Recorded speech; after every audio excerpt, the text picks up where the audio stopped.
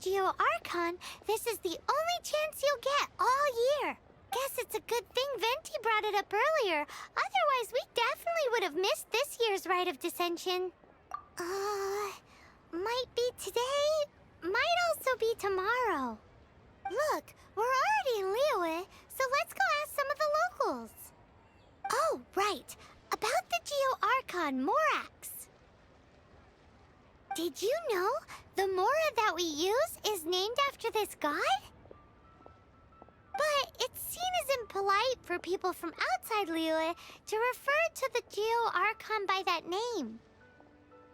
So we should refer to the Archon by the name Rex Lapis, like the people of Liyue do.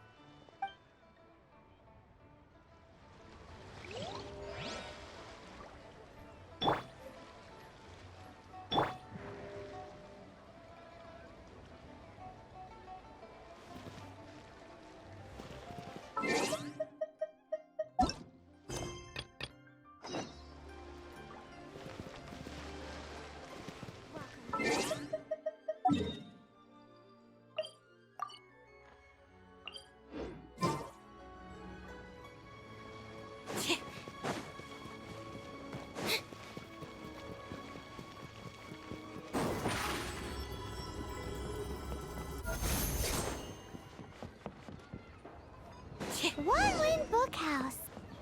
Feel free to look around. There's no obligation to buy. We're looking for the Liyue volume of the Teyvat Travel Guide. Do you have it in stock? Sorry, dear. We stopped stocking that a very long time ago. It just wasn't selling. Huh? But the Mondstadt volume was so interesting. Bummer. The thing is, the author made it too personal, and the result wasn't really much of a guide. It barely sold any copies, and the few travelers that did buy it made complaints afterward. Well, that's a shame. The Mondstadt volume was a good read, even just as an adventurer's diary. The fact remains that I don't have it in stock. If you must read it, try your luck at Chang the Ninth's place. Who's Chang the Ninth? A book collector who lives in Qingce Village. He's a complete grouch, but he will behave himself if the conversation is about books. He was a regular customer here back when he lived in Liyue Harbor, and I still send him the odd out-of-print book or two every now and then. Did somebody say out-of-print books?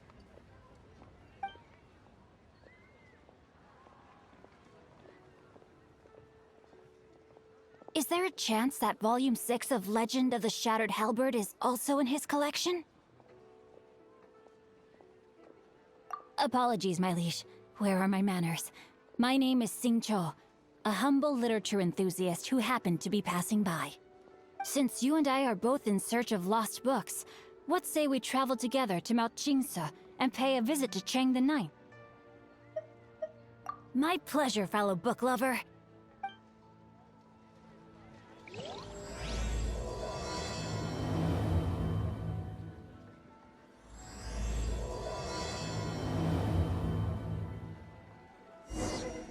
Should we ask here if they have a copy of the Liyue volume of the Teyvat Travel Guide?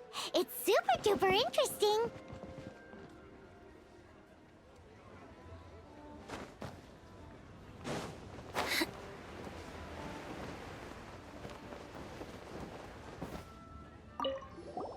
You two wish to bear witness to the Rite of Dissension? Me too. We all do. As a businessman myself, how could I not take interest in Liyue's most important business trends? The 17 predictions given last year made more than a few ripples throughout the industry. What's more, there's been a rumor going around that the Tianshui herself, Ningguang, has been acting secretly in the shadows. She wants the rocks created by Geovision holders to be exempt from taxation. Wow, that's some super professional legal stuff, that is. To be on the pulse of the predictions and the market is what makes this harbor what it is. Among the 7, Rex Lapis is the oldest deity. His keen sense of strategy is well trusted among his people. Understanding the predictions as soon as possible can make all the difference in making your fortune.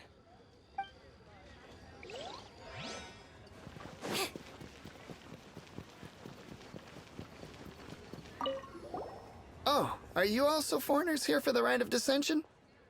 To think I've lived in Liyue all these years and never come to see this before. I guess it's like they say, locals never visit the tourist spots. I wish you well on your travels. Liyue always welcomes you.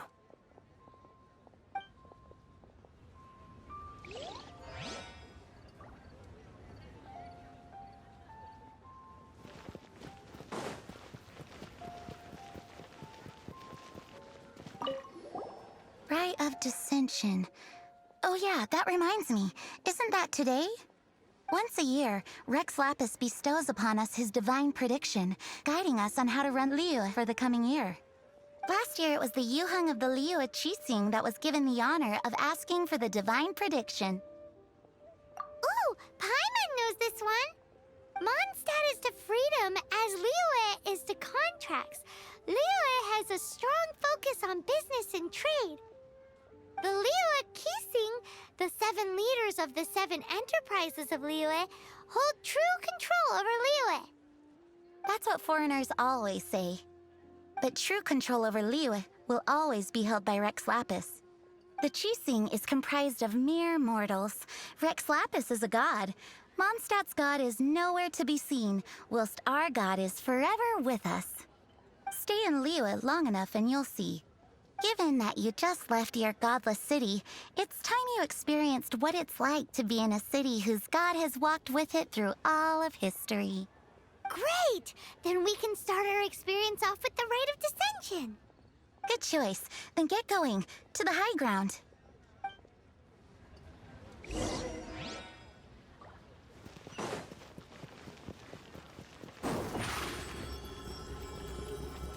Surprise!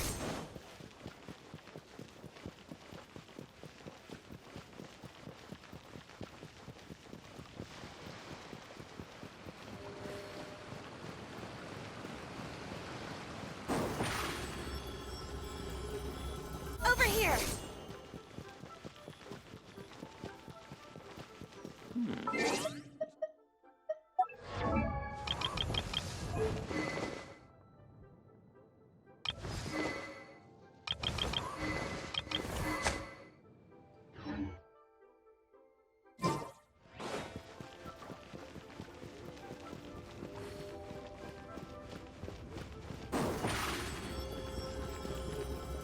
Surprise! Paimon heard that the best time to make a wish is today, during the Rite of Dissension. Wanna give it a try?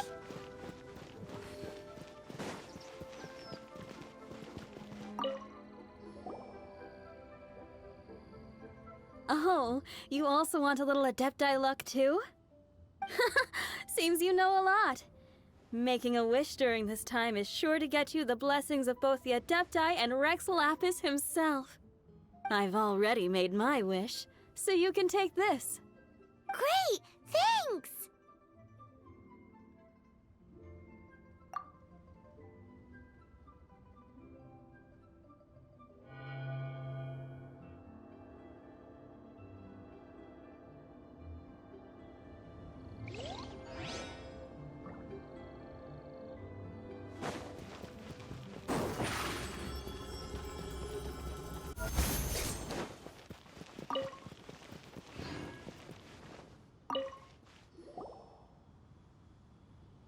Your first time in Liyue?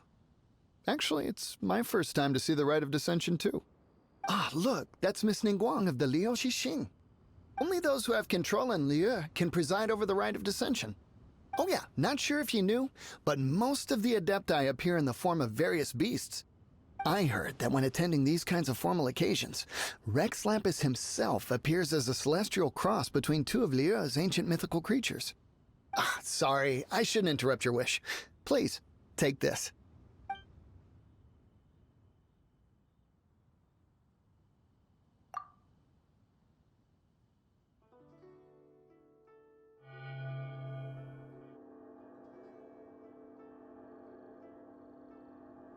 now that we're all done with the wishing, guess we can just wait here for things to get started. Who knows how long that Miss Ningguang lady is gonna take?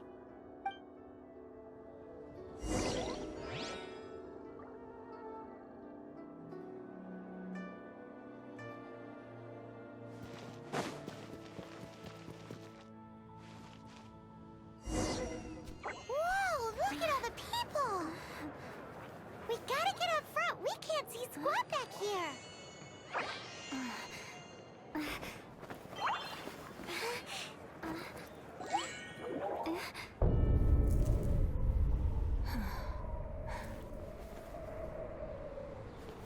The hour is upon us.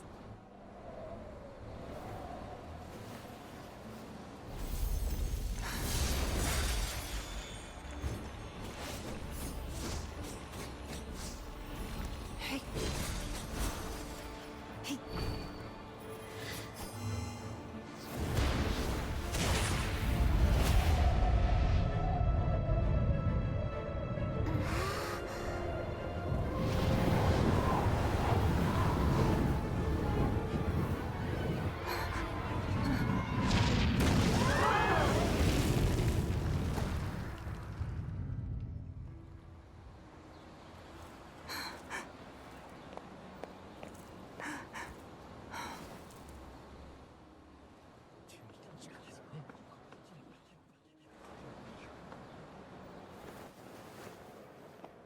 Rex Lapis has been killed. Seal the exits.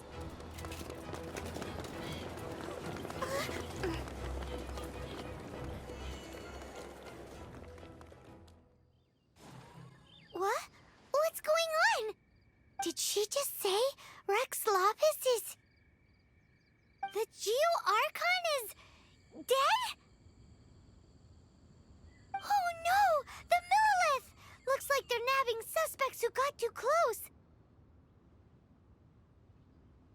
Paimon's freaking out! The killer is amongst us! Wait. We got close. Are we suspects? Wait, where are you going?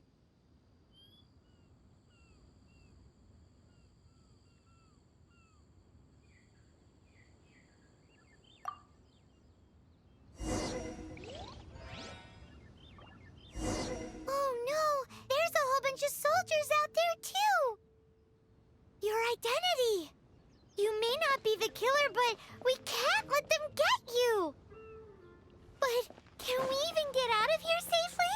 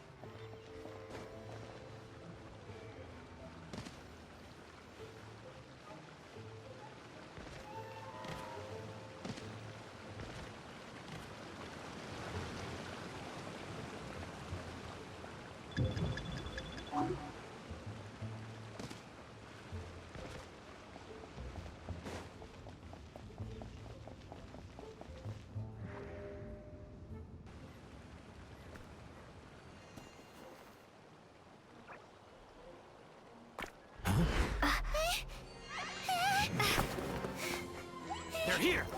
Arrest them!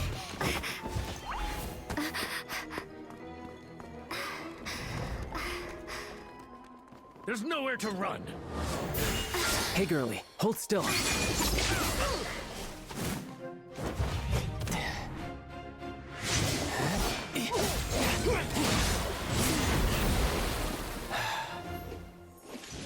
Stop! Stop! Come with me.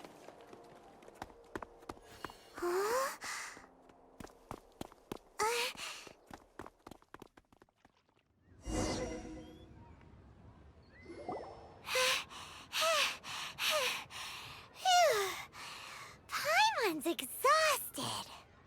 So insensitive. You have no idea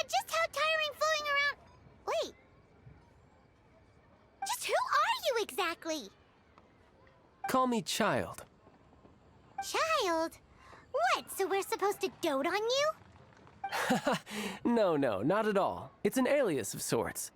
In Mondstadt, I don't suppose you came across a Senora by any chance. Senora? Child? You're Fatui, one of the Harbingers! Oh, no. Don't worry. I'm not looking for a fight. Senora gave you quite the bad impression, huh? Pfft, that woman. Can't say I'm a fan either. Right. Let's forget all about her, shall we? I'm here to help you. Yes, help. I'm not a bad guy. Oh, okay, perhaps I'm kind of a bad guy, but I'm not here to give you any trouble. Would it be too much to ask for you to keep the sword sheathed? I thank you for your knightly nobility. I heard of your deeds in Mondstadt, so I couldn't help but notice you during the proceedings back there. And because I had my eye on you the whole time, I know it wasn't you. Someone else was clearly behind it. But, regrettably, given I'm a Fatui envoy from Snezhnaya, there's no way I'd be trusted after something of this magnitude. The ruling Chising of Liyue has always been overly suspicious of us. Well, can you honestly blame them? Guess I shouldn't try to deny that. Okay, sure. Maintaining a distance between strangers is probably a good idea. Either way, I'm already...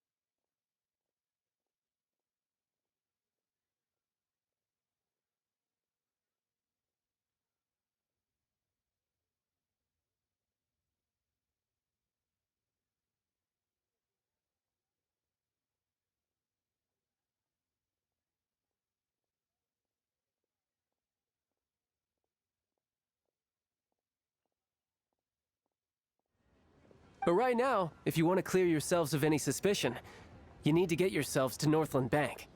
Staying here isn't an option. As the old Liyue saying goes, the walls have ears.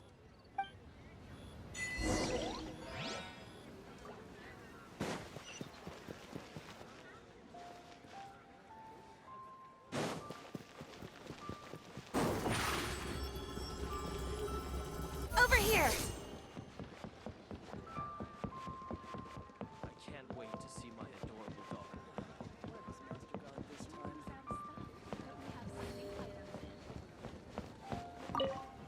Northland Bank.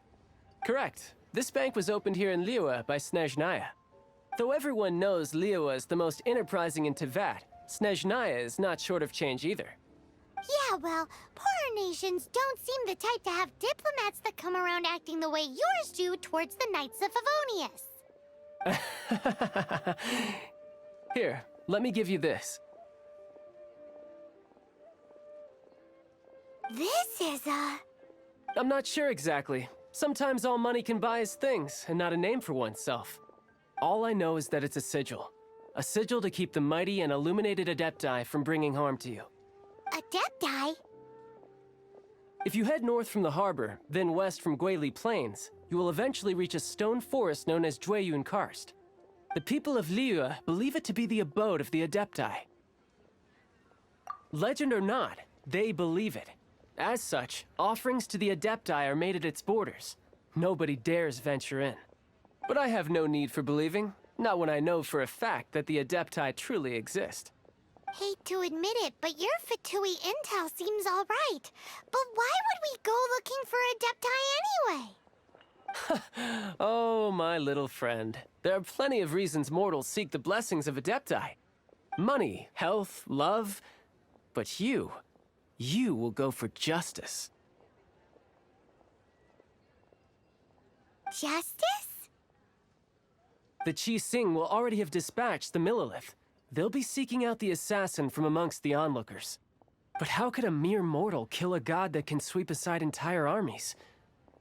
Rex Lapis never gave up his power as a god. This level of crude response is beyond what is called for. How suspicious.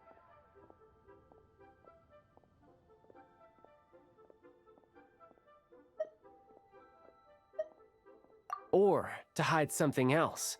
Hard to say. Even now, the Northland Bank wouldn't be able to hold the Millilith off for long, but the Adepti can clear you of any wrongdoing. Liyue was founded by the Geo-Archon and the Adepti. Of course, it was built by force. Look for them, and be faster than the Chi Sing's messengers, so you may give your version of events first. If there is anyone that can help you in Liyue now, it can only be the mighty and illuminated Adepti.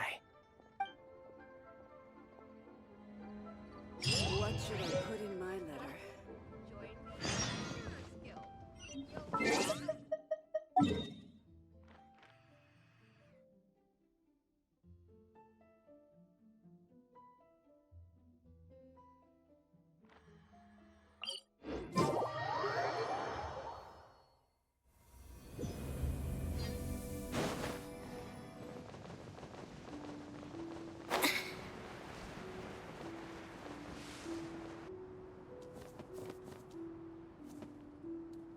And who might we be? Those that dare enter Jueyun Karst.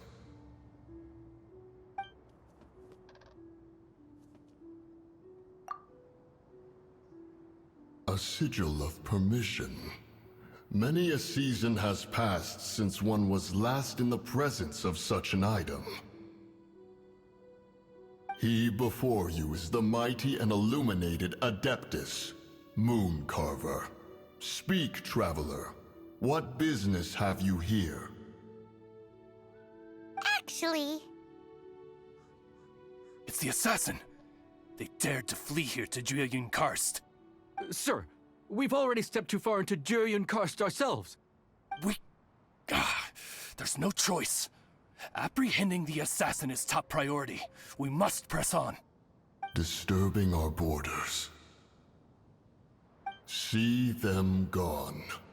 One will not have interruption.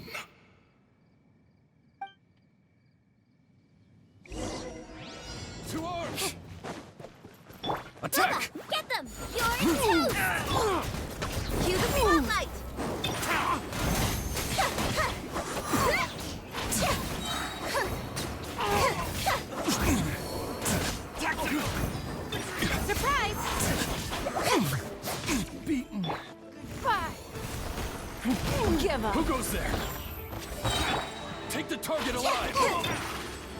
Over here! Out of the frying pan, into the fire!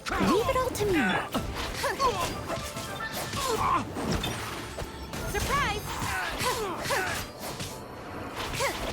Attack! Be amazed! Over here! Bested. Yeah! Two arms! Let the magic begin! Take the target alive! Get them! I must leave no stone. Surprise! Beaten. Over here!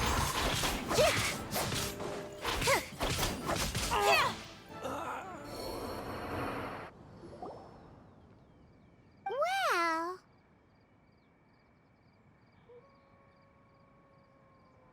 Preposterous. Preposterous! The Liyue Qixing. Utterly disappointing. How could someone possibly assassinate Rex Lapis during the Rite of Dissension? And then place suspicion upon the attendees?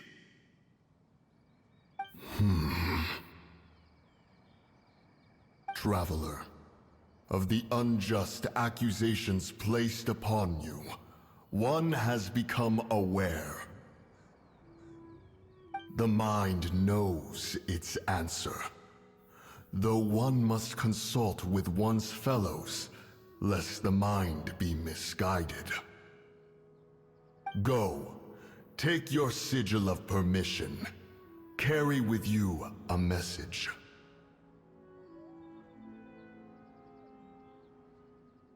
Mountain Shaper and Cloud Retainer can be found here. Only fate will decide if you shall find them. Only fate. There exists a conqueror of demons, a guardian Yaksha. Go to Wangshu Inn. There you shall seek him.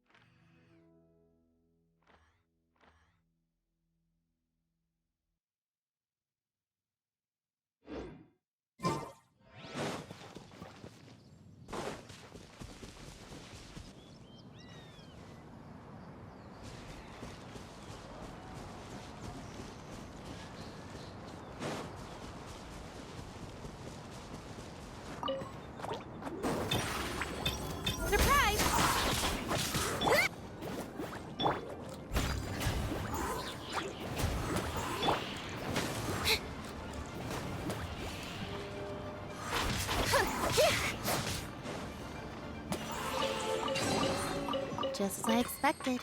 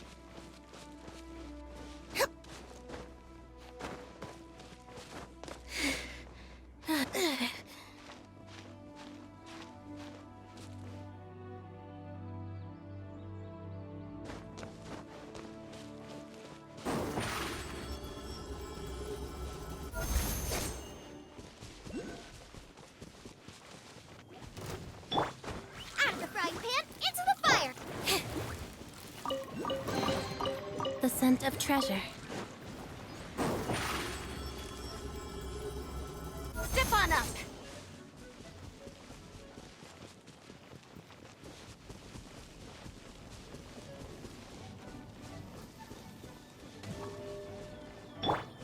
It's nothing. Surprise!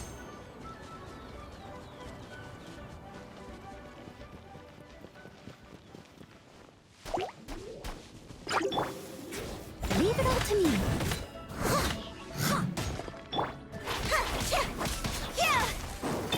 Over here!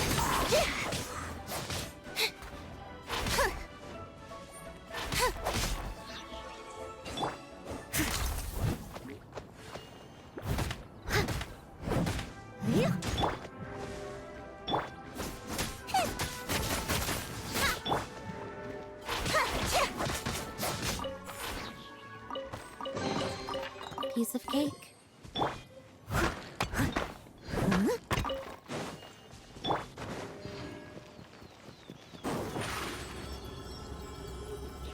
Surprise!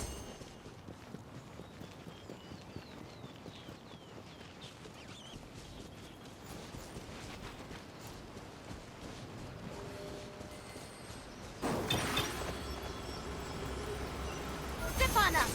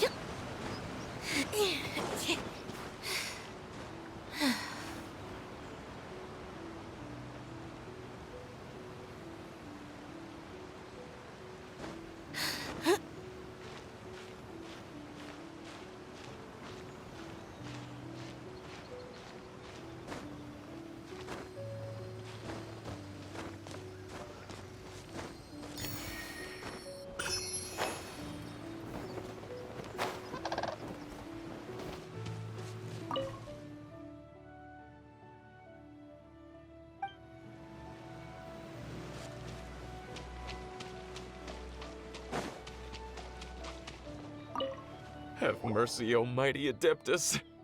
I beg you, show mercy upon me and my brother. Spare our lives! Who are you? What's going on? We asked you first. Oh. You enjoy safe passage in Joyun Karst. It can only mean one thing. You must be Adepti messengers, sent here to rescue me and my brother. What is he talking about? Oh, have mercy, mighty messengers of the illuminated Adepti. I beg you to save us. My brother and I, we only came here because our family is poor, and we heard tell of treasures hidden in the amber of Mount Hulao. It was stupid of us. But all we wanted to do was find enough treasure to sell and support our family. We followed the path up the mountain, but suddenly, the amber, it swallowed up my brother Li Dang. I ran away and made it this far before it dawned on me. We were trespassers in the abode of the Adepti, and this was our punishment. I had no idea how to rescue my brother, so I just started praying for the Adepti to have mercy, right here on the spot. And now, at long last, 2 messengers come to my aid. What? We're not Adepti messengers. We just want to find the Adepti like everyone else. No, you must be messengers. You have to be. I have no idea which amber trapped him. Please, you have to rescue him. I beg you, show me some Adepti mercy. Thanks be to the Adeptus of Mount Hulao and to their messengers. Never will we be so foolish again. Whoa, check you out! When you speak like that, you actually make a pretty convincing Adepti messenger. Paimon was gonna ask him about where to find the Adeptus, but he seems pretty one-track mind about rescuing his brother right now. So, he said that Li Dang got trapped in amber somewhere on Mount Hulao, and that they were following the path the whole way up. So let's follow the path down from here, and make sure to be on the lookout for amber on the way.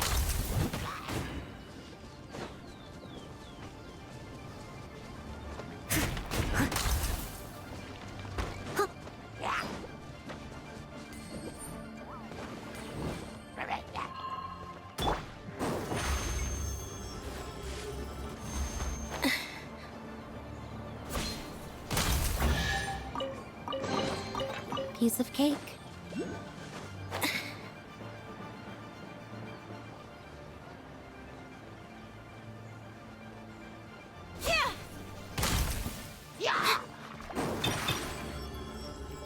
Over here! I must leave no stone unturned.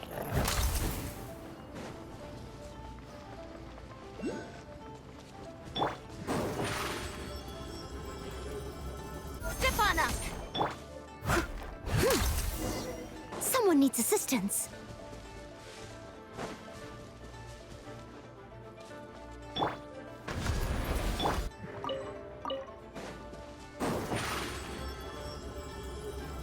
Over here!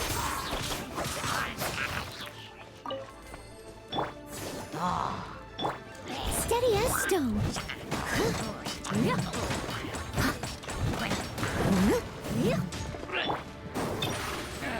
Surprise!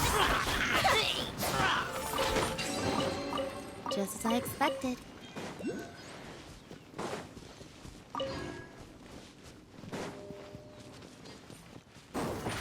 Over here!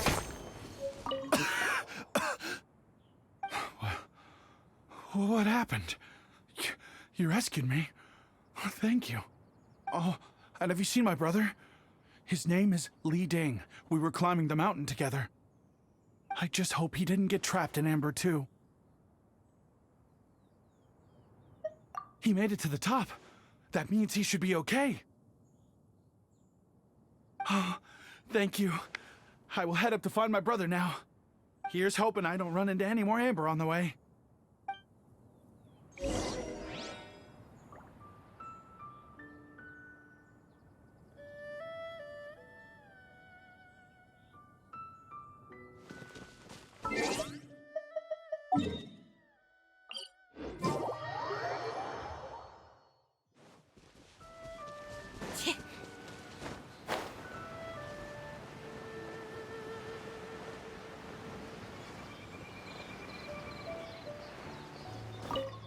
Thank you for rescuing my brother, O mighty messengers of the illuminated Adepti. What? No. I mean, like everyone else, we've heard that there's an Adeptus living in Mount Hulao. But regular folks like us would never have the chance to meet them. No way. Unlike you guys, you're Adepti messengers, so it's a whole different story. Anyway, we have trespassed in the realm of the Adeptus for long enough. We should get going. Thank you, mighty Adepti messengers. Yes, thank.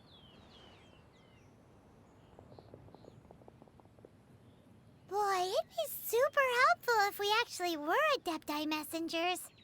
'Cause it seems like this Adeptus has got a real temper problem. But it's not like we've done anything wrong, so... Who dares trespass on my mountain? Who?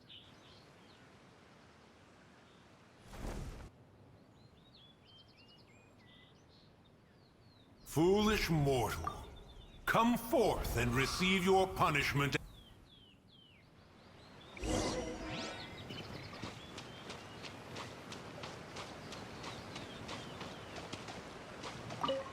You intrude upon the sanctity of Mount Hulao.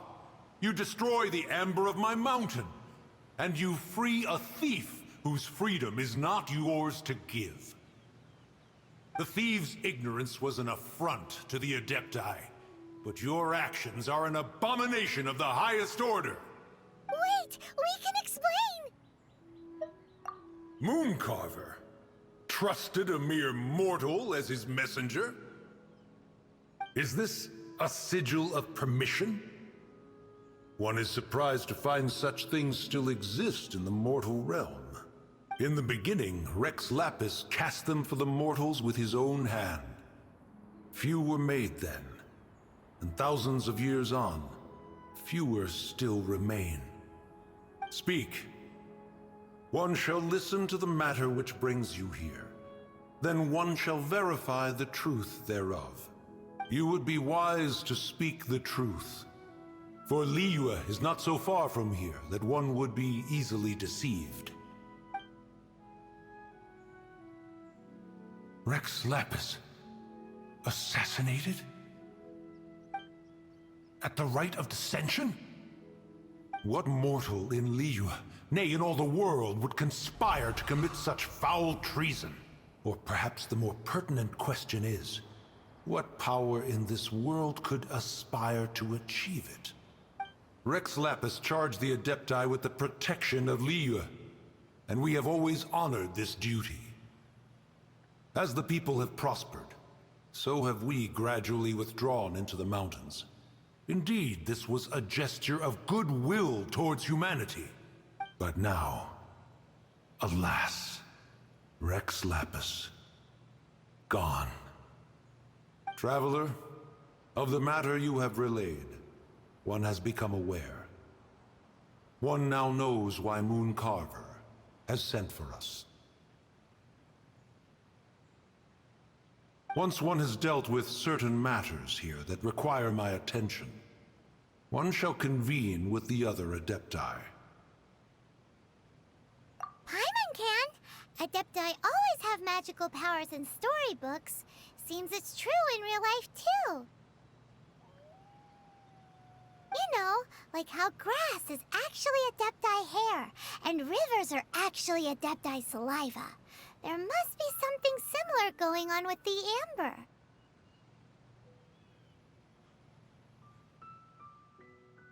Your nonsense knows no bounds. This amber is produced by a flower that one has planted here, called the karst crawler. The majority of the plant is hidden underground. When stepped on, it produces amber to trap the invader. After taking up residence here, one planted many karst crawlers to ensure that the tranquility of the mountain would remain undisturbed. Over the years, they have helped to prevent many disturbances. But in the process, they have also trapped many curious things. Oh, so the amber is alive? Correct. Thus, one may not leave this place in its current state, for fear of the risk to innocent lives in one's absence. One will depart as soon as one has attended to this matter. One trusts that the manner of your departure will be swifter in nature.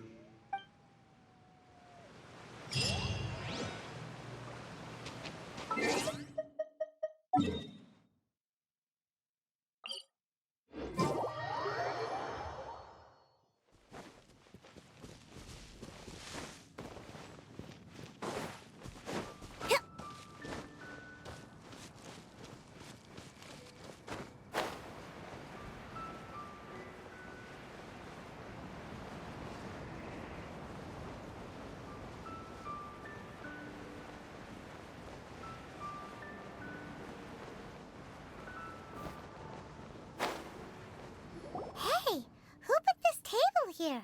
They've even set it ready for dinner. There's a wine jug and everything. Ooh, they even have the guests' names carved into the seats. Here sits Retainer. Here sits Guizhong. Here sits Rex. Maybe Rex is short for Rex Lapis.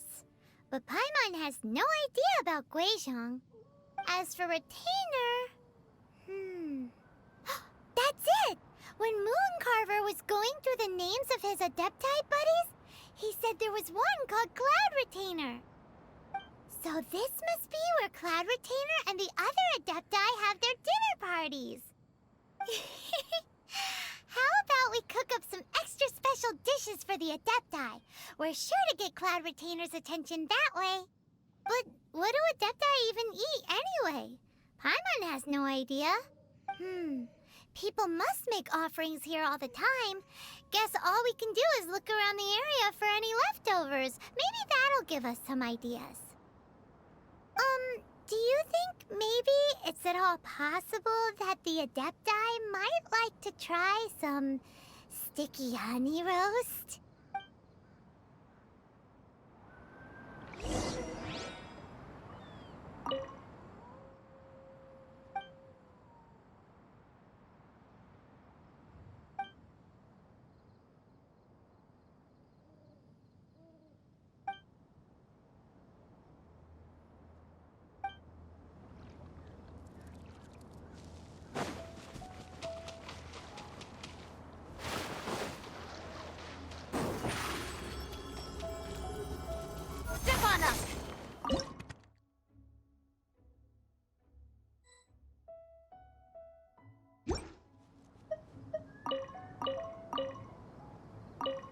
It's very clean here. Whoever cooked here last obviously likes to keep things neat and tidy. Paimon bets they were making an offering to the Adepti. Looks like we got us some matsutake and some raw meat. And what do you know? The recipe is right here. This chef was a super organized person.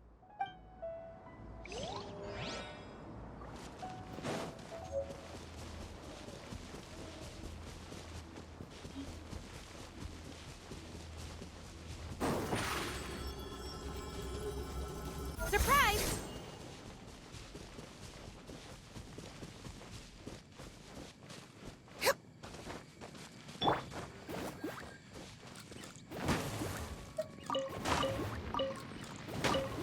Someone has definitely cooked here before.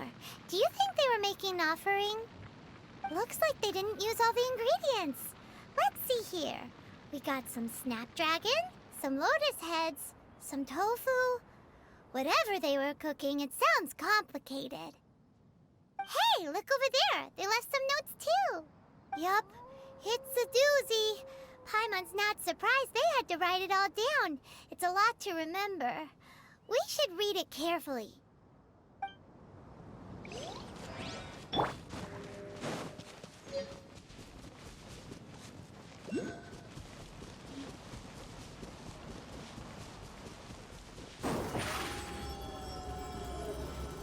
Step on up!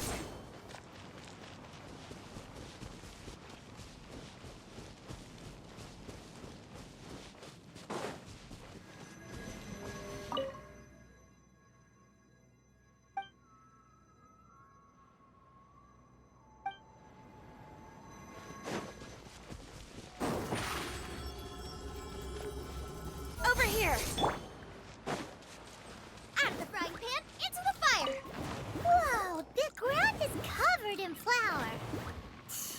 What a messy chef. Seems there's meat in this pot, but Paimon can't tell which kind. Do you think whoever cooked this made it as an offering to the Adepti? Paimon can't quite imagine an offering made of flour and meat. Huh? Our messy chef dropped a piece of paper on the floor. Ew, and there's a huge footprint on it too. But footprint aside, maybe it has something to do with this mystery dish.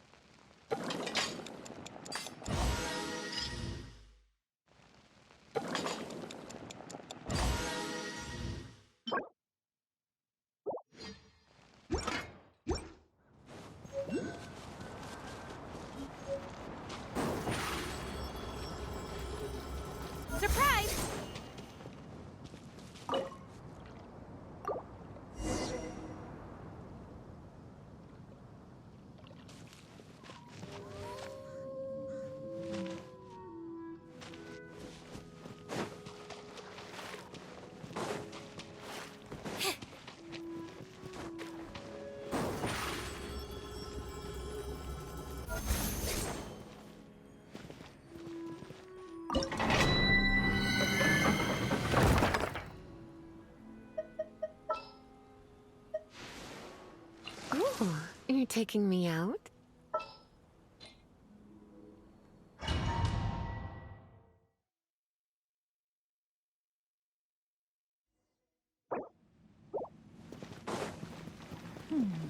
One senses the presence of a sigil of permission. One knows not why you have come, though the sincerity of your offering is clear. Hence, you shall be granted an opportunity. Find your way through mine abode, and you shall receive an audience with the Adeptus whom you seek.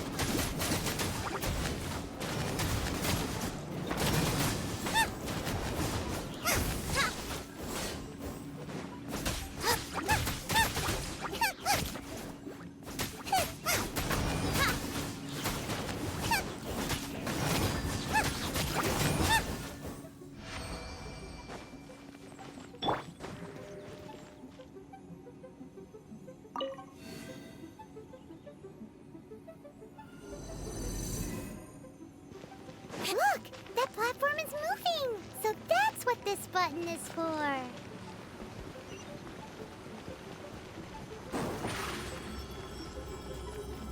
Over here! Booba, get them! You leave!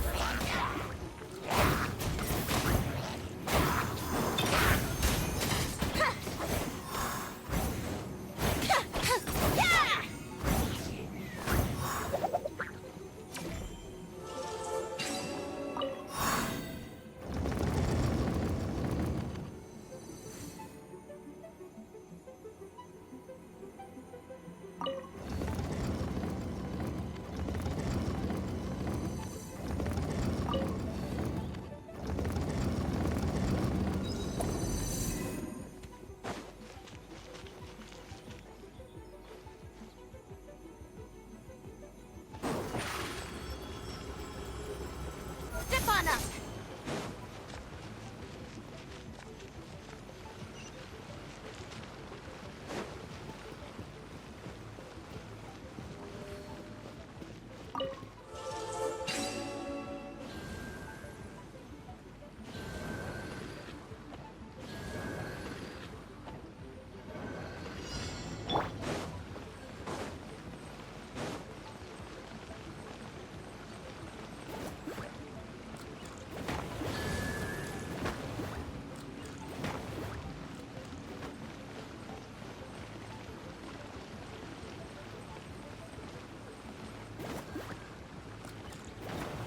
Thinks that you're doing this all wrong. Try activating the mechanisms again, but pay more attention this time.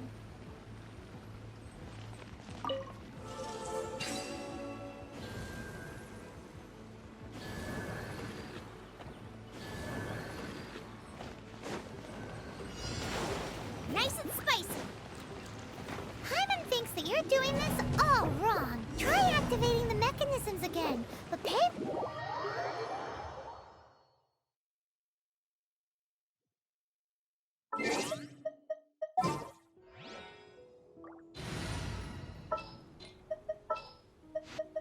At the ready.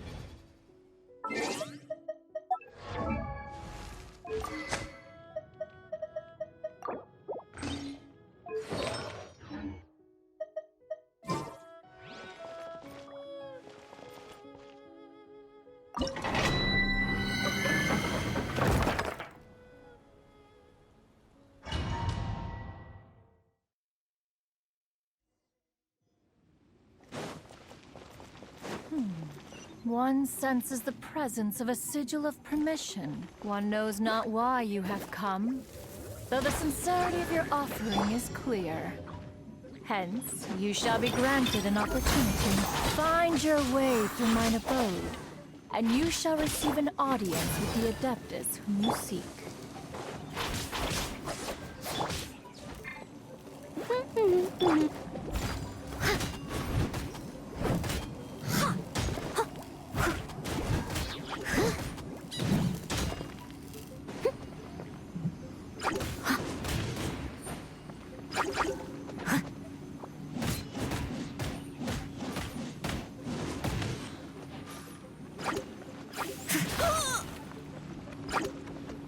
must leave no stone unturned.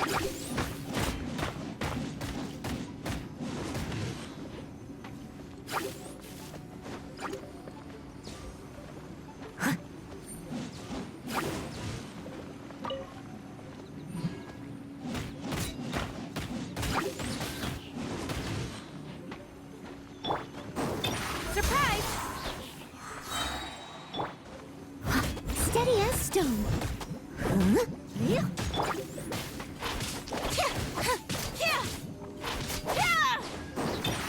Over here!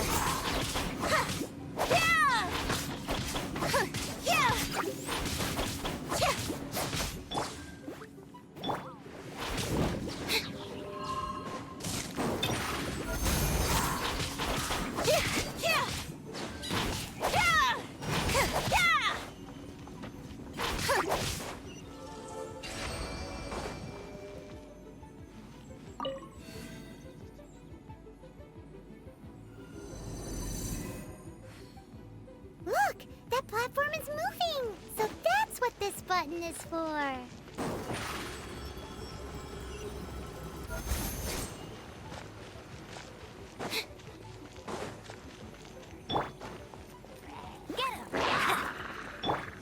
You're in for a little shock. Step on up!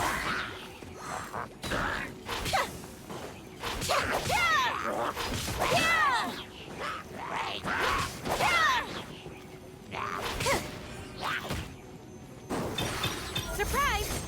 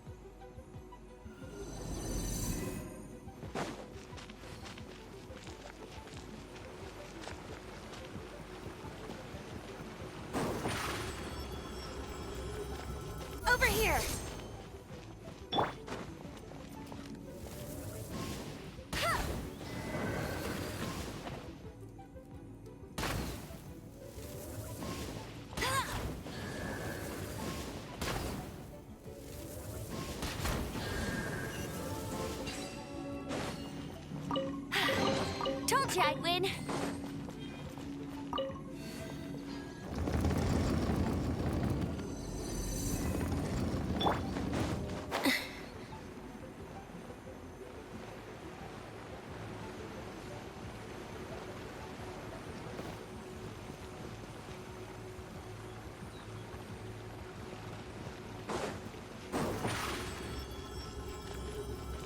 Zip on up.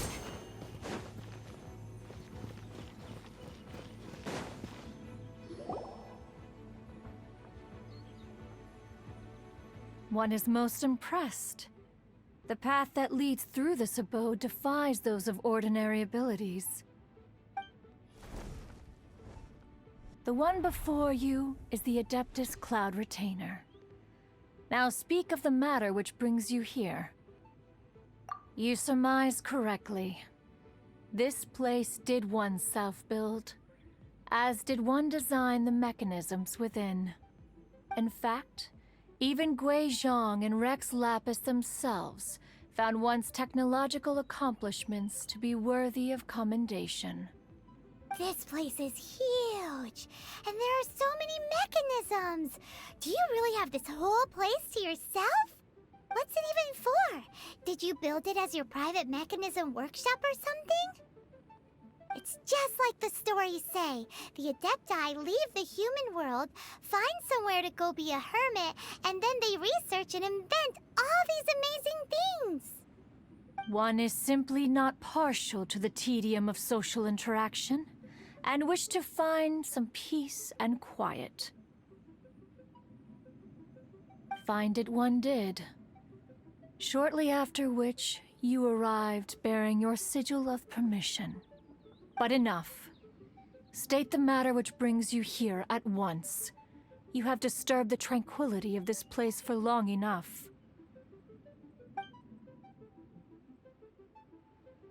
Rex Lapis. Assassinated? How can this be? Such a heinous crime! Who would dare? The notion is so preposterous as to be unbelievable. One shall have to verify the truth of the matter independently.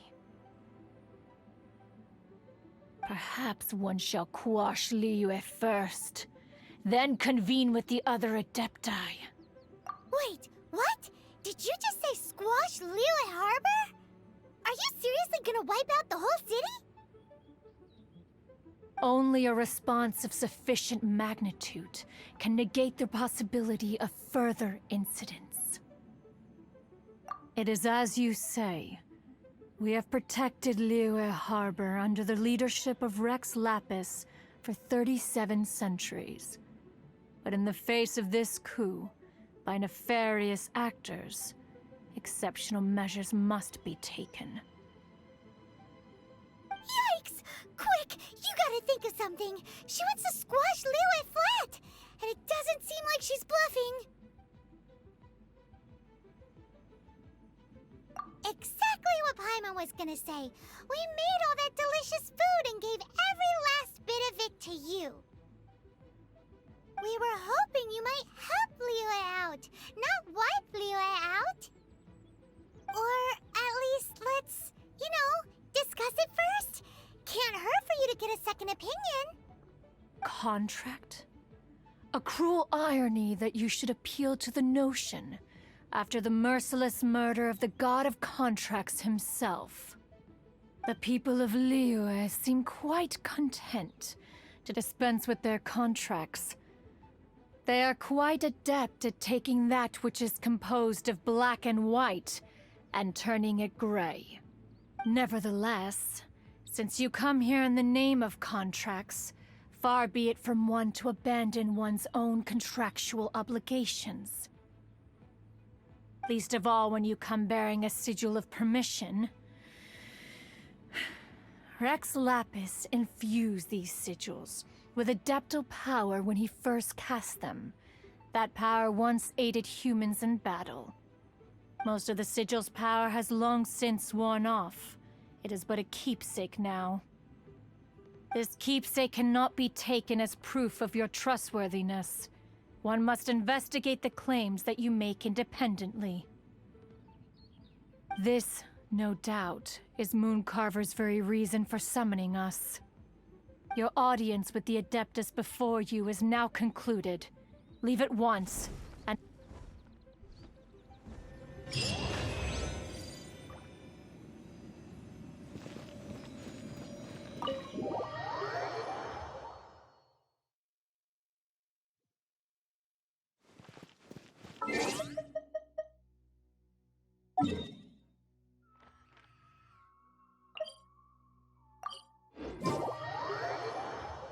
Oh, this seems to be Wang Shu Inn. Compared to Joy and Karst, this place seems basic. Are we really gonna find an Adeptus here?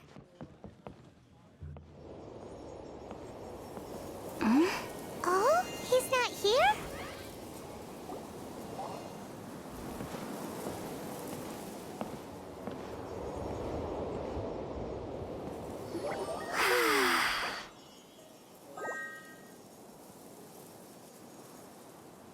To the blind, everything may not be as it appears.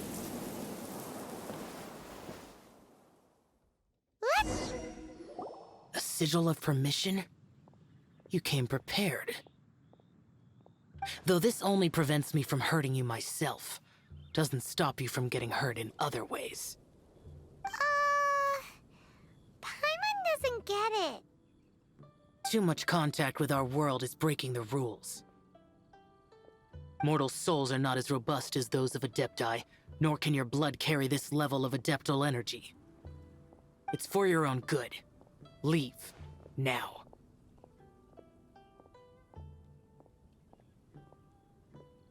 Wait a sec! We came here to... Ugh! Paimon's peeved! All he does is think about himself! Paimon wants to give him an ugly nickname.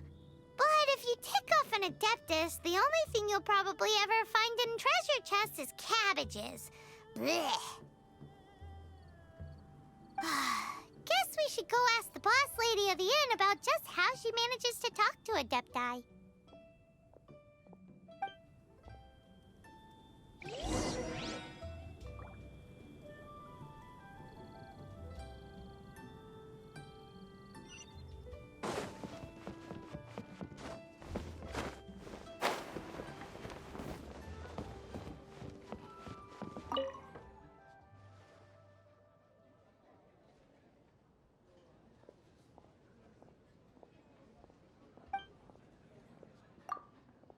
Oh, you've already met Xiao.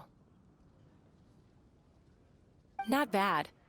Not often he's in a good enough mood to agree to see people. That's his good mood? Oh yes, the Adepti are very hard to come by. Many people go their whole lives praying to them, never once actually getting to see one. When the Geo Archon built Liyue, he borrowed power from the Adepti. But most of them only know how to protect Liyue by fighting. So for many millennia, it has instead been humans who have led Liyue. You really know a lot, huh, boss lady?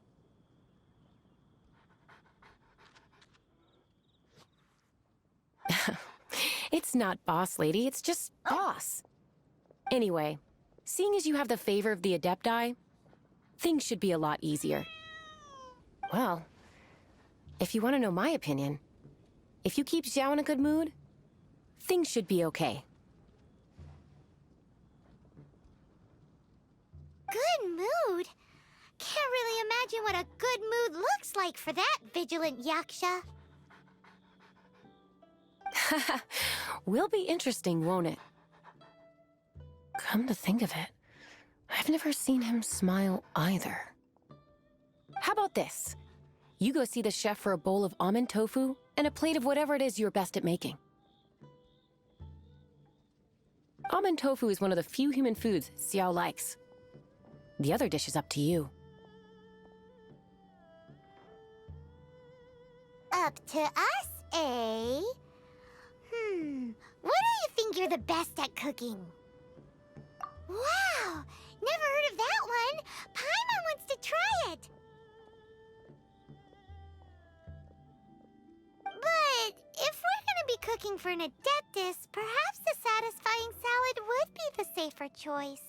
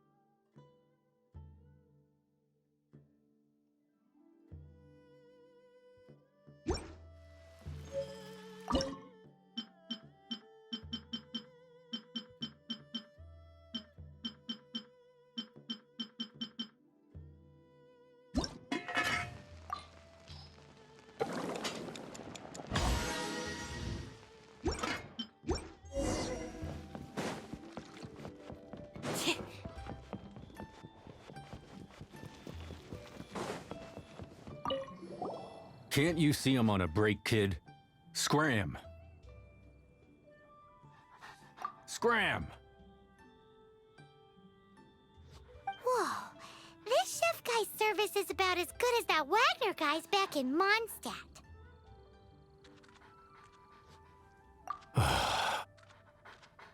I see. If it's for the boss, then guess I don't have a choice now, do I? But my heart's not really in it right now. Not enough to make a dessert as painstaking as almond tofu. And why is that? A fencer's hand must be steady. So too must the hand of a chef. But my hands, they're not steady. Because, a traveler once told me that this inn is haunted. And then just now, in the kitchen, I saw something. Something not right. This chef looks so intimidating, but speak of ghosts and he becomes weak. I keep thinking, even Wangshu Inn isn't safe. I can't keep a steady hand for something like almond tofu. All right, in the name of high-quality almond tofu, we need to go check this kitchen out.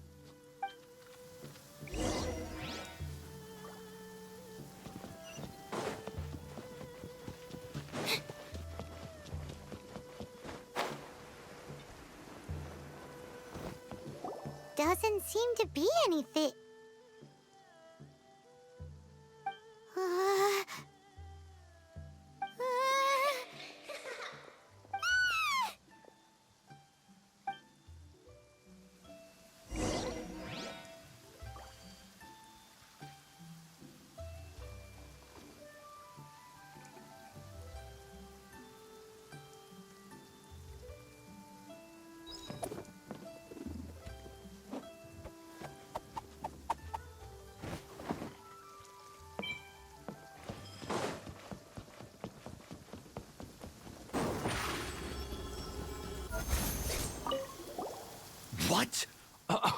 You saw it too.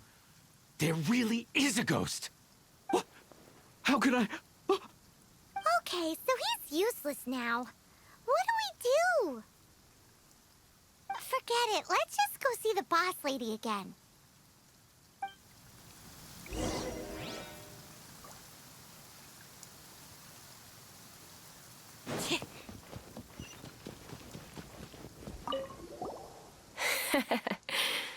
Scared of something so insignificant. Hard to believe he was once a notorious bandit. You don't seem that afraid of ghosts, boss lady. Gods and ghosts. I've seen it all before. Come to think of it, others don't seem to know there's an Adeptus here at the inn except for the boss lady. Shh. Say any more and you'll be divulging my little secret. Right. Best you two be off. Go see to it that that little ghost doesn't go scaring anybody else. Not that I'm ordering you around. It's like the Adeptus said. Mortal souls are not as robust as those of the Adepti. So as not to be harmed when dealing with the Adepti, you can start by practicing with that ghost. But how should we persuade the ghost? There is a calligraphy painting in the inn known as the Witness Sigil. It's been in circulation for over 1,000 years. Go take a look at it. Once you have, look for a place outside where you can see the exact same Witness Sigil formation.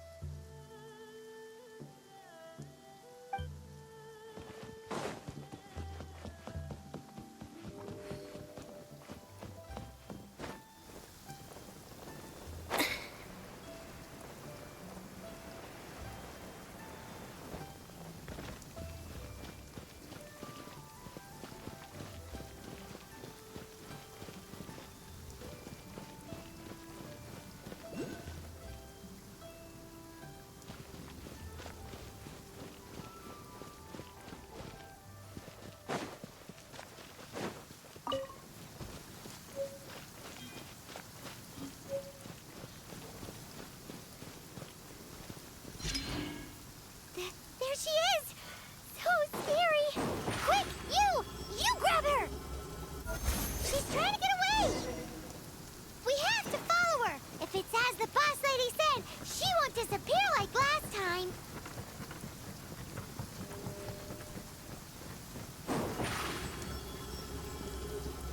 Over here!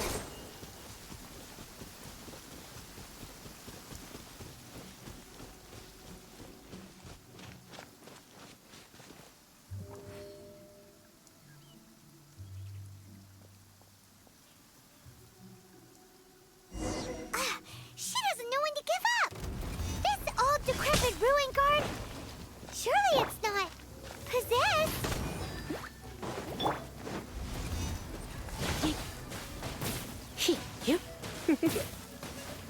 You're in for a little shock. Come a little closer. You're in for a little shock. You're in for a little shock. Surprise!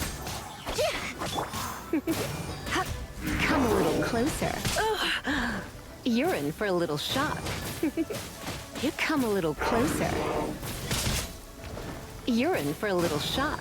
Come a little closer. Silly churl, Billy churl. Finally caught you. Paimon's pooped. Silly Billy, Billy churl. Haunting things isn't nice. Little girl, are you listening? Chilly churl, frilly churl. Now listen here, young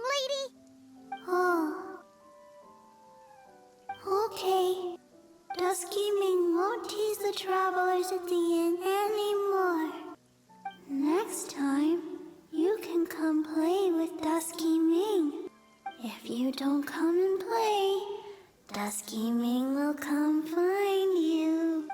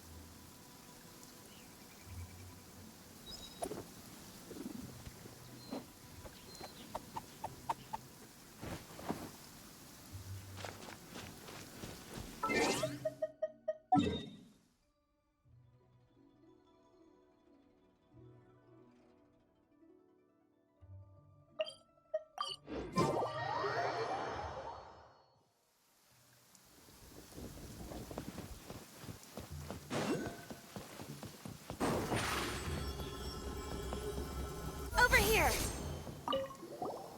What? You really got the ghost to promise to stop haunting the inn?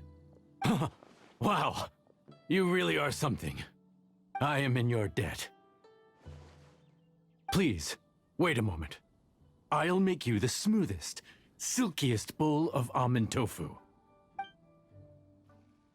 Haha, my hands are steadier than ever now that she's gone.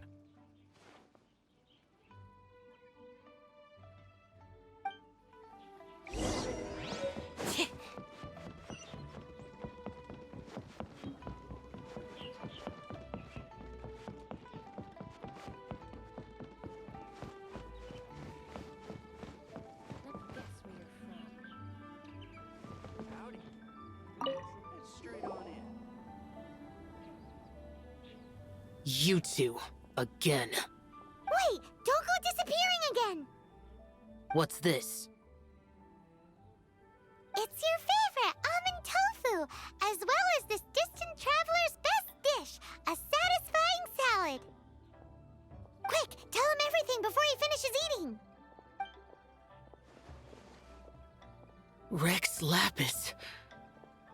How could this be? I can't imagine it. Though times have changed, I've never imagined a Liyue without him.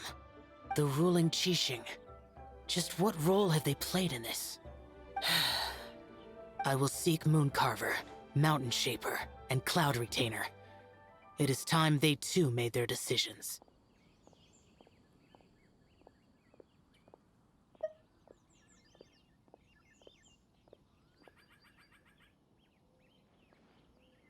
Adepti do not turn on their responsibilities. I have my reasons to not want to be tainted by the mortal realm, but responsibilities are responsibilities. Our god is the god of contracts, after all. Wait! Paimon still has one last question. That Dusky Ming, she's... When conquering demons, on occasion, you can come across spirits who have never hurt anyone, yet are also not yet able to be moved on. So I asked the innkeeper and the boss if they could keep her here for a time. So really, Wangshu Inn was looking after her. Really keeping a wide range of business going, huh?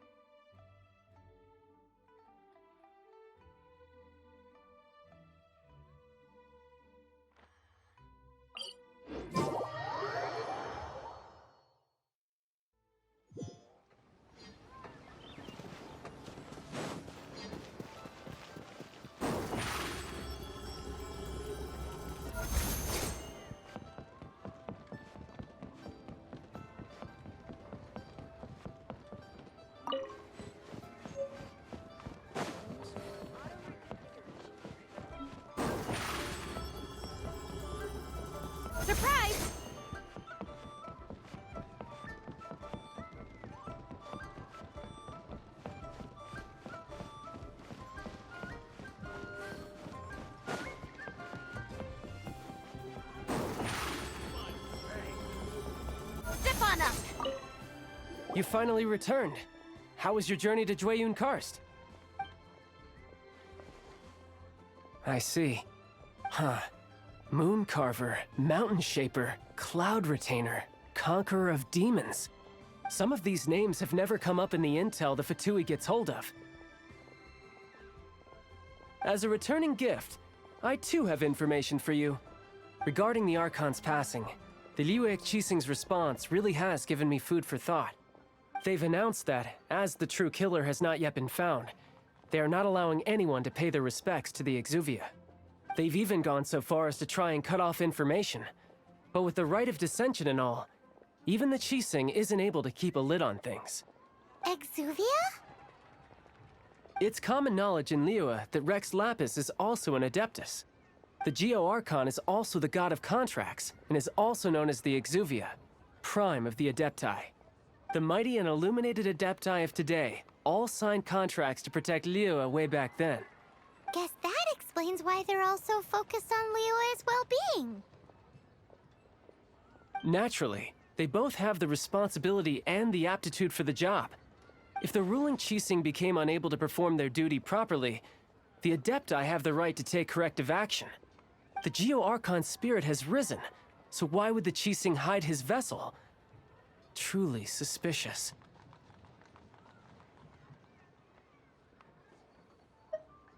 Oh, right! He's the whole reason we came here! If the Liyue Qixing has locked up Exuvia and won't let anyone near,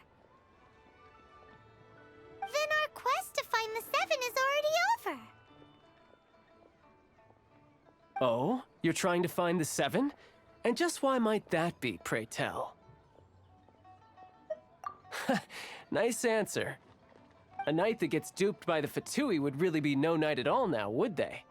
But I can help you with that too, you know. Really? Give me some time. Time to find someone. Someone who can help you break through this stalemate. Truly fascinating. The harder they try to silence the situation, the greater the chaos that erupts. If you want to be around to see it all come crashing down, best you stay alive until we next meet, yes?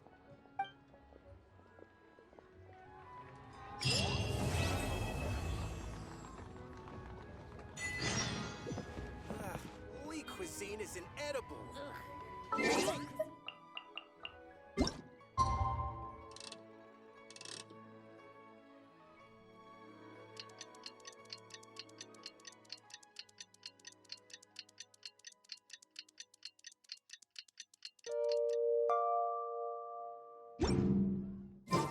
Seems Winnie is saying some strange things again.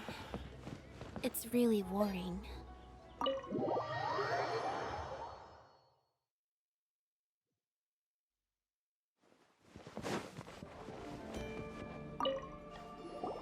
Welcome, friend of child, and congratulations on the first day of your illustrious career with the Fatui.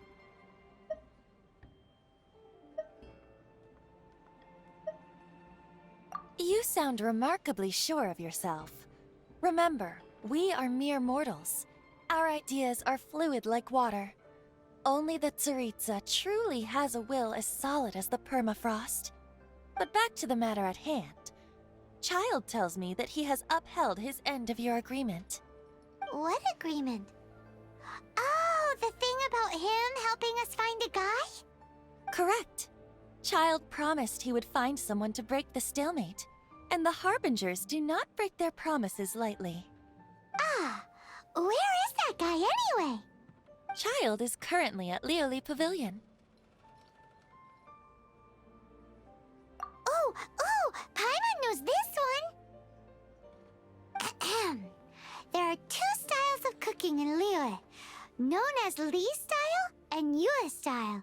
They have been competing for centuries, but neither has emerged as the clear winner. The flagship restaurant of the Li style is the Lioli Pavilion. The owner especially chose to open the restaurant at Feiyuan Slope so they could compete face-to-face with the Xinyue Kiosk, which is the flagship restaurant of the Yue style. Don't talk to Paimon like that. Anyway, Paimon's hungry. Let's get moving.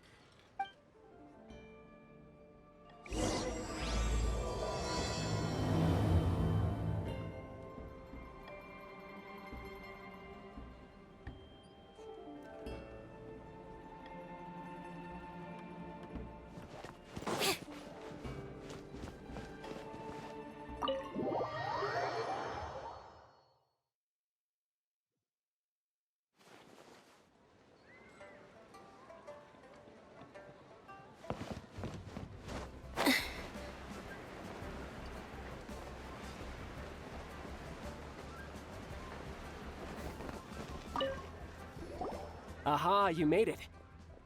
As promised, I found someone who can help you. Someone who can solve the mystery of why the Liyue Qixing would hide the Geo Archon's vessel. So, where is he? In Liyue Pavilion? He certainly is. Come, I'll introduce you.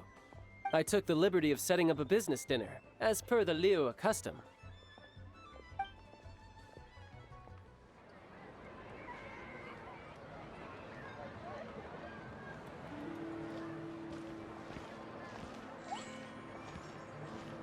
Welcome back, sir. You honor us with your patronage. Mr. Zhongli is awaiting your arrival in the room you booked.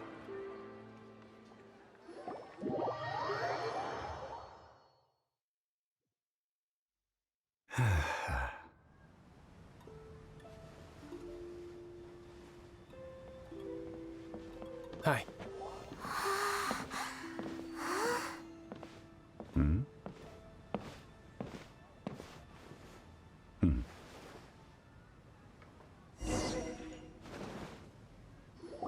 Allow me to introduce Mr. Zhongli, consultant to an organization known as Wang Sheng, and a trusted associate of the Fatui.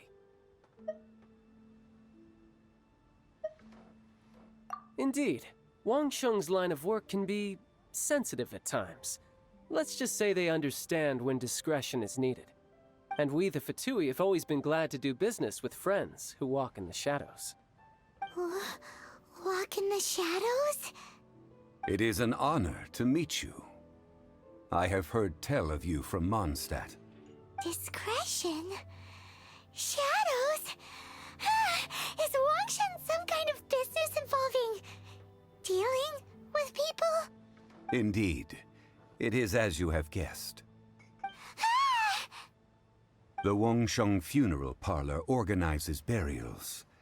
We ensure that those who pass on do so in peace. Huh? Did you think he was some sort of hired killer? The Fatui calls many such people friends, but the Wangsheng Funeral Parlor does not dabble in such business. Well, ostensibly. Well, they are still... I shouldn't say too much. In any case, I brought you to meet Mr. Zhongli because... Because I can bring you to see Rex Lapis's vessel. What? Don't be so surprised. Sure, the Geo Archon's body has been squirreled away by order of the Tianquan Ningguang. But first, let's hear what Mr. Zhongli has to say, shall we? Rex Lapis may be the prime of Adepti, but he is ultimately an Adeptus. Many Adepti have left us over the millennia. This is the inexorable trend. The times have changed. You must have felt it too when you were at Jueyun Karst. As you have seen, the time of the Adepti is ending, and the time of mankind is slowly dawning. In years past, Liyue's tradition was that a huge memorial service be held to mark the passing of every Adeptus. But this time, the Qixing have made no attempt whatsoever to respect this tradition. It is sacrilege. Yeah, the killer hasn't even been caught yet. Deicide or not, the concern of the Wangsheng Funeral Parlor is this. When the ritual to receive this god is so kingly, it is all the more egregious for his final send-off to go unattended to. Traveler, Child has told me a lot about you. Since you have had dealings with the Animo Archon, Could I ask you to help me prepare the Geo Archon's last rites? A wise decision. The Qianquan Ningguang has forbidden anyone from accessing Rex Lapis's vessel, which of course you would need to access if you were to achieve your goal of meeting all of the 7. Precisely. Only by participating in the rite of parting will you be able to see the form of Rex Lapis again. If we are agreed, come with me. We will speak of the details as we walk. All right, my bridge building work here is done. Turned out well, didn't it? You can go if you want to. Don't worry about me. I might just have a few more drinks and get acquainted with these things they call chopsticks in the meantime.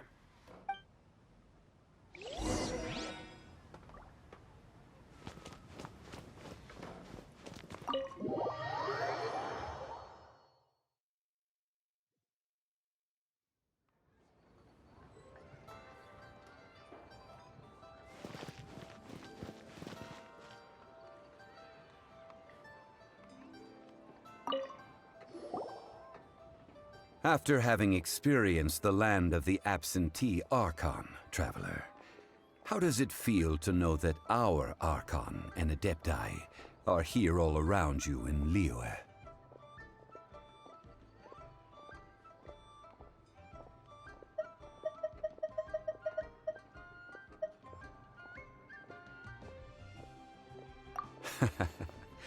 I see. So you're that sort of person. It's not a bad thing. But I suppose you have yet to experience the substance of Liyue's 3,700 years of divinity. Organizing the rite of parting should prove to be an enlightening part of your travels. Liyue is the most prosperous of the 7 nations, defended by deities and ruled by the Qixing. As such, the diplomatic maneuverings of the Fatui have gained no purchase here. Ningguang of the Qixing has always been on her guard against the Fatui. That is in all likelihood why Child wants to make use of the Wangsheng funeral parlor's connections. Huh. What would Child get out of us doing the rite of parting anyway? I neither know nor do I wish to know. As far as I am concerned, the Fatui are merely financial sponsors. I only wish for Liyue's traditions to endure. These are the advance funds that Child has provided. If you use them up, you can go to him to apply for any subsequent funding. Wow! Well then, let us be off. The first step in our preparations shall be to obtain some prized Noctilucous jade worthy of a deity.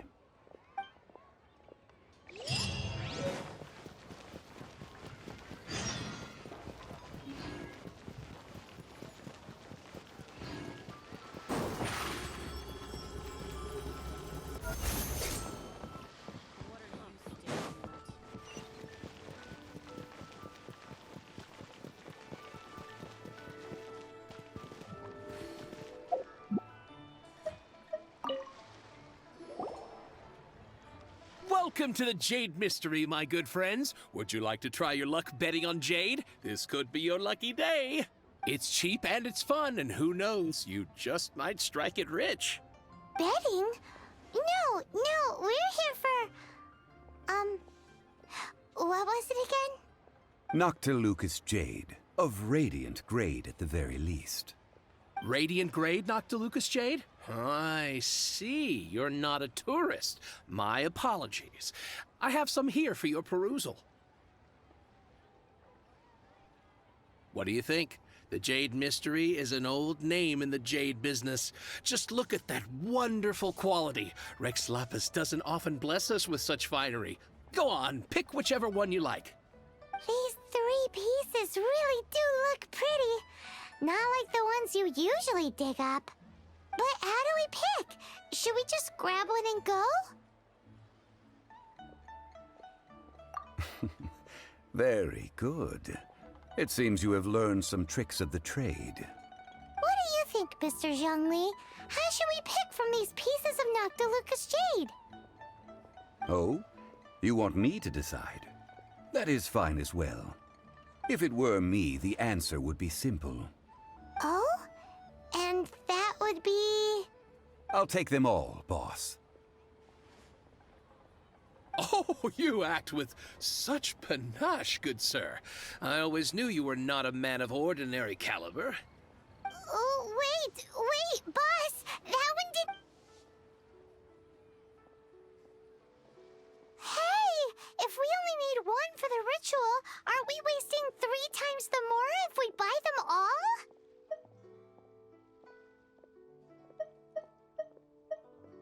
Oh, Mora. It is as you say. I suppose I overlooked this particular aspect of the transaction. Huh? How do you not think about Mora when buying things? If one must always consider Mora before acting, then in all things one is bound by Mora. What? All Mora is currency, but not all currency is Mora. What? Is this how the rich live? Well, he knows a lot about big money, but not a lot about big savings. No need to waver. Even when I am constrained by Mora, I have ways of working around my limitations. Evaluating the quality of Noctilucous jade is indeed very tricky. As crude ore, there is little difference in texture, lustrousness, and internal pattern between good and bad jade. Only after the item made using Noctilucous jade has taken shape will you be able to see whether it is up to par or not. If you return to those crafty merchants to quibble, they will counter by saying that your crafting bench is to blame, or that your heat control was poor. Whoa! To think it's that easy to get cheated! But there is a way to truly evaluate this jade, and a true insider would know it. A fool sees the pointer and misses the moon. What does that mean? If you point at the moon with your finger, a wise man knows that you are pointing at the moon, while a fool will only see the finger. The patterns, the facade, these are all the finger. Noctilucous jade is a mystical stone used to light up the darkness, and so its brightness is the important thing. It is the moon. Noctilucous jade of excellent quality would have superior pyroaffinity. In other words, the bluer and brighter the luster of the ore under high temperature, the higher its quality. I have imparted the priceless secrets of the jade trade to you. Now, all that's left is to put it into practice. Priceless, huh? Paimon's just said that we might never be able to use it again. We're back to buy some rocks, boss. But can you let us burn them first? Burn them? You can't do that, my friends. If you were to do so, what would I have to sell? Not buying? Come now, my good friends. We can still discuss this. Negotiation is key to trade, wouldn't you say? How about this? I can take a small sample of all 3. I'll take a bit of a loss. We'll count it as a friendly gesture. Don't worry. I know the rules. As long as we can prove that it is good jade, you will not take a loss. All right, take these as samples. I've carved them off with a knife and tagged them to boot. Aren't these too thin? Even paper's thicker. No, even a bug's wings are thicker. These are almost see-through. Oh, you flatter me, but I have to be gentle with these rocks. They are my pride and joy. If I'd taken off even a bit more, it would have killed me. But wouldn't something this thin go poof if we held it to the fire? It can't be helped. Trying to deprive a merchant of his profits would be like forcing a ravenous wolf to vomit up the food in its stomach. Nonetheless, under the right conditions, these thin slices will serve. What sort of conditions. While we add the high temperatures using pyro, we can use hydro to reinforce it from within. This way, the samples will not disintegrate immediately. Oh! Oh, sir, to think you were this learned. Thank you for your understanding. Strictly speaking, asking for samples when we have not yet agreed to purchase the goods is unfair. Trade in Liyue must be based upon fairness. Well, guess we just need to find a place to try this out. Ooh, Paimon remembers we once saw this big pot down at the Data Upa Gorge in the camp of the Hilly Churls from the Meaty tribe. It's real sturdy and should be able to take the elemental reactions. Now, let's pack those samples up and make a move.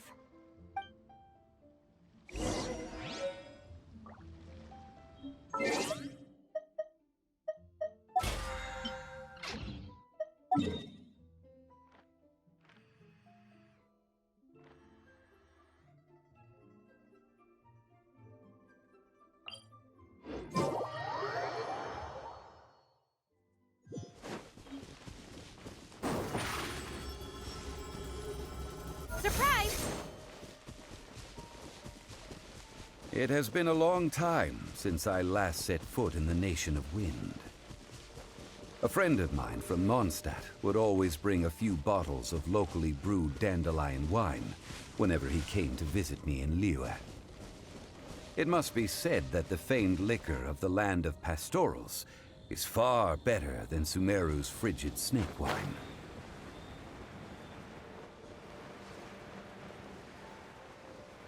That's the pot! It looks like the Hilly Trolls are still using it. It's a bit polite, but we gotta cut the line.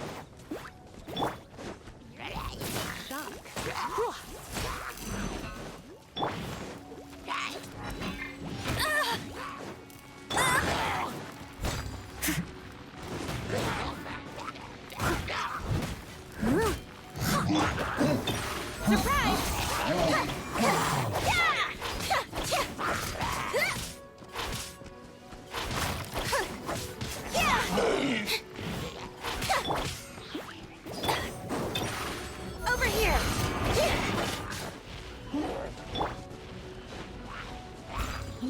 I'll catch up.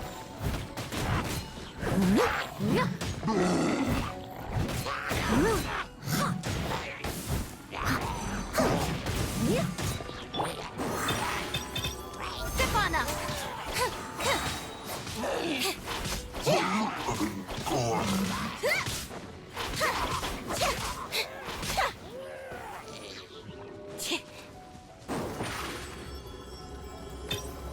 Over here!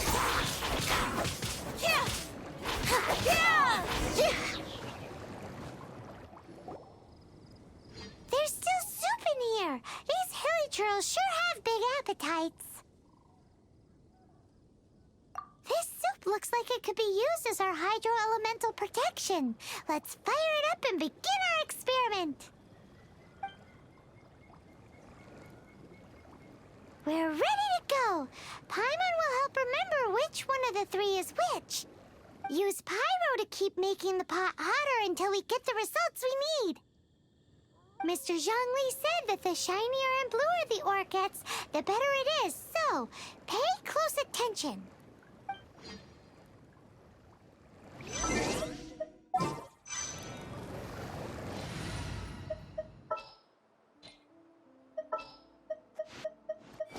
I can't wait any...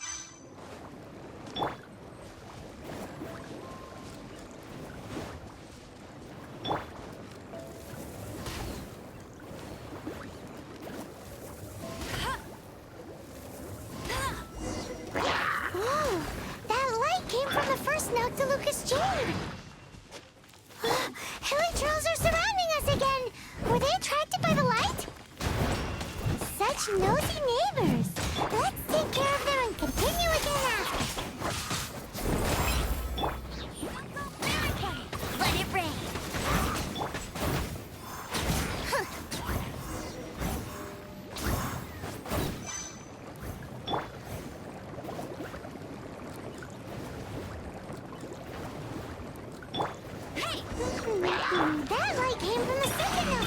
jade, didn't it? More naturals? They don't give up, do they?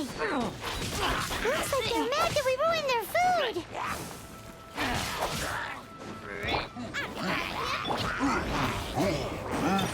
Over here!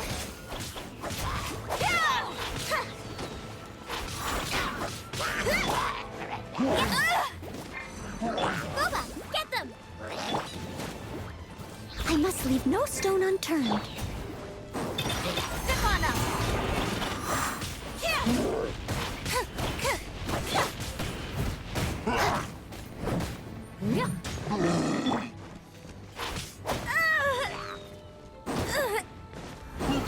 Over here!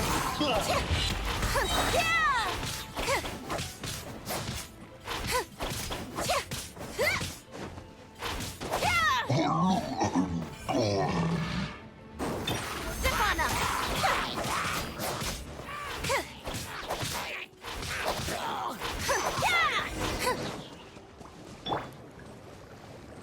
Out of the frying pan, into the fire! Oh, that's bright! Too bright! That was the third Noctilucous jade, wasn't it? It was so much shinier than the rest. Let's go with that one. Let's head back to the Jade Mystery to buy some jade, shall we?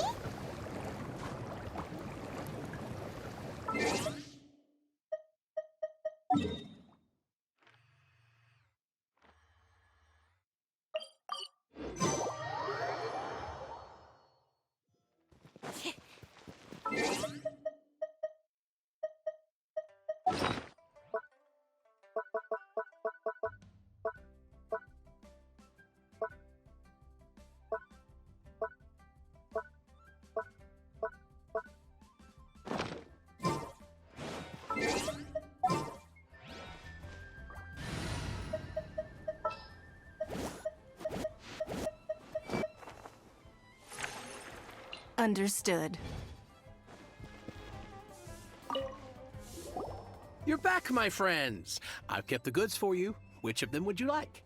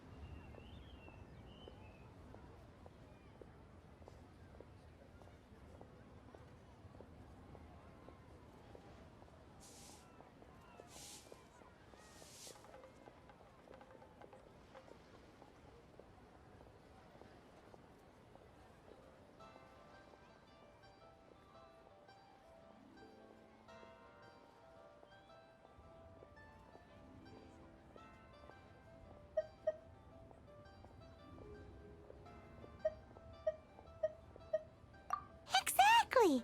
That's the one Paimon remembers too! No problem. If you have your eye on this one, you can have it. Then we'll take a box of the third type of jade. Done. All the same, and pardon me for asking, but I'm curious. Whatever do you need this much top-quality Noctilucous jade for? I suppose it would not hurt to tell you. We need them to make implements for the rite of parting. Parting? Oh, dear. I'd heard the rumors, but had given much thought to them. This means that Rex Lapis really is Oh, it's hard to believe. Even though the Jade Mystery has been in decline, we have always been under his protection. It is said that when our Lord lost his way while going incognito in the city 200 years ago, it was a spoon from the Jade Mystery that he had used to sample the local delights. Alas, alas, all things must pass. Well, if this is to be used to say farewell to Rex Lapis, then I shall sell this to you at half the price. Are you sure? You didn't want to even give us an inch before. If not for our Lord's protection, this city wouldn't exist as it does now. No proprietor could earn money off such a thing. I'm sure Rex Lapis will feel your sentiment, boss. In the safe hands of the Liu Chising and good honest merchants such as yourself, I for one believe that Liyue will continue to prosper as it always has done. All right. Thank you, my friends. What's with me getting all sentimental like this? I'll practically be giving away all my fortune at this rate. Now that we've made our choice, let's take this Noctilucous jade back. Hey, wait a minute. He said it was half price. Oh, right. I'm sorry. As I thought. Any what? Mora. My apologies. Another oversight on my part. Oh, that won't do. This isn't some small... That's a relief. Have a look, boss. Is it enough? It's fine. Just enough for half price. Though, to be honest, it'd be all right even if the sum wasn't quite enough. Well, it's settled then. Let's take this jade to Yujing Terrace. That's where we plan to hold the right. Look at you bossing everyone around. You didn't cough up a single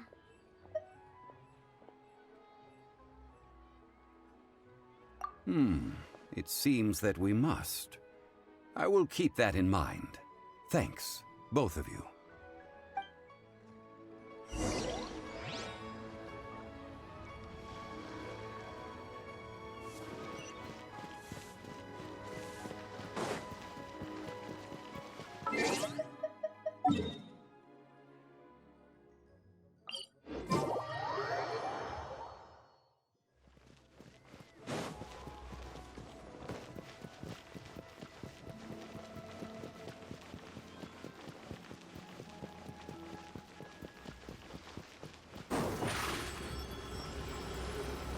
Over here!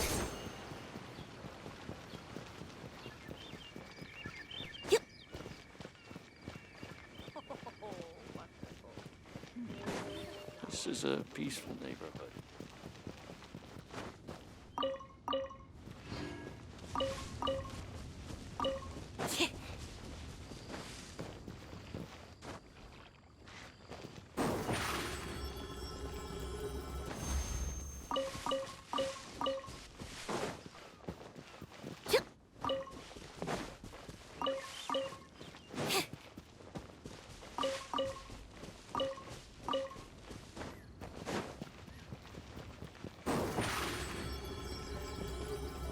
Surprise!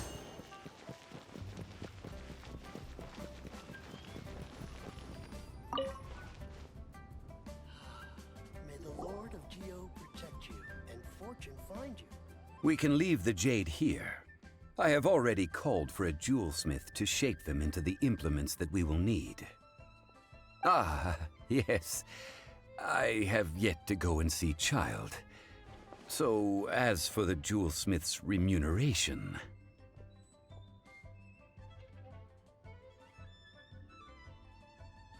Guess we can't do anything else.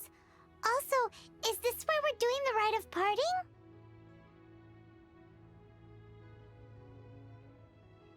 Yes. I have already rented this location, and have begun making preparations for the rite. That's right. The Liu Chising have acquiesced to using the same location. But when something this big happened here, should suspects like us crime scene, we might get caught by the Millilith. Although with that said, since we got back from Dway and Karst, none of those pesky Millilith soldiers have come chasing after us. I wonder what that's about. Also, the, Rex Lapis vessel... Traditionally, we call it the Exuvia. Ah, right! That's what it was called. You seem to know everything, Mr. Zhongli. So, was this Exuvia hidden away by the Qixing? I mean, we haven't even figured out who the murderer is. One must think that they already have someone in mind. Or perhaps they already know. Surely they must have found all the evidence that there is to find here. These things are for the authorities in Yujing Terrace to consider. Trying to help would probably only add to their troubles.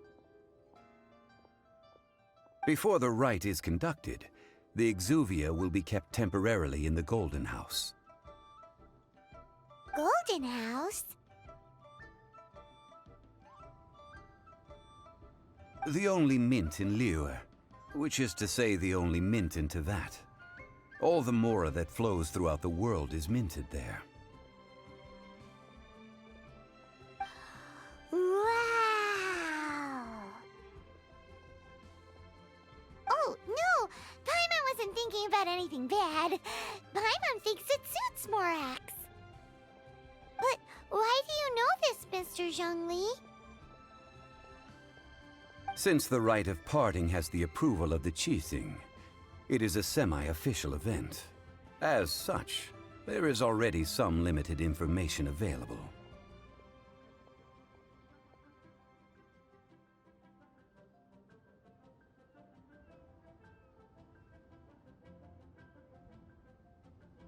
Perhaps each has their motives. But this is the capital of commerce. A little exploitation once in a while is not unacceptable. In Liyue, where the god of contracts reigns, only contracts may not be betrayed. I, for one, have no issue with little maneuvers outside their remit. Well then, we should go and prepare the perfumes used in the rite. Perfumes? Where'll we get those? Do we buy them? No. Perfumes used to honor the gods must be freshly decocted. The quality of the silk flowers we require is also special. Silk flower petals contain a fibrous material of good quality, often used in brocade making.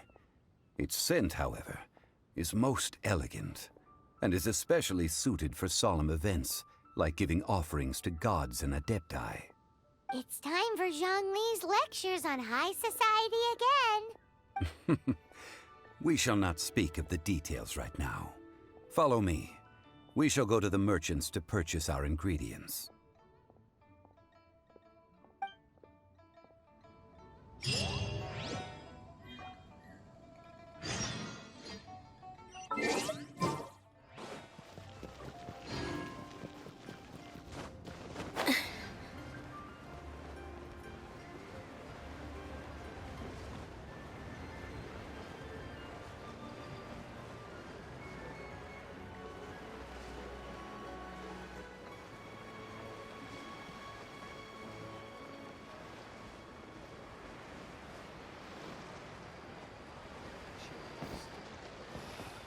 Why'd they have to give me that transfer?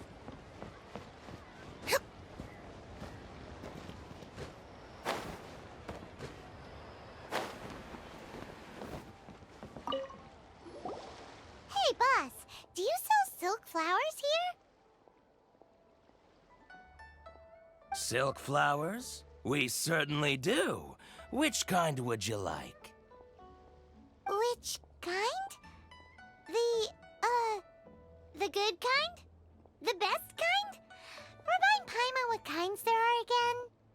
Ugh, you ignorant shoppers. Always coming in here with your stupid questions. Golden House Maiden, Valley Weaver, and Fate's Yearning. One of each to start with, if you don't mind. My goodness, this gentleman is quite the connoisseur. You two must be his servants. Please refrain from any further attempts to contribute. Now then, please peruse at your leisure. Do let me know if you have any further thoughts. Silk flowers exhibit different properties based on how their environmental conditions differ from their ancestral habitat. Nevertheless, these are fine specimens, excellently preserved. Just look at the abundant foliage here, and these stamens, glamorous as a maiden of the Golden House. This strain is an evergreen, and mostly grows under complex hydrological conditions. By contrast, this variety thrives in any dark, damp location, often in large clusters. Morphologically, it is distinguished by the profusion of petals and densely packed stamens, though its powerful scent gives it away just as easily. Lastly, this strain is quite the recluse. Unlike its exuberant cousins, flowers and foliage are minimal, and when in season, it has a subtle yet enduring scent. It was first discovered by the ancients when they scaled the mountains in search of the Adepti. Silk flowers have all but disappeared from the wild today due to geographical changes over Liyue's history. Most are not grown by horticulturalists. Wow! A true connoisseur. Most of that was news even to me. I possess but a smattering of trivial knowledge. My traveler friend is the one to watch.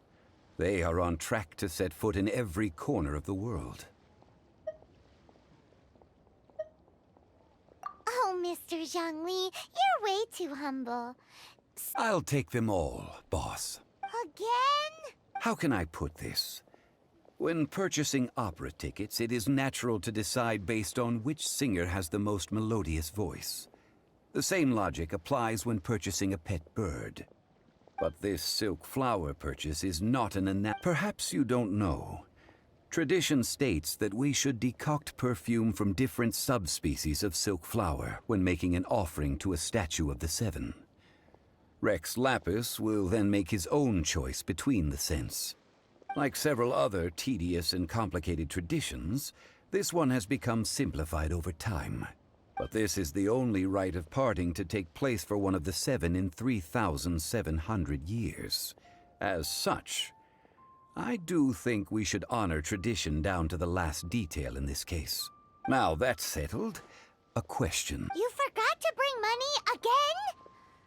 Zhongli. If I may interject, did I hear you say that these flowers are to be an offering to the Lord of Geo himself? Yes, in a sense. Gosh, well, why didn't you say so? I heard the awful news about what happened at this year's Rite of Dissension. It would be bad luck to say it out loud, but I've been worried about our dear Lord ever since. I'm worried that everything I've heard is true. Since these flowers will be used to glorify our Lord, they're free of charge. Just don't forget to pass on my regards. Are you serious? Why wouldn't I be? I would be nobody if not for Rex Lapis. If he hadn't written those poems in praise of my wares, they'd only be worth a fraction of what I can sell them for today. Huh. So much folklore here revolves around Liyue's deity making cameo appearances in support of local businesses. Thank you, boss. I think I speak for all of us when I say that your generosity has saved our skins. Our skins? You were the one who forgot to bring money. Please, it's the least I could do. So, now that we've got the flowers, how do we make the perfume? Ideally with the help of an expert. Unfortunately, none of my acquaintances have personal experience in the art of decoction. Talk about first world problems. Hence, I need you to help by asking around in the city. Try the common folk, especially women. So this time we get to go around town looking for nice-smelling ladies to talk to? Paimon likes this job. I will wait for you near the Statue of the Seven. Meet me there when the perfume is ready. Maybe we can find some good candidates at the Adventurers Guild. Let's ask Lan. She's master of the Liyue branch, right?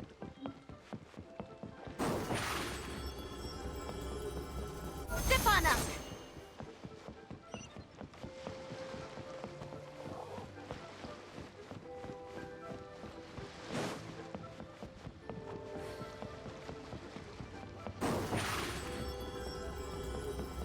Over here! Can't believe Hey there.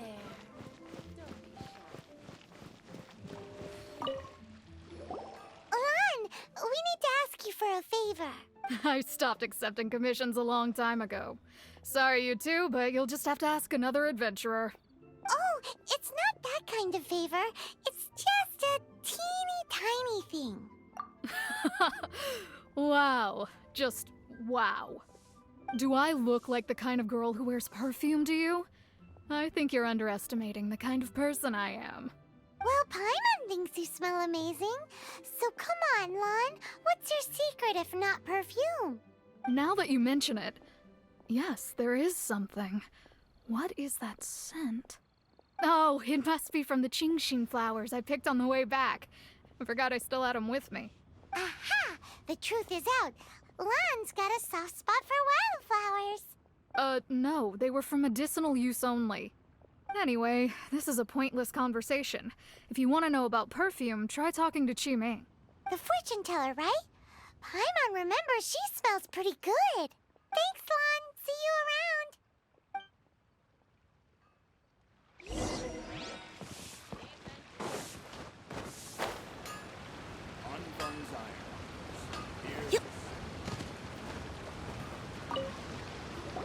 Hello. How may I help? We've come to ask you a question. Perfume? I rarely think to use it, let alone about how to make it myself. That said, some of the cosmetics I use are scented. Perhaps that's the cause of this confusion. Since I usually set up my stall by the docks, I avoid perfume like the plague, because Celestia forbid those lusty sailors catch a whiff and come hunting for the source. That's the worst thing Paimon's heard all day. While we're on the subject, have you never heard anyone mention Yingar's homemade perfume? Yingar? Oh, as in scent of spring, Yingar? Yes, that's her. Many a rich family's daughter has gotten her to make perfume for them. Apparently, her homemade product is better than anything you'll find on the market. Great! This is just the intel we need. Finally, we're getting somewhere.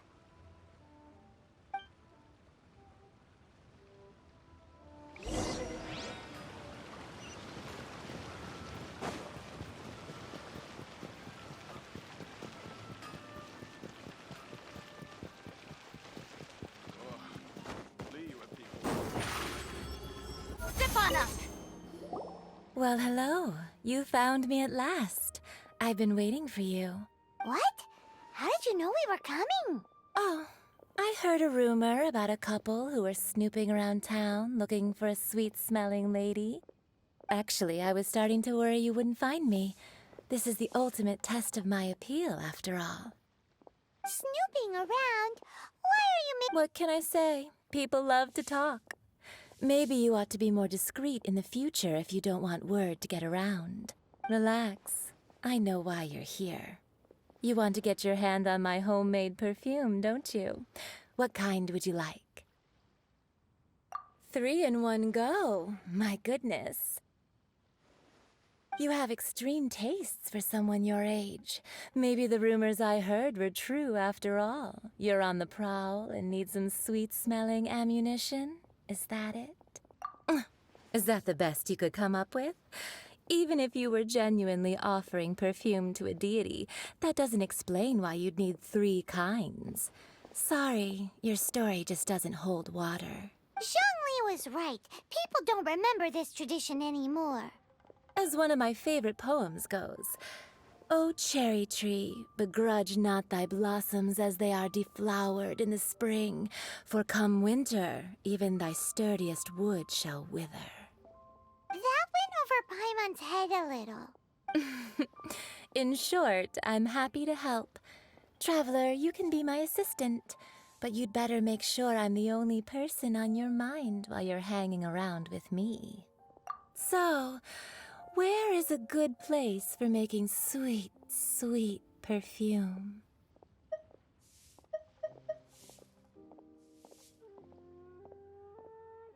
Where is that? Mondstadt? Or only somewhere closer to home will do.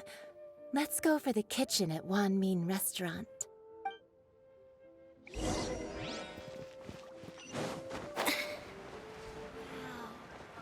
Leo's really got a lot Try something new at the Wan Min restaurant. Oh, I think I may have overeaten. I've had a word with Chef Mao. We can start work now. Are you ready to please me? What did you say? I meant make me proud, as my assistant, obviously. While I'm setting up, you can go and fetch some water.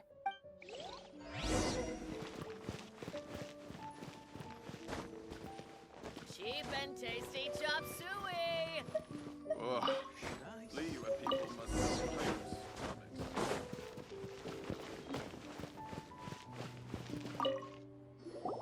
This water will do nicely. Now, I need you to extract the silk flower essence using a crafting bench. Perfume making uses an altogether different technique from alchemy. Here, let me teach you. Very carefully, take hold of the mortar and pestle. Gently does it. You need to keep your wrist firm so your hand doesn't slip. Now use your strong hand to stir it with a persistent rhythm. Keep going until the juices start to come out. Ooh, you're a natural, like a fish to water. Now take these and try it out on your own using a nearby crafting bench. Don't forget to do all three. They look visually identical during the essence extraction process, but I will put them into separate containers when the perfume is ready.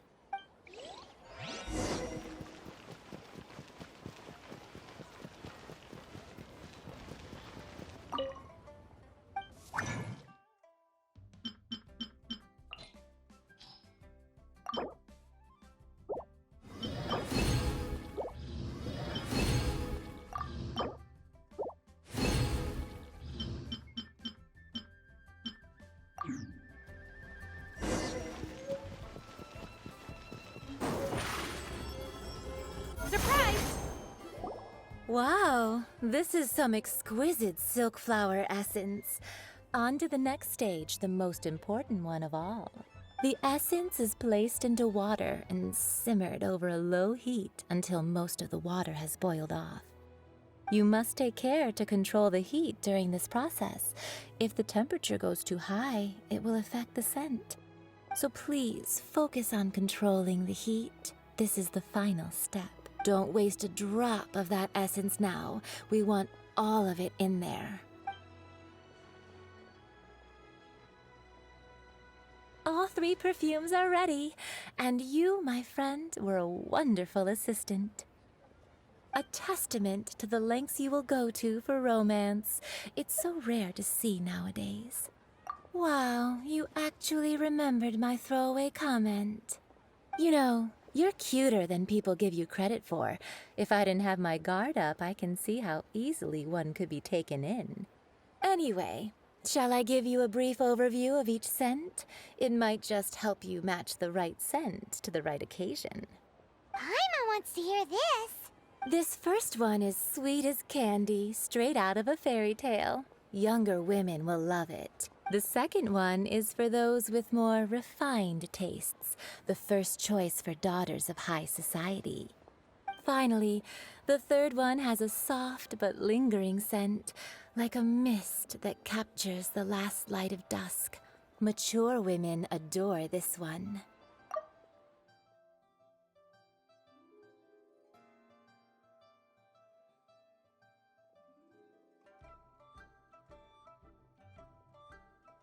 All clear? Don't get them mixed up now. You'll ruin the mood. Good.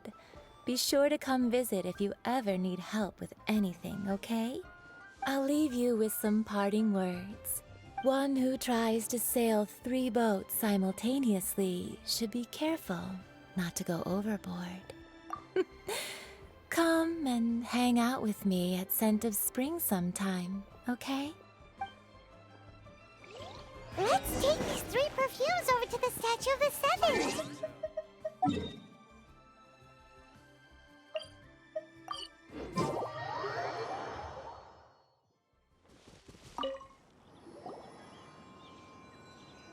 We've brought the perfumes, Mr. Zhongli. Did we take too long? You were just staring up at the statue. Oh, you're back. Don't worry, I haven't waited long. Compared to the watch that Rex Lapis's statues have kept over Liyue, this was but a brief moment. Well, how can a person compete with a statue? That is true. Well, have you brought the perfumes? 3 sets, and not 1 less. Thank you both. Let us offer them up. This is the first kind of perfume. Miss Yinger said that it's sweet as a dream, and it's liked by younger ladies. This is the second kind. It's got an elegant smell, and the daughters of high society love it. The third kind has a gentle but lingering fragrance. Something like the dusk mist. And it's a favorite of mature ladies. Oh, what was that?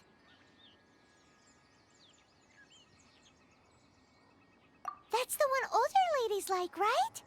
Does that mean that Rex Lapis is actually an older lady? Perhaps. Perhaps.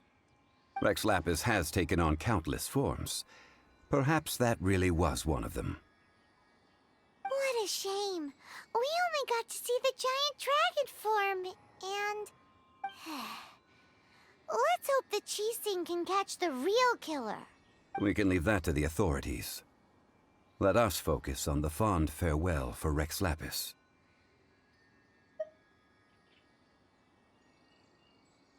So, we finished another step in our preparations. What's next? Next, I would like the 2 of you to help me borrow the cleansing bell. Cleansing bell?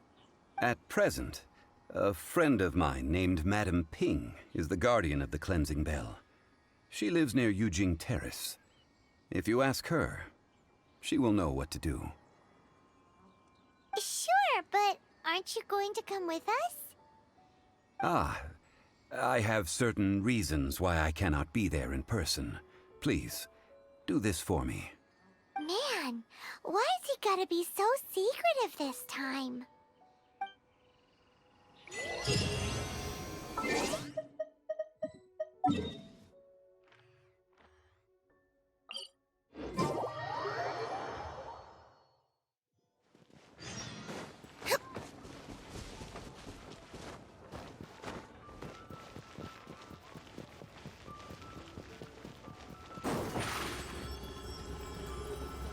Zip on up!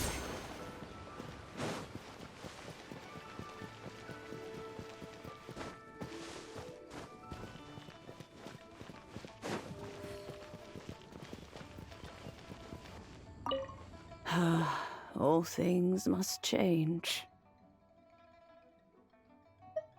It's nothing. It's nothing.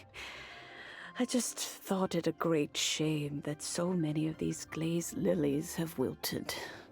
What happened to them? Back in my day, people said that glazed lilies can read human hearts. If they heard beautiful sounds like laughter and singing, they would also bloom joyfully. But if they heard too much wild gossip or slander, they would quickly wither away. So that means these flowers feel what's happening in Liyue? Yes, the rumors of Rex Lapis's death are no small matter. They are everywhere. Some say it was a Fatui plot. Others say that the Chising made it all up. And still others think that that which lies in the deep is breaking free. This harbor is like a mountain of dry tinder. One spark, and the fire will consume us all. Well, I shall say no more. This old woman's grown too old and naggy. Did you have something to say, youngster? Ah, that old trinket. I remember it being here with me, but I've grown old. I can't quite recall where it is exactly. An old friend of mine used to wear it on his person, back when I was young. He saw me gazing at it often and gave it to me. But he told me then that if someone should come to borrow that bell, I should not be loath to part with it. It has been many years, and who knows how many times someone has come to borrow this bell. Still, though, I can't recall when it started. It's been a long time since anyone has come to borrow it. Oh, these old bones are so slow to look for things. I doubt you can wait that long. What a weird thing to be proud of. All right, children, there is no need to worry. I didn't place the bell very far away. Do you live near here, Granny? Whoa, but this is Eugene Terrace. It's gotta be expensive. Oh, an old lady like me can't afford to buy a place in this city. See this ceramic teapot? My entire household is in here. How does that work? What? There's no way Paimon would fit in there. And why do you need Paimon to go in anyway? Can't you just lift the lid and look inside? Oh, youngsters. I simply mean that the bell is somewhere inside this teapot, and you are quite welcome to borrow it, if you can find it.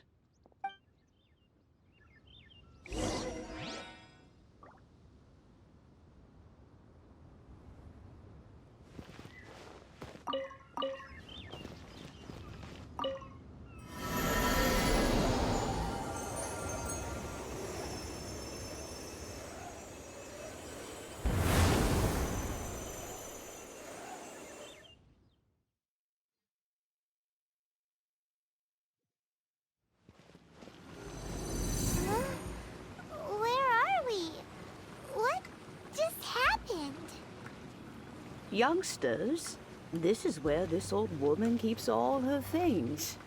Quickly now, go fetch that bell. Whoa! That sounds like Granny's voice. So, this is her teapot? What's going on? Oh dear, so many cobwebs. It seems I really haven't cleaned it in a long while. Sorry to trouble you, children. Please help an old lady clean up.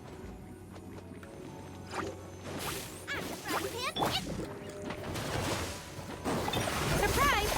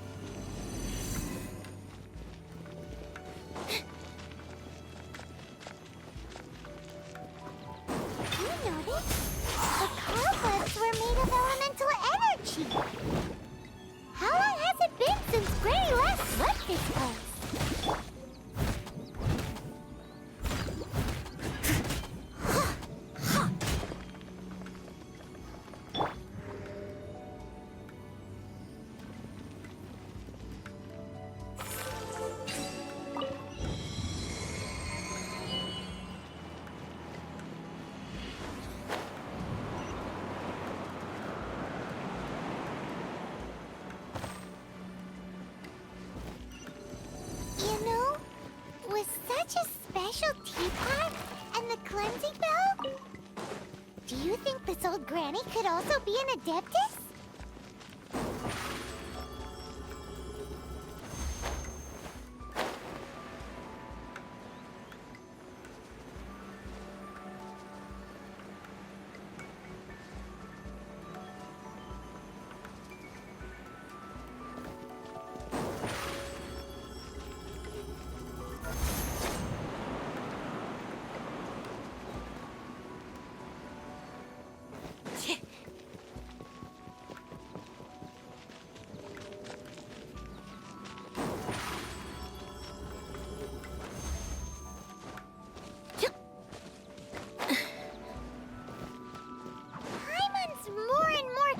That she's an Adeptus. But don't they all live in Junyun Karst? Why would she stay in the city? Get them!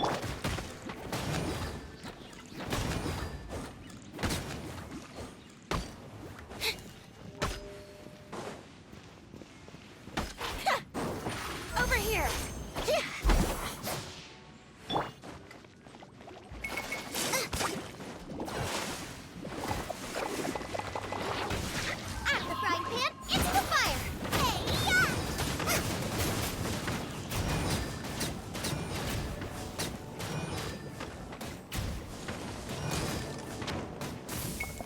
Nice and spicy.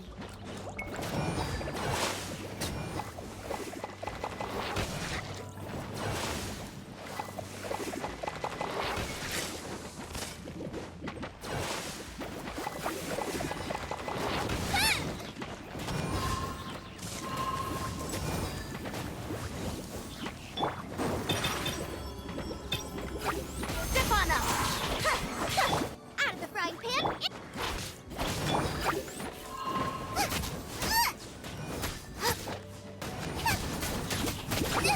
It really hurt! Nice and spicy!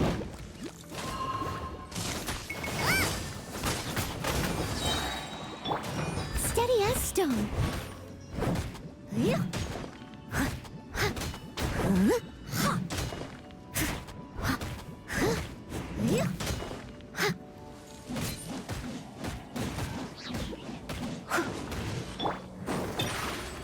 Over here!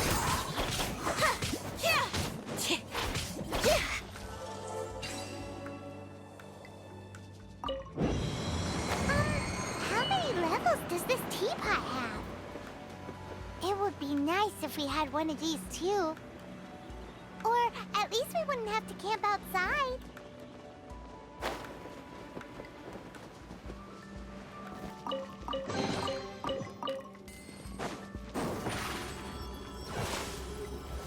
Surprise!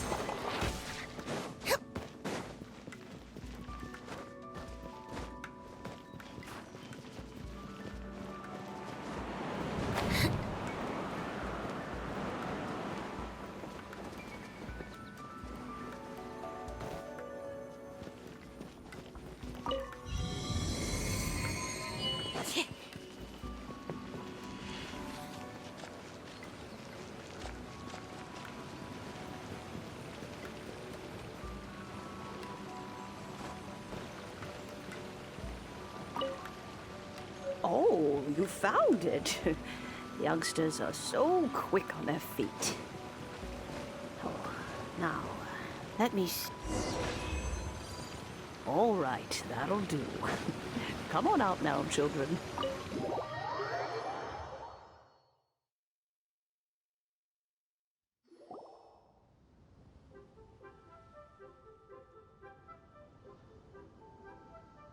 Oh, in and out in no time. You youngsters really are quick. An Adeptus. Oh, I haven't heard anyone say those words in earnest for a long time. As to whether I am one or not, child, surely you already understand. Paimon kinda knows what you mean, but is also kinda confused. Are you really giving us the bell just like that, Granny? Don't you think it's weird? Something's just happened to Rex Lapis and then we come running up asking for it? Oh, don't be silly. Liyue Harbor has been through a great deal in its history. In that time, it has seen the departure of countless Adepti. But no matter what, we have always performed the rite of parting first before any other matters. To cry, "Catch the murderer," at the top of one's lungs, but ignore the rite of parting. That, to me, is what is wrong-headed. Now that you have come to borrow the bell, I guess that perhaps an old friend of mine has finally decided to take matters into their own hands. So, why would I be unwilling to lend you the bell?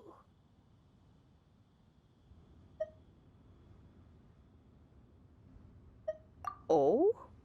Well, if it came to that, they would find a certain old lady knocking at their door. We haven't met in a while anyway. It would be nice to share a drink and chat. Well, you must have things to do. Since you have the bell, you should return.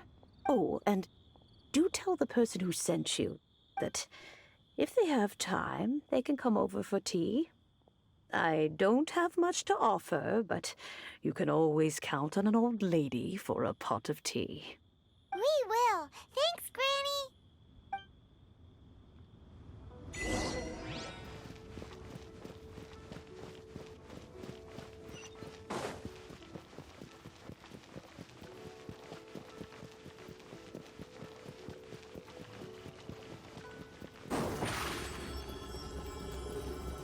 Over here!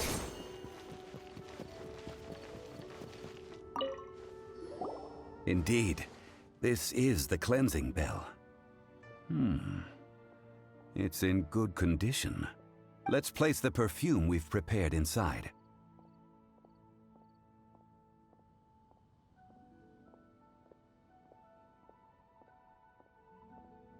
Of course. How would I know that the bell was with her otherwise? That's suspicious. But if you don't want to talk about it, we won't pry. Oh, yes, that old granny asked us to tell you something. If you have the time, you can come over for tea. I don't have much to offer, but you can always count on an old lady for a pot of tea. That tone does not suit you. Still, her teapot is indeed very good. There are none better for brewing tea. When a suitable time arrives, I'll bring a spot of fine tea and pay her a visit. So what's the next step in our preparations? Next, we need to purchase kites. Ooh, Paimon loves kites! Are you taking us kite flying? Is this our break time? No. Kites are children's toys, yes. But they also play various symbolic roles in Liyue's rituals. I will explain it to you. But our next course of action should probably be to purchase the kites first. Oh, sure. Curiouser.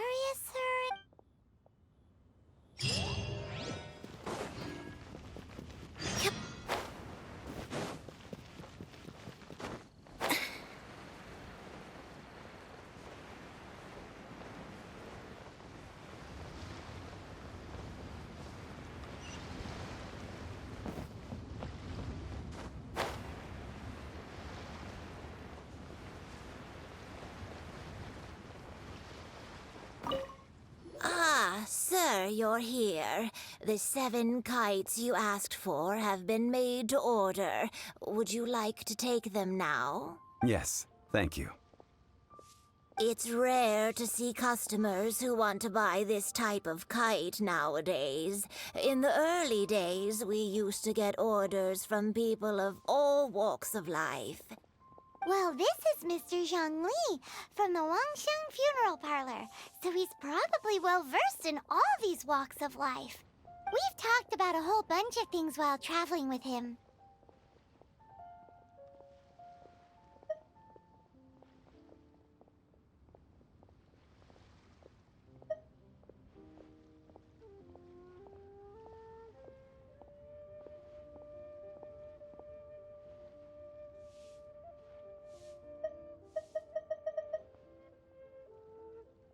He seems to know Liyue's favorite topics, money and government, really well, but he likes talking about less useful topics instead. Well, that's because I prefer to share fun things with you. Children's toys are very fun things, that's for sure. I enjoy watching the children at play as much as anyone else, but there is more to it than that. Finely crafted toys are well loved by children, but this craft itself has been honed over thousands of years, and there is meaning behind that. I have made kites in Liyue for 40 years, and I am intimately familiar with the forms passed down from my ancestors. The meaning of these 7 kites is far from banal. Indeed. These are decorations used in the rite of parting. The 7 kites represent the 7. I took the liberty of coloring outside the lines when doing the insignia of the Animo Archon. As for the kite that honors the Geo Archon, one must follow the contract given right down to the last letter. These patterns are ancient, and you can also find them in the Golden House. Ah, Paimon's heard that name before.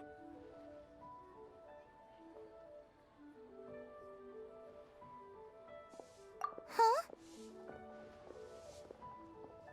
The design of this kite displays a firm grasp on the cyclicality and eternity so dear to the Electro Archon. These markings of tree and leaf pay due honor to wisdom and the passage of time. All this on a single kite. Truly astonishing. Justice flows across the surface of the waters. War rages like a flame. As does that which the Cryo Archon once... Yes. These details are masterfully done. The compliments of a learned man truly are pleasant. Well then, Granny Shan, I shall take these back with me. As for the payment... Well, allow me.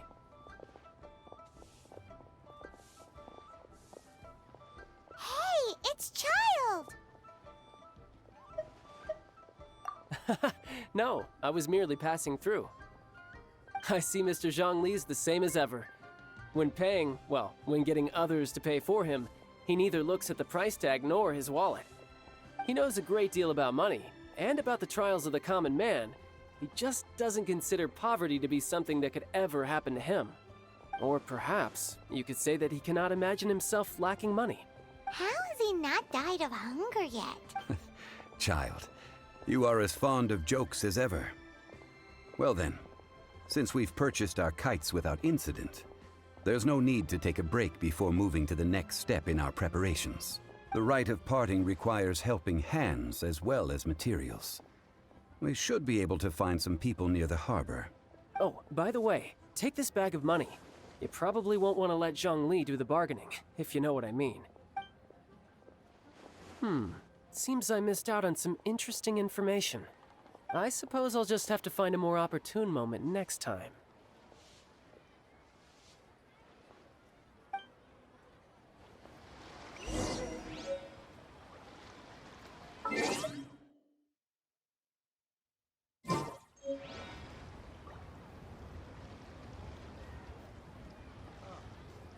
Try your luck betting on Jade?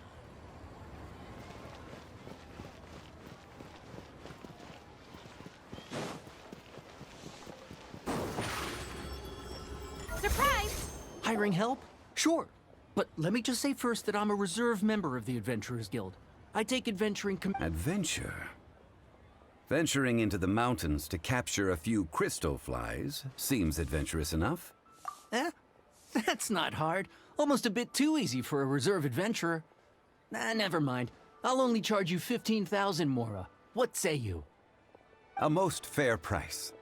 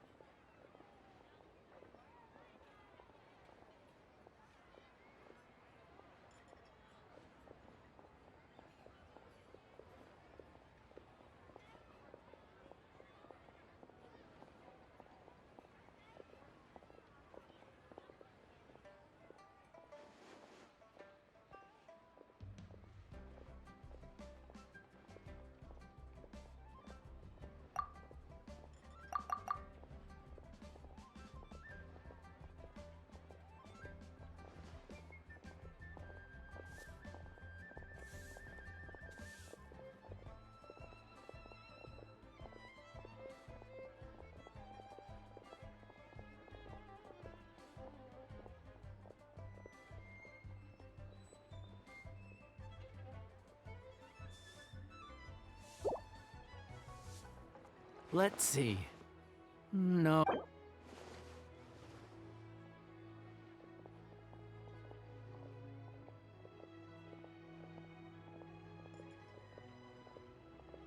Five geocrystal flies.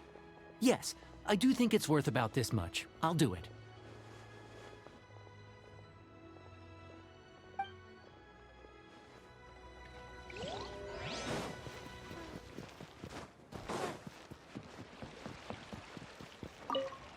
A full day of odd jobs at Yujing Terrace.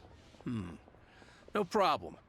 25,000 per day. A fair trade, yes? Whoa, that's expensive. Hero of Mondstadt? Well, you may never have heard of this hero, but it seems you've heard of Mora nonetheless. Thus, I will simply pay the whole sum.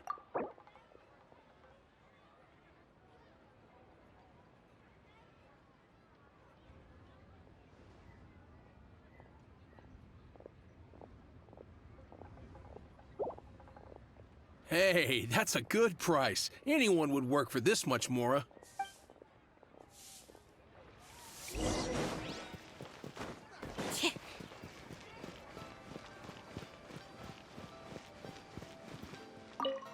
Oh, help? Sure. I, Tick, always put in 100% effort into everything I do. Of course, there'll be a premium if you want me to give 110%. So what's the job? Let me see. We are still missing some wooden implements over at Yujing Terrace. They aren't uncommon objects, so I didn't make any special preparations for them. No problem. That'll be 20,000 Mora for a single trip. How does that sound? Done. This is all you got? No, Ken, child. No. He's putting up the money? How about this? Let's make a trade. I'll take what you're offering right now, get me a single Chinkson flower, and I'll consider that payment for a detour to find this child fellow. How does that sound? Guess we've got no choice. Have you brought the goods? Hey, that's pretty good. These things are pretty rare, and I have no idea where I'd find them. With this Chinkson flower, I should be able to pacify my daughter tonight. I'll make sure the work is done before I return home.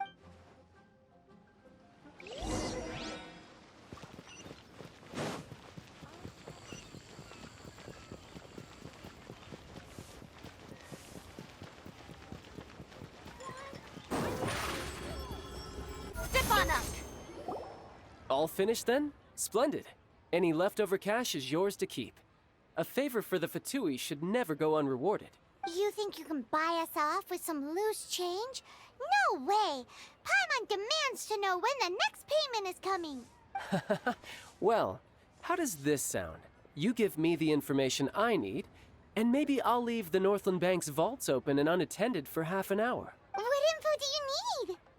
Huh. Does that mean you know what he's after? Yikes! You're right! Signora! You both need to calm down. I don't know what's gotten into you. Just what is this about? The atmosphere got so tense all of a sudden.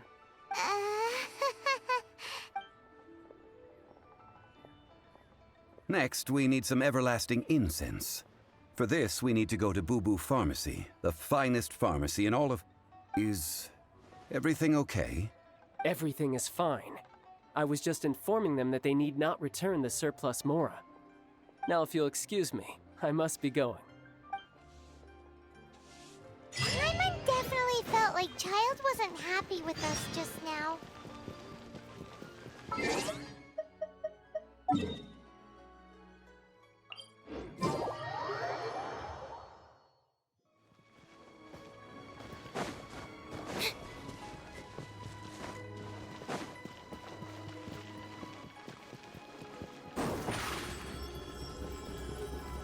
Over here!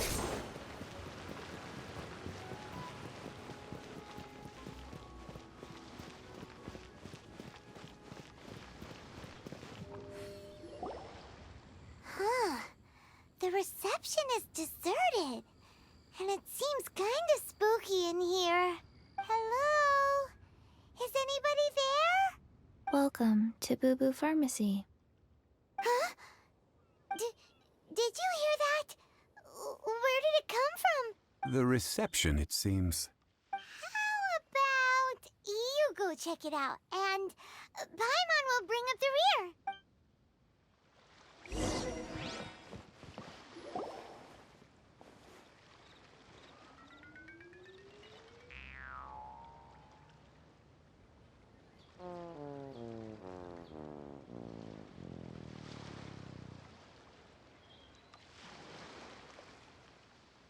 Oh, there you are.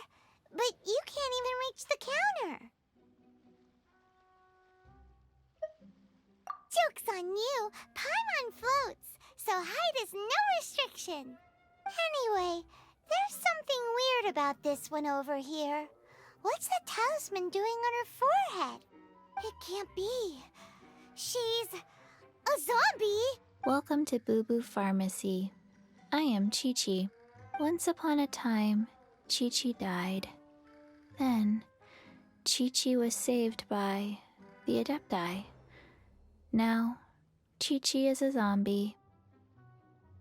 Something like this would be unimaginable in Mondstadt. Hello, little girl. Do you sell everlasting incense here? Excuse me, sir. Did you bring your prescription? Surely no prescription is needed to purchase everlasting incense. It's not a controlled substance. Chi-Chi can get your medicine, but only if you show Chi-Chi your prescription. These are Chi-Chi's orders from Chi-Chi. Zombies are limited to acting within the confines of their orders. And somehow in this case, the zombie issues her own orders to herself. My dear Chi-Chi, we didn't bring a prescription, I'm afraid. But we do hope that you can still help us find some everlasting incense. Okay then. How did you manage that? But Chi-Chi helps you. You help Chi-Chi. Only fair. Since when do customers need to do favors for customer service staff? Never mind. Just think of it as a peer-to-peer transaction. That way everybody wins. Sometimes in Liyue, the art of the deal is simply about victory via mental gymnastics. Go to Mount Tianheng, find the Guizhong Ballista, and hunt a cocoa goat. Please and thank you.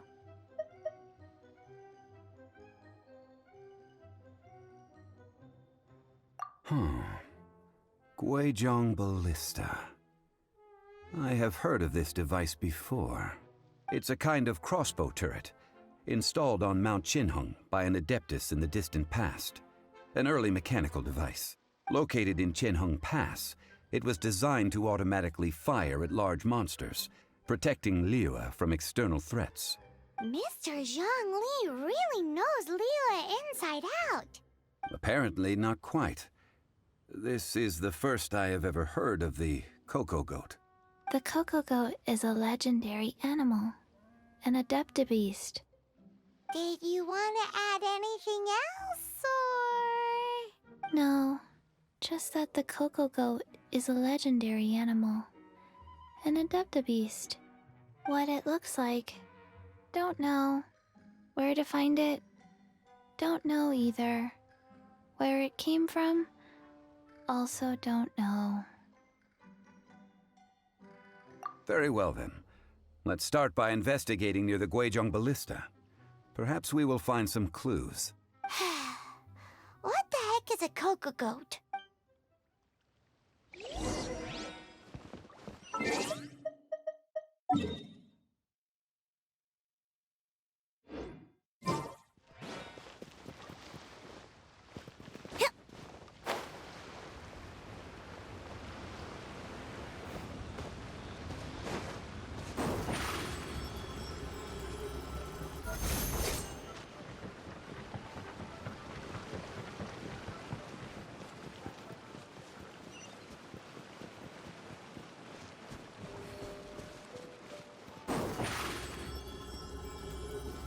Surprise!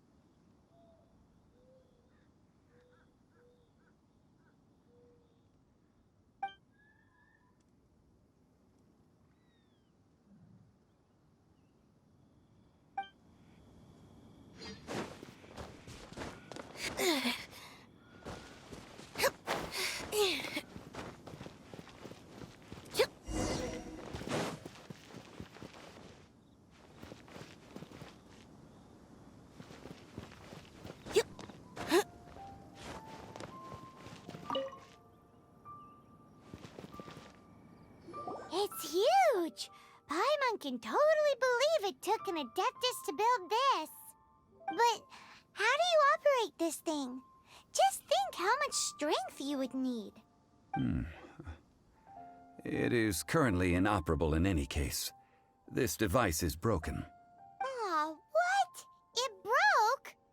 After millennia of wear and tear, even Adepti contraptions are difficult to maintain. So what are we gonna do? Quick, Mr. Zhongli, use your unlimited high society knowledge powers! You almost make it sound like I'm some sort of bourgeois parasite whose only utility lies in providing quaint pieces of trivia on demand. That said, let me think for a moment. Ah, yes. Spare parts were made for the Guizhong Ballista when it was first built, in case it was damaged in battle. As I recall, there is a military supply post from that period somewhere inside the pass. If we can retrieve the spare parts from where they are stored, we may be able to repair the Guizhong Ballista. One just needs to understand the basic working principles of the device. So, what you're saying is that you actually understand the working principles? I have a smattering of knowledge on the topic. With the parts in hand, I could at least tinker with it.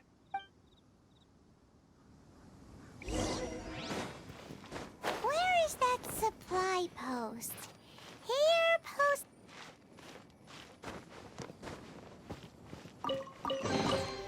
Piece of cake.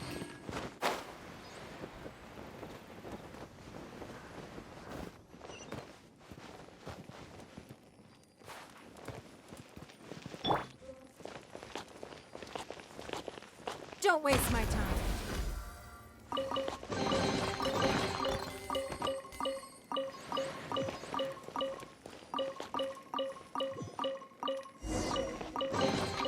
We can't have treasure unaccounted for.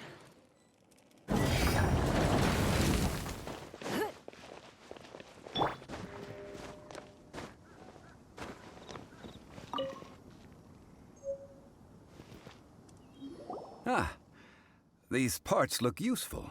One moment. I will try to repair the device. It is done. The Guizhong Ballista is more intricately designed than I thought.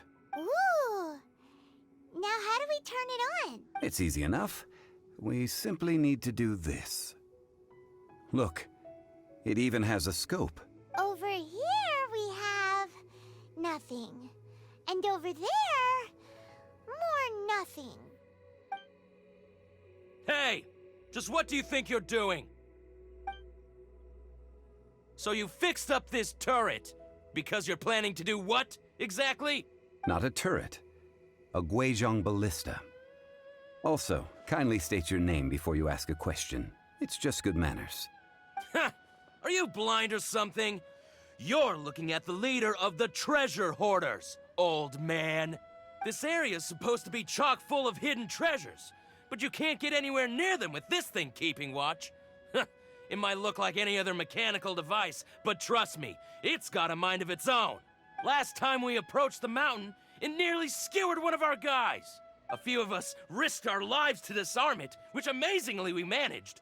And then we turn our backs for 2 seconds, and you've already gone and repaired it? The next thing you'll be repairing is your faces, and that's if you get out of this alive! Tut tut. Vandalizing the legacy of an Adeptus for selfish gain. Disgraceful behavior. It is not we who need reprimanding, but you.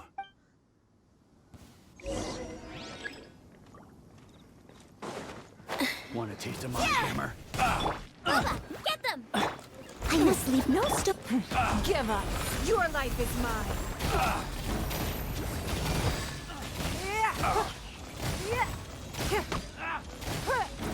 I messed up. Jab and cross.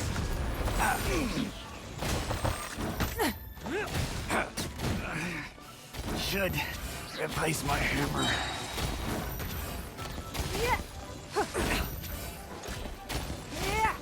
Don't waste my time.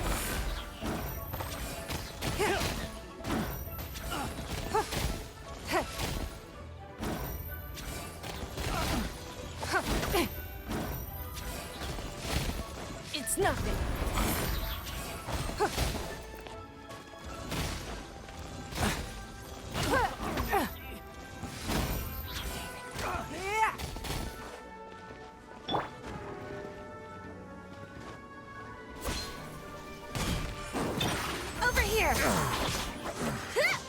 hunter becomes the hunted.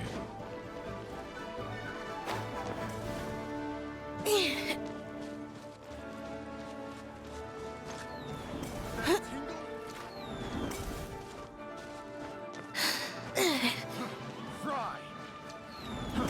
Fry!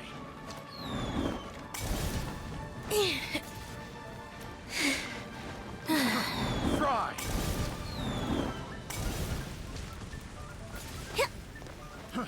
Fry!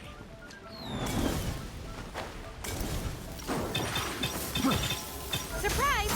Fry! That's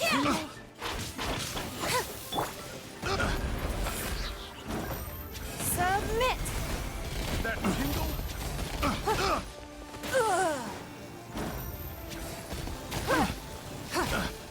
Don't waste my time.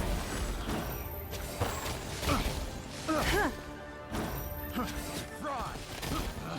I picked the wrong test subject.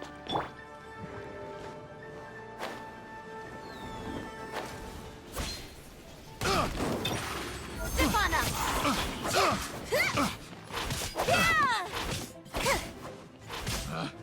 Picked the wrong test subject.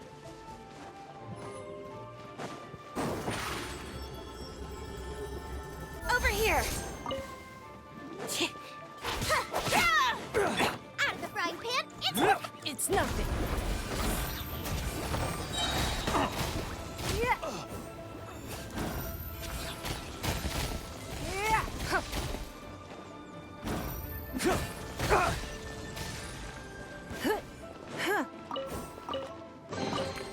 A keen eye.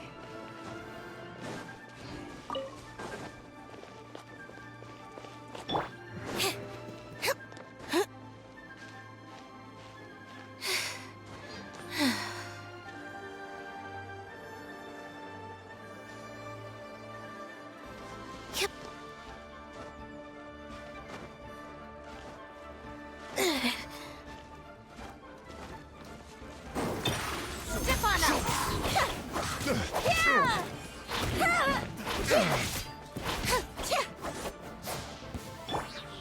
Nice and spicy!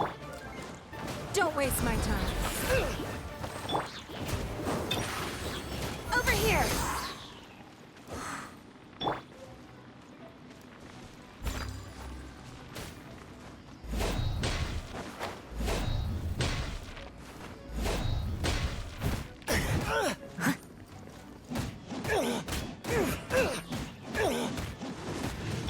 Out of the frying pan,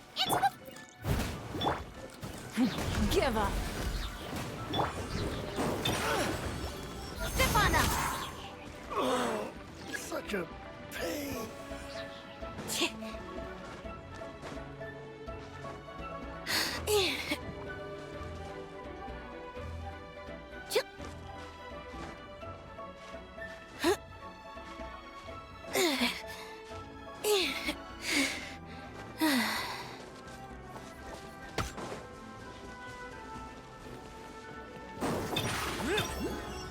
Over here!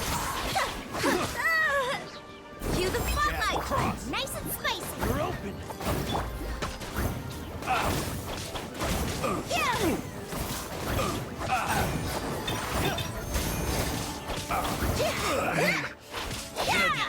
Replace my hammer.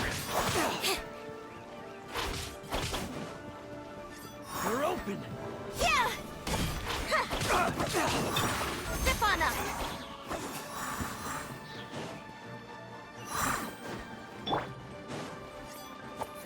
Out of the frying pan, into the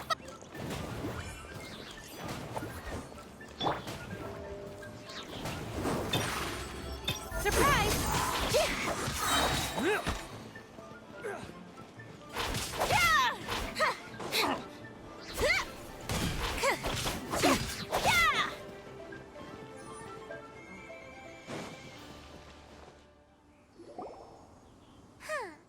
These lowlifes didn't know who they were messing with.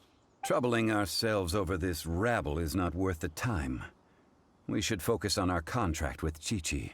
Oh, yeah, that!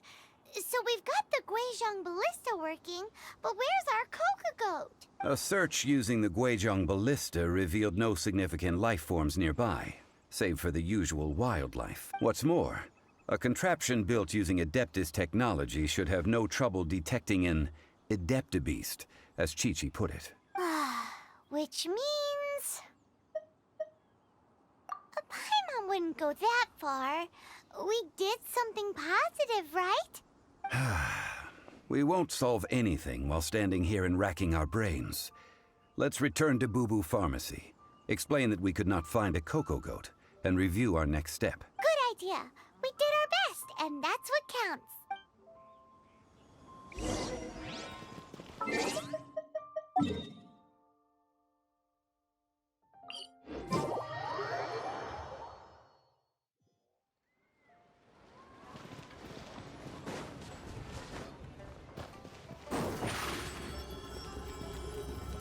Step on up!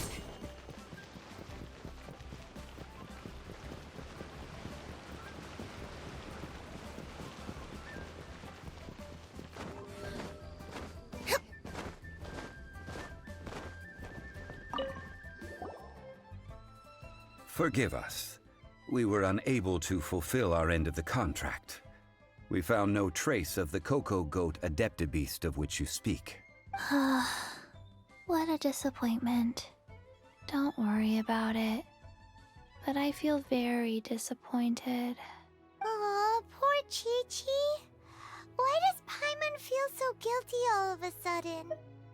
Coco Goat milk is tasty. So tasty. Much better than normal goat milk. Only an Adeptabeast could make such tasty milk. I'm sorry. I have a poor memory. I cannot remember the name of the milk. That's why I wrote it down. Where did I put it?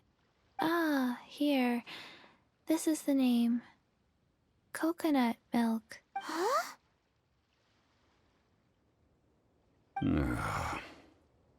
I owe you both an apology. I hastily agreed to what appeared to be an equitable agreement with this zombie child, when perhaps I should have undertaken further due diligence. Never mind, Zhongli. You didn't know. As the Liyue proverb goes, all things are random and, so how are you supposed to predict anything? Literally no one could have seen this coming. Excuse me, everyone. Did Chi-Chi say a bad thing? Oh, sorry, but Paimon's gonna leave the job of shattering this poor kiddo's world to you.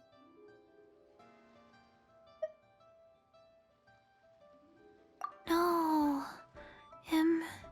Impossible. Seems Chi-Chi took this pretty hard. Someone learnt a valuable life lesson today, then. Thank you all for looking after my little Chi-Chi. Might I ask who... Ah, how rude of me. I'm Baiju, boss of the Boo Boo Pharmacy. Paimon thought Chi-Chi was the boss. Turns out it's some wacko who wears medicinal ingredients around his neck. What a sorry state of affairs. This little mascot is even more of a simpleton than Chi-Chi. Ah! The snake is speaking!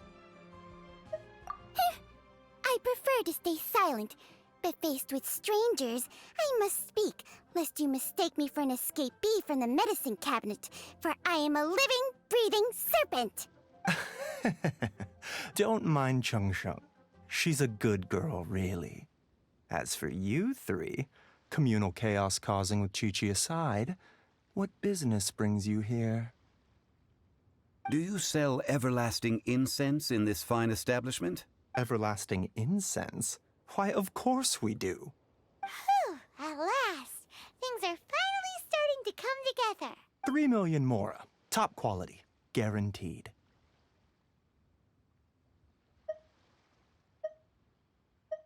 Aw, too bad the Qixing have taken it over for now.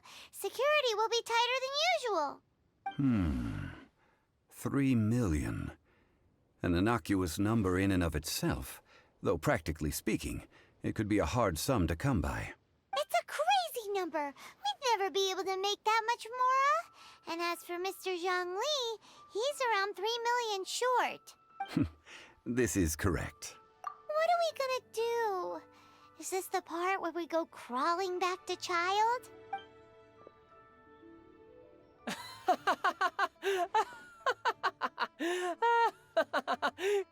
Coco Goat! Coco Goat! My sides hurt. Oh my goodness. I cannot believe you fell for that. Hey, less laughter, more sympathy. I'm almost in tears over here. Thank you. That was the best laugh I've had in a long time. In return, I'm more than happy to sort out this mess you've managed to get yourselves into. Excuse me, sir. Dr. Baiju, isn't it? Truly honored. I'm Child, one of the Fatui Harbingers. Forgive my audacity, but I see a great many opportunities for us to collaborate in the future. If Boo Boo Pharmacy needed a stable supply of, say, coconut milk, the Fatui could help by setting up a robust and speedy distribution network. Strange. I knew the Fatui infiltrated businesses with seductive deals, but so much fuss over coconut milk? Coconut milk. Baiju, quick. Chi-Chi wants coconut milk. Ah, yes, of course, Chi-Chi. Anything you want. Thank you, Child. I look forward to a successful collaboration in the future. I can give you a discount on that everlasting incense, too. Let's say 2,990,000 Mora. That's like 0 difference from 3 million. 2,990,000. Also an innocuous number in and of itself, though practically speaking, it is a whole 10,000 less than the original sum of 3 million. Well, now that this is settled, we must head back to Yujing Terrace. Mr. Child, Dr. Baiju, little Miss Chi-Chi, see you soon.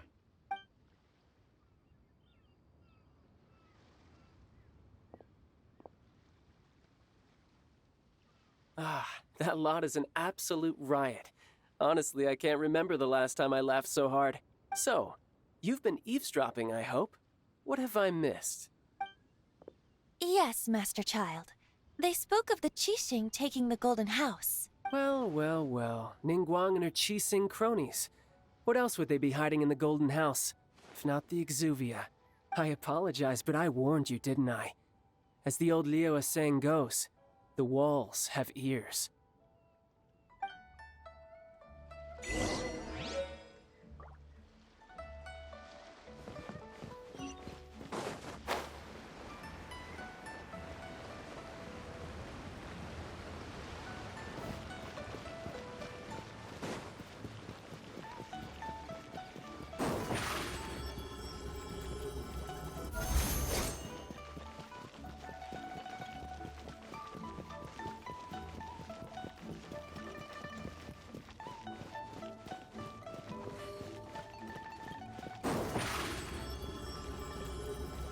Surprise!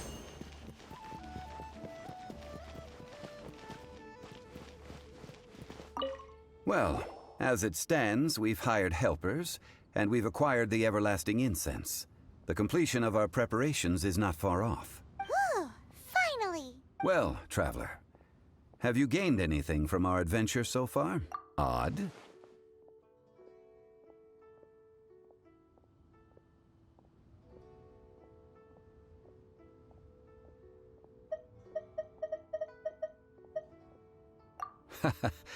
Which is it, I wonder? The questions that such travels raise are ever so complicated. Well, I'll leave you to ruminate over it yourself.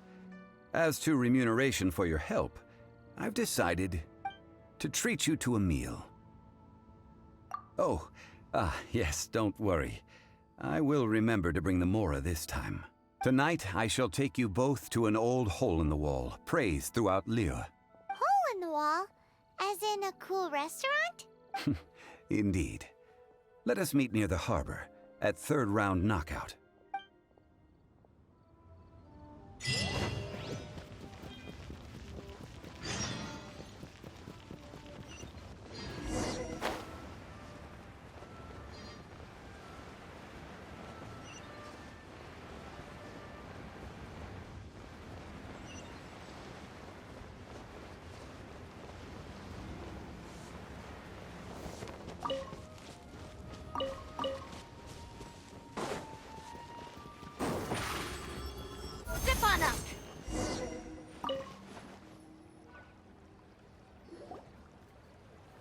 Ah, you're here. There's no need to order. I've already done so. Third round knockout is not for lightweights, like those taverns in Mondstadt. Here, the owner does not take such unorthodox orders as fruit juice. I ordered some wine-fermented sweet rice balls for you, if that counts. If it is to your liking, dear customers, I shall continue the tale of Lady Ningguang's Jade Chamber. Hey, there's even a storyteller here! Besides fine wine, the excellent ambiance is the reason why this place is so well loved. But when I say ambiance, I refer to a different sort from the one the Tevat travel guide uses to judge other establishments. As you all know, high above the land of Liyue lies a pavilion in the clouds, a palace in the mist. What does it mean to have all-seeing eyes? This, my friends, Lady Ningguang's masterwork that bridges earth and sky. Imagine, the weather is clear, and you gaze down from the deck on the world below. Behold! The glorious sights of Liyue Harbor, stretching out far and wide.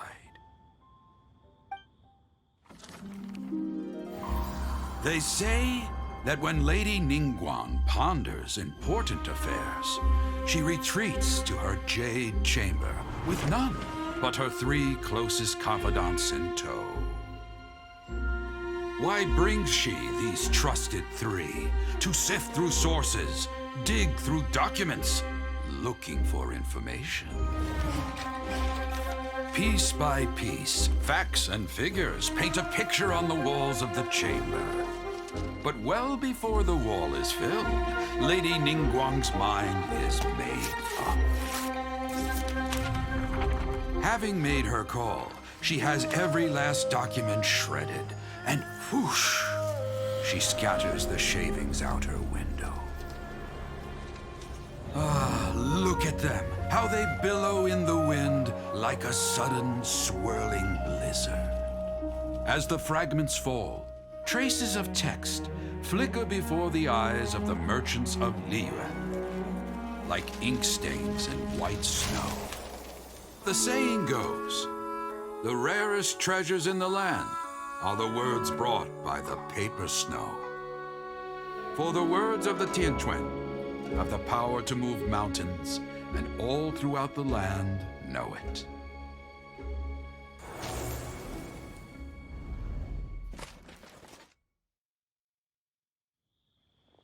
These are but scraps of paper, and yet they guide Lady Ningguang's hand. Such is their value. Merely grasping 1 or 2 of them will surely gift you a fragment of her wisdom, enough to stay a step or 2 ahead of your peers. Tianquan Ningguang. Feels like we're hearing this name a lot. Liyue locals talk about her. The Fatui hate her. She's most likely the one who hid the exuvia, and we saw her at the rite of dissension. Huh. Paimon wonders what sort of person she is. At last I have found you. You who returned from Jueyun Karst. Who's there? Wait, I am not with the Millelith, nor am I here to claim your bounty. However, I am an emissary of the Liyue Qixing. My name is Ganyu, secretary at the Yuehai Pavilion, and I have come specifically to meet you. Well, in concrete terms, I am the corporate secretary for the Qixing. At the moment, I am serving as Lady Ningguang's special emissary. Ningguang sent you? We were literally just talking about her. My apologies, you who have returned from Jueyun Karst. I am duty-bound and cannot extend my courtesy to you in full. But I have with me a letter from Lady Ningguang. She extends a formal invitation to you in her capacity as Tianquan. She invites you to her palace in the sky. An official invitation?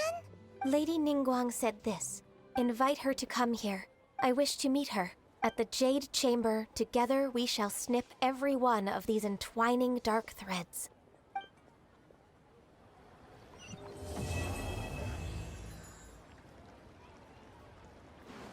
And with that, the emissary who called herself Ganyu just disappeared. But we've received an invitation from the Liyue Chising. Paimon still can't believe it. We'll be meeting people that have way more money than Paimon could ever count. We should be on our best manners. An invitation to visit the Jade Chamber is a rare honor indeed. You'd best be on your way now. But don't forget about the rite of parting. Once you've finished at the Jade Chamber, meet me at Dihua Marsh. Don't worry, we won't forget. Dihua Marsh. We'll see you there.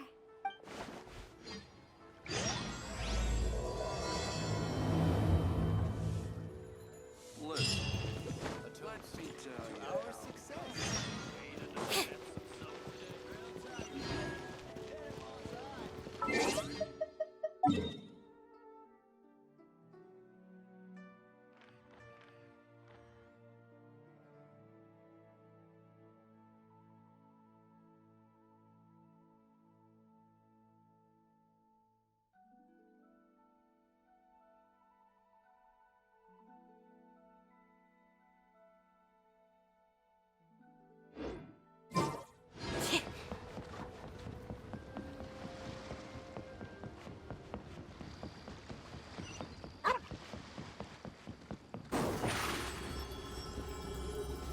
Over here!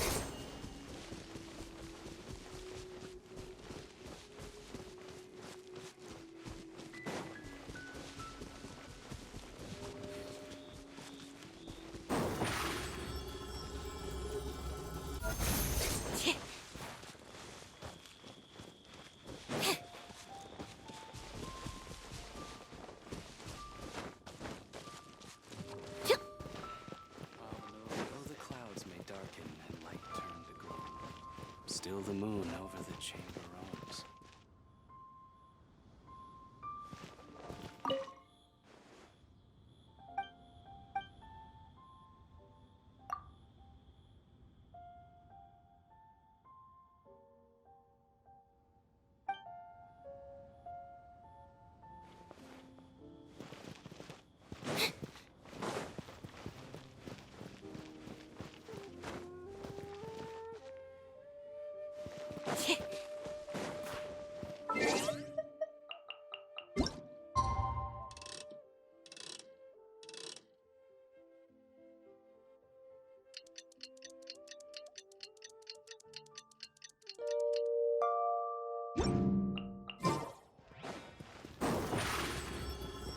Surprise!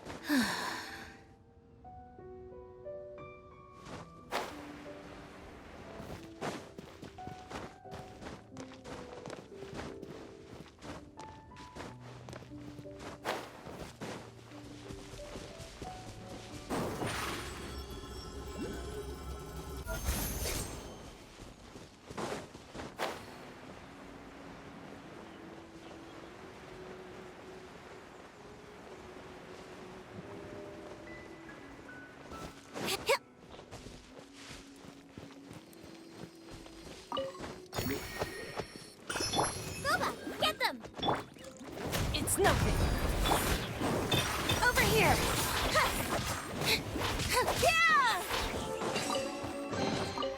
Piece of cake.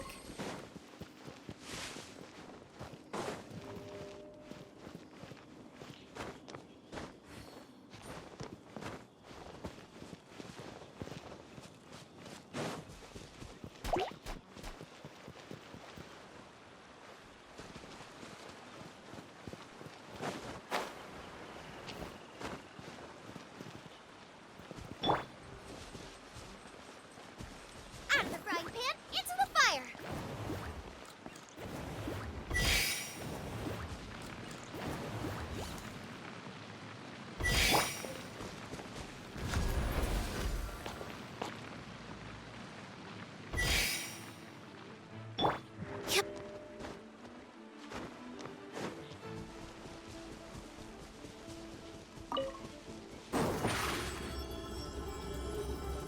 Surprise!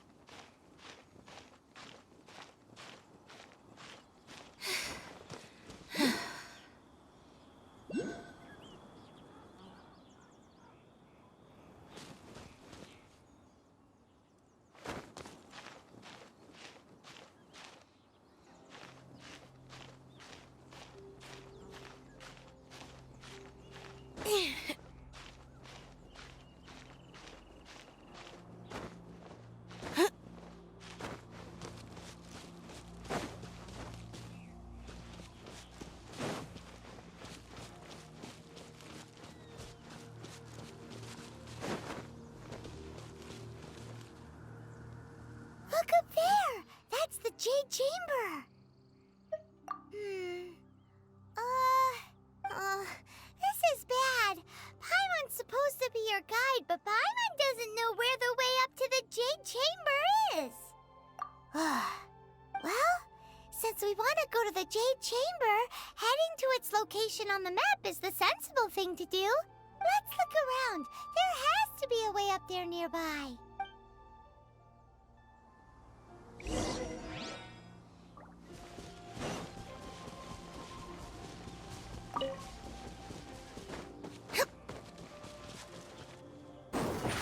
Over here!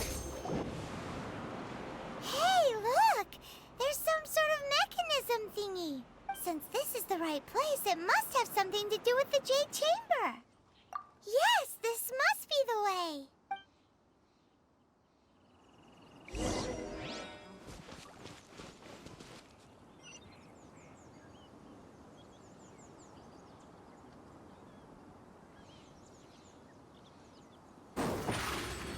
Step on us!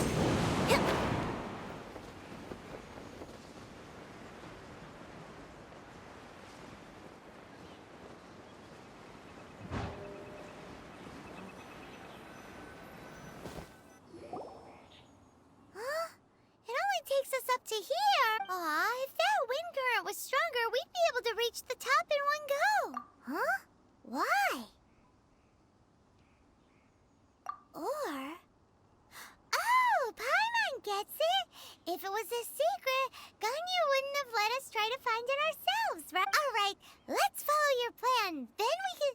Oh, hang on a moment. Look down there. Looks like we've gotten close to the Guizhong Ballista. Paimon has a new idea. Why don't we shoot you up to the Jade Chamber using the ballista?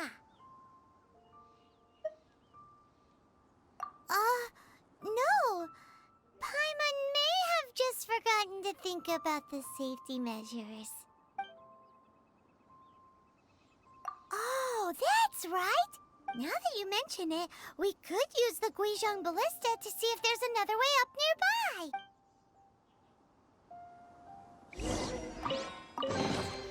Just as I expected.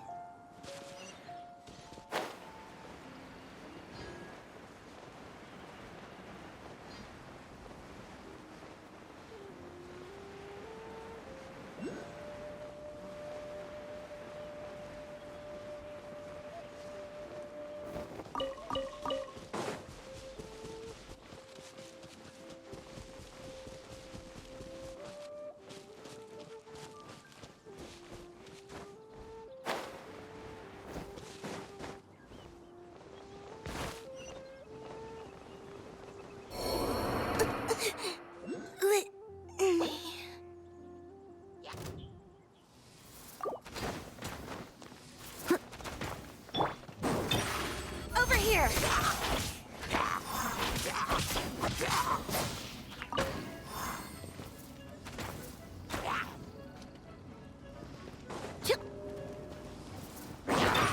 Step on up!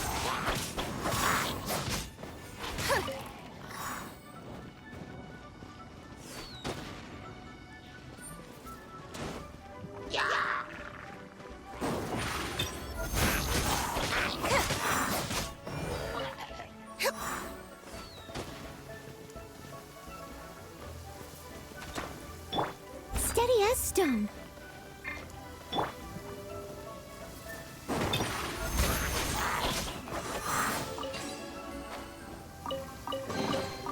The scent of treasure.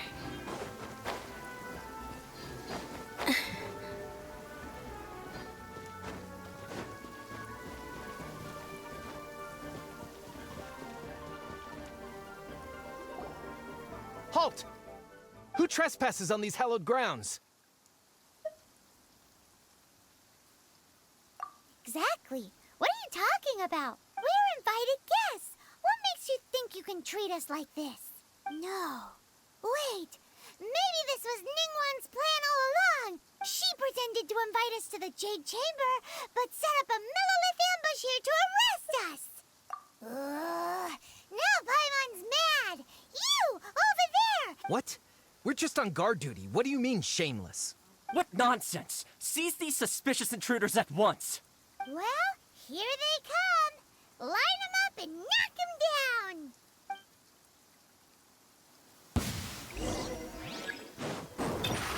Over here! I must leave no stone.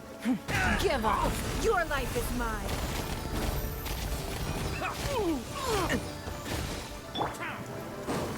Step on up! Be amazed!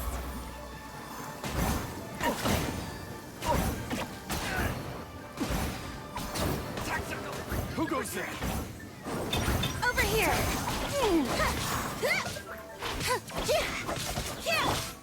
Don't waste my time.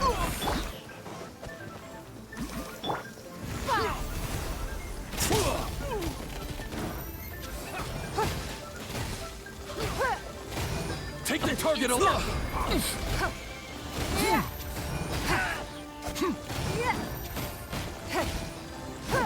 Lithic Triad!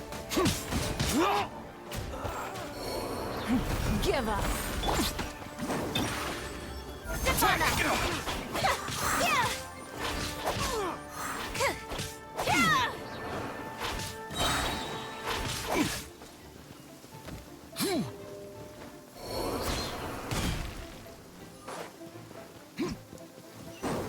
Over here! Rested! To arms!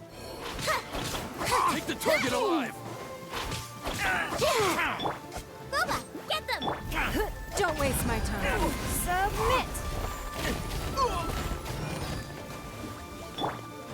Steady as stone. Attack!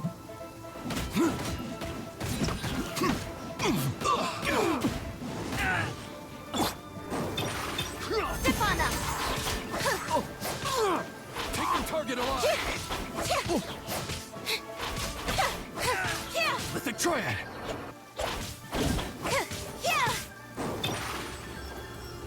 Surprise!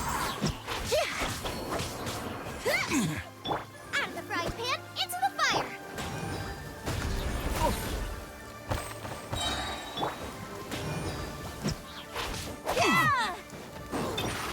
Zip on them!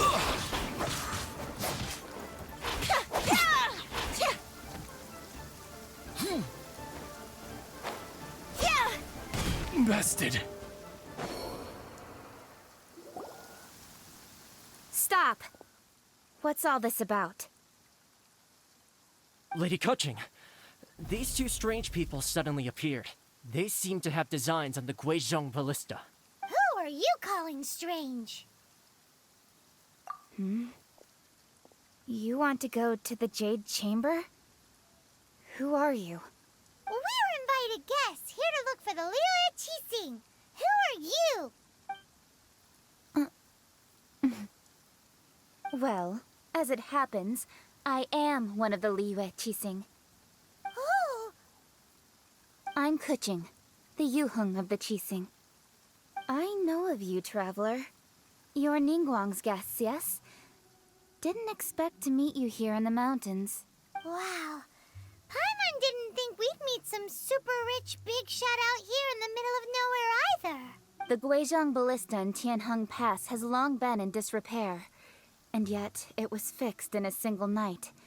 I came here to investigate that occurrence. These Millilith are just here to guard the scene, not to arrest anyone. So this was all a misunderstanding? Paimon never would have thought. Anyway, for a mortal to be able to repair an Adepti mechanism is quite the mystery, even to the Qixing. That was... Huh? Oh, right. So, Lady Yuheng, might you have any idea why Lady Tianquan invited us to go to the Jade Chamber? Just call me Kuching. I'd say that Ningguang's purpose is to request that the savior of Mondstadt take a more neutral stance. Or at least, to not wholly side with the Adepti. We're not taking sides. We spoke with the Adepti. They want to protect Liyue as well. When you say protect, you're referring to their sanctimonious arrogance, aren't you? Huh? You are mortals, and thus under their protection. There was no way they would have regarded you as someone with the ability to assassinate a god. Naturally, they would also regard Ningguang's locking down the area, questioning the citizenry, and pursuit of the assassin to be pointless work. Perhaps they even I'll say it like it is. They're underestimating us. Well, you've got a point there. Still, this is the first time Paimon's seen a person from Liyue who doesn't respect the gods or the Adepti. Should I respect the shallow sense of time and condescension to mortals that has caused them to delay in moving against us, Qixing? Forget it. I shouldn't speak of them this way. This skepticism is mine alone, and Ningguang does not share it. Either way, I will admit that the actions of the Adepti this time were quite restrained. Rex Lapis's death is indeed an extraordinary circumstance. But to think that they would call for a council of Adepti rather than come down here directly. How surprisingly civilized of them. Well, for Ningguang, she would talk anything and everything out if she could. But I doubt we can do that here. The time of the Adepti has long passed. If even the Liyue Qixing don't want to face that truth, then what future is there for Liyue? Another super bold statement. I'll stop here. Honestly, I hadn't intended to say so much. But you're a good listener, traveler. You should both be off to the Jade Chamber. Don't be late now. Ningguang's schedule is packed to the gills all the way till next year. The cream of Liyue's mercantile crop all see ascending to the Jade Chamber as the greatest honor. Each brings rich gifts as they visit, all to curry a little favor with Ningguang. Favor?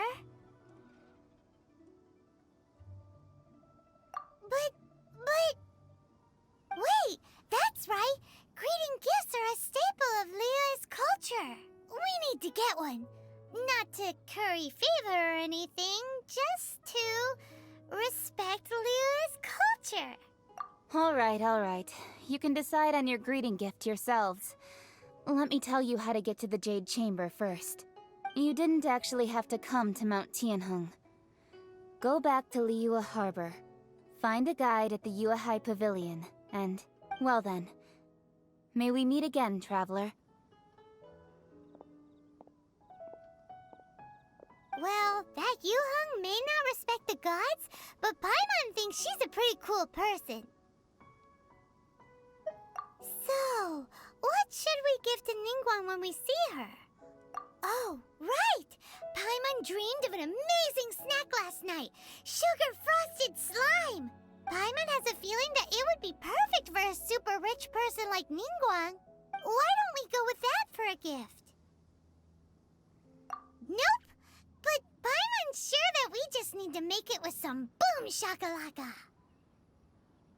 Let's go gather ingredients. Time waits for no one, and neither will our riches.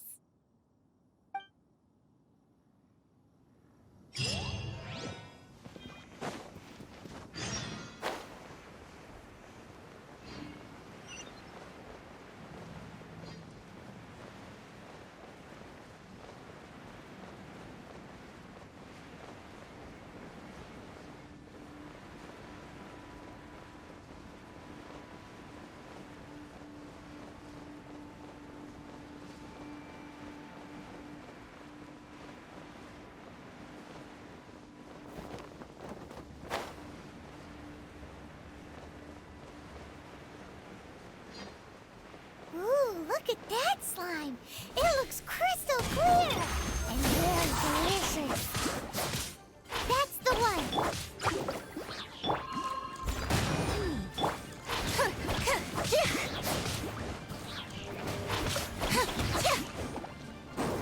Over here!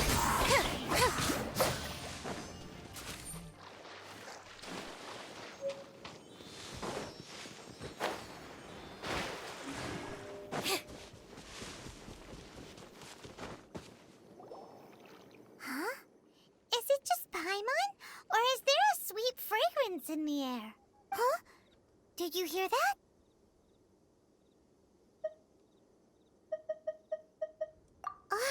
No! That was definitely someone in trouble. It came from those ruins over there. Uh-oh. It looks like the treasure hoarders have locked someone inside.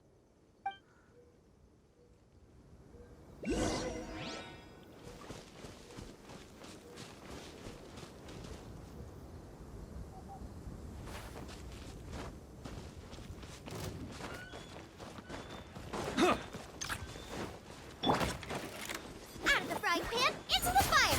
You're toast!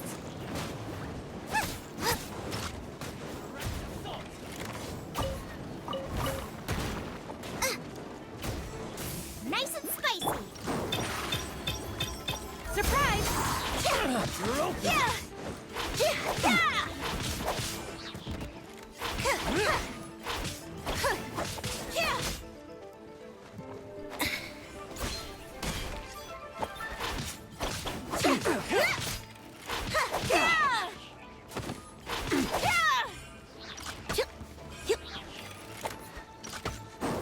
Over here!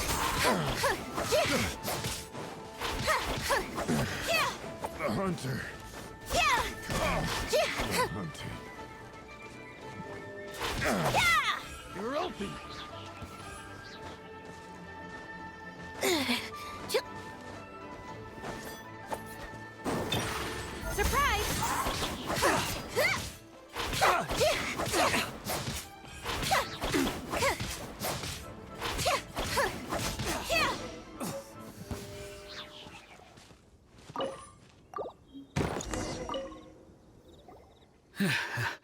Thank you for your help. kind travelers. If you hadn't come to my aid, I surely would have rotted in this cell. Those treasure hoarders, when their mood was good, they'd rearrange those pots of sweet flowers. When they were in a bad mood, they'd rearrange my face. Aw, it was nothing. I understand. Don't worry. I will compensate you both. Don't say that. I only escaped this predicament because of you. I'm Meng Dan, a supplier for Mingxing jewelry in Liyue Harbor. I often walk around these mountains in search of antiques. I never expected that those treasure hoarders would have their eyes on the same ruins that I had. Before I knew it, they'd caught and imprisoned me. Is there anything that you lack? Antiques, treasure, various knickknacks, you name it. Well, as long as you want what I have to offer, of course. Wait a moment. Actually, we are looking for something. Oh? And what might that be? Do you have a box that can store presents? We'd like a pretty one. The kind that you can use to store snacks. Of course we do. How can one sell antiques without gift boxes? At Mingxing Jewelry, we have the best gift wrapping service in the 7 nations. Now just give me a moment and I'll let the boss know. You can go see her whenever you require that box. Great! Paimon Sugar Frosted Slime now comes in a beautiful package.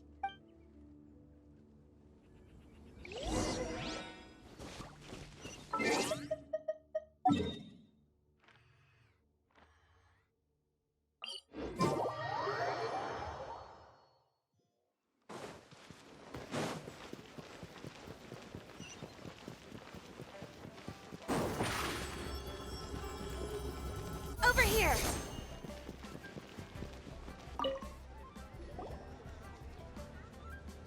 Hey there! A guy called Meng Dan told us that we could get a nice and shiny box from your store. Uncle Meng already told me about it. Thank you both for saving him. Many of the best goods in our store were found by Uncle Meng. If anything were to happen to him, it would be impossible for us to continue doing business. Here, this container is itself an antique, with at least 140 years of history. It's already been cleaned. Will it do? Yep. It's great! Hang on a moment. Could we borrow one other thing? Sure. Please help yourselves. As long as it's on our shelves. Traveler, this clay pot looks really awesome. If we use an antique as our mixing bowl, we should be able to make a great snack. It's done! The one and only sugar-frosted slime! Carefully now. Oh, yes. You might want to use these 2 freshly picked flowers as decorations, too. Woohoo! It looks beautiful! Great! Now that we've put all that we've got into this box, let's go to the Jade Chamber to see Ningguang.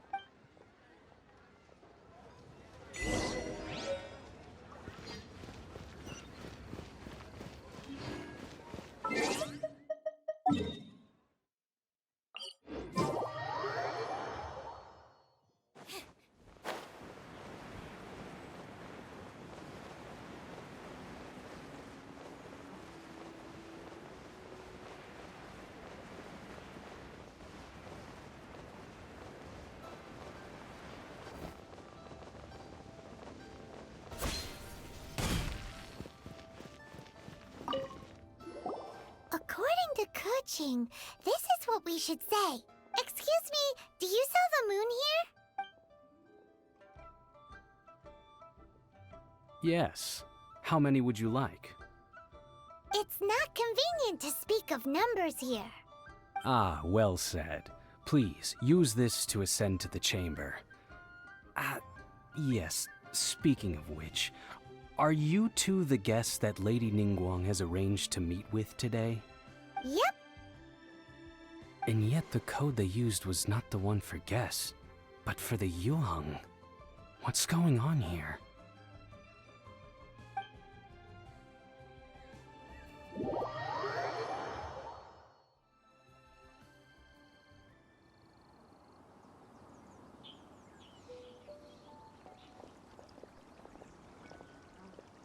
I've been waiting for you, returnee from Joyun Karst. It's Ningguang! Since this is our first meeting, we've prepared a gift. I hope you like it. Oh, for me. You have my thanks. It seems that I have made things difficult for you, considering that you were supposed to be my guests. Oh no, it's nothing. This palace floats in the skies, higher than the peak of any mountain. From this vantage point, one may survey all of Liyue. I have been gathering the funds necessary to build it from the time I began learning the merchant's craft. And since becoming the Tianjuan, I have spared no effort in hiring the best craftsmen to constantly extend it. At first, it was but the size of one room. Now, it is large enough to blot out the moon in the skies above Liyue. One day, I believe it will overshadow all 7 nations. Not many from outside Liyue earn the right to ascend to the Jade Chamber. But I have been in correspondence with the acting Grand Master of the Knights of Favonius, who spoke highly of you. As such, I have been putting eyes and ears out ever since you reached Liyue. What? And I finally got wind of your movements when you were on the way to Wangshu Inn. Wait! Was Vergoldet one of your people? Just Vergoldet? No. Everyone at Wangshu Inn is one of ours. At the Guizhang Ballista, yes? You weren't peeking on us from the skies the whole time, were you? I fear that peeking would have been a little difficult from this altitude. Our eyes and ears are more than sufficient. You two are very interesting people, after all. It would be natural to take an interest. Well, I wouldn't expect you to trust us, considering that you have had far more interactions with the Adepti. The reason I invited you here was to clear up some misunderstandings.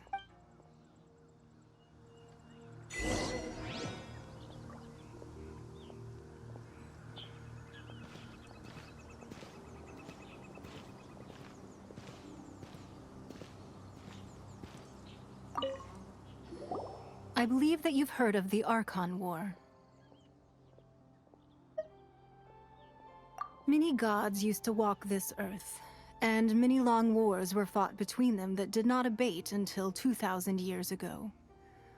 Much blood was shed, and many lives were lost. In the end, only 7 victors remained standing in Tevat.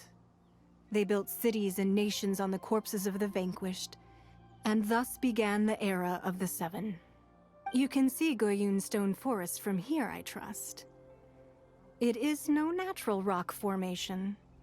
Those are giant spears of rock hurled by Rex Lapis during the war. Beneath the spears lie those cast down by Rex Lapis in those days, gods that failed to seize the title of Archon. Not only is it true that gods may die, but so too has the membership of the 7 changed over the last 2 millennia. Rex Lapis's passing is an unimaginable disaster for Liyue, but the Order of the 7 will not collapse simply because of that. Another Lord of Geo will arise sooner or later. Yet, how are we to forget Rex Lapis? When that time comes, the relationship between the people of Liyue and the gods and Adepti will surely be different from before. Even in a new era, the Liyue Qixing remain Rex Lapis's former subjects. Do you really think us capable of having played a part in his demise? Of lacking the foresight to see the certain repercussions? That day at Yujing Terrace, it was also very sudden. Even I was caught completely off guard. You were there, you no doubt saw. But our enemy has long lain hidden within the harbor. If we do not act against them now, they will surely gain the upper hand. Hiding the Exuvio was a necessary maneuver to take the initiative back, to play the spider while our foes scurry about. Who's this enemy you're talking about? What do you think, Traveler? Huh? What are you two talking about? Well answered.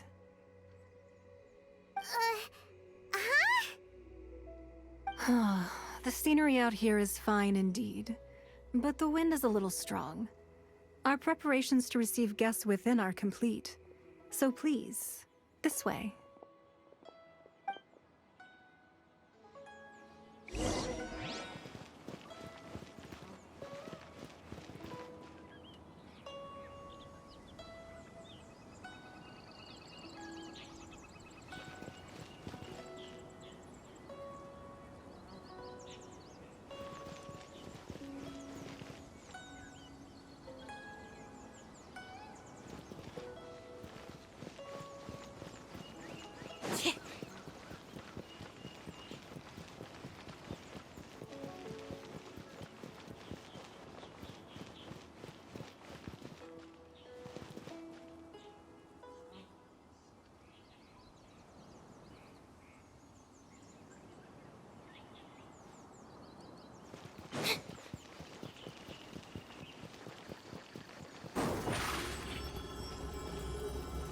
Step on up!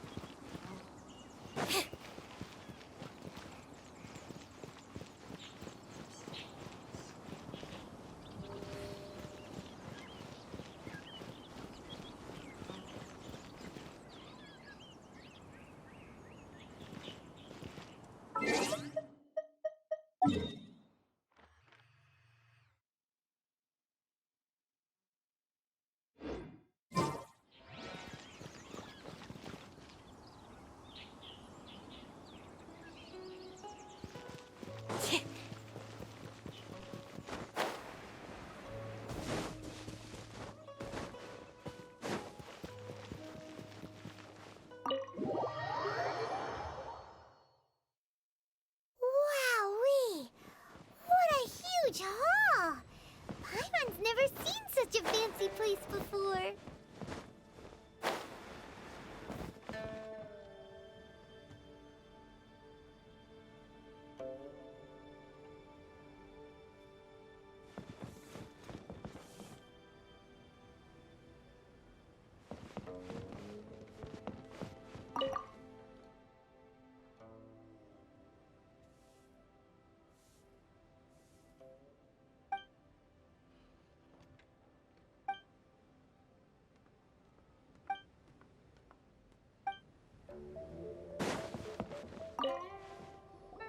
Be at ease, you two. Make yourselves at home if you wish. Can we really? I have invited you two here as friends. And when friends come over to play, our enjoyment comes first. Naturally. Ooh! Isn't this that legendary wall? Why, you've kept your ear to the ground, I see. That's because even the storytellers are talking about it. Everyone's after a piece of paper from that wall. It's super famous. That's because that wall records Leo's secrets. Merchants have always been attracted to secrets. But the secrets of the mercantile world are of no interest to you, are they, traveler? You're rather special, really, and I think you're quite aware of that. If possible, I'd like to have your trust. But if you were to choose the more trustworthy person between myself and Kuching...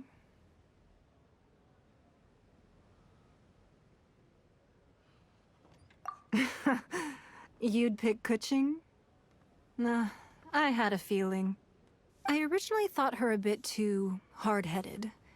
With someone of her character on the Qixing, I've had some extra messes to clean up behind the scenes.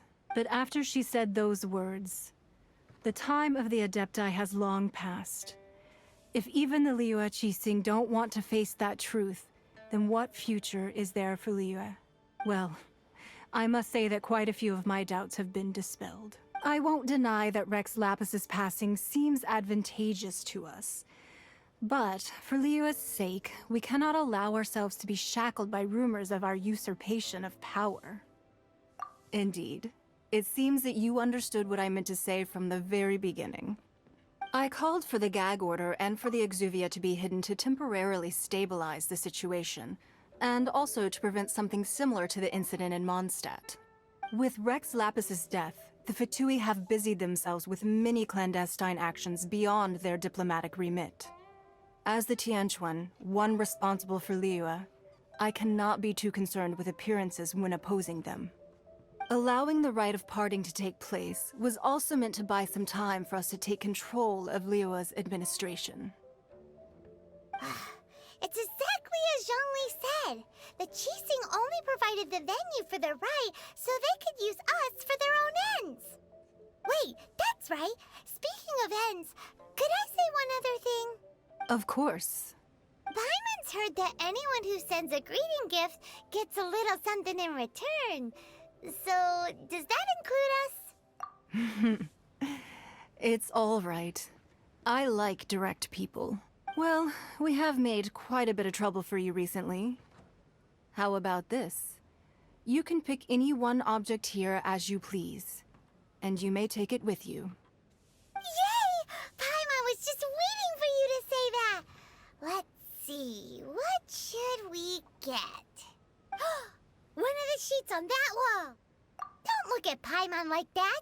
One of these sheets of paper will sell for crazy prices, even if it's only as large as Paimon's fingernail. Just imagine how much more a whole untorn sheet would sell for.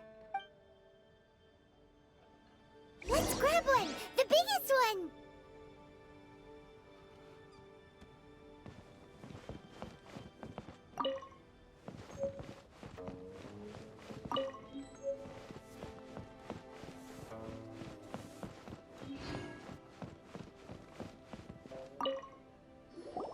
Huh? Well, that was an easy search. The biggest sheet is right up there in the most obvious spot. Let's go with that one. La la la la la. Let's see what's written on it. Huh? There's a place marked with a circle on here. Oh, could it be treasure? Whatever it is, it better make us filthy rich. Let's see what's written over here. Sigil of permission, something, something, Fatui, research, copy. Huh? Aw, that doesn't sound like treasure at all. This piece of paper shows that a Qixing spy discovered traces of classified Fatui research on the Sigil of Permission.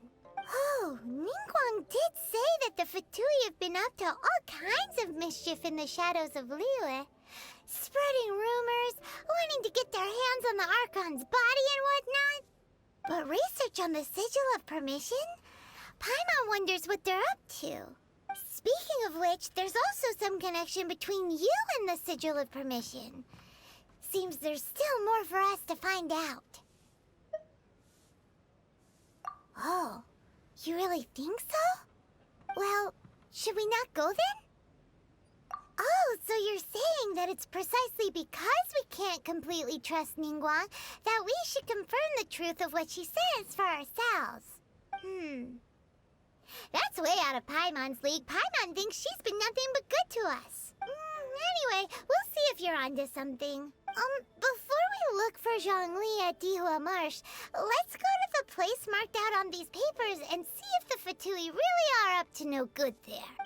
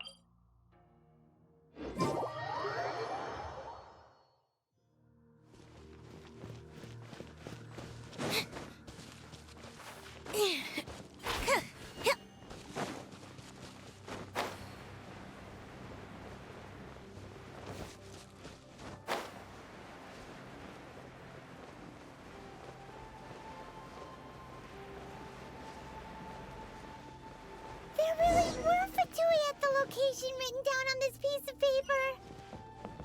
And they look really mad at us, too.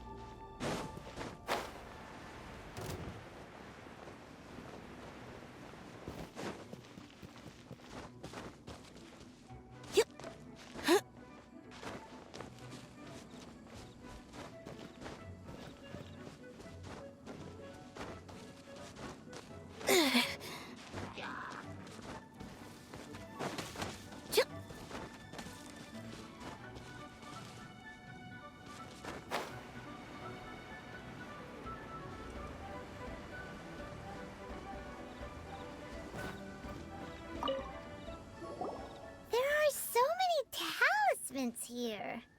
And some stacks of blank paper, too. What are they for? Paimon's seen this pattern before. But where? Oh, Paimon knows! It looks just like the sigil of permission the child gave you.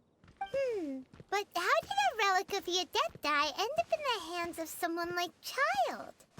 Oh, that's right. Cloud Retainer said that when the Lord of Geo created the Sigil of Permission, it wasn't to be used as some old relic. Talismans like that were once used in the Archon War to channel divine powers. Maybe the Fatui are copying the Sigil of Permission in hopes of achieving a similar effect. Being able to channel divine power in battle? Whew, that sounds pretty dangerous. And the plot thickens. We'll need to keep an eye on Child, that's for sure. Alright, that's enough sticking around here. We gotta go meet up with Zhongli soon. The last stop on our rite of parting preparations tour is Dihua Marsh. Let's go! Paimon hates being late.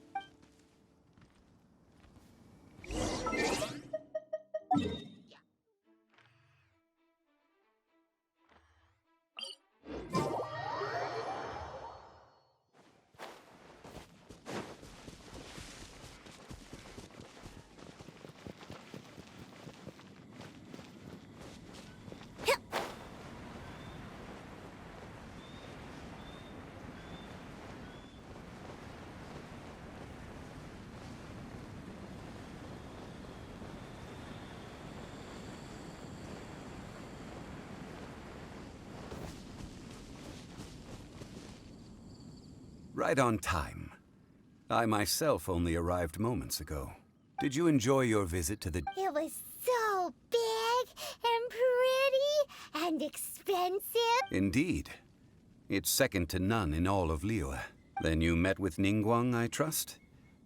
What did you talk about with her? She's super rich and so Yeah, her take on Ningguang is quite different from Paimon's. She thinks that even the tactless Yuheng is more trustworthy than her. Oh. So you also met with Keqing then? What did she have to say? She said the time of the Adepti has long passed. If even the Liyue Qixing don't want to face that truth, then what future is there for Liyue? No respect for the divine. Indeed, contrary to the ever-bold Keqing, Ningguang is more of a businesswoman at heart. Though they are both members of the Qixing, although she's friendly, there's no way of clearly discerning her true intentions. Yes, she has only relied on herself to rise to her current position. No ordinary person could ever achieve that. It's said that she's the one behind the constant expansion of the Jade Chamber. It's the second most important thing to her. Even if she ever gave up the position of Tianquan, she would never give up the Jade Chamber. The Jade Chamber is only second. What's the most important thing to her then? Why, Mora, of course. All Ningguang talked about was the Fatui this and the Fatui that. She said that after Rex Lapis was murdered, the Fatui have constantly been trying to sink their fingers into Liyue, and that they aren't to be trusted. That is how the Fatui have always been. It doesn't surprise me in the least. No matter what they may be planning, you must be careful when dealing with the Fatui. Always be on your guard. So need to get for the rite of parting in Diwa Marsh? Yes, as a matter of fact, there is. Today, we'll be gathering wild glaze lilies. Glaze lilies? But why did we come all the way out here? Doesn't the garden in Yujing Terrace have some? Even Chingsa Village has glaze lilies. Oh, right! Paimon remembers that Madame Ping is always tending to flowers. Maybe we could ask her. No, those lilies have all been gardened by people. They won't do it all.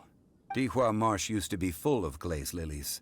It is a sort of joyful flower that listens to human song. Before the Archon War, Dihua Marsh was all dry land and fertile soil. But the war caused landslides, and the land was flooded, turning it into the marsh you see now. Nearly all the glaze lilies were wiped out. Of course, there are some kinds of flowers that have been preserved and gardened by people in the city. But very few people know that glaze lilies may still be found in the wild. Wild glaze lilies have the strongest fragrance. If we want to follow the true tradition of the rite of parting, we must grind up the wild lilies and place the powder in a censer of everlasting incense.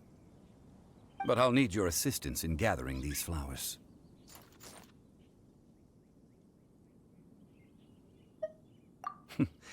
That's correct. Your singing will surely bring out the strongest fragrance from the flowers. So how good is your singing? Really? Why doesn't Paimon believe you? We'll only know once she starts singing.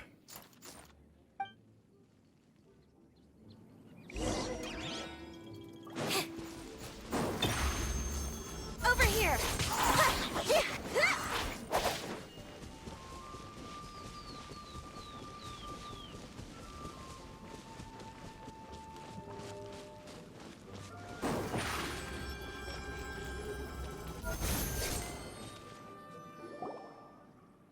It's time to sing, whenever you're ready. Da da da da da da da da da da da. What happened? These flowers are jumping. They look really angry. Is it because you sang a song for Mondstadt that they don't understand here in Liyue? Cue the spotlight! Yeah!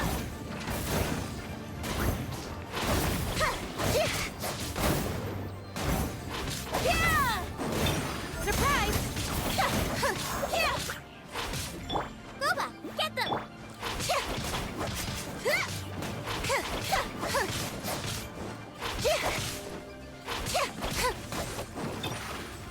Step on them! Yeah! I'm the frying pan! Yeah!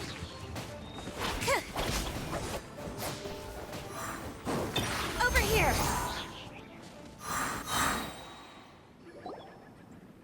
Those weren't glaze lilies. Glaze lilies wouldn't hit people. This little monster is known as a whopper flower. Strange. These petals look interesting. The glaze lilies used as a disguise were buried with the whopper flower for too long. The result seems to have surprisingly potent medicinal value. Let's collect what we can of these petals. Well, that's nice and all, but will those petals... Unfortunately, no. That's so lame. Excuse me. Are you searching for glaze lilies? Oh, hey! It's... What's-her-face? Hello, traveler. I'm surprised you still remember my name. Ah, that reminds me. How was your visit to the Jade Chamber? Well, it sure would have been better if you told us how to get up there. Didn't I tell you the way? Surely I did. Nope. We found the way on our own.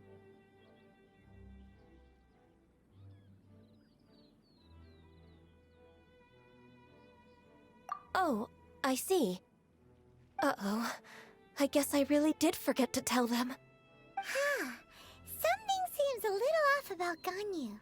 She's acting different from the first time we met. Where's her serious attitude now?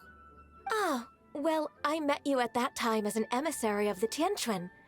But now, I am simply out on a stroll to see the flowers. You came all the way out here to see the flowers? Why not just enjoy the gardens of the city? Yujing Terrace is where Rex Lapis parted from this world. If I strolled through those lonely gardens now, I wouldn't be able to bear it. Whenever my duties take me near Yujing Terrace these days, I draw the windows to block my view of the gardens. Oh, sorry. We shouldn't have brought it up. No, it's quite all right. I just haven't processed my emotions yet. When the Archon War came to its end 2,000 years ago, the first iteration of the Seven would gather in Liyue and drink with Rex Lapis. But 5 of those original 7 had already passed before Rex Lapis. It's truly a changing of the guard. Yes, now that the spirit of Rex Lapis has returned to the heavens, only Barbados of Mondstadt remains of the first 7. The other 5, including Inazuma's Raiden Shogun, are no longer the same friends from 2,000 years ago. Of the current 7 Archons, the youngest is Sumeru's god of Dendro. She is merely 500 years old, whereas Rex Lapis was more than 6,000 years old at the time of his passing. This means that Liyue had been under Rex Lapis's rule from the moment it was first founded 3,700 years ago. The city has never had to bid farewell to its deity. So what do you think of this farewell? Huh? This is a little sudden. As a mortal, I've never dared to imagine a Liyue without Rex Lapis. But as an Adeptus, I think I will eventually come to grips with reality. Since Rex Lapis has passed, the time of Liyue's contract with the gods and Adepti has now reached its end. Huh? Did you just say, as an Adeptus? Yes, I am a mix of human and Chilean. Adeptus blood flows through my veins. I fought for Rex Lapis and the city of Liyue during the Archon War. After the war ended, I signed a contract with Rex Lapis and took the position as secretary for the Qixing. I've continued those duties to this very day. Well, let's save that conversation for another day. You say that you are here looking for glaze lilies? I also know where wild glaze lilies can be found. See, I've just picked one myself. Here, you may have it if you wish. We dare not refuse it. Oh, so did you sing a song before you picked the lily? Indeed, I did. I know this tradition well. In fact, I sang a local Liyue ballad to it. Wow, so you really know your stuff, too. Thanks, Gunyu. No, it is you who I should be thanking. If not for this chance meeting, I never thought that I would be able to contribute to the upcoming farewell for our ancient lord. If you would excuse me, I should return to my work now. Good luck. And that just about does it. Our preparations for the rite of parting are mostly finished. Given the ease of picking glaze lilies, I think this was a fitting end to our tasks, in more ways than one. Yeah, Paimon can already imagine him starting a business in Liyue. I've had enough ventures in my life already. Beginning a new undertaking is always difficult at first, and requires no small amount of effort. And once business is at full steam, so you must be careful to take the time to step back and re-examine yourself. If left unchecked, the wear and tear on your heart may go well past mending. Wow. See? Zhongli sounds like he's already seen it all. Alright, I think it's about time we head back to Liyue Harbor now.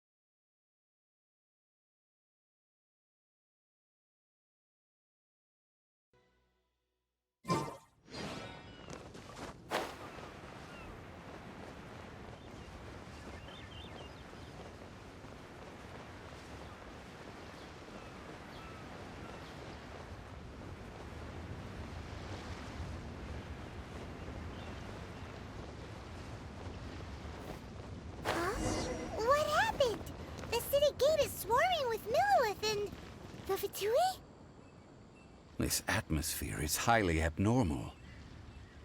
It seems as though something big has happened. We should ask around a little, just to be safe. Ah, you're the consultant to Wangsheng Funeral Parlor. Mr. Zhongli, I presume. The Millelith are watching our every move now. These are desperate times. We mustn't act rashly. Desperate times? The Adepti of Joyun Karst are finally on the move. Do they intend to exercise force?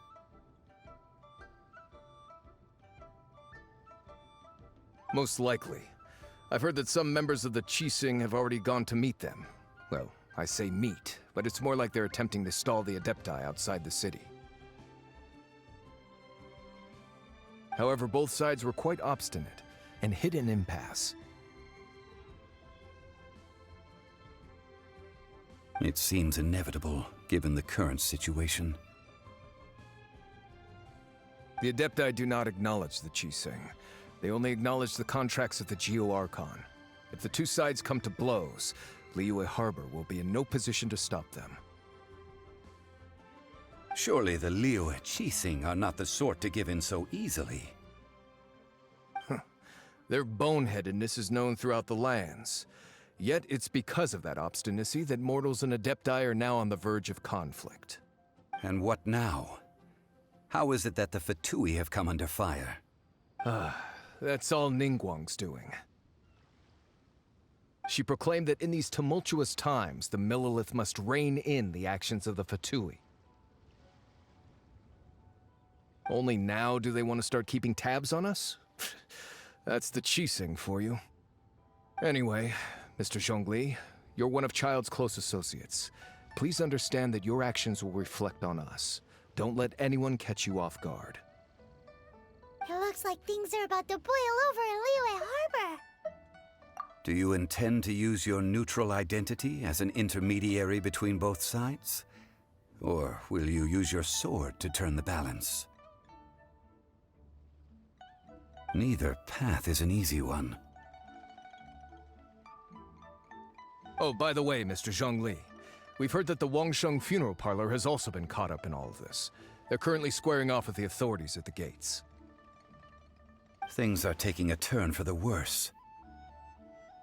I'm afraid I must leave now to handle things back at Wangsheng Funeral Parlor. I hope that Master Hu has been able to keep things under control for the moment. Consider your next course of action carefully, Traveler. If you're trying to prevent an explosion, it may be wisest to look for the fuse first. Having connections with the Fatui seems to be quite the double-edged sword. So what does Zhongli mean by looking for the fuse? Oh, Paimon gets it. If there's anyone that wants to see the whole city turned upside down, it's definitely him. He must be waiting for the moment when no one is watching to do something really bad. But where could we find him now? Where would he go at a time like this?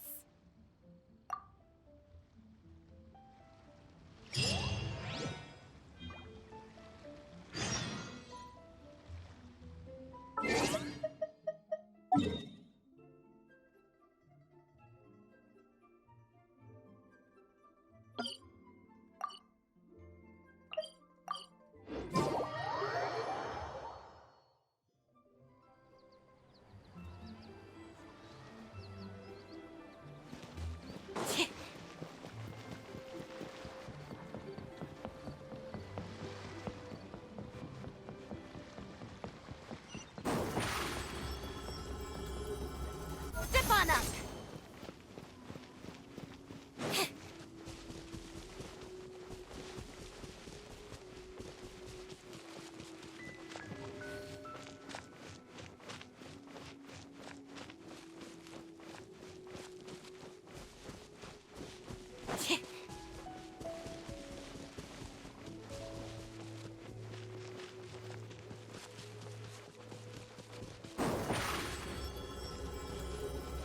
Surprise!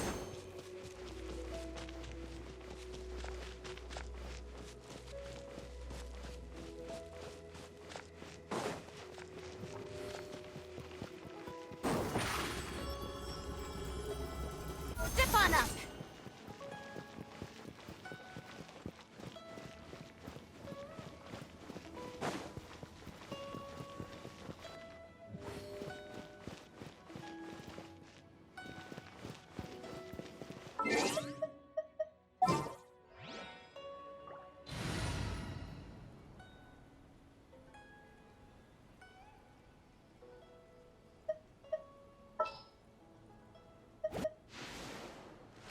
Here, let me help you.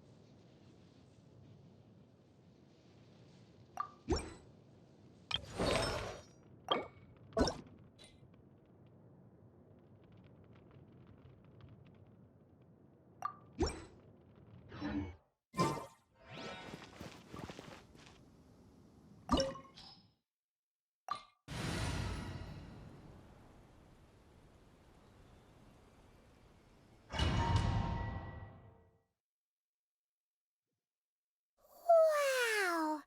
This is the Golden House? It looked impressive enough from the outside, but who would have guessed that it was even fancier on the inside? And this is where all of Teyvat's mora is minted, right? In that case, maybe they won't notice if a few mora go missing.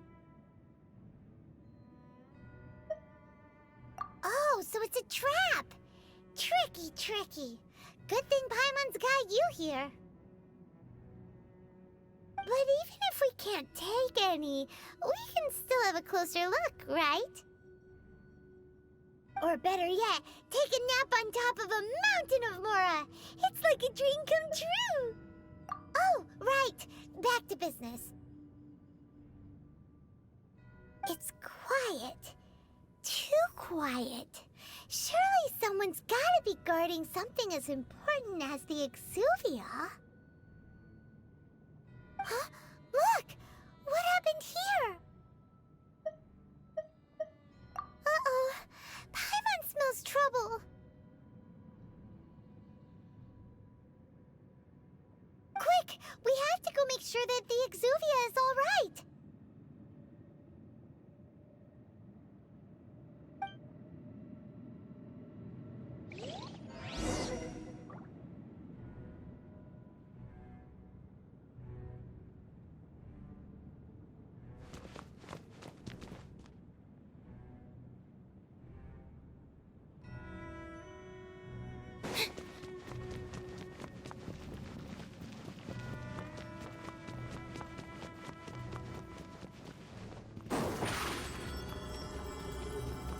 Over here! You've already fulfilled your task as guides, so why do you still linger here? Haven't you already seen enough trouble for today? Huh? Who's there? If you were Fatui, I imagine that you would be entitled to a generous reward from the Tsaritsa herself. But now, you're nothing but dross, and you're in my way. Although I'm deeply grateful to you that I was able to effortlessly find this secret location, don't you think that trying to stop me now would just be wasted effort?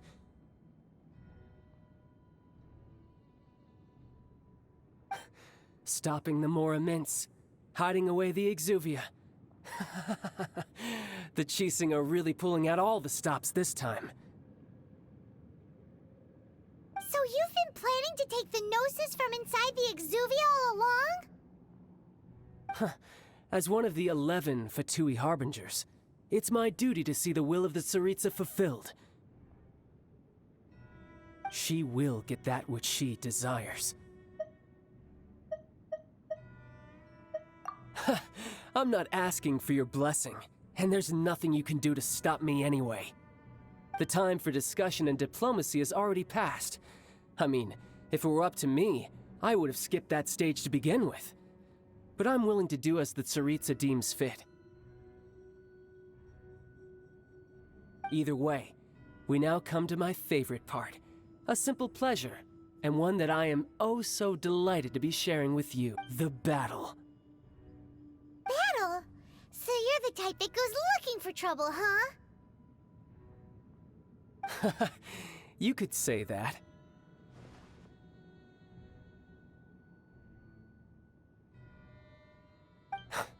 When Signora offended the deities outside the cathedral in Mondstadt, she swiftly left the scene once her mission was accomplished. Instead of confronting you directly, she chose to rely on the snow and ice to make her escape. She wouldn't want the knights to come running towards the sound of battle now, would she? When she faces a worthy opponent, she will prioritize her mission, weigh the outcomes, and consider the consequences of her actions. But as for me, the greatest pleasure of being a Harbinger lies in crossing blades with strong opponents. We won't let what happened in Mondstadt ever happen again! Oh, so you intend to fight me? Good. I won't kill you, Traveler. I'll just play along, to feel the thrill of battle. Besides, you could never defeat me, not even in your wildest dreams. But hey, try to relish the fight anyway, because if you ask me, without that, what else is there?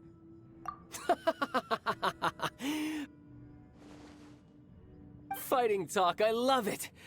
Now let's see you live up to it. This chance is hard to come by, so show me all you've got. So very few ever get the chance to square off with a Fatui Harbinger. So come now, amuse me, and don't you dare disappoint.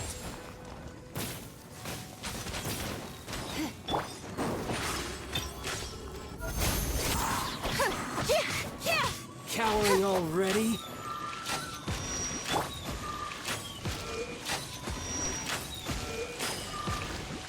Come a little closer. You're in for a little shock. Celestial Voyager!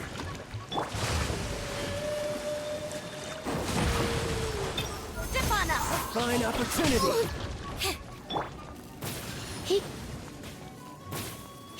You're in for a little shock. Come a little closer. Unbecoming.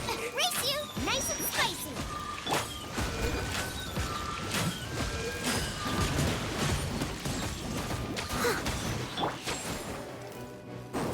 Surprise!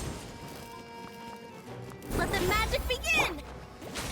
You're wide open! Eat this!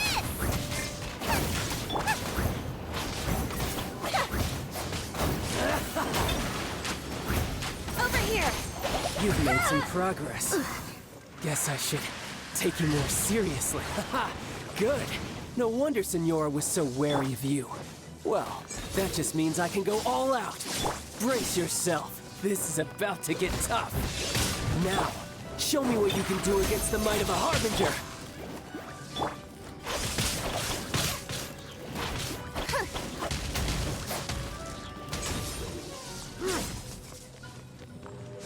Gotcha. No use hiding back there. Didn't quite touch it. Boba, get them! I must leave no stone unturned. This!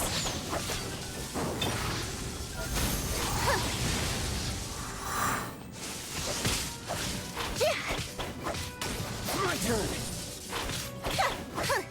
All you do is run. Over here!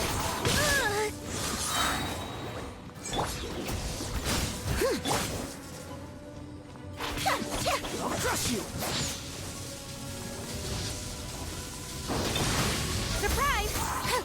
No use hiding back there!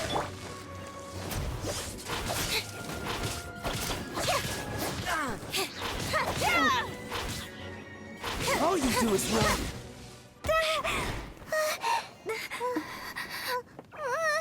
Not bad. Your swordsmanship is quite impressive. But that's about as far as you'll get.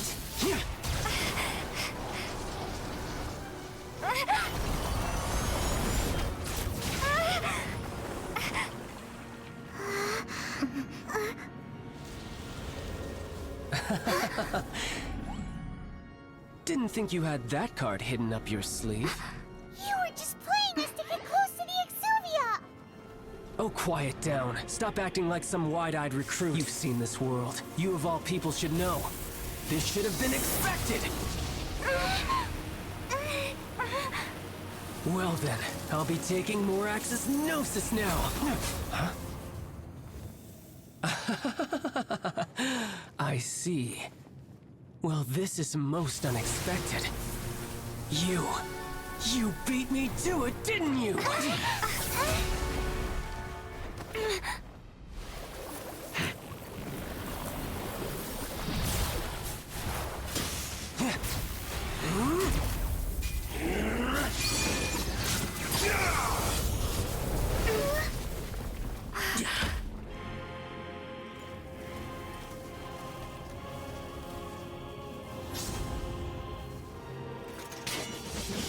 Not bad.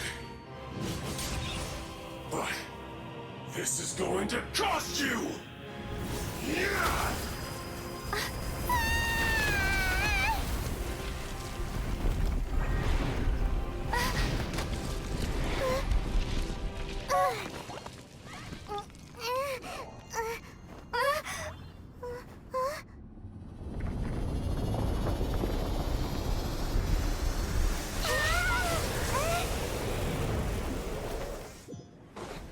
You got to the Gnosis ahead of me, didn't you? Did you simply move faster? Or did you leak the information regarding the Golden House to me on purpose? No matter. Hand the Gnosis over, now! Don't make me take it from you! Take it?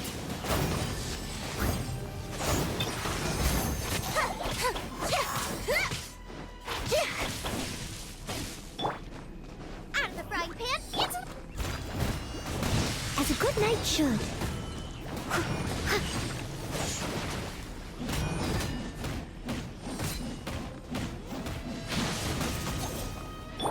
nice and spicy. You're toast!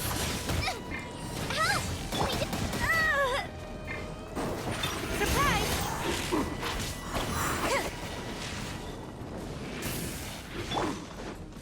Leave it all to me.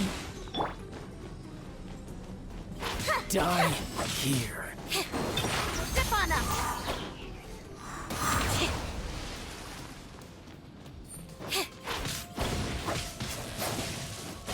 I'll live.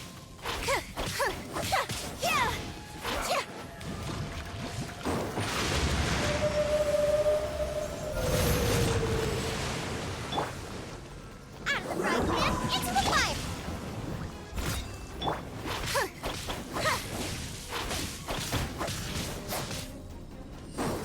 Over here!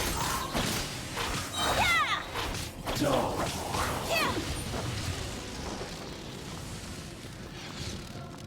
Yeah! Step on up! Yeah! Some you win, and some you lose.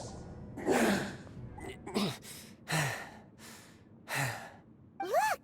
Child's back to normal again. Well then, time to cool off. It seems the burden of the foul legacy transformation was too great for my body. I lacked the opportunity to think this through. And now that I consider the matter more carefully, you never had any chance of beating me to the Gnosis. You had no connection to the Gnosis, no matter where it had been taken. That's what we've been trying to tell you. We didn't take it. Your show of ability today far surpasses that of Signora's initial assessment of you in Mondstadt. Tell me, how could that be? You already know the answer, don't you? I can see it in your eyes. But if that is a secret you wish to keep, I guess I'll just have to curb my curiosity. This battle has already left me satisfied. Anyone who strives as I do to grow stronger shall be called a friend, even if our friendship can only be shown in battle against one another. Pretty sure that's not the normal way to make friends. Unfortunately, I must bring this amiable conversation to an end. My quest still beckons.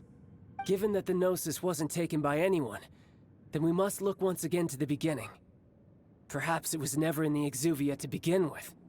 In fact, it might be that the Exuvia was just a diversion of sorts. What? So you mean that...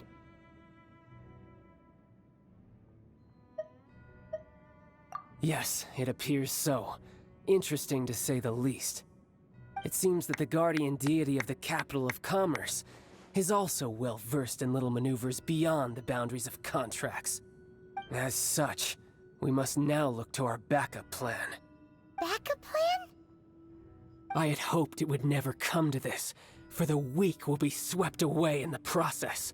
The truth is, the world belongs to those who pursue strength. I seldom willingly involve myself with the weak. Unfortunately, we cannot be picky about our methods as Fatui Harbingers. Children must all learn to eat their vegetables sometime. So what are you planning to do? I will awaken the god that lies dormant beneath Guyon's stone forest. A god? Osial, overlord of the Vortex, who was defeated by Morax, the Geo-Archon in the Archon War, and who has remained pinned beneath the waves by the Geo-Archon's stone spears ever since. If such an ancient god were to be unleashed upon Liyue Harbor, defenseless without the protection of its deity, do you think the cunning Rex Lapis would just stand aloof and watch the ensuing destruction? But the Archon War ended 2,000 years ago. How can an ancient god appear in a world now overseen by the Seven? Simple. I've already prepared the means to awaken it. Hey, those are sigils of permission! Oh, Paimon remembers now. The Fatui have been researching them. Indeed. The one that was given to you was just a byproduct of our research. With the power of so many sigils of permission concentrated in one place, along with that which was bestowed upon me as a harbinger by our Tsaritsa, breaking the subduing might of the Geo-Archon spears for a time should be no obstacle. Using the powers of ancient gods in such a situation fails to interest me, and is largely against my principles. But knowing that such an action will not only force the Geo-Archon to show its hand, but you as well, that makes matters a little more intriguing.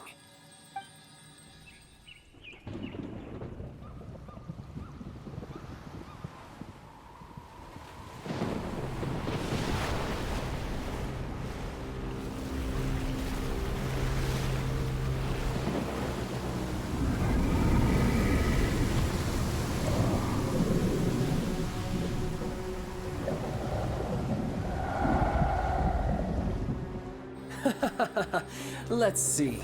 Will the nation that has lost its deity be swallowed up by an ancient malice once more? If you wish to drown together with the people of Liyue, you're free to stay and enjoy the show. Huh? He's already gone. That guy is fast. What's going on?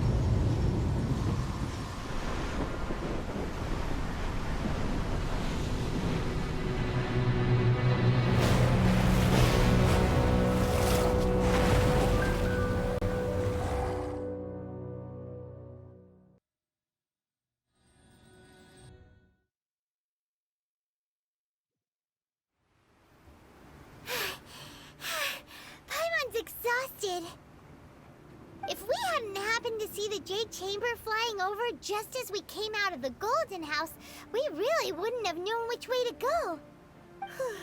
Did we make it in time? Is the Overlord of the Vortex still in the sea? It hasn't destroyed Liyue yet, has it? What are you doing here? Huh? Hold on. It's the Adepti. What are you doing on the Jade Chamber? Paimon thought you were arguing with the Qixing. Is the fighting over? Faced with a calamity of such magnitude, we have agreed to put our differences aside for now and unite against this common enemy. Oh, Paimon gets it. So how do you plan to defend Liyue? Just seeing this Overlord of the Vortex guy puts a pit in Paimon's tummy, even from all the way out here. It's not just you. We've got new Millelith recruits who can't even stand at attention without shaking. The force of an ancient god's presence seems to be too much for ordinary people to handle. Which is why we must stop that monster before it gets any closer to Liyue Harbor. So the Archon War was fought 2,000 years ago against enemies like that thing? Now that's scary. So will the power of the Qixing, Millelith, and Adepti gathered here be enough to stop that god? We've already discussed this together, and our conclusion is... not necessarily. What? But all of you were supposed to be the Guardians of Liyue. Can't you think of something? One certainly could. Huh? The Qixing did once research the matter of the Guizhong Ballista when it piqued their fancy. And as fate would have it, one who did craft the Guizhong Ballista with one's own hands is here. For what could you mortals ever learn of Adepti mechanisms? Yet, it would take one, but a little tinkering to turn this ballista into an engine of war beyond your wildest thoughts. I suppose this is one blessing from the Adepti that we should be thankful for. So be it. We shall use the upgraded Guizhong Ballista to fight off that god. All the Adepti here can lend their strength to man it. We haven't a moment to spare. Our battle begins now. Yep.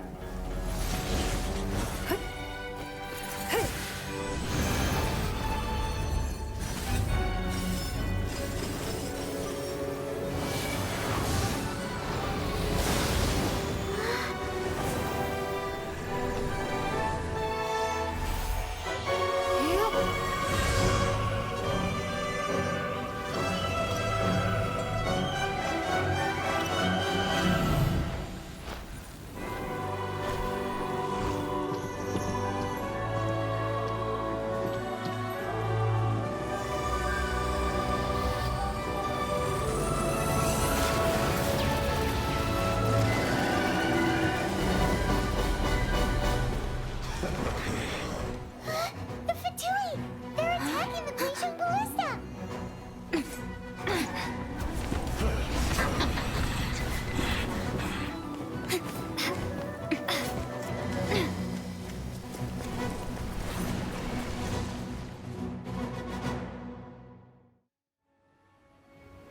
The three Adepti are manning the Guizhong Ballista. Do not let the Fatui disturb their work. All able Millelith, with me! Let's go help too! We Adepti have not faced a god in several millennia. Let one see what you're made of then. What strength remains within you, one wishes to witness.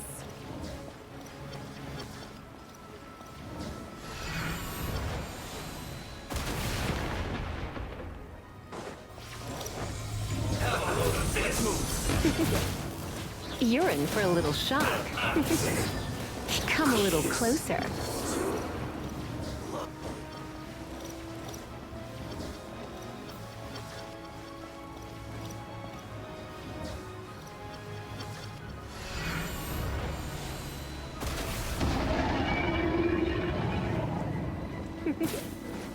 Come a little closer. Looks like I went too far.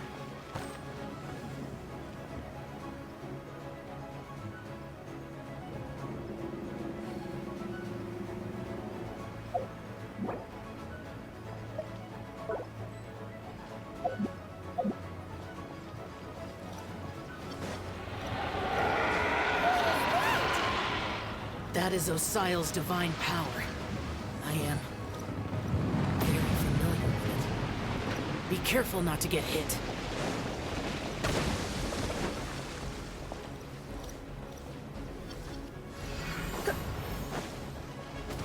The Fatui! Their attacks are unrelenting! How daring. Snezhnai's diplomats will answer for this afterward. Every last one.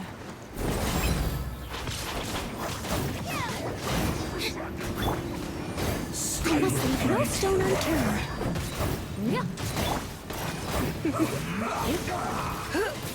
ancient god's attacking again! There are so many Fatui too! We can't Were you about to say we can't hold them, children? No slacking off! Don't lose heart. Here, take this. This is adeptal energy! That light from your body, it's like the time Julius first! Wow, it's Madame Ping's shockwave! This green is really strong! Step on up! My duty at an end. Don't get in the way! No excuse for slacking. Steady as stone. Not going anywhere! Calculated.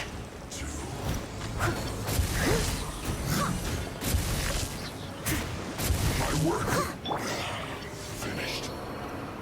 With the blood of the Chilean, I guard you against evil. Cast your fear of injury by the wayside and fight with all your might. I too did this during the Archon War. So this is what Ganyu's like in a fight! My name means swiftness. Take my power and run as I do. We're going too fast!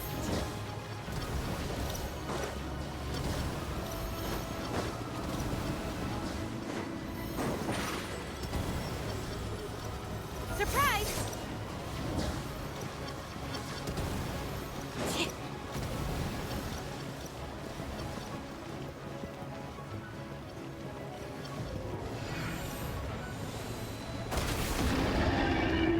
Child, you are strong in body and spirit. Perhaps you can withstand 3 forms of adeptal energy at once. This will hurt a little. Please bear with us. Once you've adapted, try to use them in battle. I guess.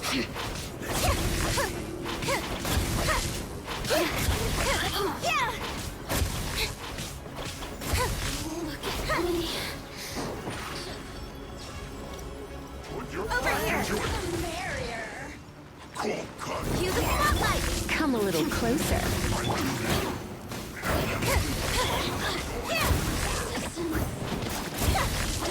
Step on up!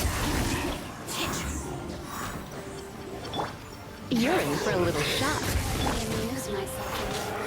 Exercise caution. I fear that the god's power has reached its peak. In other words, if we hold here, there's nothing worse to come, right?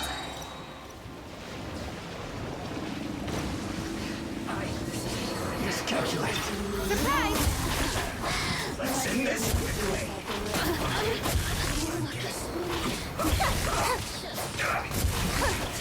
This isn't good.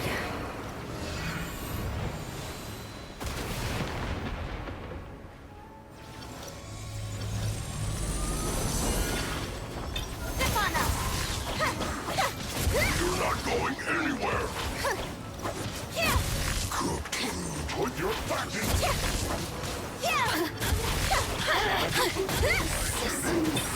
Over here! No slacking off. My duty at an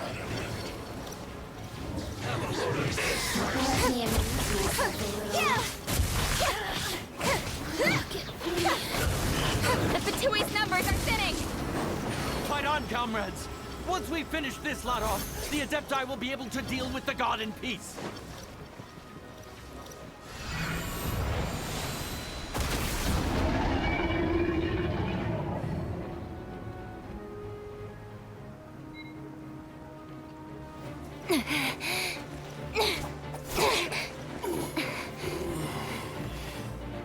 The interlopers are no more. Now we may commit ourselves fully.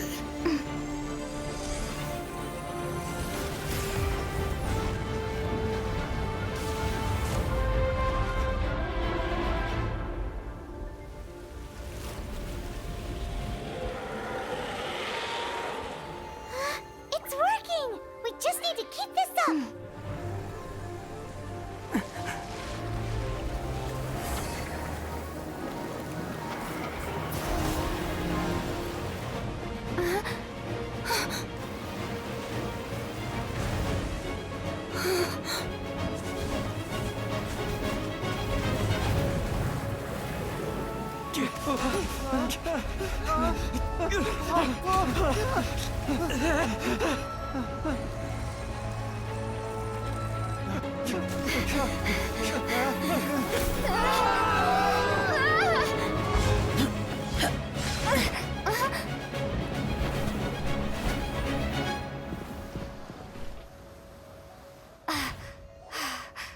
Be careful now. The Guizhong Ballista is destroyed. Without its covering fire, retaliation shall be difficult. But the Jade Chamber is our last line of defense. We can't give another inch, no matter what. I have another idea. What do you mean, Lady Ningguang? I'll sacrifice the Jade Chamber. What is the meaning of this? I understand. Traveler, lend me a hand. Farewell, old friend.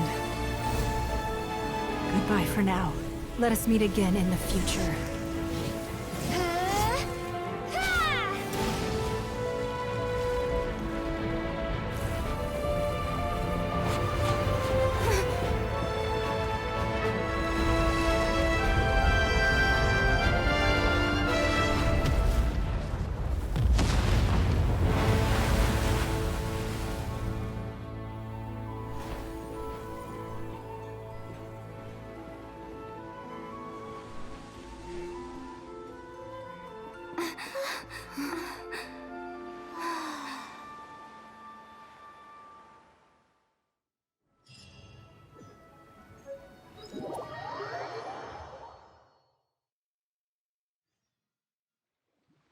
Is it finally over? The ominous aura of that monster has indeed begun to fade.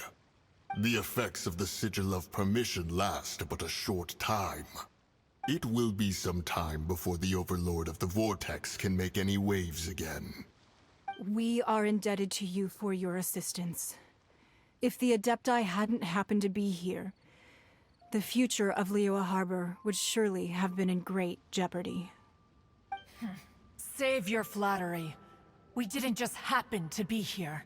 Surely you won't pretend to have forgotten the reason for which we came. Come now.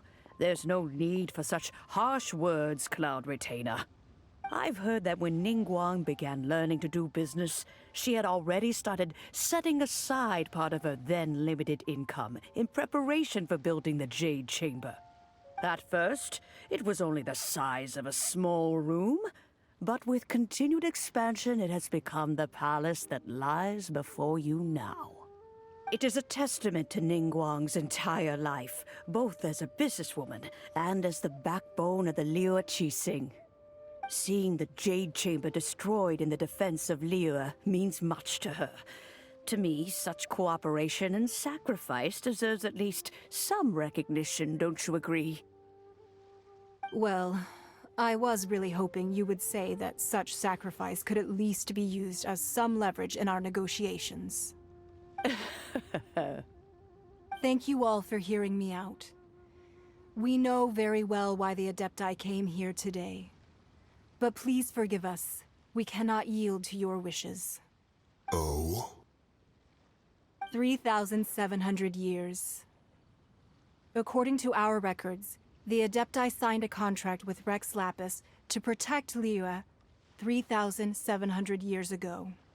Even to this very day, Liyue and its lands have stood the test of time, immovable as stone, just as it was thousands of years before. This is truly no small feat.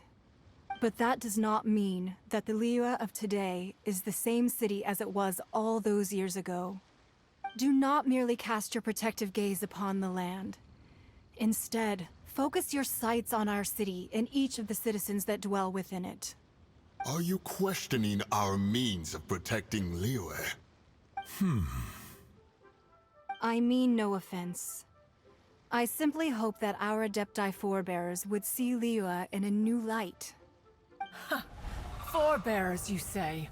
One doubts you would be fit to be part of such a lineage.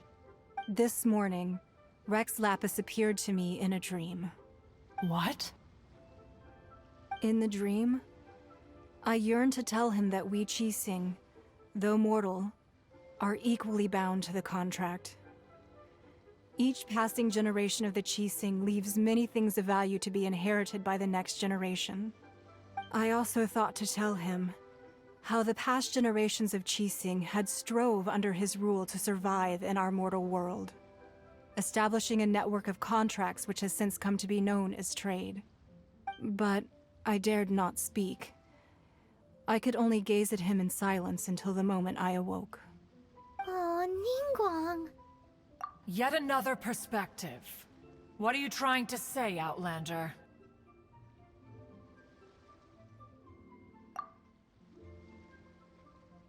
Right! That's something that happened in Mondstadt. It's a story about the Four Winds and the people of the Animal Archon. The Animal Archon sought to quell the strife between the two sides, because he believed that such conflict would only scar the hearts of both, and that nothing good would come of it. Each of the 7 nations has its own scars from the past. Though your point is the very height of simplicity. As Adepti, we've become a laughingstock, to be chastised thus by an outlander who has lent us such succor. All right, all right. Didn't Ningguang suggest that we should focus on the city and each of its citizens? I know I already have, so why not see for yourselves? I apologize for appearing in full armor. I am afraid I cannot show the proper courtesies. And who are you? I am Feng Yan, a sergeant of the Millelith. I have come to extend my thanks to the Adepti. I thought this battle would perhaps be my last. But thanks to the aid of the Adepti, our forces were not as badly battered as I feared we might be. Although I am a mere mortal soldier, I promise to hold the line and never betray the grace given to us by the illuminated Adepti this day. Huh?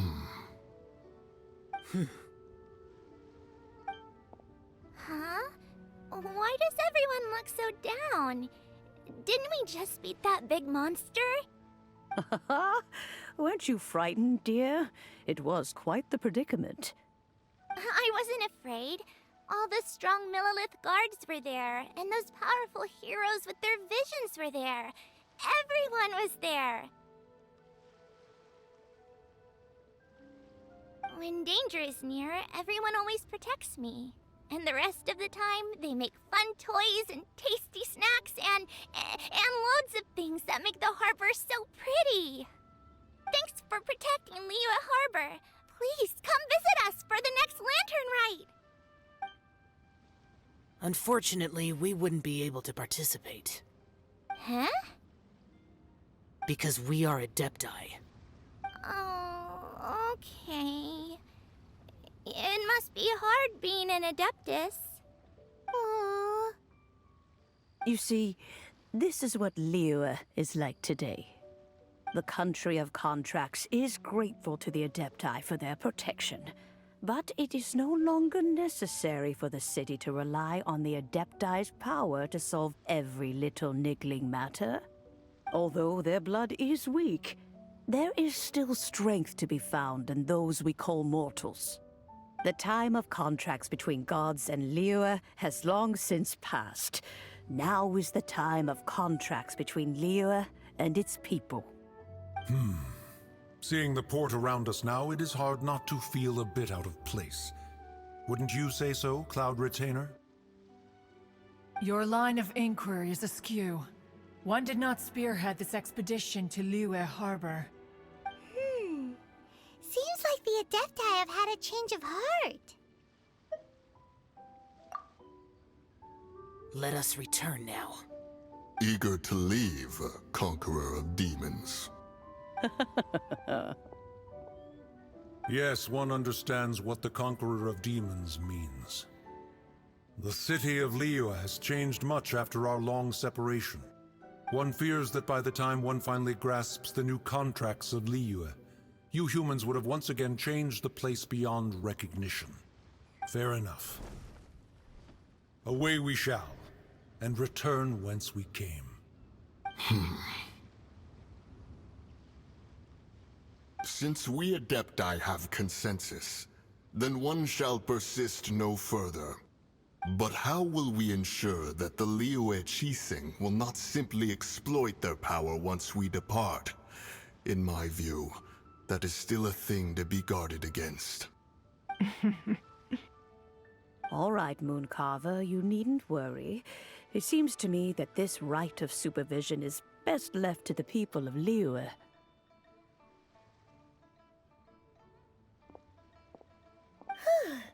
Looks like the conflict between humans and Adepti was avoided. All's well that ends well, huh? Oh, right! It's nice that we've got peace and all, but we're forgetting one thing. Child wanted to unleash the god so he could lure Rex Lapis out. But we were able to handle the Overlord of the Vortex on our own, so Rex Lapis never showed up. Oh, and speaking of that, don't we still need to get to the bottom of that Archon's death, too?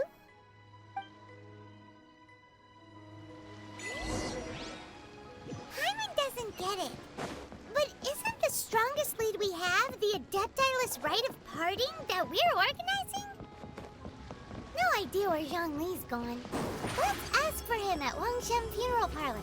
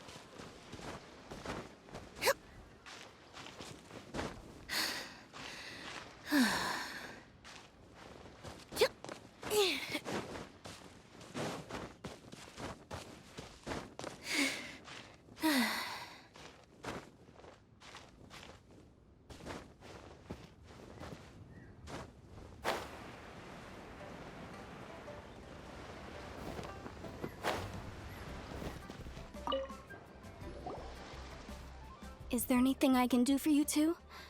I'm afraid that Wangshen Funeral Parlor isn't in the best state to receive guests. We've come to see Zhongli. Could you please tell him we're here? Unfortunately, Zhongli isn't here at the moment. It seems he went to Northland Bank. Doesn't the Northland Bank belong to the Fatui? Last time we saw Zhongli was before we went to the Golden House. Do you think he doesn't know about the attack on Liyue? Visiting the Fatui at a time like this could only mean more trouble. We had better go and make sure that everything is okay.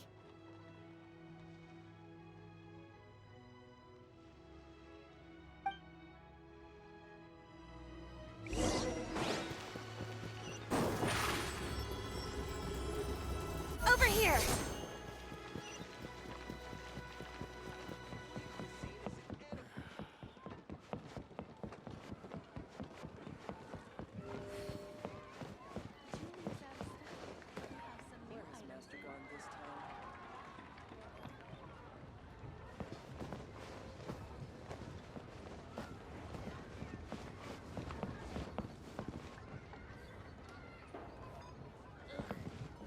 cuisine is disgusting.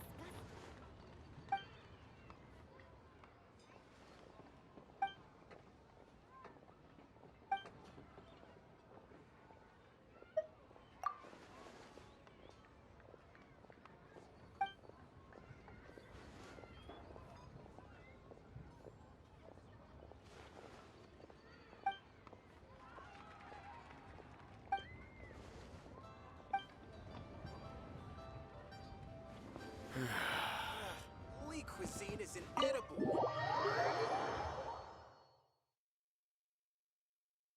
You call this cooperation between Harbingers? Cooperation involves communication, you know.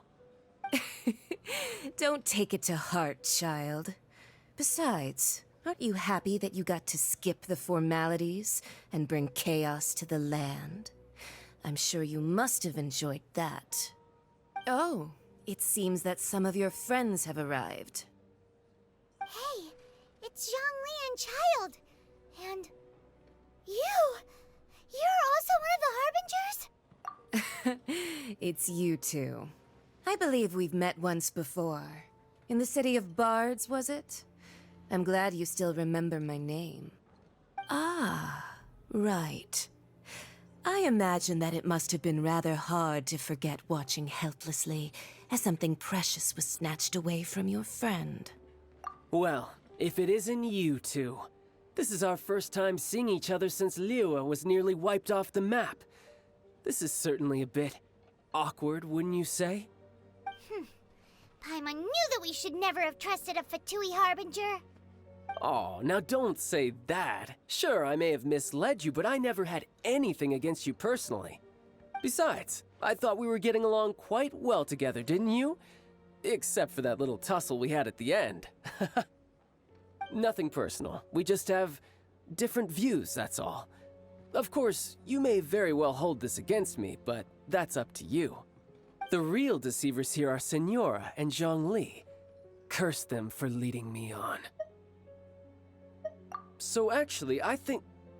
Stop wasting time, child. There'll be plenty of time to chat once I'm through here. You remember the agreement, Morax. Now, if you would be so kind. The Gnosis, please. What in the world are you talking about? The contract is fulfilled. That which thou seeketh is now bestowed unto thee. For my promise is solid as stone.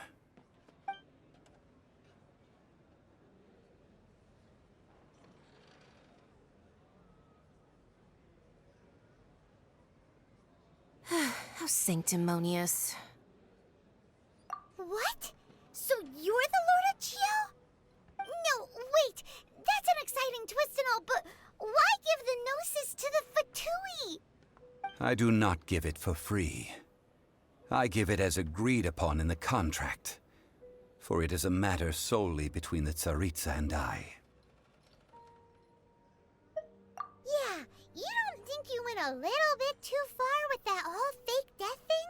Everyone was preparing the ceremony for you, and splat! This big dragon falls out of the sky, and all of Lyric goes into an uproar. Talk about a disaster. Gathering all the forces that had been bubbling behind the scenes, and then stirring them together in a pot that was bound to boil over. That's what he wanted to see, am I right? Wait, what? Perhaps it's best that I explain. As you know, I've dwelt upon this world for more than 6,000 years. It is now 3,700 years ago that I founded Liyue together with the Adepti. Even boulders that can withstand whirlpools will erode with the passing of time. I kept convincing myself that cracks had not begun to form, and that the end of my time had not yet come. Until one drizzly day, as I was strolling along the harbor, I heard a merchant tell one of his workers, "You finished your duties. Go ahead and call it a day."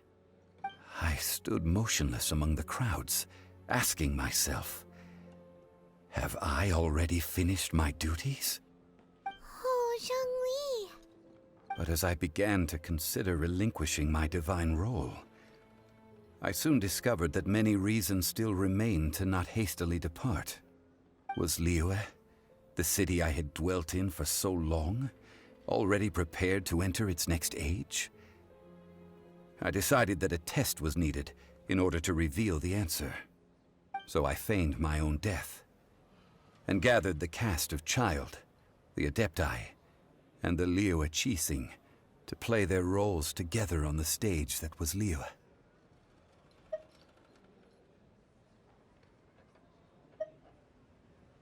Indeed I was. The Gnosis, which I had kept for so many years, suddenly seemed to... That's right. Which is why I continued to safeguard the Gnosis until now. So you mean that if the chaos ever reached the point of no return, you would simply appear and use your divine powers to bring Liyue back under control? Of course, and it would have been all too easy for him too. Just as a child quickly matures after losing their parents, so has Liyue matured when faced with the death of its deity. In the end, the resolution to all that has transpired was even more satisfactory than I could have hoped for. Take the Adepti, for instance. Owing to their years of seclusion, they were the least informed. Yet when faced with a crisis, they commendably showed the greatest amount of restraint possible. Not only did they manage to cooperate with the Qixing, but in the end, they even made efforts to understand the hearts of the people. Credit is also due to Signora, the emissary dispatched by the Cryo-Archon to fulfill our contract. At my request, she kept everything she knew in strict confidence. This despite the eavesdropping ears of her colleague, Child. This meant I could remain as Zhongli, even having the chance to fulfill the age-old traditions of Liyue in this mortal form. Thank you for joining me on this journey, Traveler. All of these things turned out as I had planned. There is only one thing that I had not anticipated, and that was the conduct of the Liyue Qixing. I had expected them to do no more than the Adepti, to come to the defense of Liyue. But when all was said and done, they seized the opportunity to supplant Liyue's divine protectors, and used the subsequent power vacuum left by my death to quickly gain complete control of Liyue. Huh? That doesn't sound good at all. On the contrary, I think it is excellent. I had always feared that it was too soon for them to take over from me. And it was also that which I longed for the most. As such, this is the best parting gift anyone could have given this god of old. Hey, what about me? Doesn't anyone feel the least bit of remorse for deceiving me? You've practically kept me in the dark. I think that thanks would be more appropriate. You certainly played no small part in all of this, wreaking havoc and turning the city upside down. The Lord of Geo ought to thank you for your performance, if anything. If you hadn't created the pressure of a battle between mortals, Adepti, and a god, the lump of coal resting in the hands of the Geo-Archon, Liyue would never have been able to become a dazzling diamond of a city. Huh? Just whose side are you on, mocking me like that? Are you itching for a fight? Be that as it may, you've come out of this as the hero of Liyue. I, on the other hand, will be forever prescribed as a disturber of the peace, no?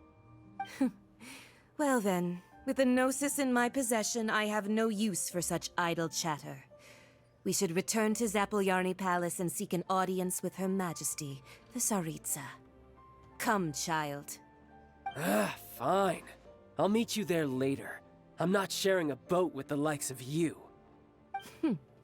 Do as you wish.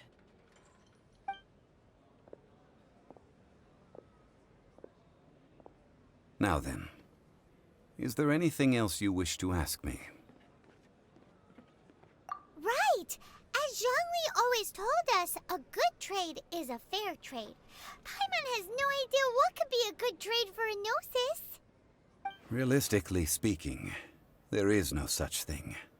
Huh? However, I am the god of contracts. For thousands of years, I have made countless contracts. If the deal was of no benefit, then I certainly would not be inclined to agree to it. My agreement with the Cryo-Archon will be the last of my contracts as the Geo-Archon. My contract to end all contracts. As for the bargaining chip that the Tsaritsa used to balance the scales, uncover that answer for yourself in your future journeys. Paimon can't absorb so much information at once. So, Zhongli, what sort of contract did you sign with the Cryo-Archon? Paimon's so curious. One of the clauses of our contract was not to divulge any of its contents. Ugh, you're so petty.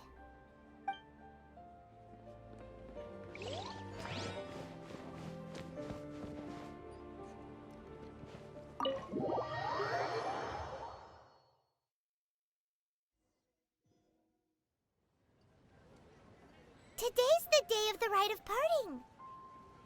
Although the star of the show is fake, we've spent so much time trying to organize it, it would be a real shame not to go there now.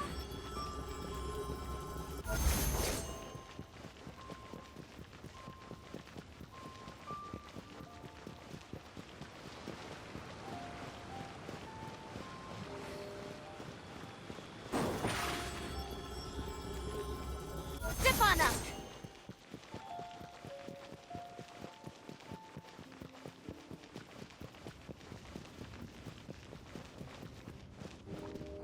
Well, since we're going through with this rite of parting, I guess it means that those rumors hit the nail on the head. So Rex Lapis is really... But they didn't catch the culprit, did they? Oh, come on. Do you think that the assassin could have been a normal person? You know what I think. I don't think any of the gossip on the streets you hear from those shady types is worth anything. There's only one real possibility in my mind. I've heard that the assassin was that Fatui fellow. Youngish, pretty high in rank. I think they called him Child.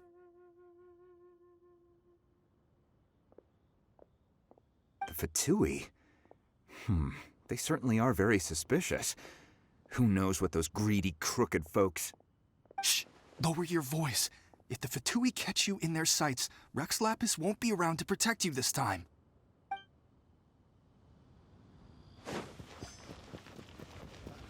You know that god from the ocean couldn't have just shown up out of nowhere. I mean, it's been 2,000 years since Rex Lapis subdued it. Yes, and to think that this happened right on the heels of the incident with Rex Lapis, too. Say, do you think the person who assassinated our lord and released that evil god might have been one and the same? Now that you mention it, that's very possible. Yes, it's very possible indeed. I mean, it all fits together. That person must have colluded with the evil god to harm Rex Lapis. Oh, that wicked, black-hearted scoundrel. Still, what sort of supernatural prowess must this person possess to be able to do such things? I have never heard of such a person in all my years. Ah, forget it. Guessing's no use to us. Look, the Millilith over there looks like he's about to make an announcement. Let's hear what the Ministry of Civil Affairs has to say first.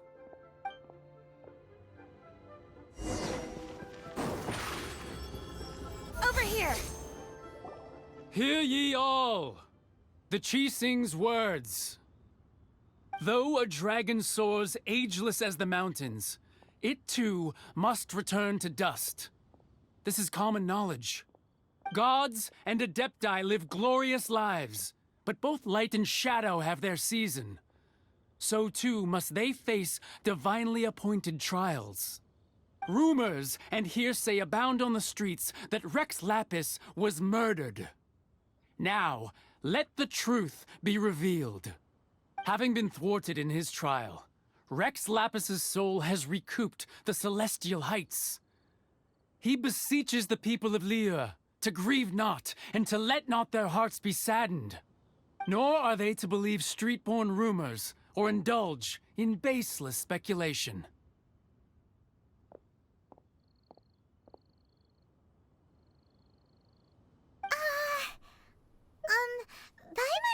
translation on what the Qixing's announcement said. So that's how they're spinning it. Something feels off.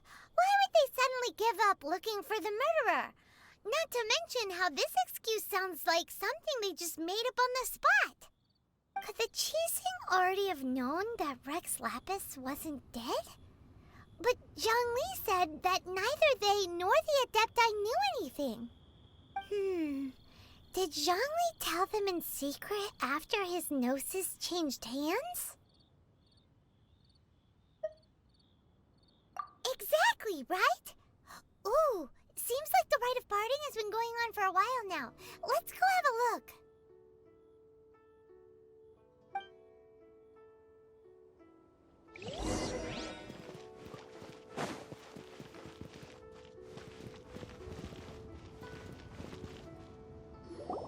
Look, it's Ningguang and Keqing. Are they saying something? Are their speeches over? As said previously, Rex Lapis's soul returning to the heavens is the end of the contract. And it is also the end of an era. 3,700 years of contracts burnt and reduced to ash. We, the people of Liyue, were indeed prosperous. But blinded by our prosperity, we forgot that time can be pitiless. The long, unending dream of our Archon walking among us. Now that we have awoken from our dream, we must learn to say farewell. Will you stand with us as we re-establish our contracts? As we build a new age of prosperity? So concludes the words of Her Eminence the Tianquan. Does Her Eminence the Yuheng have anything to add?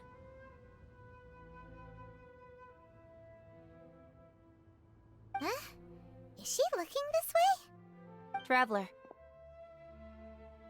Yikes! She really is looking our way! Is that the traveler who they say defeated the ancient god? So young. The Liyue Qixing always repay their debts. And as you have heard, our eyes see far and our reach is long. Name your price. You deserve that much. Whoa!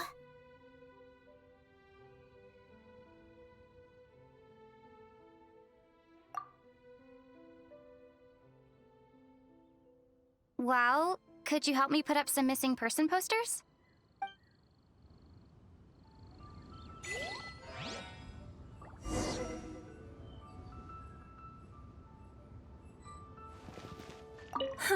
And to think I'd put my best perfume on before coming here, thinking you'd like it. But it seems as if those perfumes really were meant to be offered to Rex Lapis. Well, that's fine. Suffer no rivals in love, they say. And that's 3 gone in 1 stroke.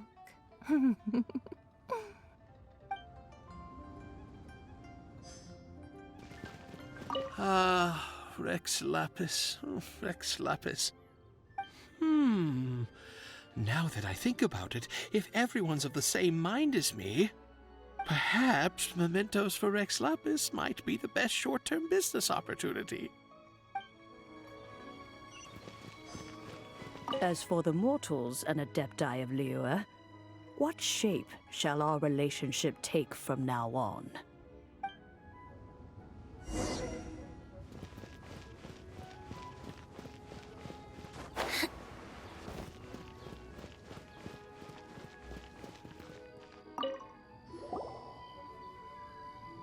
Hey, Zhongli! Look at this. Everyone in Liyue is caught up in their emotions, thinking that they'll never see Rex Lapis again. And here you are looking all relaxed. Why would I not feel more at ease after laying down the burden I have borne for 3,700 years? Right. If the two of you can spare the time, I should treat you to a meal at the Xinyue kiosk. Ha! That sounds like big talk, Zhongli. Paimon might have believed you if you were treating us to some third-round knockout. but you'd have to pay out your nose just to stand inside Shinyue kiosk. Are you sure you can afford it? You're right. I do lack the Mora. As the Rex Lapis Morax, I can easily create Mora. But since I have chosen to walk this earth as the mortal Zhongli, I should abide by the same rules that mortals do. When I was journeying with you, though I still had the Gnosis in hand, I knew that I must soon retire from my role as an Archon, so I had to rehearse a little for my new life. Oh, no wonder. Paimon gets it now. You didn't look at the price tags when we were spending because you've never had to. But since you weren't used to not being able to just make more Mora as and when you wanted to, you had to try becoming a parasite to society who lives off of other people's credit. Well, we were only spending Fatui money. You don't have to say it like that. In the City of Commerce, we do not merely exchange money or goods. We also exchange knowledge, memories, and foresight, as well as positions, roles, and lives. The Archon Morax could never experience life as the true mortal Zhongli could, no matter how many times he descended to be with his people. I must thank you for that. I will treasure the memories that I made as Zhongli, traveling the streets of Liyue with you. That is true. But there is no journey that does not end. No meetings without partings. Paimon thinks that we should make a move and continue our search for the Seven. I fear that continuing your journey may be difficult. The nation that neighbors Liyue by sea, Inazuma, is presently closed. The Electro-Archon Ball. And just as the people of Liyue preferred to call me Rex Lapis, she too goes by another name among locals in Inazuma. Paimon thinks we've heard that one before. Raiden? That is the case. And since Raiden is also the Shogun of Inazuma, people call her the Raiden Shogun. That said, though people at the wharf were saying that the situation in Inazuma is very tense, Paimon doesn't remember that always being the case. It wasn't that bad last year. Zhongli, since you're Rex Lapis, shouldn't you know something about what's happening there? Just how did Inazuma become a closed nation? It's because of visions. Visions? When faced with circumstances beyond their control, humans often bemoan their lack of power. But if a person shows true strength of will at a desperate and fateful moment in their life, the gods will look upon them with favor. This is what visions are. Magical foci bestowed upon those who have been acknowledged by the gods. Uh-huh. That's how people in Teyvat see it. But starting from last year, the Raiden Shogun began promulgating the Vision Hunt Decree. Vision Hunt Decree? Yes. It was an order to seize all visions within Inazuma's borders, and to inlay them upon the hands of the statue of the omnipresent god. They want to seize visions. But why? Aren't visions blessings from the gods? I should think that in the Raiden Shogun's eyes, it is precisely because they are divine blessings that they should be under the sole dominion of divinity. Whoa, that's harsh. The Animo Archon is the god of freedom, and the Geo Archon is the god of contracts. For her part, the Raiden Shogun is the god of eternity. It seems as though she has finally decided to eliminate any unstable elements that could pose a threat to her eternal realm. The fact that even I, the oldest of the seven, have now passed away, will only strengthen her resolve to pursue eternity. Knowing her, she must have again quoted that adage she is most fond of when proclaiming that decree to her people. 7 ideals for 7 gods, and of these, Eternity is nearest unto the heavenly principles. All right then. Was there anything else you wish to know? That's right. Zhongli, now that you don't have your gnosis, what's going to happen to all the Mora in Teyvat? Since Morax is dead, are they all just gonna disappear? Also, isn't the Golden House the only mint in the entire continent? Will it even continue to work? The Mora present now will not vanish. But the Golden House will indeed have to cease operations for a lengthy period of time, since creating Mora requires the use of the Geo-Archon's power. This is terrible! We're all about to run out of Mora! The world is coming to an end! Yes, this is indeed a major issue from a financial standpoint. Well, I suppose we'll just leave such troublesome matters to the Liyue Qixing to debate. Then, did you at least set some private funds aside for yourself? Oh, a private fund. This does seem like a good, logical, common-sense idea. It's a shame. What's a shame? It's a shame that I didn't think of it at the time. All right then. Was there anything else you wish to know?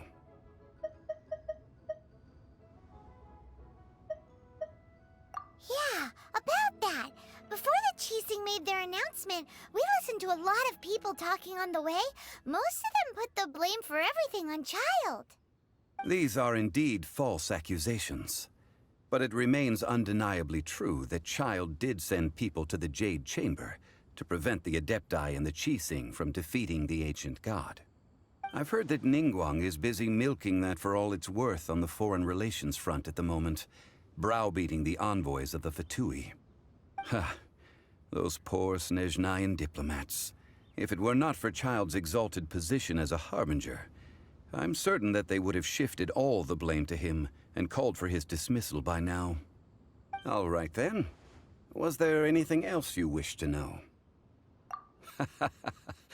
Ah, that was a good one. Failing a divine trial. How they came up with that excuse, I will never know.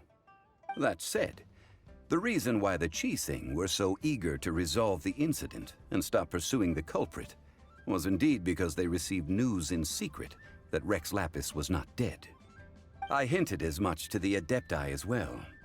How did I accomplish that, you ask?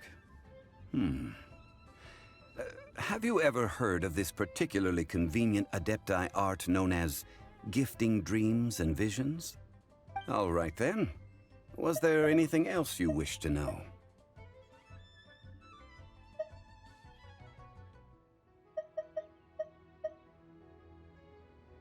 Yeah, about that. Before the Qixing made their announcement... These are indeed false I've heard that Ningguang is busy milking that for all it's worth on the foreign relations front at the moment, browbeating the envoys of the Fatui. Ha! Those poor Snezhnayan diplomats. If it were not... All right then. Was there anything else? That said, I hinted as much to the... How did I accomplish that, you ask? All right then. Was there anything else you wish to know? Well then, I suppose you'll have to find a way to get inside this closed nation.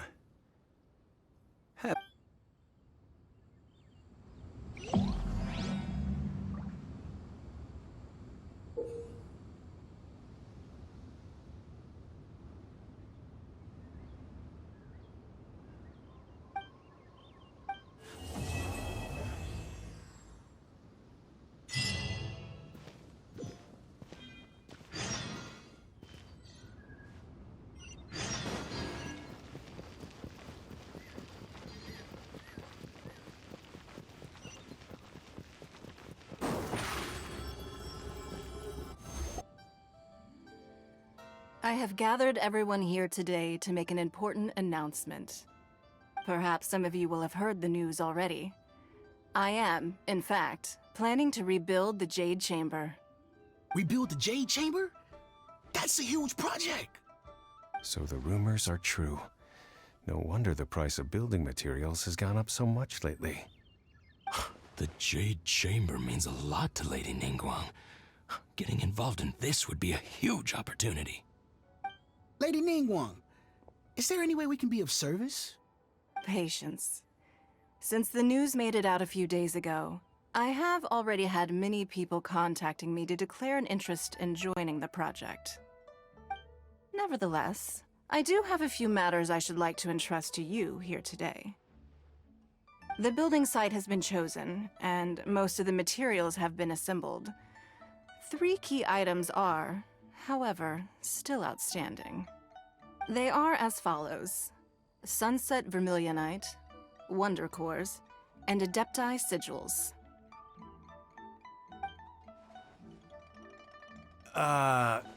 Excuse my ignorance, Lady Ningguang.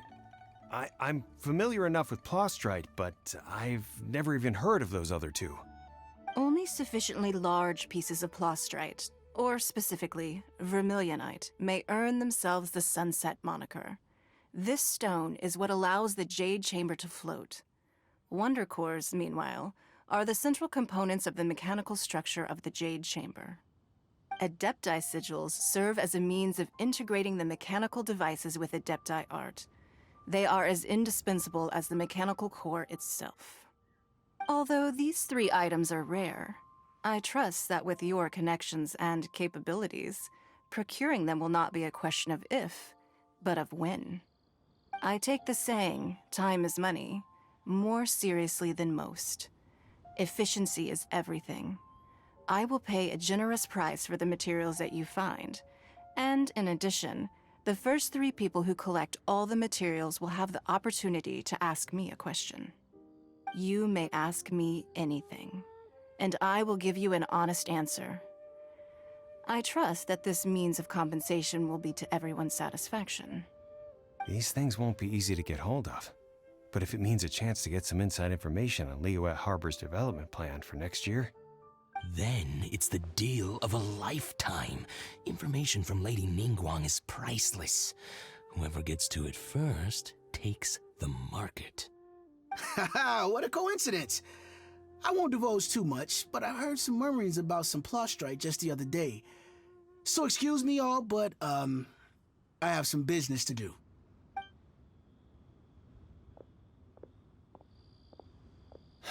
No. We better move quickly, or this opportunity will be snatched away from us. Ningguang's rebuilding the Jade Chamber? This is a huge deal! Let's get involved! So you heard my announcement, did you? What do you think? Interested? Yes. Providing the question pertains to something I am knowledgeable about. Really? Ooh, then Paimon will ask you about how to run a business! Then we'll never be short of Mora ever again. Of course. But how much information I share with you will depend on your performance. The construction of the Jade Chamber requires a great deal of space. The abandoned mine outside the Golden House has been selected as the building site. Once you have collected the materials, please take them there. I have other business to attend to now. Otherwise, I would gladly escort you to the site in person. When you do arrive, please seek out my secretary. Remember, this is a race against the clock. A rare opportunity presents itself to you. Do not let somebody else snatch it from your grasp. Ningguang seems super busy. Come on, we'd better get going. First, we gotta get out of Eugene Terrace. Huh? Look! It seems like there's something kind of fishy going on over there. Ma'am, you seem like an eminent and distinguished young lady to me.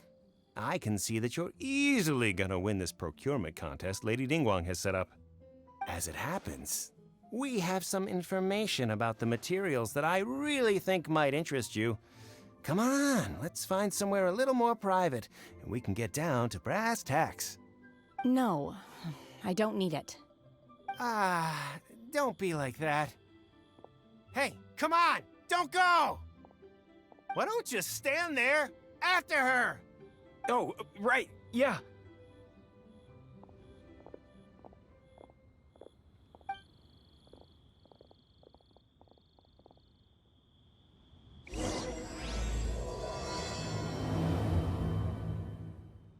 you hear that? They said they had some useful information! Information's just what we need right now. Let's follow them and see what we can find out.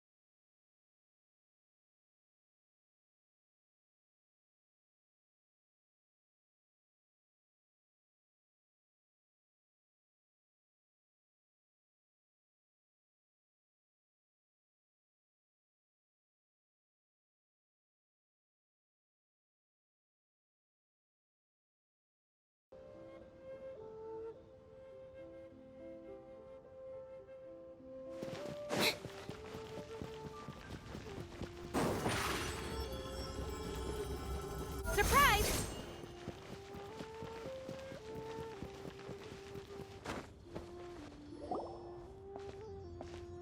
Ah, children, come, come. You've arrived at just the right moment. I've been looking for you. Oh, what is it, Granny? Need any help? Oh, no, no. You've done so much for Liyue Harbor already. I could hardly ask for more. In fact, my old friends and I have been putting our heads together to think of what sort of gift we might give you in return. A gift? For Paimon? Oh, child, you are so very modest. Uncommonly so, even. But you mustn't decline this gift. I simply won't allow it. When you traversed my old teapot in search of the cleansing bell, I heard your little friend mention that you often camp out in the wilds. That simply won't do. Especially since I imagine you still have a very long journey ahead of you. Fortunately, I have not yet grown so old as to see my subspace creation abilities atrophy. Oh, did my friends never mention that to you? Well then, it is a blessing we old folks once received from Rex Lapis, part of our illumination, if you will. I will not go into too much detail, but subspace creation is the ability to create a small, autonomous pocket world. The teapot that you entered previously was a little trinket created using that ability. So, in the eyes of an Adeptus, creating a magic teapot world is just child's play, huh? Oh, indeed, the teapot is nothing to boast of. One such as myself must depart from this realm to create a world of one's own. Rex Lapis, on the other hand, moved mountains and seas. That is what one might call an exercise of true power. But that's enough nostalgia for now. The gift that I have prepared for you just requires a few final materials to add the finishing touch. That's right! Finding stuff's what we're good at, after all. Oh, settle down now, children. There's no need for you to go running hither and thither. I have already found a fleet-footed youngster to prepare what I need. What's more, I doubt that you would know how to find the materials I am searching for. Some of them are very rare indeed these days. Well, for starters, I require some shimmer soil from the banks of Dihua Marsh. Back in the day, it could only be found where the glazed lilies thrived most profusely. You would have to dig downward, following the roots of the glazed lilies, and if you were lucky enough, you just might find a small patch of shimmer soil there. But almost no one has been able to find shimmer soil in this manner since Dihua Marsh came to be the way it is today. Even more difficult to find is smaragdus jadeite, which must be chiseled from the rock of the chasm. Or so it used to be. Ever since the Blackcliff Forge opened for business, they've slowly but surely stripped the mines all but completely bare of it. In any case, smaragdus jadeite is an adepti treasure, and the adeptal power within is not something that most humans can withstand. Extended contact with it is, in fact, harmful to humans. Goodness knows if that child will succeed in finding these items. Well, since you're an Adeptus, Granny, the person you asked for help, they must be an Adeptus too, right? Yes. I suppose she does count as an Adeptus. She counts? How come there are so many Adepti in Liyue Harbor? We seem to bump into them all the time. It feels like even when you go out to eat, you could be sitting next to an Adeptus and never even know it. Oh, maybe so. Who can say? A fair few of my old friends are rather fond of mundane mortal life, after all. I'm back, Granny. Oh, I don't believe we've met. Allow me to do the honors. This child here is Yen Fei. She's the one helping run some errands for me.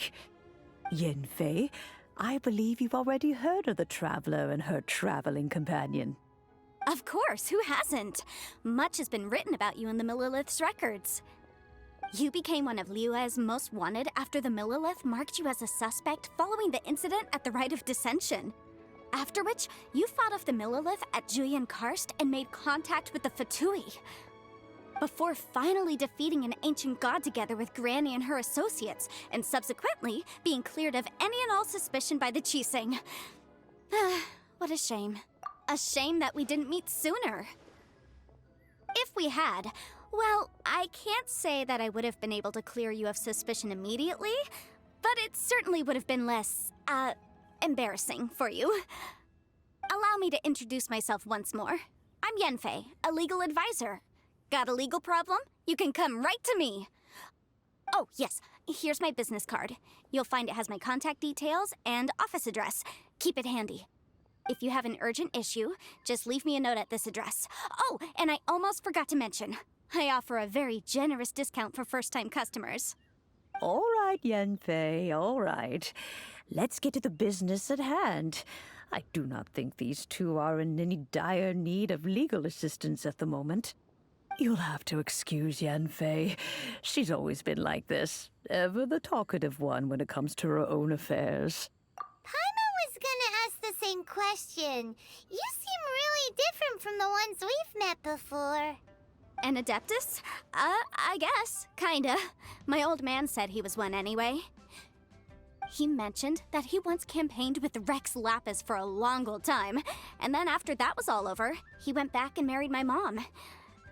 They had me, and once I was all grown up, the two of them upped and left on a journey, leaving me with Granny here. Well, that's a bit casual for an Adeptus. Aren't you guys supposed to sign solemn contracts to protect Liyue Harbor and all that stuff?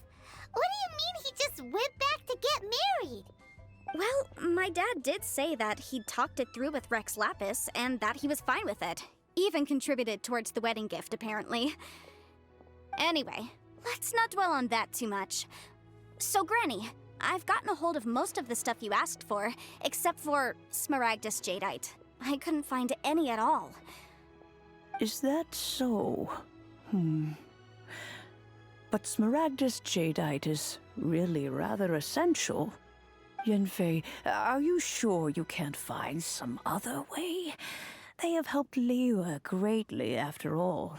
It is only right that they are duly rewarded. I know, Granny, you've told me 1,000 times already. Well, the chasm's definitely a no-go, but there's still a chance we can figure out some alternative means of procurement. Hold on a moment. Let me have a look.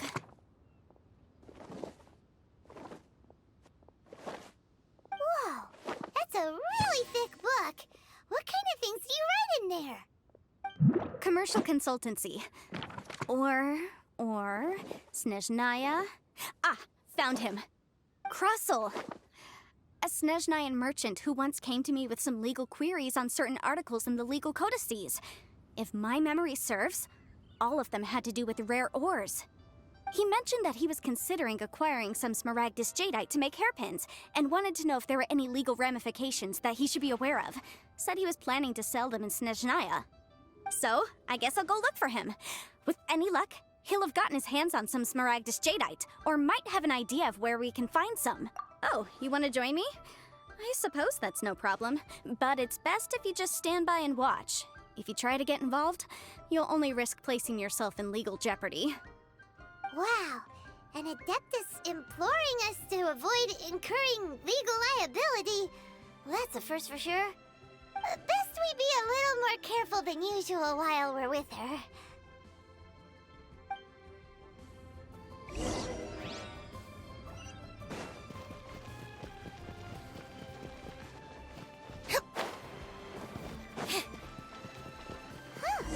They're not here.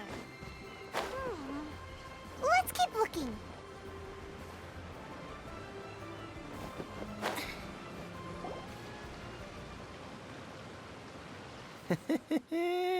Well, will you look at that, ma'am? Nowhere left to run. Don't worry, we're not bad guys. You give us some mora, we give you a little info. Everybody's a winner. Boss, I got a bad feeling about this. Look at her, the white hair, the energy she gives off. I'm telling you, there's something different about her. So what? She's loaded. How are we ever going to repay those gambling debts if we just let money walk away from us, huh? I've already told you. I don't need your information. If you still can't grasp that, I'm happy to repeat it in a way that won't be so easy to forget. Come on, ma'am. You seem like an intelligent lady. I shouldn't have to spell this out to you. It's not about whether you need the info or not, okay?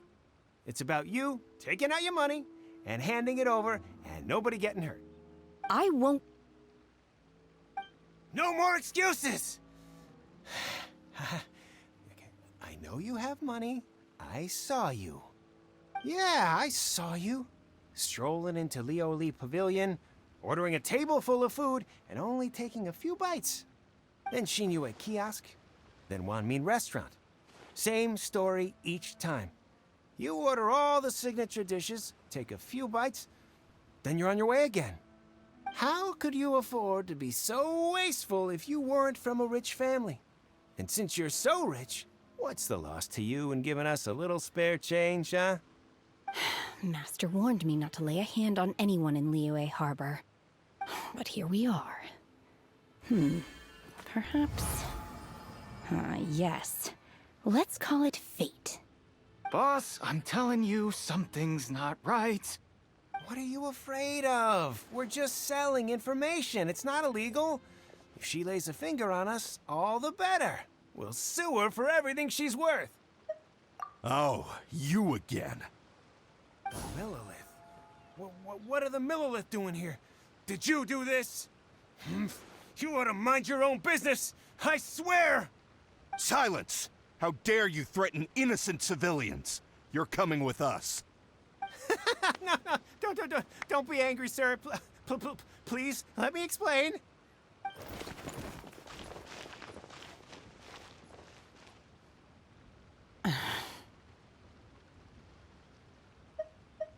Shenhe. Shenhe? My name. Oh, so your name's Shenhe. Paimon's name is, well, Paimon. And this is Paimon's travel buddy. Oh, I've heard about you two before. Thank you for helping to defuse the situation. I could have dealt with it myself, though.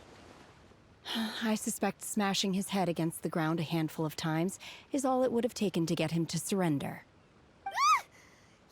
You can't do that. That's way too violent. This is Liyue Harbor. There are laws against that kind of stuff, you know. Laws? No, apparently not. Really? So how exactly have you...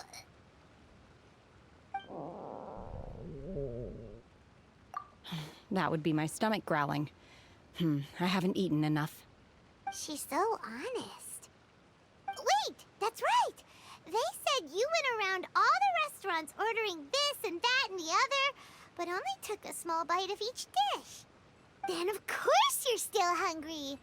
So, anything in particular you're hungry for? Chingson, glaze lily, violet grass. These are my usuals. Medicinal herbs? Kinda hard to explain. Anyway, Booba Pharmacy's not far away. Let's take Shenhe there for a big medicinal meal. After all, you can't work on an empty stomach.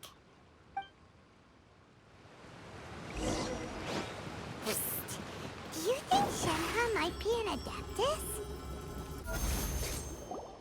Are you here to buy some herbs? I do hope you brought your prescription. Chingson, glaze lily, and violet grass, please. Half a pound of each. What kind of prescription is this? Sounds more like a lunch order. Oh, here you go. That's everything we have in stock. Thank you. She's really eating them!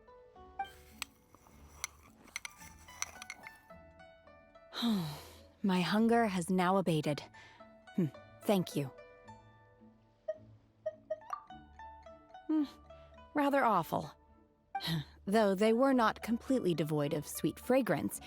After consuming a large quantity of them, bitterness is all that remains. So, how come you chow down on these and barely touch the restaurant food? If Paimon had enough Mora, Paimon would go to the fanciest restaurant in town and order a whole table of food and eat it all in one go. Because I'm not sure whether I will remain here in the future. The food of the mortal realm is most delicious, but should I return to the mountains, yearning for the food here shall only pose an obstacle to my continued spiritual development. Sampling each dish in order to appreciate its taste is enough. Return to the mountains.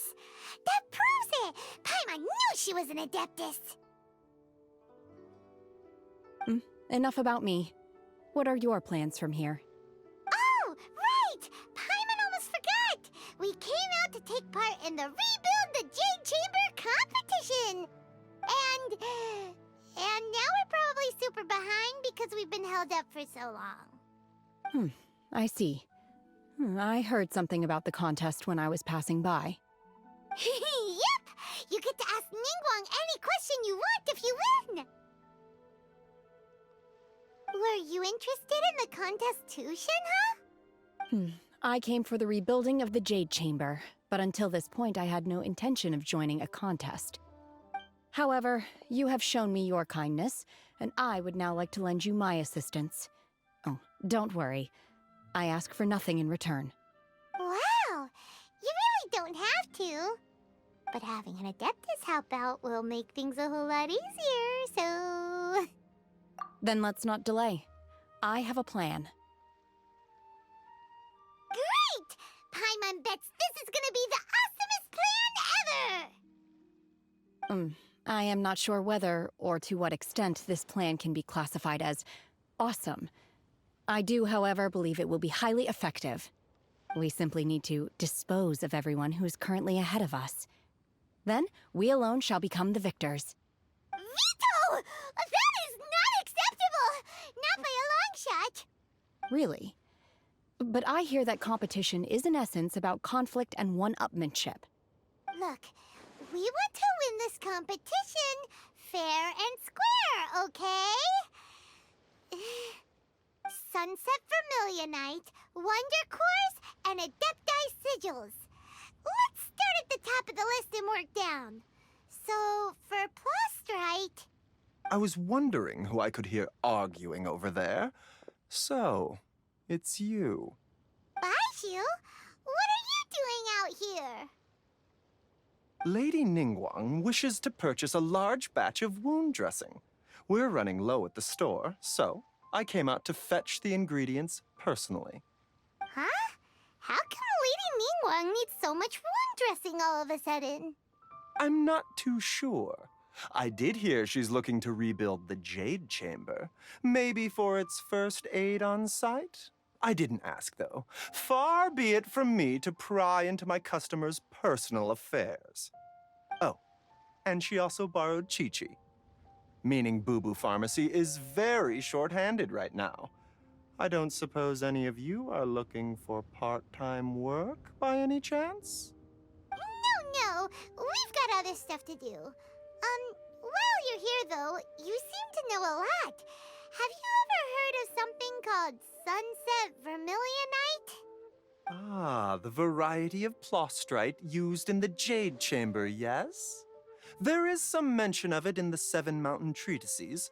When activated, Sunset Vermilionite rises up all the way into the clouds. It's very rare indeed. As far as the records show, virtually all Sunset Vermilionite in existence has been mined and taken possession of. But the Feiyun Commerce Guild would know far more about this than I do. Okay then, let's go ask at the Feiyun Commerce Guild. Thanks, Baishu. You're quite welcome. Good luck to you all. And if there's anything further you need from me, just come to the Boo Boo Pharmacy.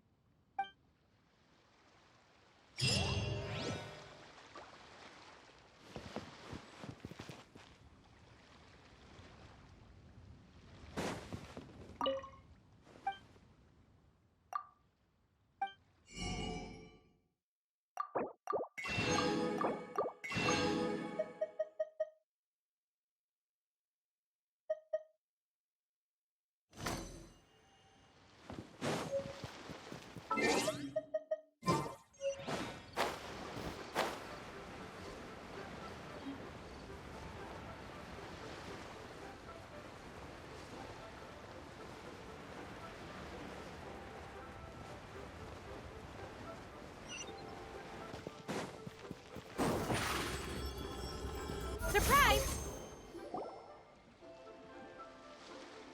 Hello, Mr. Crossell. How's business been? Oh, good, very good.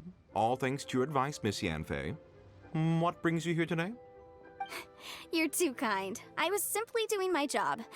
Now, I believe that the last time we met, you mentioned that you were looking to source some Smaragdus jadeite to make hairpins. Have there been any further developments on this front? Well, yes. As a matter of fact, in the end, I did acquire a small piece of Smaragdus jadeite and had it fashioned into a pair of hairpins. Miss Yanfei, might I presume that you have an interest in the hairpins? I must apologize. I've already rented them out to a lady named Zhi Qiao.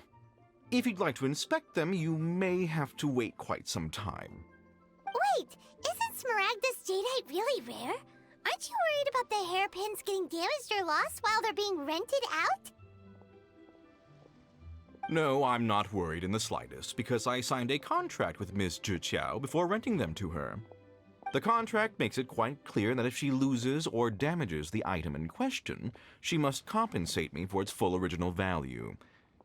In return, I included a clause that guarantees the Smaragdus jadeite is genuine, with a penalty of 10 times the item's value payable by me to Miss Zhi Qiao in the event that it is shown to be a fake.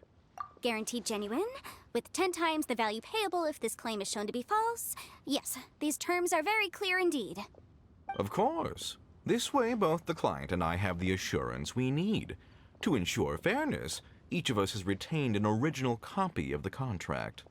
In that case, might you know where Miss Zhi Qiao lives? We'd like to pay her a visit and have a look at the hairpins.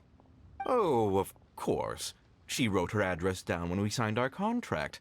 Here, I'll mark it on your map for you. Thanks a lot, Mr. Crossell. We'll be off now.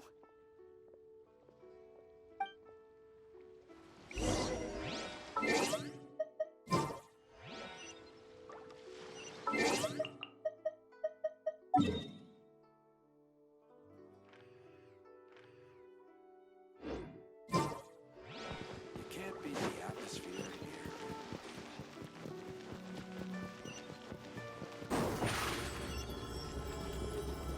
Over here!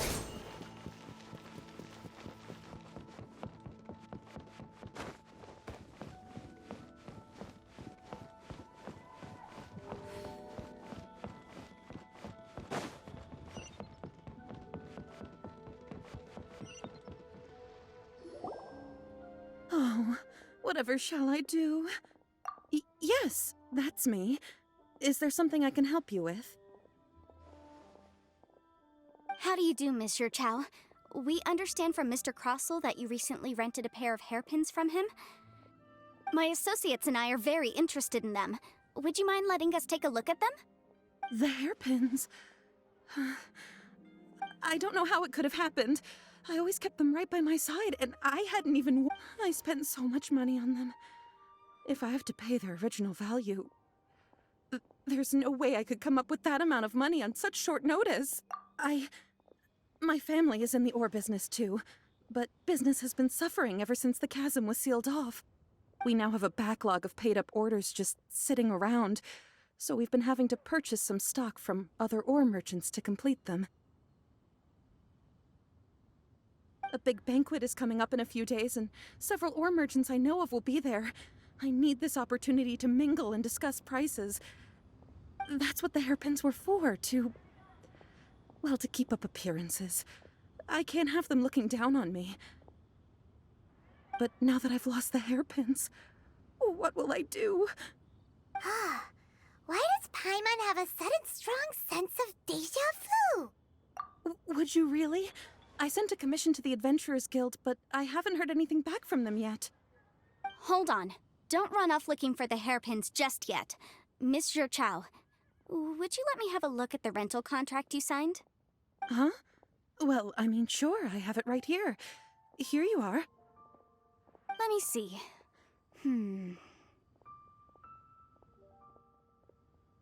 That's right! Yanfei said she's a legal advisor, didn't she? Maybe she can help Zhi Qiao somehow. True. Though surely there must be a win-win solution. Right. I finished reading the contract. The terms are very clear, and they do indeed stipulate that you must pay Mr. Crossel the original value of the hairpins as compensation for the loss. Furthermore, the contract also expressly states that the amount of compensation must take current market prices into account. And given the rarity of Smaragdus jadeite, I fear that the final amount of compensation may end up being significantly higher as a result. Even higher? Oh, no. Uh-oh. Juchao looks like she's about to faint. However, all of this is assuming that it is indeed genuine Smaragdus jadeite that was inlaid into the hairpins. Did you really have to pause before saying that part? Anyway, the hairpins are lost, so how exactly would we be able to find out if the jadeite is genuine or not? Whichever way you look at it, we've got to start by finding those hairpins. Except that if we found the hairpins, there'd no longer be any need to check whether the jadeite is genuine, would there? Seems right. Please. Don't trouble yourselves over this. The fact is, I lost the item and I should pay compensation per the contract. However much it is, I will have to pay it. My family are merchants, after all. It's vital that we keep our word and respect our contracts. Now that it's come to this, I really shouldn't keep Crossel in the dark any longer. I'll go and inform him of the issue and then negotiate the amount of compensation. Yes, legally speaking, it seems this is the most sensible course of action. But before that, I have some questions about the hairpins. So hold on a moment, Mr. Chow. When you first touched the hairpins, what did you feel? What did I feel? Well, I remember that the gemstones set into the pins were perfectly smooth to the touch, like the finest quality jade. My family has seen much jade pass through its hands in the past, so I am quite certain of my judgment in this matter. Smooth to the touch. Finest quality jade. No, it's nothing. I just need to re-examine a few things. Let's head over to Mr. Crossel's.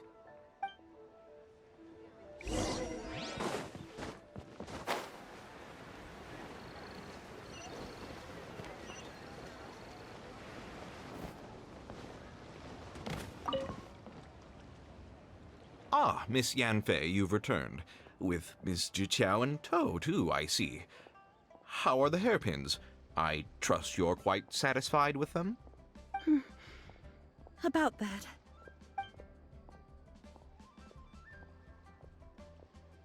You lost them? Are you serious? Do you have any idea how expensive they were? I'm sorry. Truly I am. I'll pay the compensation as per our contract. Every last mora. Mora? Do you have any idea what I had to go through to get my hands on that Smaragdus jadeite? I just don't... Forget it. Talking won't bring them back. Since Miss Yanfei is here, I suppose we can just have her estimate the amount that needs to be paid. No problem. But before I can give an official estimate, I'll need to do a little market research. Ah, yes, and if I may just confirm again, it was in fact genuine Smaragdus jadeite inlaid into the hairpins, correct? Of course! Genuine article guaranteed, or I pay back 10 times the value. All right, understood. I'll conduct some market research, and once I'm back, I'll provide an official assessment of the sum owed by Mr. Chow in compensation. Please wait here, Mr. Crossel. Thank you very much. How could she lose my hair? Looks like I'll have to find some way to raise that money. Please wait, Mr. Chow. I have something to discuss with you. It's not convenient to speak here, so let's find somewhere that we can sit and talk in more detail.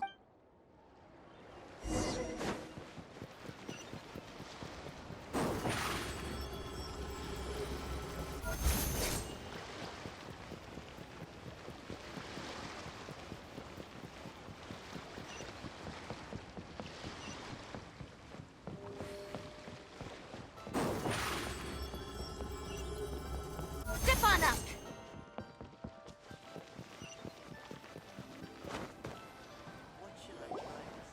Miss Yanfei, what is this about? Are you here to tell me how much I owe? No. What I wanted to talk about is, there is a chance that the ore inlaid on those hairpins may not be Smaragdus jadeite after all. What do you mean? Are you implying that you already sneaked off and found them? Obviously not. I'm no adventurer, let alone a member of the guild. I don't run thankless, time-consuming errands for a living. Let's just say I made some deductions. I don't know if Granny told you this, but Smaragdus jadeite is found deep underground and contains very concentrated elemental energy.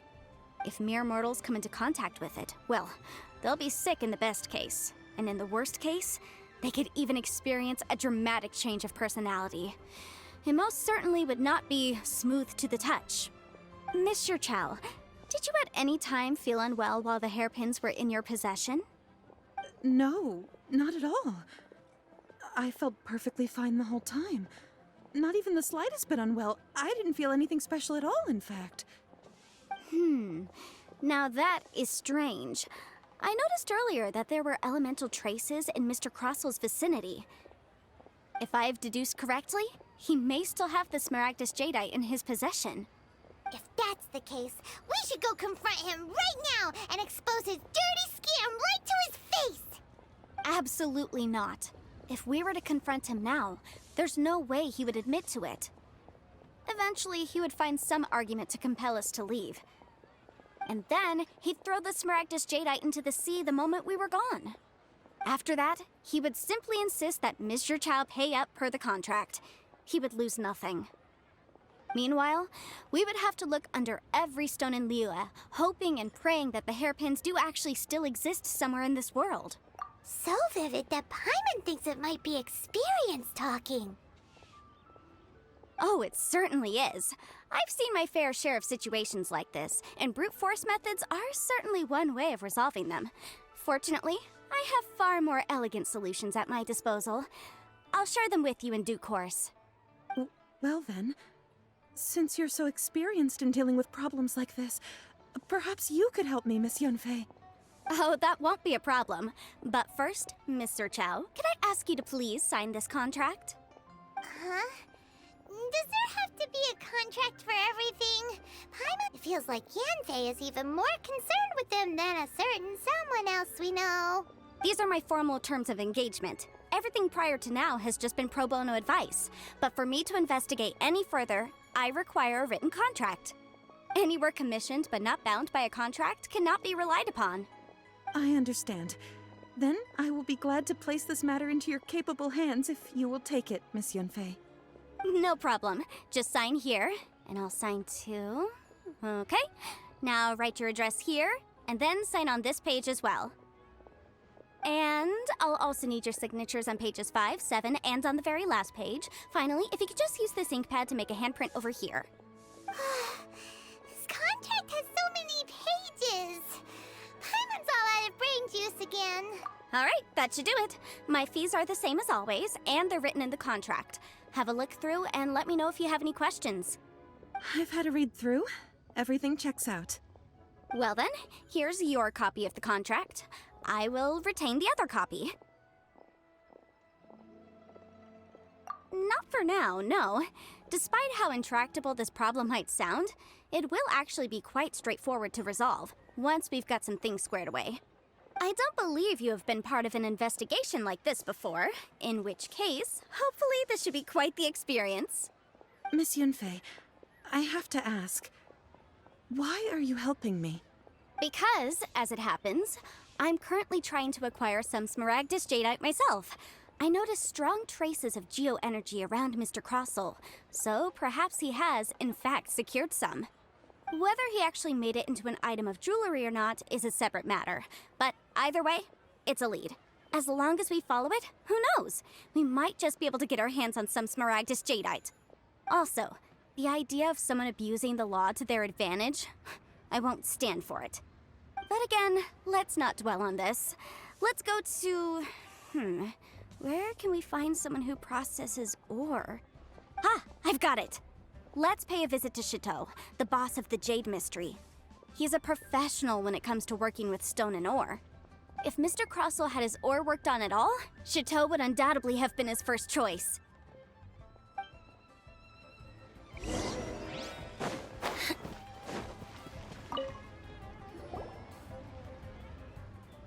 Why, hello there, honored customers. Welcome to... Oh! It's you, Miss Yanfei. Is something the matter? Surely not more spurious claims that my jade betting is rigged and no one can ever win? Oh, I swear on all that is sacred. No, nothing of the sort.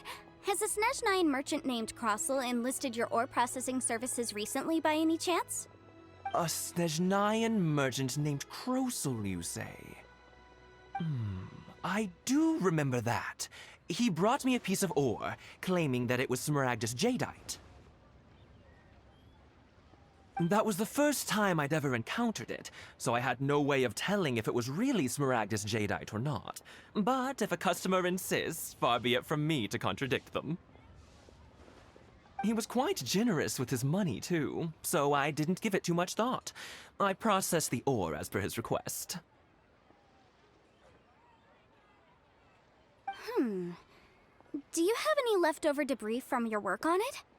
Why, yes.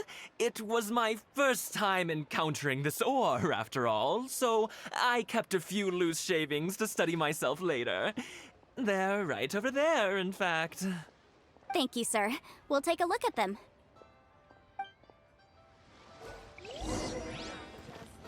Try your luck betting on jade?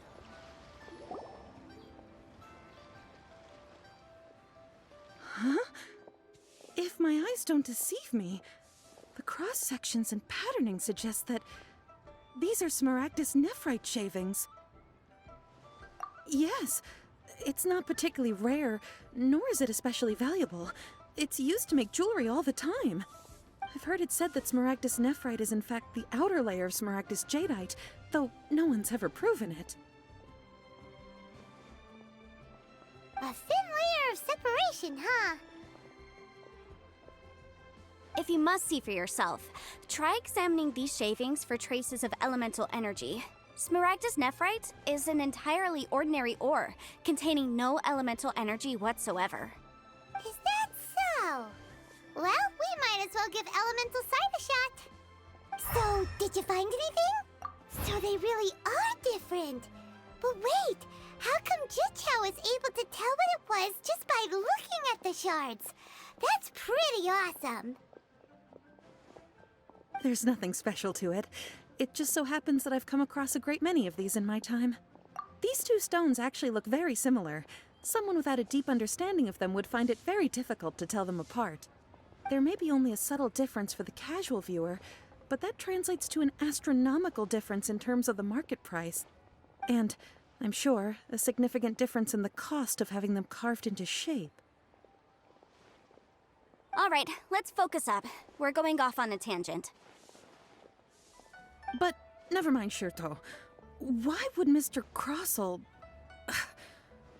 Unusual actions have unusual reasons behind them. Let's take some of these shavings back to Chateau.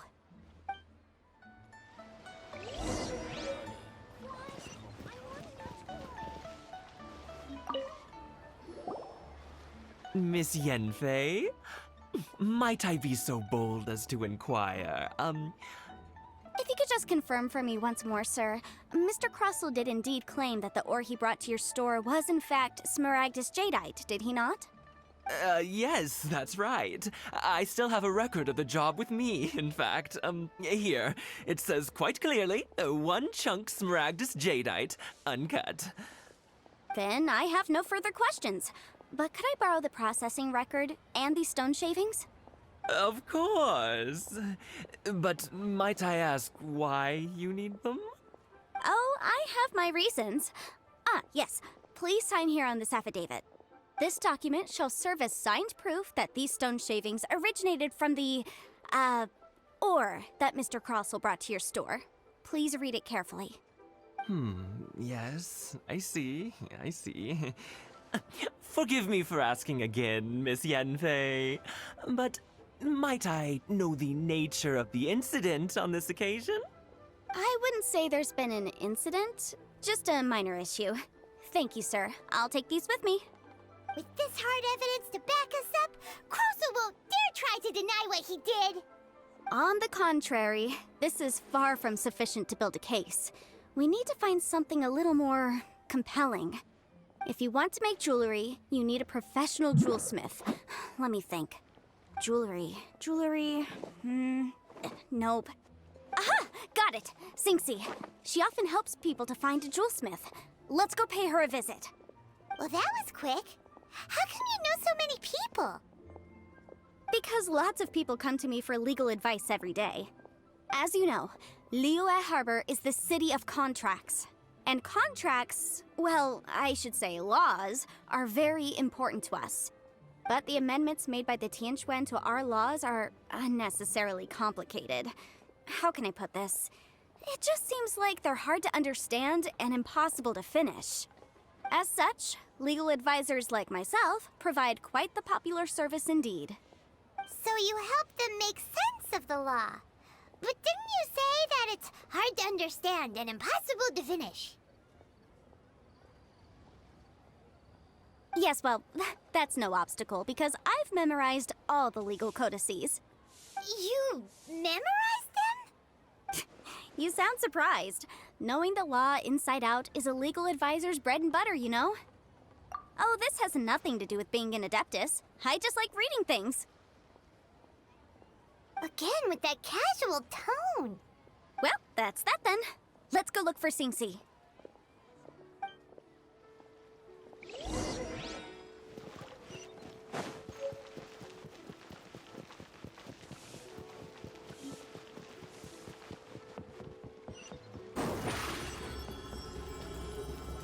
Surprise!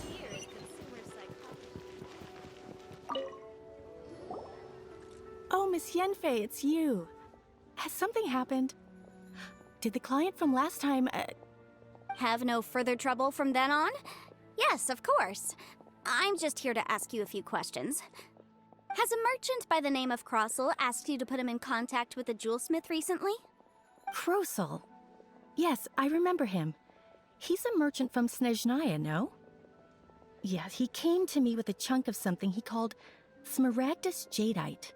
The design of the hairpins that he gave me was quite intricate, so it took me some work to find someone who was up to the job.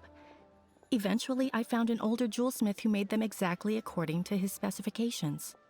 This order was on hold for a very long time, and only completed quite recently, which is why I remember it so well.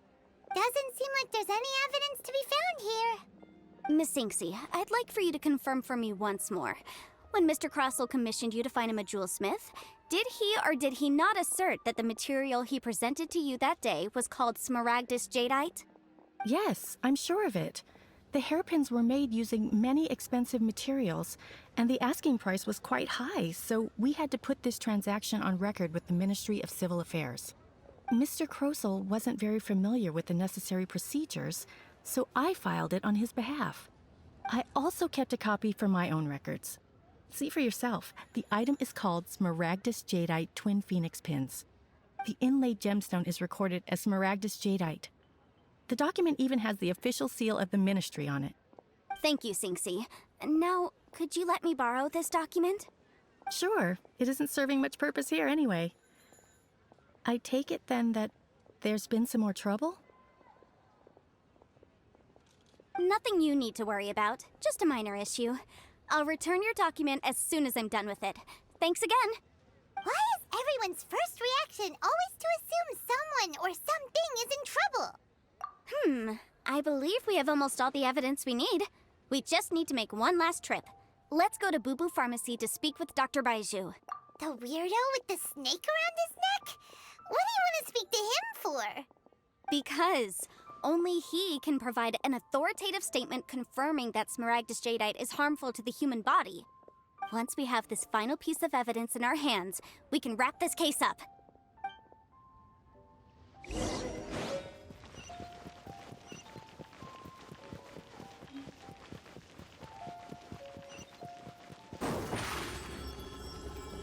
Over here!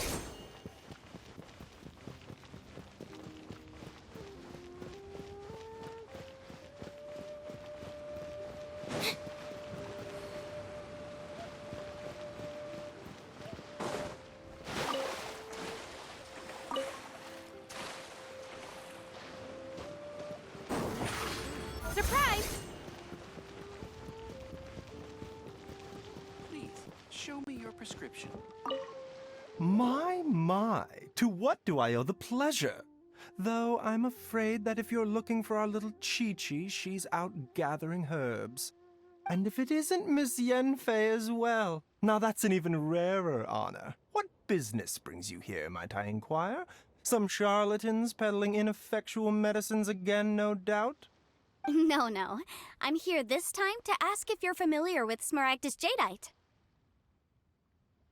Smaragdus jadeite? Why, yes, there is some information about it included in the 6th commentary on the 7 Mountain Treatises. The 7 Mountain Treatises states that this substance springs forth from stone marrow within the mountains, and will bring disaster to any mere mortals who touch it.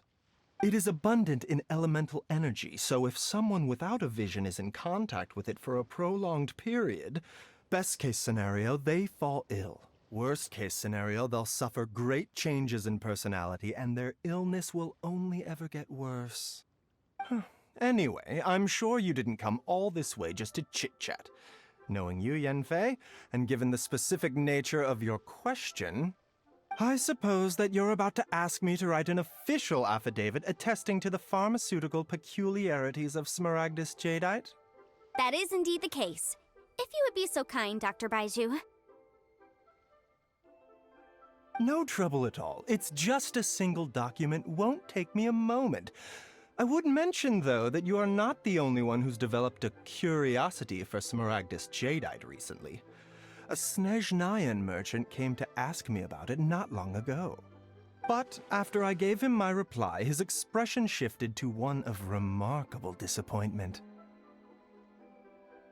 I wonder, Miss Yanfei, if your pressing business might be related to this Snezhnayan merchant?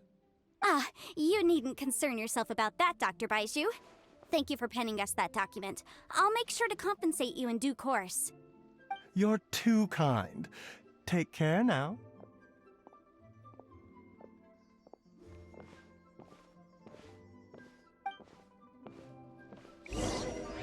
That Baiju guy is as weird as ever.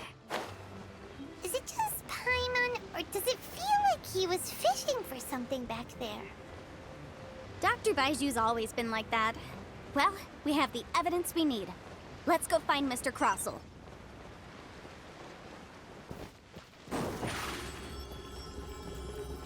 Over here! Miss Yanfei, have you finished your investigation?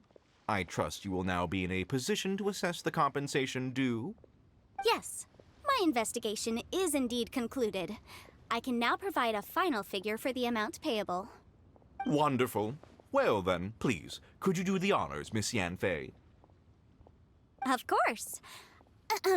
According to the stipulations of the contract, Mr. Crossell, you must pay Mr. Chow 10 times the original transaction price in Mora. Sure. Wait, what? Me pay her? Surely there's been some kind of mistake, Miss Yanfei. Not at all. According to my investigations and the material evidence that we've gathered, the substance claimed to be Smaragdus jadeite that was inlaid within the Smaragdus jadeite twin phoenix pins that you rented out to Mr. Chow was, in fact, Smaragdus nephrite. Now, the contract states very clearly that 10 times the price shall be paid should the article not be genuine. Accordingly, you are liable for this sum, which is payable to Mr. Chow in Mora. Material evidence? What material evidence? Why, Miss Yanfei, you cannot frame me like this. I spent a huge sum to obtain that Smaragdus jadeite, and yet you claim that the ore inlaid on the hairpins is somehow fake? I demand to see your evidence. Indeed. Only a testimony from an expert witness involved in the processing of the ore can serve as an authoritative assessment of whether it is genuine. Traveler, please produce the evidence in question. This is a processing record from the Jade Mystery, along with stone samples and an affidavit signed by the business owner, Chateau. Seriously? Even the boss there couldn't differentiate between Smaragdus jadeite and Smaragdus nephrite. How does this prove anything? In any case, Smaragdus nephrite is the outer layer of Smaragdus jadeite. So I had him cut away the nephrite, he returned the valuable jadeite core to me, and some nephrite samples remain in the store. What am I missing exactly? That's an unsubstantiated belief.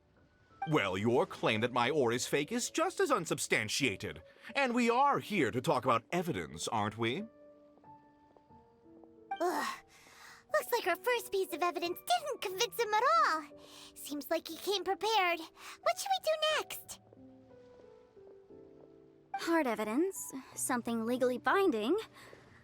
We have just the thing. Show him, Traveler. This document proves that my hairpins are the real deal, doesn't it? This is the Ministry's seal, after all. It shows that the ore inlaid on the pins is indeed smaragdus jadeite. Our second piece of evidence didn't work either. And this guy's... You know, you could be right. Perhaps the hairpins are the real deal after all. Of course I'm right. All the evidence shown supports my story. Well, hang on a moment now, because I do recall one final piece of evidence that we haven't revealed yet. Traveler, would you do the honors? What's this? Smaragdus jadeite springs forth from stone marrow within the mountains and will bring disaster to any mere mortals who touch it. Sustained contact with smaragdus jadeite over a prolonged period will, in less serious cases, cause a mild malady, while in serious cases, the patient may suffer a dramatic change of personality and fall seriously ill. Mr. Crossell, were you aware of these peculiar properties of smaragdus jadeite? I had no idea. No idea, you say? I'd guessed as much. But for you to have rented out such a dangerous item... I'm afraid that this falls outside the scope of my work, but within that of the Ministry of Civil Affairs. However, I'm sure that the Ministry will be relatively lenient considering that, as you say, you were ignorant of the danger you posed. Don't worry, Mr. Crossell. I will make sure that all the evidence presented here will be handed over to the Ministry. I trust that you'll give them your full cooperation in their investigations. What? Wait! I knew. Oh, so you knew? Oh, dear, Mr. Crossell. But if you knew of smaragdus jadeite's dangerous properties beforehand, why would you... Huh? No, The hairpins aren't actually inlaid with genuine smaragdus jadeite? Is that what you were about to say? You do understand, Mr. Crossell, that this means that you will have to pay Ms. Zerchow 10 times the original price in Mora? Mr. Crossell, your answer, please. My client and I are waiting. He's seriously intimidating right now. It's like she's a different person. I admit it. I confess. The ore I had inlaid on those hairpins was smaragdus nephrite. But I'm a victim in all of this, too.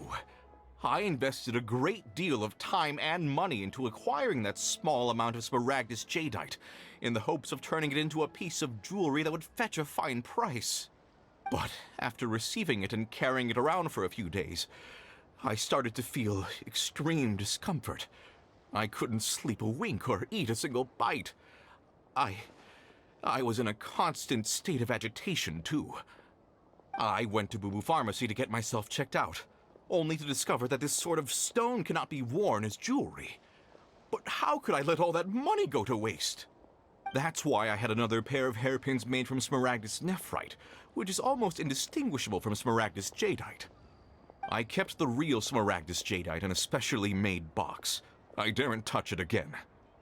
I was worried that someone would see through it, which is why I only dared to rent them out, not sell them. And then to top it all off, Zhiqiao lost the hairpins after I rented them out to her. Exactly! If they weren't the real deal, why'd you make her pay so much? I didn't want to either, but when I purchased that smaragdus jadeite, some of my business partners found out. I knew they'd be watching closely to see how much I could make off it. If word got out that I sold a pair of fake hairpins, then my days in this line of business would be over. All right, let's cut the appeals phase right there. I failed to see what bearing any of this has on your transaction with my client. According to the contract, you must pay Mr. Chow 10 times the original price in Mora, and that is final.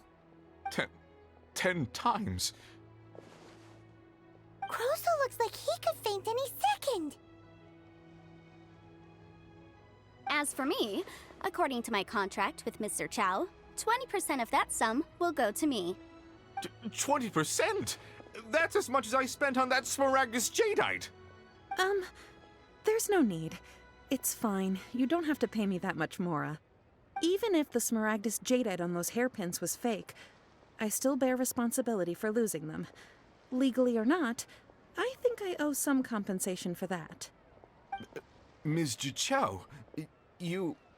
However, Mr. Crossell, since you have no use for that chunk of Smaragdus Jadeite, why don't you give it to me instead? I'll consider us even. What? But all right then. This cursed rock's brought me enough grief as it is. Miss Yunfei, I'll turn this Smaragdus Jadeite over to you. I trust that it will suffice as remuneration? Well, that's not quite how the rules say this should go. But whatever. It'll do. Thanks so much for your help this time, Miss Yunfei. When you have the time, I'll be sure to visit and express my thanks more appropriately. Oh, come on. No need to stand on ceremony. Now, if I may confirm this again, Mr. Chow, have you and Mr. Crossell come to an understanding? Well, yes, I believe we have. Well then, that's good. Mr. Crossell, it seems that my client has no further claims against you. Is that so? That's good. That's good. Actually, Mr. Crossell, I'd like to talk business for a second if I may. I could see from the hairpins you produce that you're very skilled in jewelry design. My family, on the other hand, works in the ore business, and we have a fair stock of fine ores. If we could join forces, your jewelry designs and our choice ores, I think we could do some fine business between us. Let me think for a moment.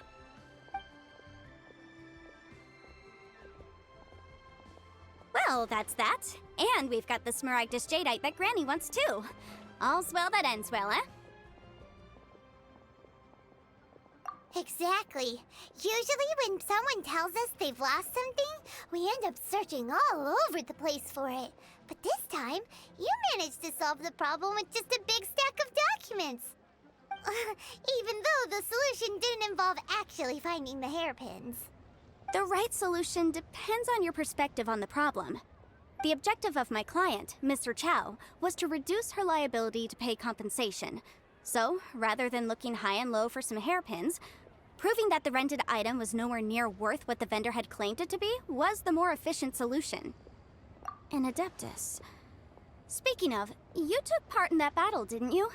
In which case, you would have heard what Granny said. Liyue Harbor is now a city ruled by humans. The title of Adeptus means precious little to me compared to my job as a legal advisor. In any case, don't you think that the Liyue Harbor of today needs legal consultancy far more than it needs adeptal powers?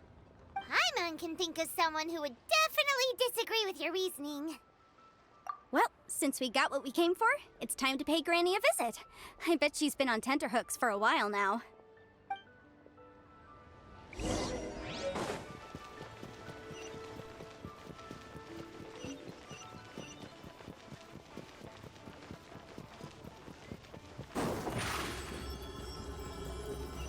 Step on up!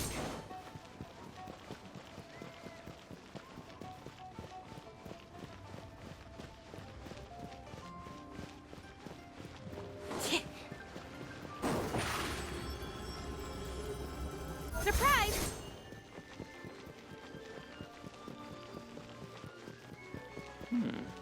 This is a peaceful neighborhood.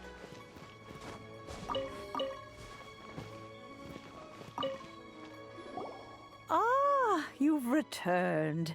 How did it go? Were you able to find the Smaragdus Jadeite? Good, good. Then we have all the materials we need. Well, if we're all set, Granny, I'll get going now. Got a ton of clients waiting for me back at the office. Oh, you. All right, then. Go see to your business. Granny should be able to handle the rest. I'm off then. Bye! Oh yes, Traveler. Make sure you don't lose the business card I gave you. I've been looking into the laws of other nations as well. If you should ever bump into any trouble with the law, come find me directly. Regulars get discounts too. Come now, child. Are you leaving or are you not? If you have no wish to leave, perhaps you'd like to help me clean my teapot, hmm? I'm leaving! I'm leaving! That child.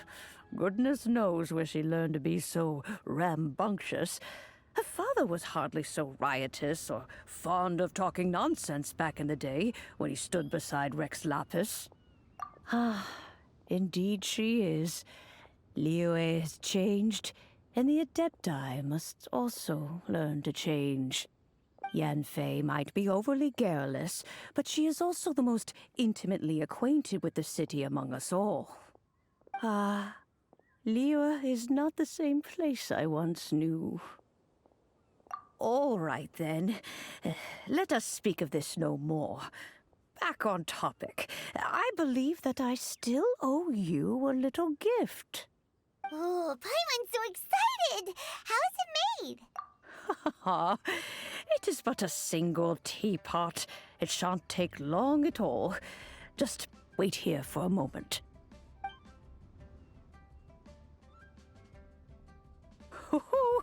There we go. This Serenity Pot is all yours now. Hold it firmly. If you were to drop it, oh goodness, who knows what might happen. Take these blueprints with you as well. You'll need them if you wish to make your teapot a little more lively inside. Wait a minute, Granny! How exactly are we supposed to use this teapot? Oh, you needn't worry about that. I've already arranged for a certain little helper to await you within this teapot. She will explain everything you need to know about it.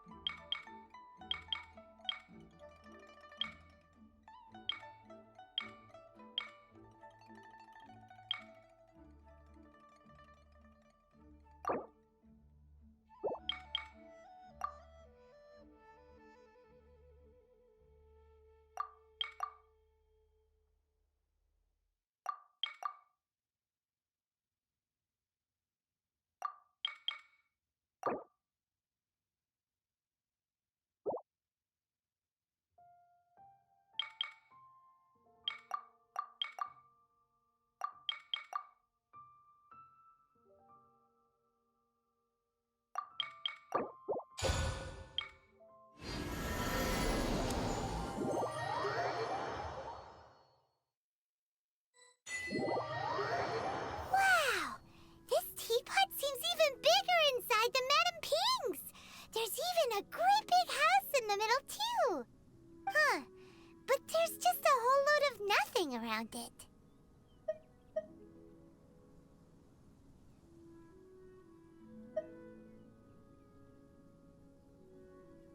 Hey! There's a perfectly good house right over there! Why should Paimon have to live in a hole in the ground? Still, why is it so empty here apart from that house? Oh, wait a second. What is that?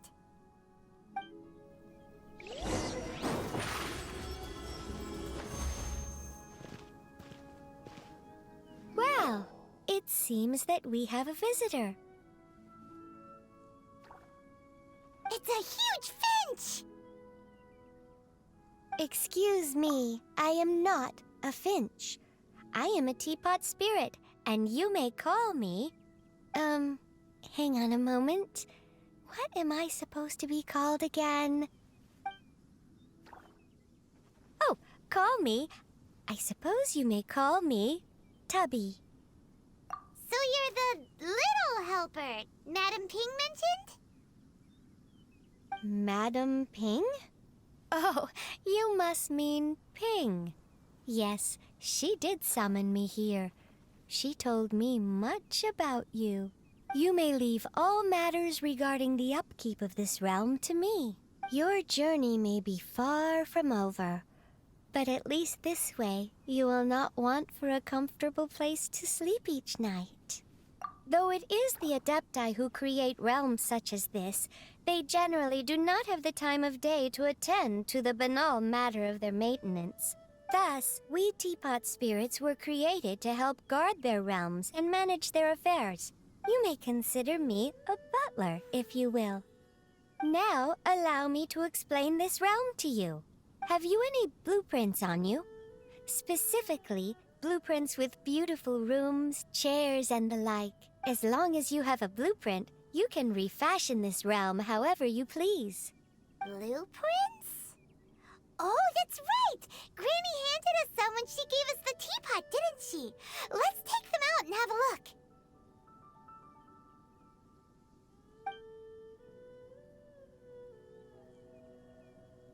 Yes, these are the blueprints I'm talking about. Go on, open them up. Just commit the image of the objects to memory and prepare the necessary materials. Then simply release the thought from your mind and the object in the blueprint shall appear within this teapot. Wow! Is that all it takes? Then we could build a whole city inside, couldn't we? I doubt it. A golden-eyed adeptus explained this to me at some point in the past.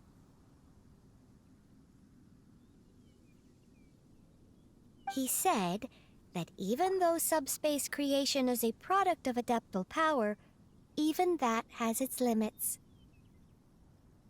This world is not a true one, after all. It provides merely a moment of brief respite from the mortal realm, not a means of escaping it entirely. A golden-eyed adeptus? Paimon wonders who could that be? I hardly remember myself. What's more, I have never seen that adeptus again since.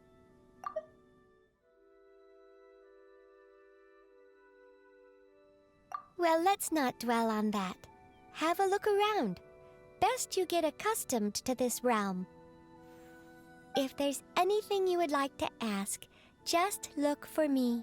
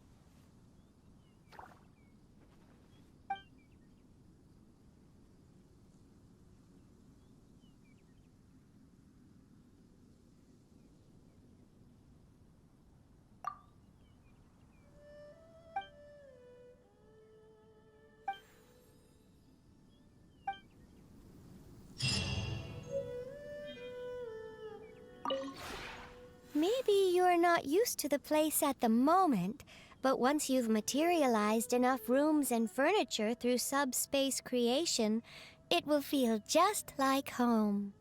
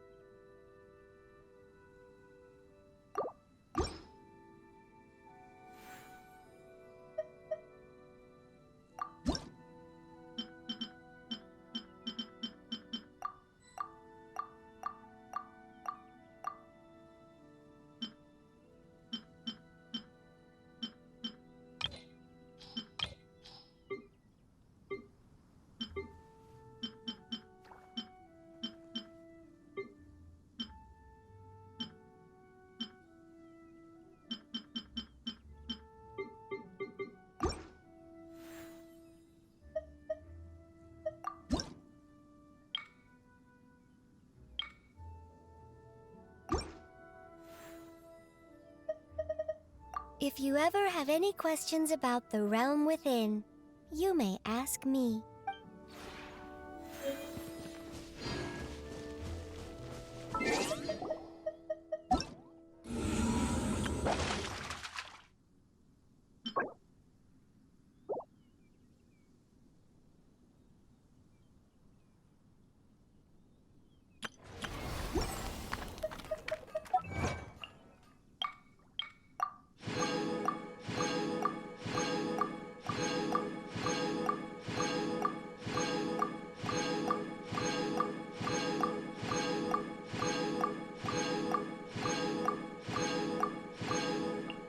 Seems Lenny is saying some strange things again. It's really worrying.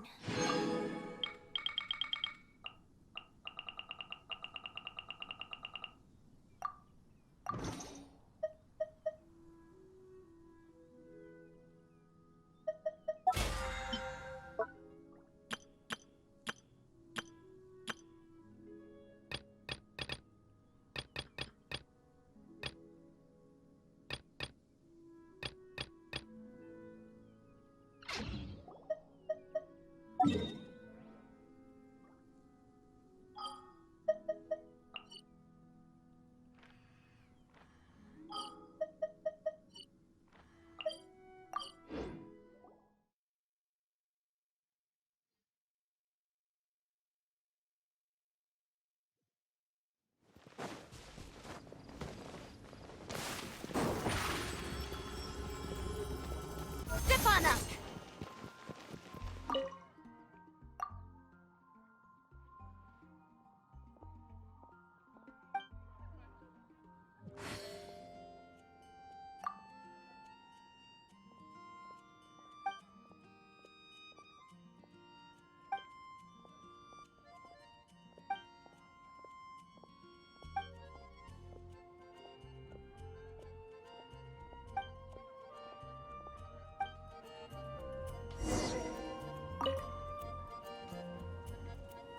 Traveler, please, over here. It has been a while since you joined the Adventurers Guild. Are your adventures going smoothly?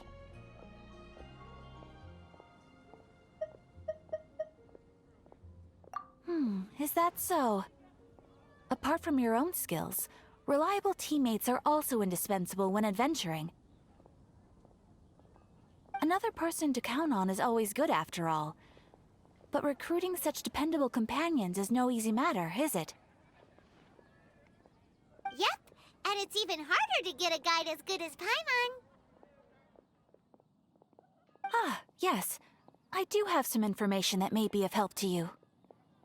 Let me consult our records. Ah, there it is. There's been a certain blonde stranger who arrived in Mondstadt lately, dressed in most unusual clothes. Blonde. Dress is all funny. It feels like Paimon's heard this one before. Wait, do you mean... Does that stranger's face look anything like hers? Like the honorary knights? No, they couldn't look more different. This stranger is a very tall man, and even has an eye patch. Seriously? How does this have anything to do with Kaya? Eye patches can't prove that you're related anyway. That stranger declined the guild's invitation, so I can't say that I know anything about the relationship between him and Mr. Kaya. Nonetheless, you can look for him if you're interested. Perhaps he might accept your commission instead. After all, it is not uncommon for some adventurers to not want to be limited by the guild, but be happy to accept a fellow adventurer's requests. And should the stranger be a strong adventurer indeed, he would certainly be a big help on your journey. Please don't talk down on yourself like that. You are the honorary knight of the Knights of Favonius, after all. Your deeds are the stuff of song for all the bards in the city, even now.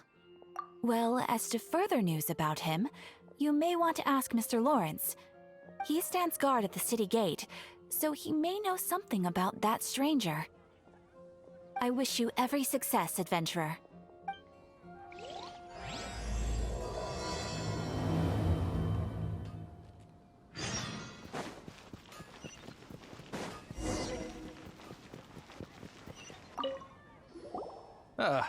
Honorary knight.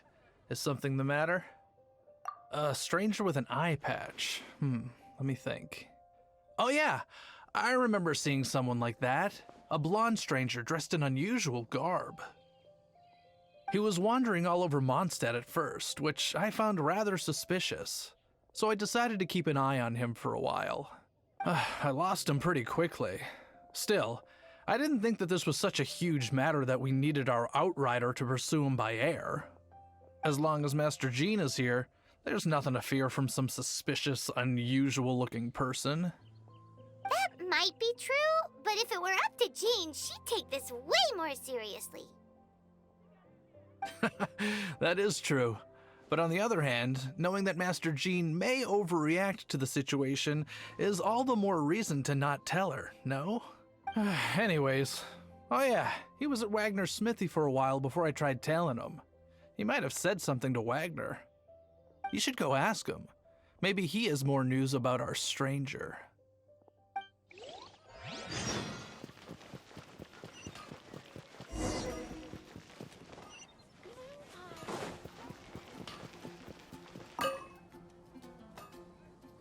What? You need something? Here, I remember him. He showed up a few days ago asking to buy a bunch of forging materials. Can't say I've heard of any of the materials he mentioned, though. He then had a look at the weapons in my shop before leaving. I've heard that he can be found drinking at the Angel's Share. If the Knights of the Guild want to get hold of him, that's the only place to be. The Angel's Share? Well, Master Diluc probably has his eye on that stranger too, then. Anyway, let's go to the Angel's Share and have a look.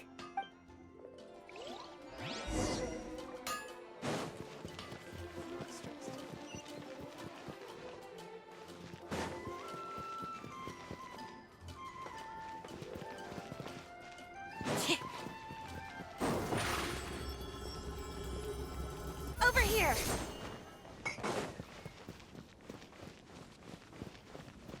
Come in, take a seat. We have a few spots.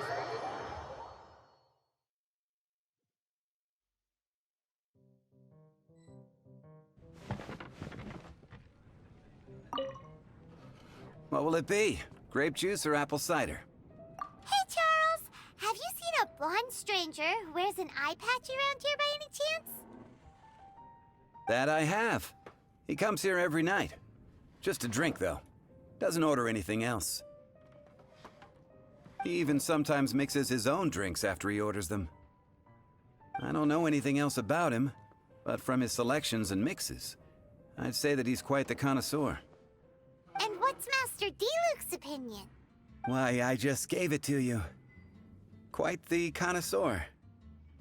Investigating everything as always. Guess that's D-Luke for you. If you're looking for that gentleman, he ordered some new bottle of wine in advance yesterday. So he should be here today, too.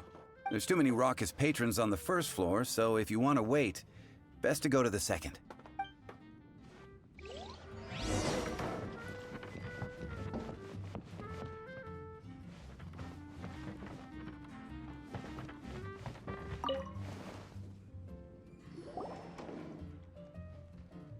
Ah, welcome, sir. The wine that you previously ordered is here. He's really here? Let's go downstairs and have a look.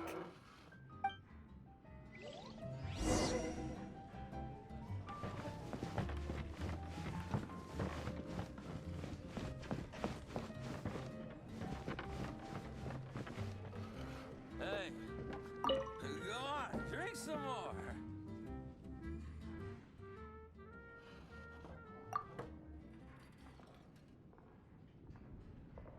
Wow, he's got no intention of paying us any mind, huh? A traveler, you say? Why are you traveling?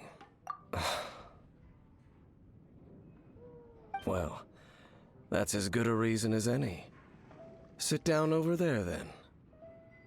So, guess we've broken the ice. What a weird guy. That little one beside you. That's not true, and you know it. It's indeed a good thing to have someone accompany you on your travels. My name's Dainsleif. I suppose you have some business with me? Sure. And he was so cold just a moment before. Paimon's got a bad feeling about this. But I will require advance payment. 500 mora, and 3 answered questions. The 500 is a one-time fee, and we'll settle the questions in a moment. That's it. Well, now Paimon's got a really bad feeling. That kind of compensation can't be right. Ah, thank you. Now, as for my questions, I'd like you to answer them here and now. The answer to a question says nothing about right and wrong, only about differences in attitude. I only wish to know what your choices are. You need only answer. Question 1. The crisis Mondstadt faced was resolved by an alliance between yourself and that Animo Archon who calls himself Venti. Who, in your view, was the key to ending that crisis? I know everything that I should. Well, answer the question.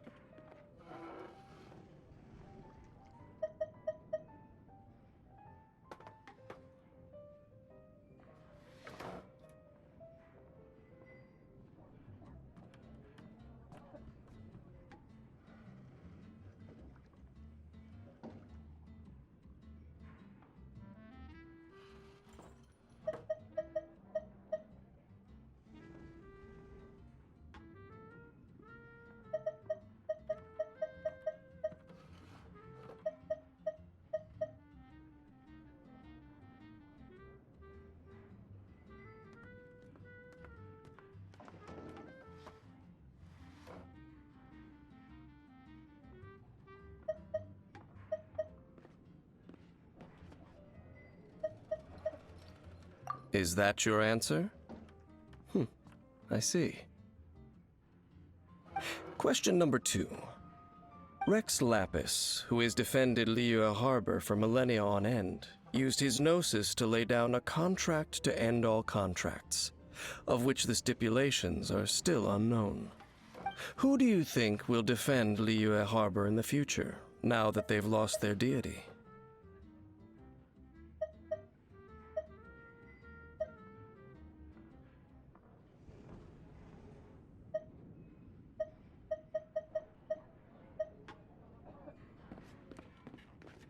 So that's your answer? I see. Now for my final question. This world has people who gained visions, and those who did not. Which of the two do you think hold more importance in the eyes of the gods?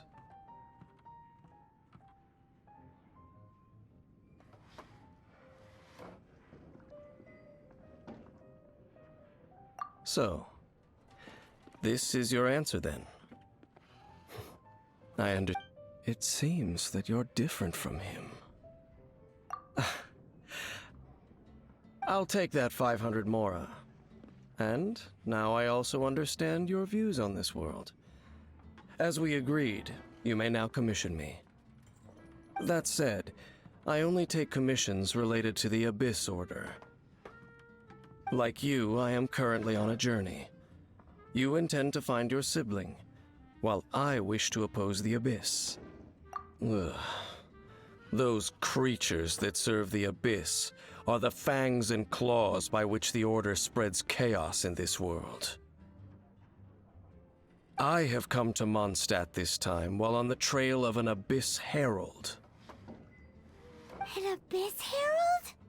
An even more twisted abyssal being, one that commands the Abyss Mages. Oh, that's right! We've just been fighting against the Fatui and Liyue, who are human too! We haven't encountered the non-human Abyss Order at all! There's some reason behind that, I'm afraid. It's possible that they may have been under orders to avoid your path.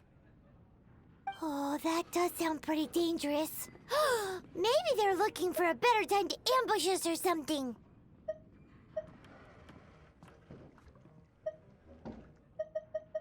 Uh-huh! We're super-duper strong! That manner, it's just like his. Well then, let's go see for ourselves, shall we? According to the leads I have on hand, the Abyss Order has re-infiltrated the Temple of the Falcon. Let's meet up at the temple. Perhaps your questions about the Abyss will be answered there.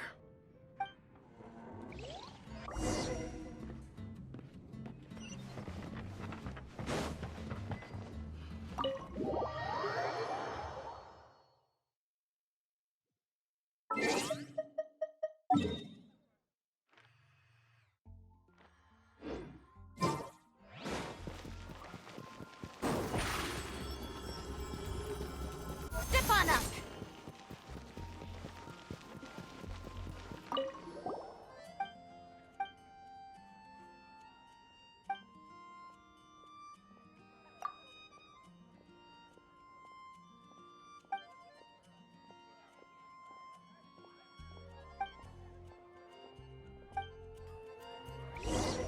Ad Astra Abbot.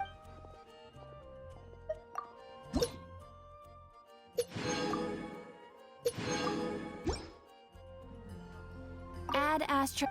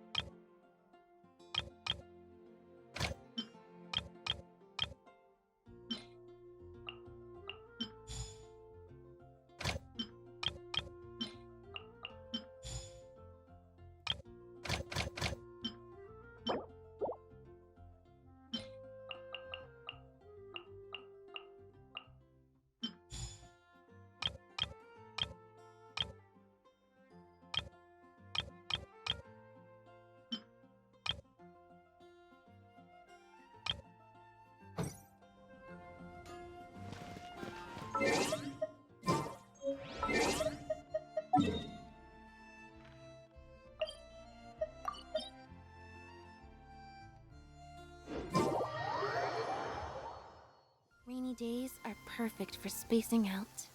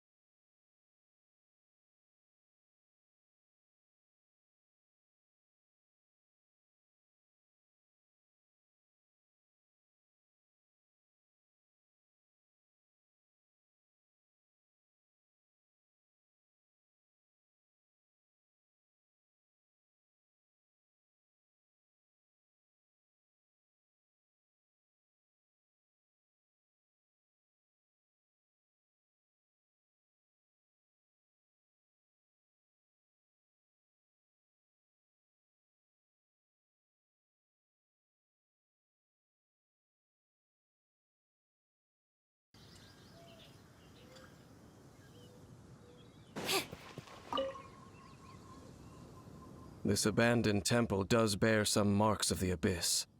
The falcon of the west. Though it can soar in the wind, it ultimately does naught but hover under the light of the gods. Oh, it's nothing. Let's head inside.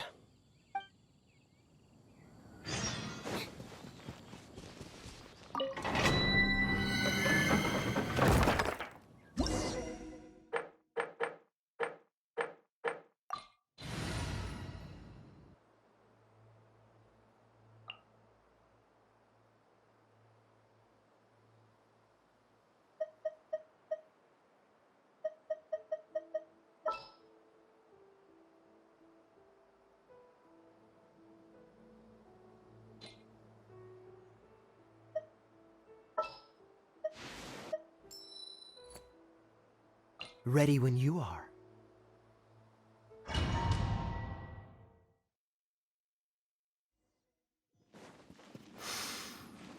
The scent of the abyss is getting stronger.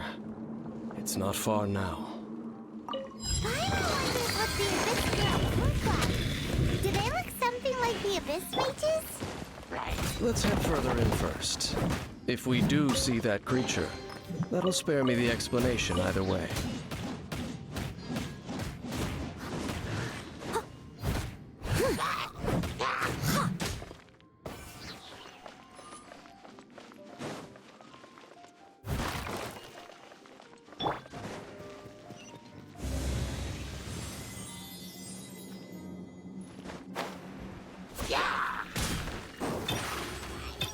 Surprise!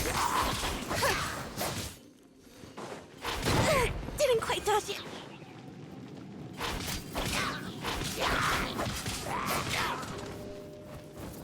Be amazed! Step on up!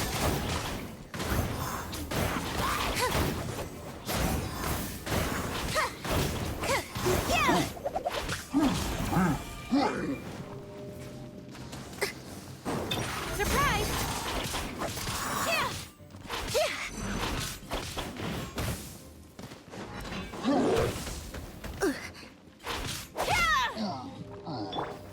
Leave it all to me.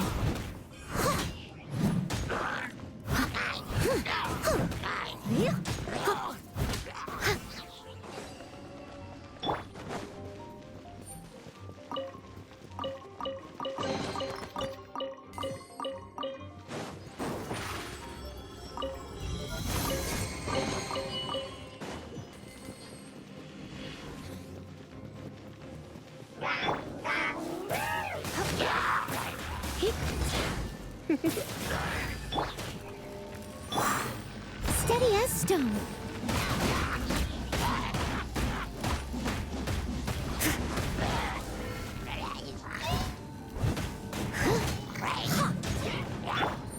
Cool it. Step on up!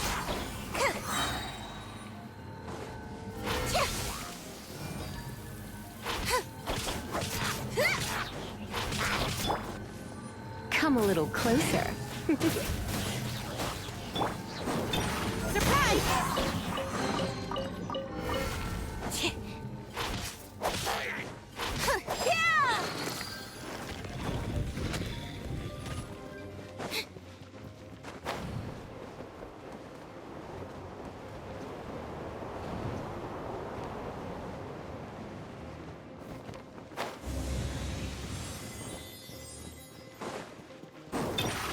Step on up! Time to clean up.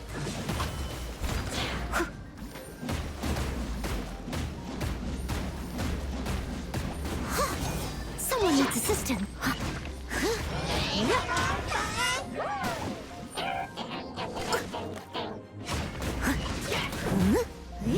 I'll catch up. You're in for a little shock. Come a little closer.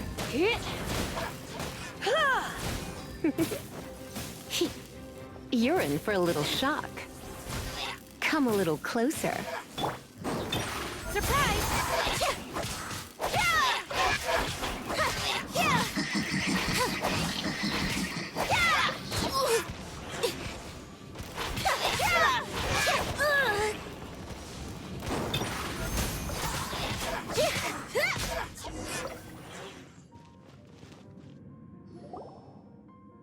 Just a few abyss mages? Seems like that herald might have already left. The abyss. It is chaos, and it is also destruction. It is a morass of inconceivable madness that encroaches upon this world's very foundations. That is why even the Dragon of the East, a servant of a deity, was unable to resist its corrosive powers. And the creatures of the abyss desire nothing less than the overthrow of a world ruled by the Archons. You seem to know a lot about the abyss, Dane. Well, we do have some history. I suppose that's as far as chit-chat goes. We should head to Wolvendom. Judging by the traces I'm following, their next appearance may be within the territory of that old wolf. Perhaps we may find our Abyss Herald there.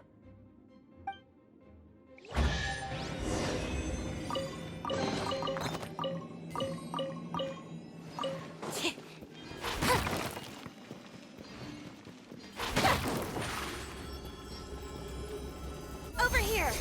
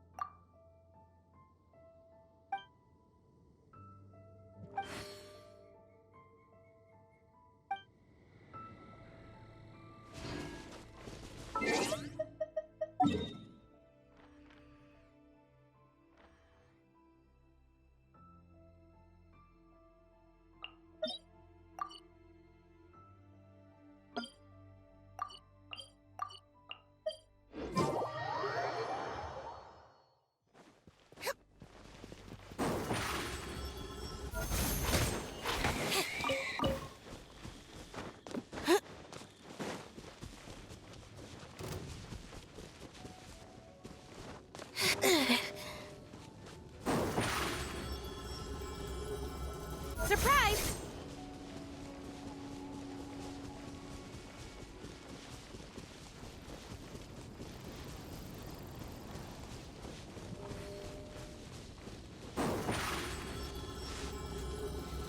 Step on up!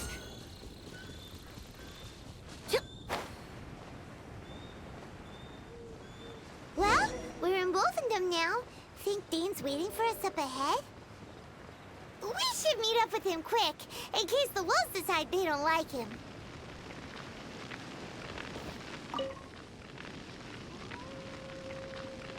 Lord of Wolvendom, great Wolf King of the North. Sharp of fang and keen of claw, and yet dwelling here only. No, nor does it know me. I only know these things because a previous traveling companion of mine once wanted to hear its story. All right, let's go see if that Abyss Herald has stopped by here. But where do we begin? Are you standing here because of these strange bonfires, Dane? Indeed. See that, floating above the flames? It's an abyssal spell. Knowing what I do of the Order's habits, they've probably left similar marks behind elsewhere. Let's have a look nearby.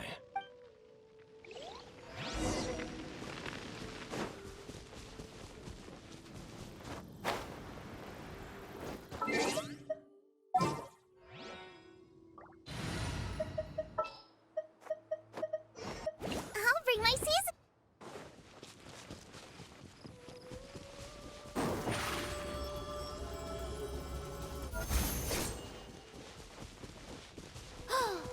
Do you think that those monsters by the bonfire are under the Abyss Order's control?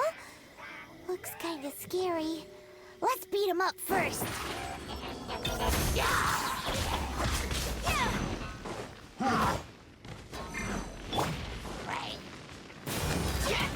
Surrender and I'll be gentle. Cue the spotlight! Over here!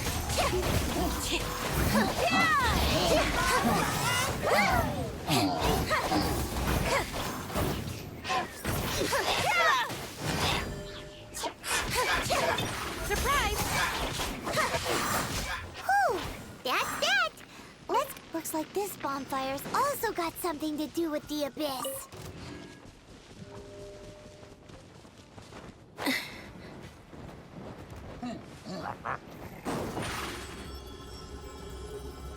Step on up!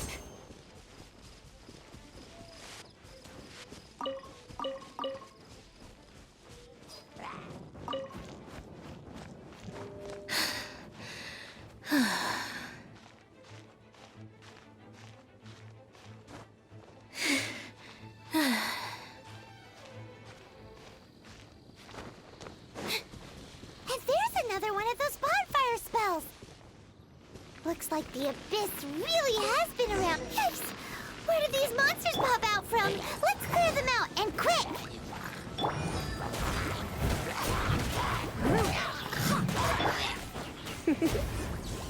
You've been a naughty boy.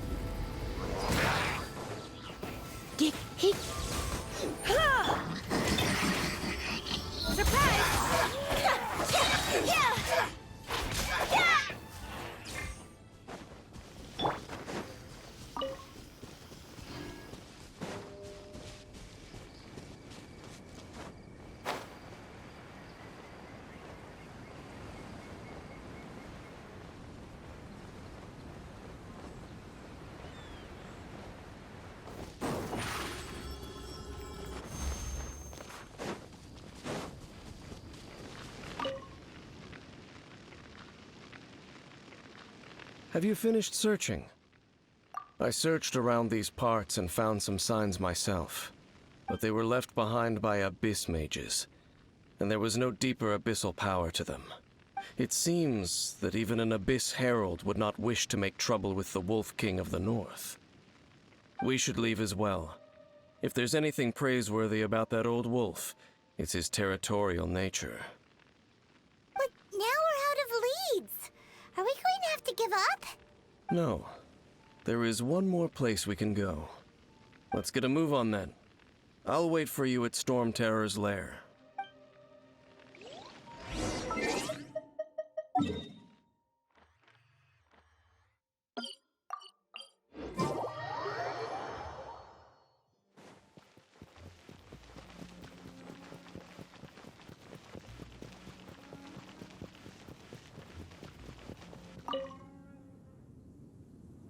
I've heard about what happened to you during Mondstadt's crisis. When you came, this place was known as Storm Terror's lair. But I suppose that this place is more lair than Storm Terror at this point. In fact, if my memory serves, this ruin has had largely nothing to do with that dragon for a long time. The first time I laid eyes upon the ruins of Old Mondstadt, the Dragon of the East had yet to fall, much less come to nest in this place. Huh? But Paimon remembers that Dvalin first got in trouble hundreds of years ago. Don't think too much about it. Do you remember the light actuators that once sealed this ruin? If the Abyss Order is interested in this location, then they will not neglect those mechanisms. Let's go see what the situation is at those light actuators.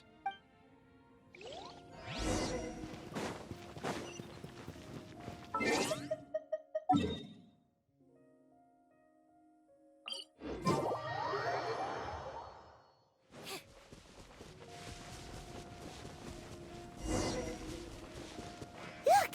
There are lots of monsters gathered over there. Come a little closer. Boba, get them!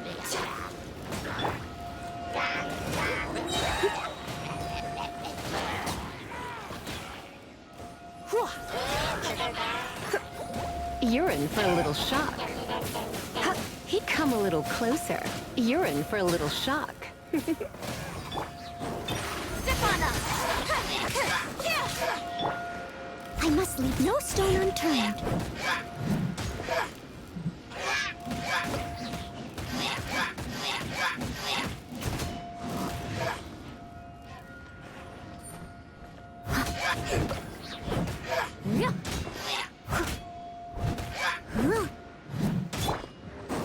Over here! Out of the frying pan, into the fire! Eat this!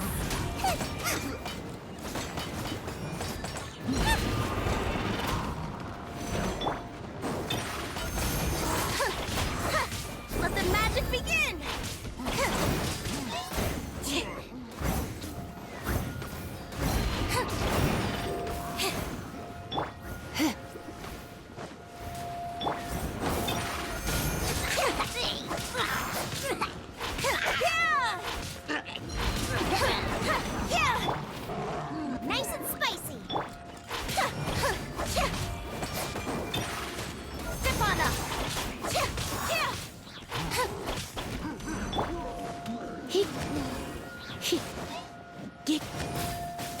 Come a little closer.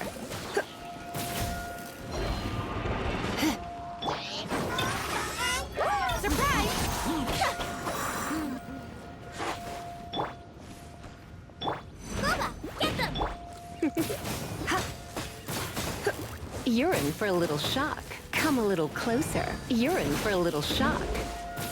Hey.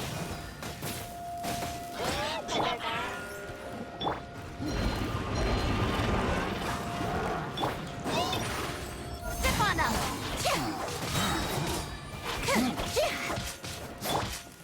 Come a little closer.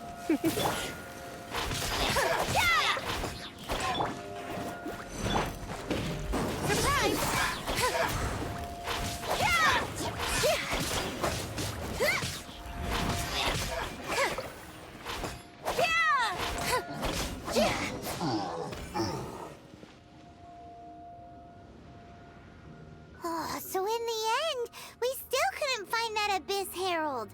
Bummer. I wouldn't call not having to gaze upon such a creature a shame exactly. Still, I do believe that you will come across one eventually. No, you're right. If it's a really powerful monster, it would be best to go around it. How good it would be if all perils one encounters in their journeys could simply be solved by going around them. Once upon a time, yes. I simply have experience from adventuring together with that traveling companion. You know, Dane, you keep talking about that person this and that person that. Where are they now, anyway? He no longer travels. I'm afraid that traveling can be too exhausting at times. Oh, is that how it is? Well, why are you traveling alone then? I still have some things left unfinished. Once they are done, I too will return home to rest. Yep, and it's good to have a home to come back to, isn't it? We camp out a lot when we travel. Hey, once you find your sibling, we should find a place to stay too, shouldn't we? Mondstadt's Fisherman's Toast is pretty tasty, but Liyue's one-man restaurant is great too. Either way, we should settle down in a place where there's good food. Home. Well, it won't be too late to think about where you stay once your journey reaches its end. While you're still traveling, you should...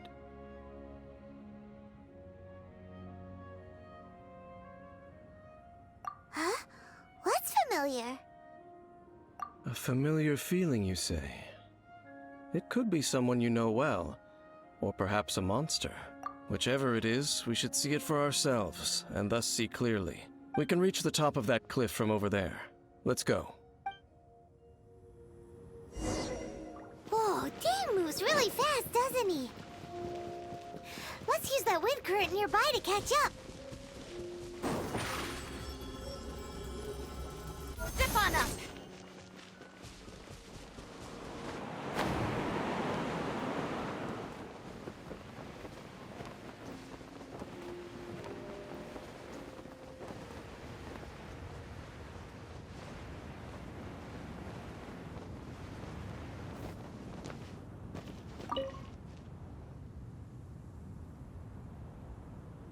Can you still sense that familiar feeling that you spoke of earlier? But it doesn't feel like there's anything around here. No monsters, no people, nothing. Indeed. There doesn't seem to be anything strange about this place. It doesn't look any different from the last time I was here. My traveling companion brought me here on our previous journey. So, Dane, what about you? What's your favorite place? Me? I no longer remember. I merely followed my traveling companion around on that journey. That's all there was to it. Huh? A ruin guard's footprint. A ruin guard was wandering around here? No peace to be found, even for a single dandelion.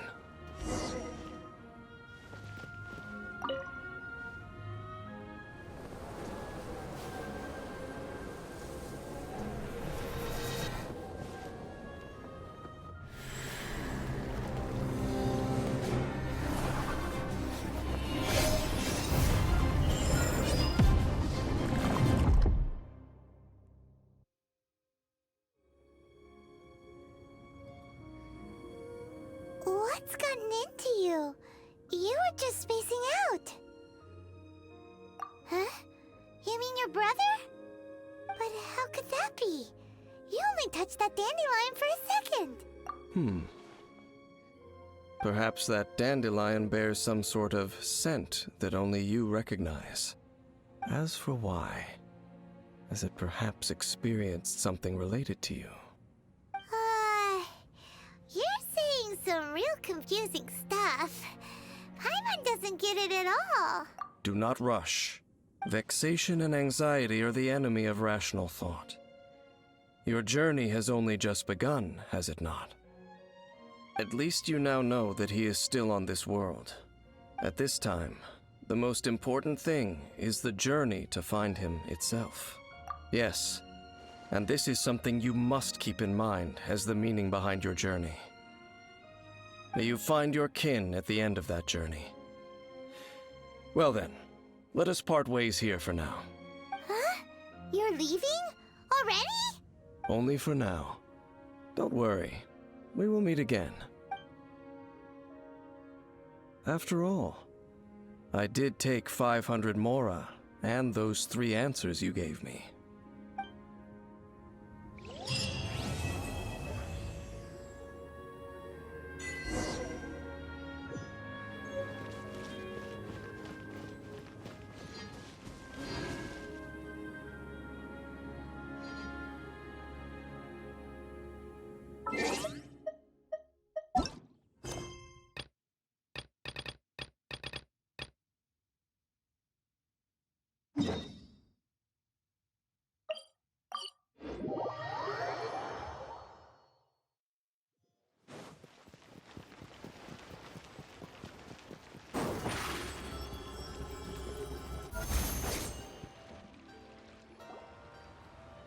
Oh, yes! Yes! They have the audacity to go after anything! The 7 dragons, gods. No ancient artifact that relates can escape their greedy ambitions. Still, this time is different. Who do they think they are, going after the Abyss Order's treasures? Oh, Traveler, it's you. Huh? Ganyu, what are you doing here with Lan? Do you have a commission you need to post? Hello. We were just discussing the treasure hoarders. Yes. We were just saying how even the audacious treasure hoarders should know better than to mess with the Abyss. It's just too evil. But we recently received intel from the Ministry of Civil Affairs that 2 big-time treasure hoarders in Liyue and Mondstadt are planning some big joint operation. 2 big-time treasure hoarders? Yes. They're known as Big Sis of the South and Raptor of the North. Oh, Raptor! Paimon remembers he tried to run away from Amber in Mondstadt. But who is Big Sis of the South?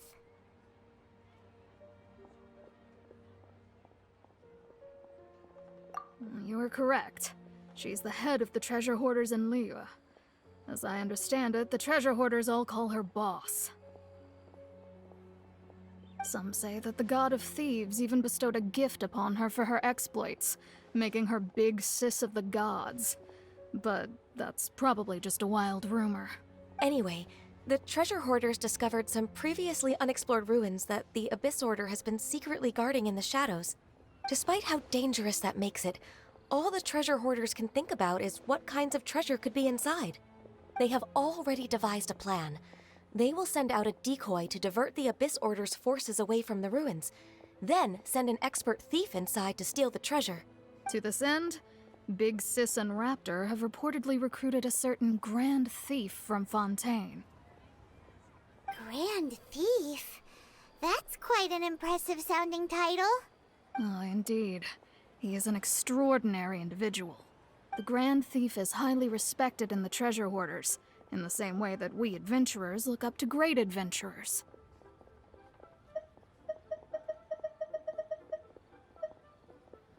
Ah, so you're familiar with the author of the Tevat Travel Guide, then? Correct. The Grand Thief is someone as renowned as her. So, despite being relative big-timers in Liyue and Mondstadt, Big Sis and Raptor had to put in a lot of work to convince a thief of his status to come and personally oversee this operation. With the major changes in Liyue recently, the Ministry of Civil Affairs and the Millelith already have their hands full. They don't have any time to investigate rumors about treasure hoarder activity. But anything related to the Abyss makes me feel like there is some unknown danger lurking beneath the surface. So I decided to come to the Adventurers Guild to post a commission. Leave this commission to us! Oh, thank you so much. Good to see this in the hands of a reliable guild member. Well then, good luck. The guild will take care of the details of this commission.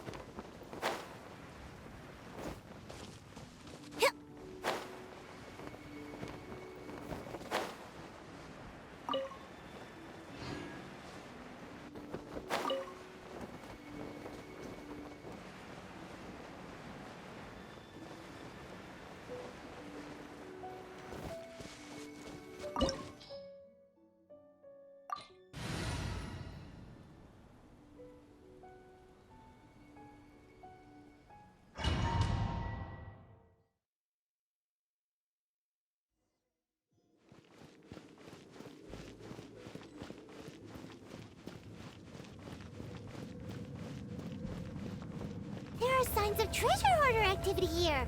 They must have come to these ruins. Let's go deeper inside. Paimon sure hopes Ganyu's information is reliable. There aren't many guards here. Looks like their plan to draw away the Abyss Order's forces really worked.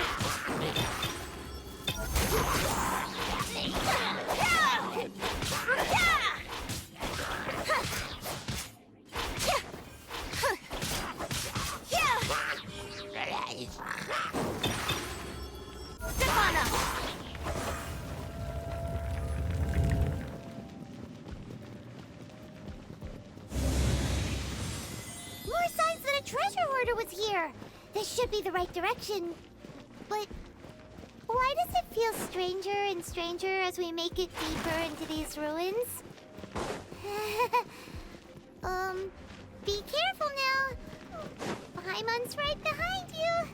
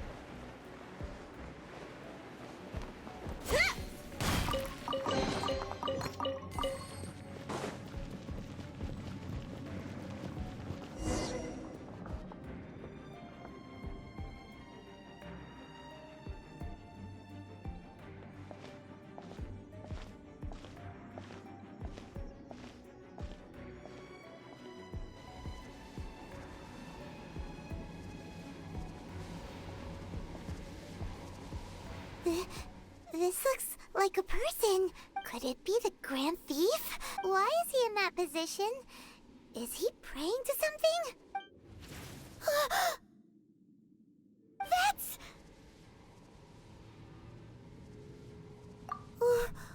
Why is the statue of the Seven hanging upside down? And the statue's hands... Paimon remembers they're normally holding an orb, right? But this statue is holding... What is that? Paimon has a really bad feeling about this. And the Grand Thief hasn't moved an inch. Do you think he's... Hello? Are you okay, mister? He's dead. Paimon doesn't feel so good. Let's get out of here, and fast! We should report back to Ganyu and Lon.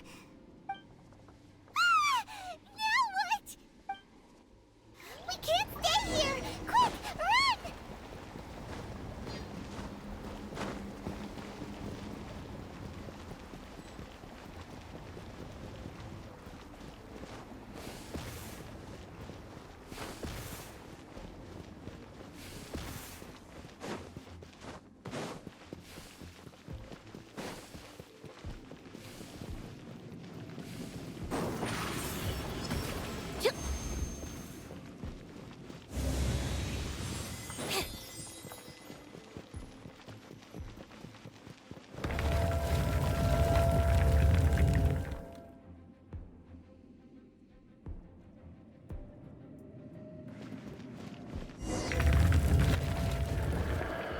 You cannot spy on the secrets of the Abyss. You have come here. You have seen our secrets. For this, you must pay the price. As a herald, I will mete out your punishment. An Abyss Herald?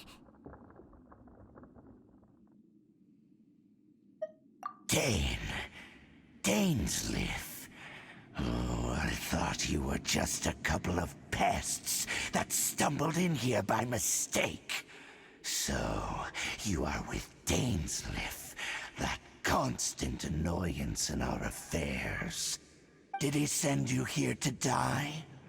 His resistance against the Abyss has gone nowhere for a long time. There is nothing you can do to change the tide. The Abyss is unstoppable. What is this power? Pirate's never seen it before. Careful, please don't get cocky. A little closer. Abyssal roar! Surprise! You're in for a little shock. Come a little closer. You're in for a little shock. Step on up! Out of the frying pan! Will perish!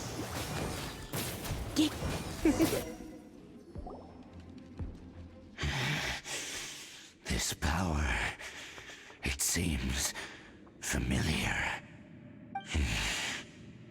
I see. So it's you. You are the one. In that case, I shall stay here no longer. What a tough battle. Are you okay? Oh, such a strong enemy. Who knew the Abyss Order had monsters this powerful among them? Huh? What is it? What are you thinking about? Oh, right, yeah. We're near the exit now. Let's get out of this scary place before something even more dangerous shows up.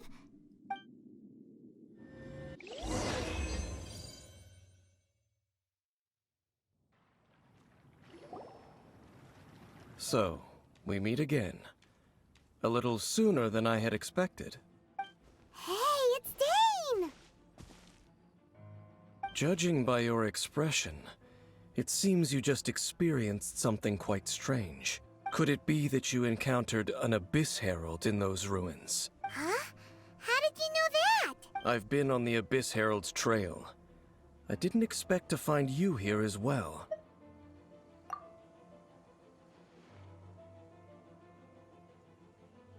An inverted statue of the Seven, holding abyssal power in its hands.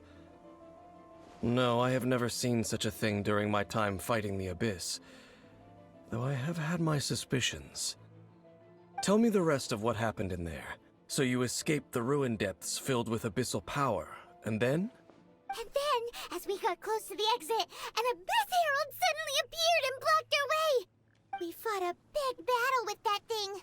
Maybe it hasn't gotten too far yet. Yes, this is a rare opportunity indeed. Come, let's catch up to it. Let's go! A rare opportunity? With Dane helping out, maybe we'll be able to solve more mysteries about the Abyss.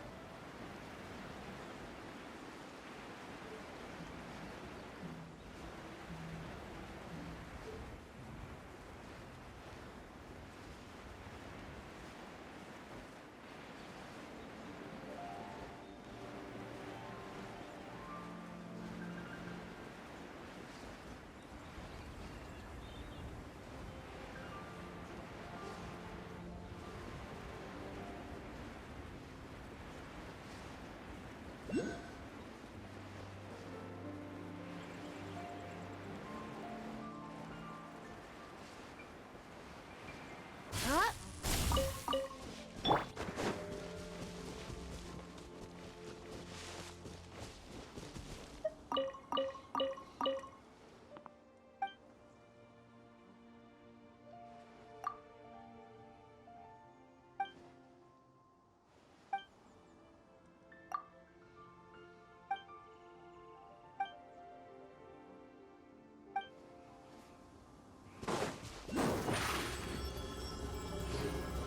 Surprise!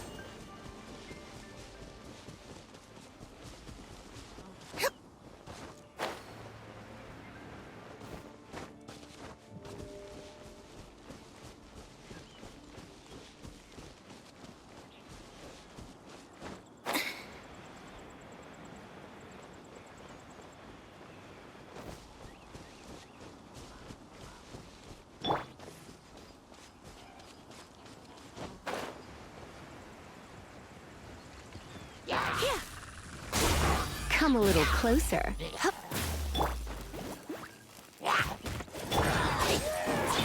Step on up!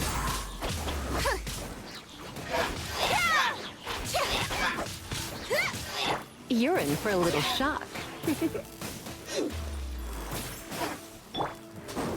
Over here! Goba, get them!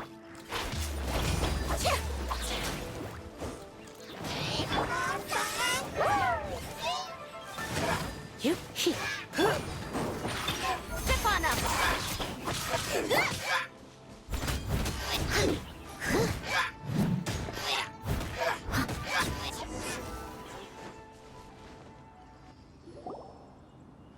Those Abyss mages just now.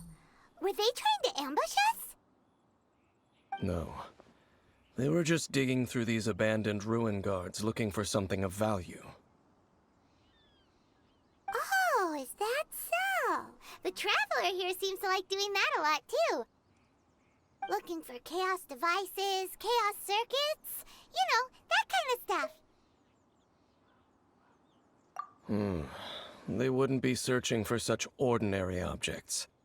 In fact, I was nearby investigating precisely because Abyss mages often come out from that ruin to explore.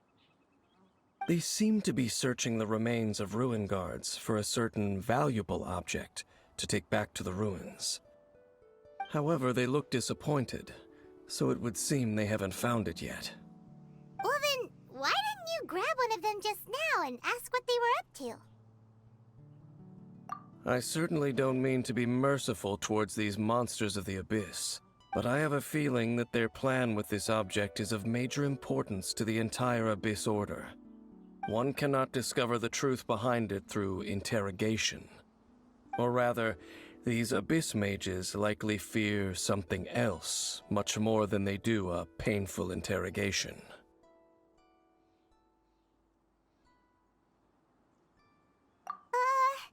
Paimon is getting goosebumps thinking about all this. All right, we shouldn't waste too much time here. Let's continue our search.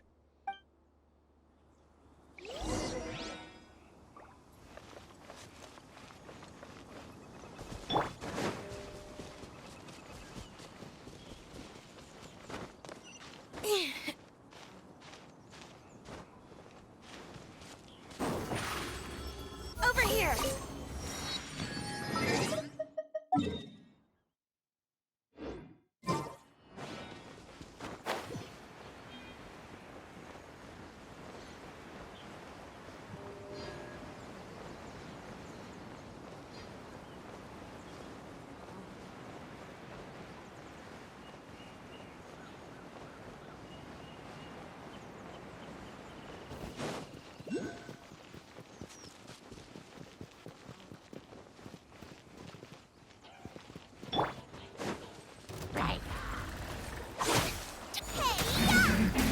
Nice and spicy! You're in for a little shock. Be amazed!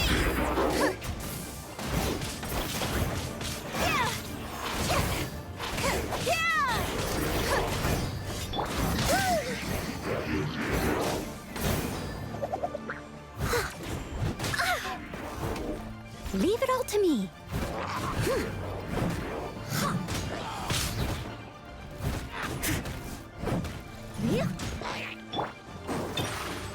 Step on up!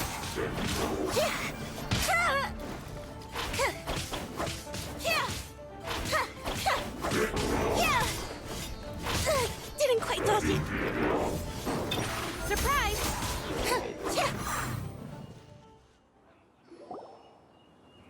Wow! Besides the Abyss Order, Ruin Guards sure are active around here. Seems wherever we find an Abyss Mage hideout, there's often a bunch of Ruin Guards roaming around too. Is that just a coincidence? Or... There are no coincidences in the world. Everything is the fruit of seeds planted long ago. Just like your appearance in that tavern. Time is just waiting for those seeds to sprout. Forget it. Just some needless musings. The connection between the Abyss Order and the Ruin Guards is by no means incidental. Rather, they are both branches that have grown out and up from the same roots below. branches? Roots? What do you mean exactly? Both originate from an ancient nation that was destroyed 500 years ago. Khaenri'ah. Huh? Khaenri'ah? Really? The Abyss Order and Ruin Guards are left over from after the destruction of that nation? Oh, speaking of Khaenri'ah, that's really a super ancient name. Oh, right. As your guide, Paimon should explain a bit here. A long time ago, the nation of Khaenri'ah was... Huh? You have memories of being there. But that nation was destroyed 500 years ago. Is that so? Well, everyone has their secrets. You did not pry into mine, so I shall not pry into yours. But, if you would like to tell me, I will listen. So, the Khaenri'ah you saw, what was it like?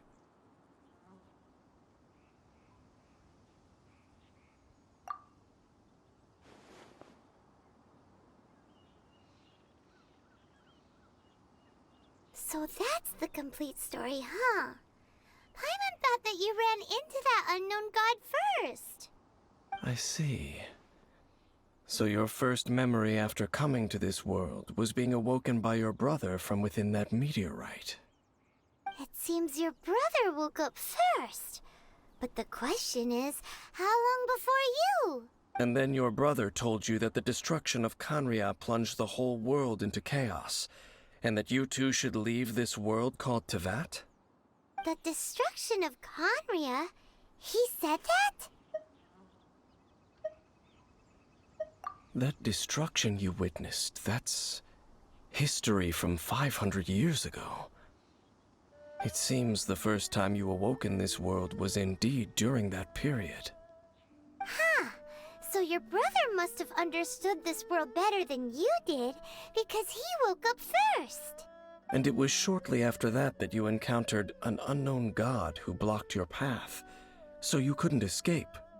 Oh, Paimon knows this part really well. I understand. When you awoke at that time and hurriedly tried to leave for another world, you didn't know anything about Kanria. But now, since you have come to gain some understanding of Tevat, you are able to guess that the war you witnessed all those years ago must be the war that ended Kanria. Am I right? Ah, if that's the case, you must have been flipping through all sorts of books during our adventure these past few months. Before going to Mondstadt, you had just looked at some vague materials. Later, we managed to gather a whole bunch of old books from all around Mondstadt and Liyue, but you told Paimon they were useless. So, the whole time you were just trying to learn more about Conria so you could find your brother? Oh, yeah! You can travel around the 7 nations to find the 7. But where can you go to find a nation that was destroyed 500 years ago? I probably know more about Kanria than both of you. Kanria was a nation without a god. Not because it had a god that died or abandoned them, but because it never had a god to begin with. It was a powerful nation, built purely by humans. An unprecedented, flourishing, and glorious civilization. It was the pride of humankind. A nation without a god? Later events unfolded just as you remember. It was all destroyed by gods. You mean that... 500 years ago, the gods descended upon the world and brought desolation to Kanria. The pride of humankind was uprooted and crushed, like a weed removed from the garden of the gods. How could that be? The history books don't say anything about that. Yes, well, continuing to discuss the past now will only dampen our spirits.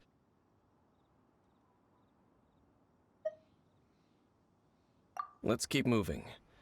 I will tell you more of what you want to know as we continue our search.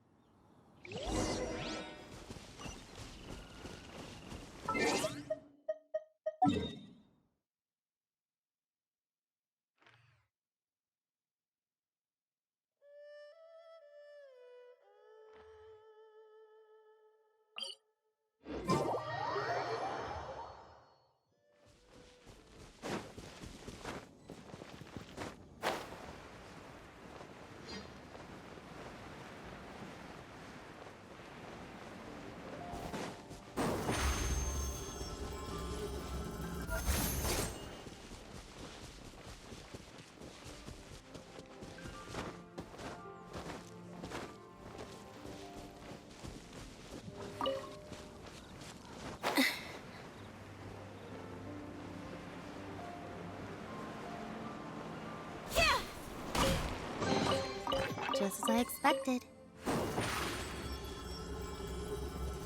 Zip on up!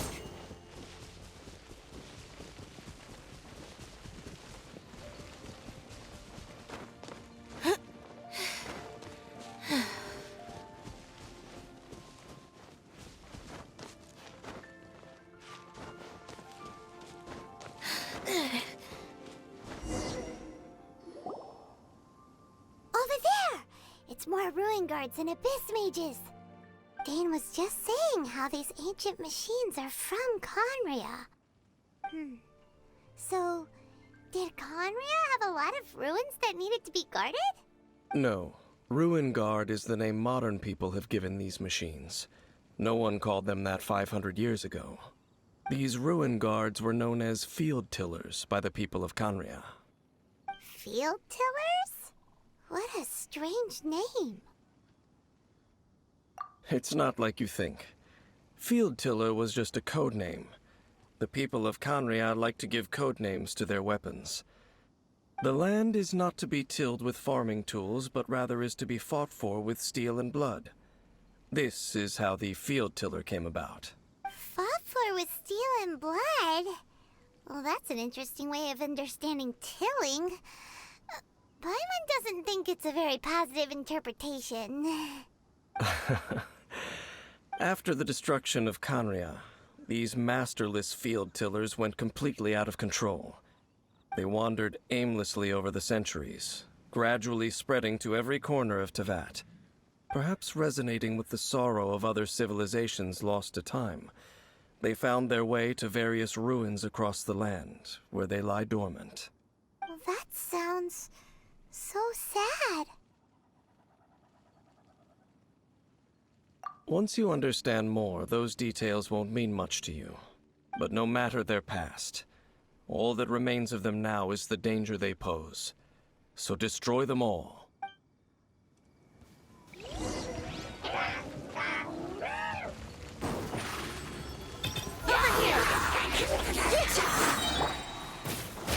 Try not to enjoy this too. Out of the frying pan, I must leave no stone unturned, as a good knight should.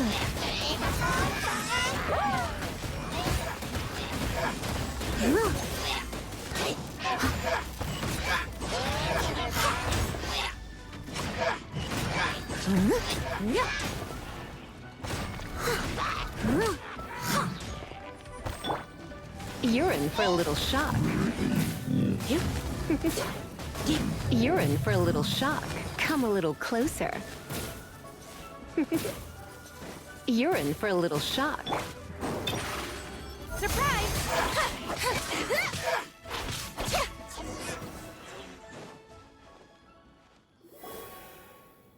Huh?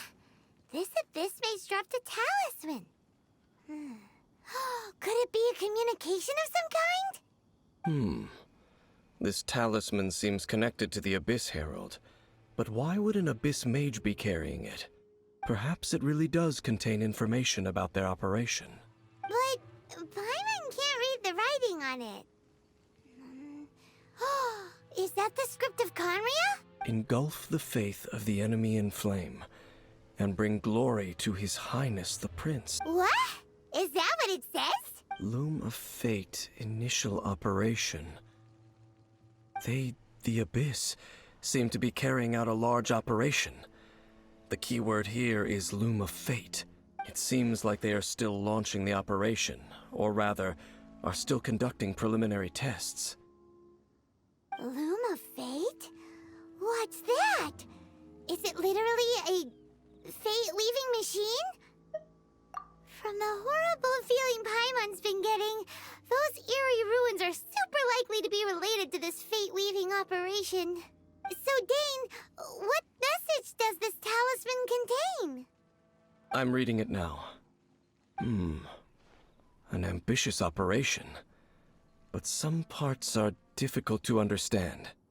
How so? In short, the first phase of the plan is related to Osial, Overlord of the Vortex. The Overlord of the Vortex? You mean that god in the ocean? What do they want with Osial? I know of your past heroics regarding Dvalin, and I also know of the Abyss Order's role in the Storm Terror incident. Though you may not have been aware of it at the time, you were thwarting an Abyss Order operation similar to this one. Last time it was Venti's old friend. This time it's a huge ancient god. The Abyss Order keeps setting their sights higher and higher. Will the Abyss Order use their lies and dark magic to corrupt Osile, just as they did Dvalin? No. From the contents of the talisman, this operation goes one step further. They won't just corrupt Osile's mind. They also plan to use the ancient technology behind the field tillers to completely transform Osile's body. Is that even possible? So wait, the Abyss Order wants to make some sort of cybernetic squid god of mass destruction? Very few people today truly understand the civilization of Khaenri'ah. Though, of course, the accuracy of that understanding itself is difficult to judge. Only the Abyss Order has consistently sought out the remnants of Khaenri'ah. Despite being far from human, they seek out this lost human civilization quite persistently. The talisman's message states that they will use the defiled statue as a base, attaching Osile's limbs to construct a mechanized god. And the new core that shall replace the orb usually held by the Statue of the Seven is the eye of the very first field tiller. The eye of the very first field tiller? Oh, Paimon gets it! All those Abyss mages are looking for the special eye, right? It would seem so.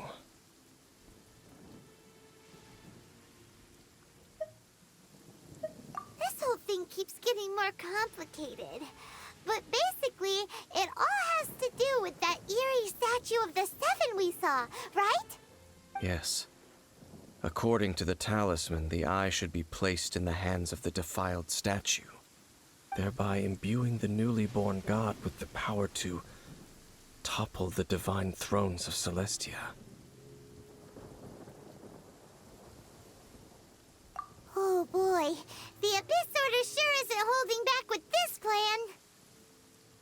Since no one knows where the first field tiller is, how about we take the information about the statue as the starting point for our investigation? Yeah, that tone-deaf bard is too difficult to track down anyway. Let's go to the cathedral first and ask around. Maybe we'll learn something. The cathedral. Huh? What's the matter, Dane? Nothing. Let's get moving.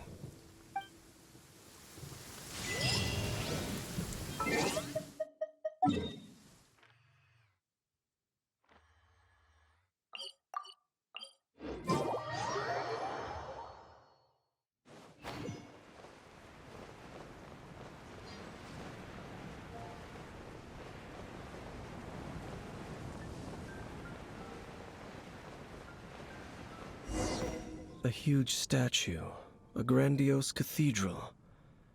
The people of Mondstadt clearly spent a great deal of resources and energy to construct them. But how aware of this was the Animo Archon on receiving this gift? And how much did he give back in return? Faith doesn't ask for anything in return, though, does it? As long as the gods have a clear conscience about it all, there's nothing I can say about it. Shh! We're about to enter the cathedral! Don't say anything bad about the Animo Archon! And actually, the Animo Archon is... never mind! I never specifically said I would enter the cathedral. I'll leave you two to mingle with the sisters. Huh? You are the honorary knight of Mondstadt. They will surely allow you to poke into these affairs with their utmost trust. Having me tag along would only make them suspicious.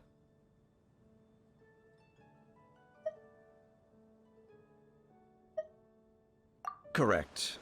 And just as our little friend said, I might say something bad about the church at any time.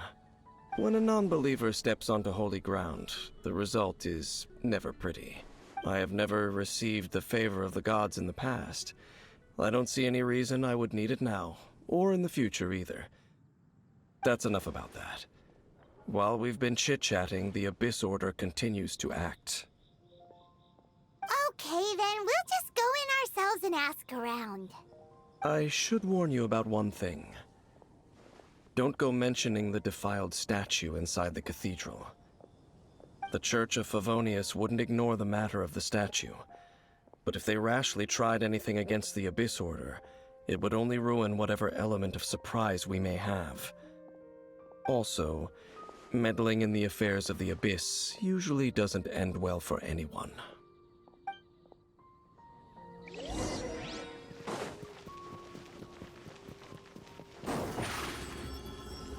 Step on up!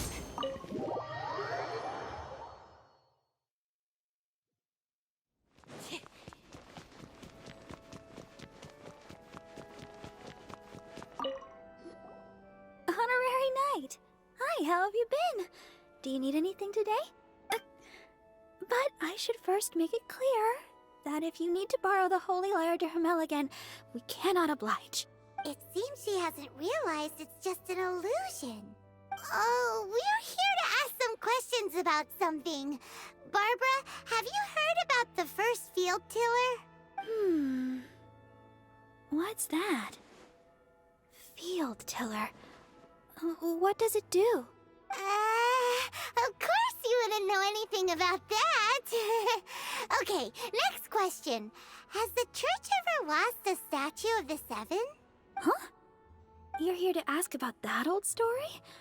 Well, I didn't expect that. That was such a long time ago, barely anyone mentions it nowadays. A long time ago, there was indeed one statue of the Seven that disappeared one night without a trace. Nearly every member of the church joined the search for it, but it was never found. In the church's records, as you might assume, this incident has been called the Lost Statue of the Seven. Of course! Of course? Nothing? So do you have any other clues? Paimon means any other strange stories? Sorry, Barbara, but we can't tell you about the statue we saw just yet.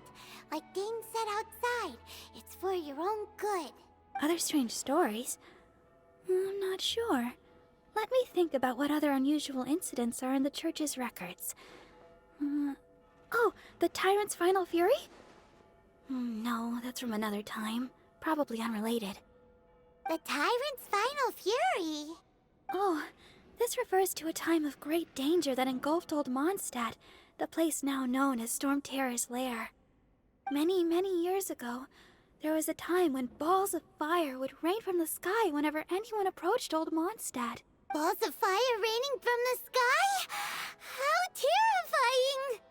People at that time believed it was a curse laid down by the god of storms, so they referred to it as the Tyrant's Final Fury.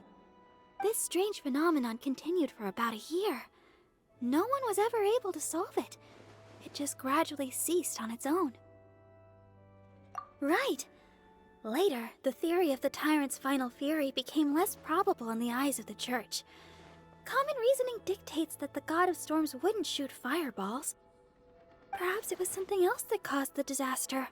Anyway, this incident might not be related to the lost statue of the Seven, but I just can't think of any other strange incidents that might be. It's okay. Thanks anyway! There's that pointless word, thank you, again. I can never get used to hearing it. Oh, Rosaria, it's you. If you're looking for the Knights of Favonius, they're busy with those monsters again. Those monsters? Those monsters that tried to attack Mondstadt last time during the Storm Terror incident? Wasn't that the Abyss Order? They're at it again? Indeed. They're gathering in Wolvendom, causing great unrest among the wolves. Could it be that the Abyss Order is targeting the spirit of Lupus Boreas? As for what purpose, I can't say for certain. Master Jean has already headed off to Wolvendom. I must also begin to make a move myself. Then I will go as well. Master Jean said you should stay at the church and continue your work with the clergy. But you're also a member of the clergy. Right. We'll go give Master Jean a hand. Oh, okay. If the Honorary Knight will be there, then... But please, everyone, be careful. May the animal Archon protect you all.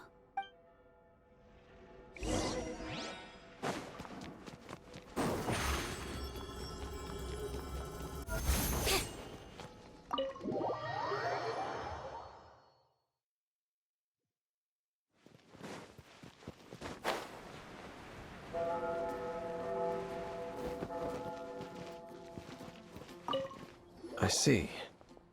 Has the Abyss Order already launched a new operation? This could very well have something to do with the defiled statue. We should go as well. But what is the Abyss Order going to Wolvendom for anyway? Are they looking to do the same as they did with Dvalin? Not again! No, that's not likely. Unlike Osile, who was just suppressed, Andrias died long ago. Today, it is just his spirit that stands guard over Wolvendom. The Abyss Herald may just be targeting the spirit of Andrias in an attempt to garner some information from one of the Animo Archon's old companions.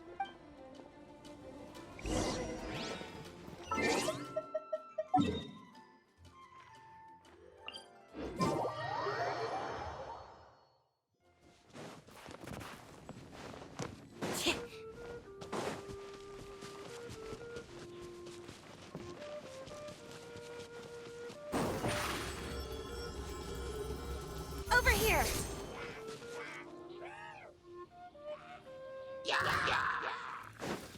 The Abyss Order!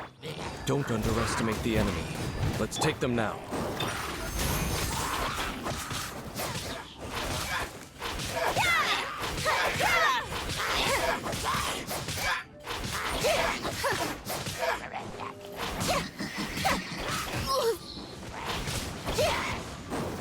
Surprise! Steady as stone.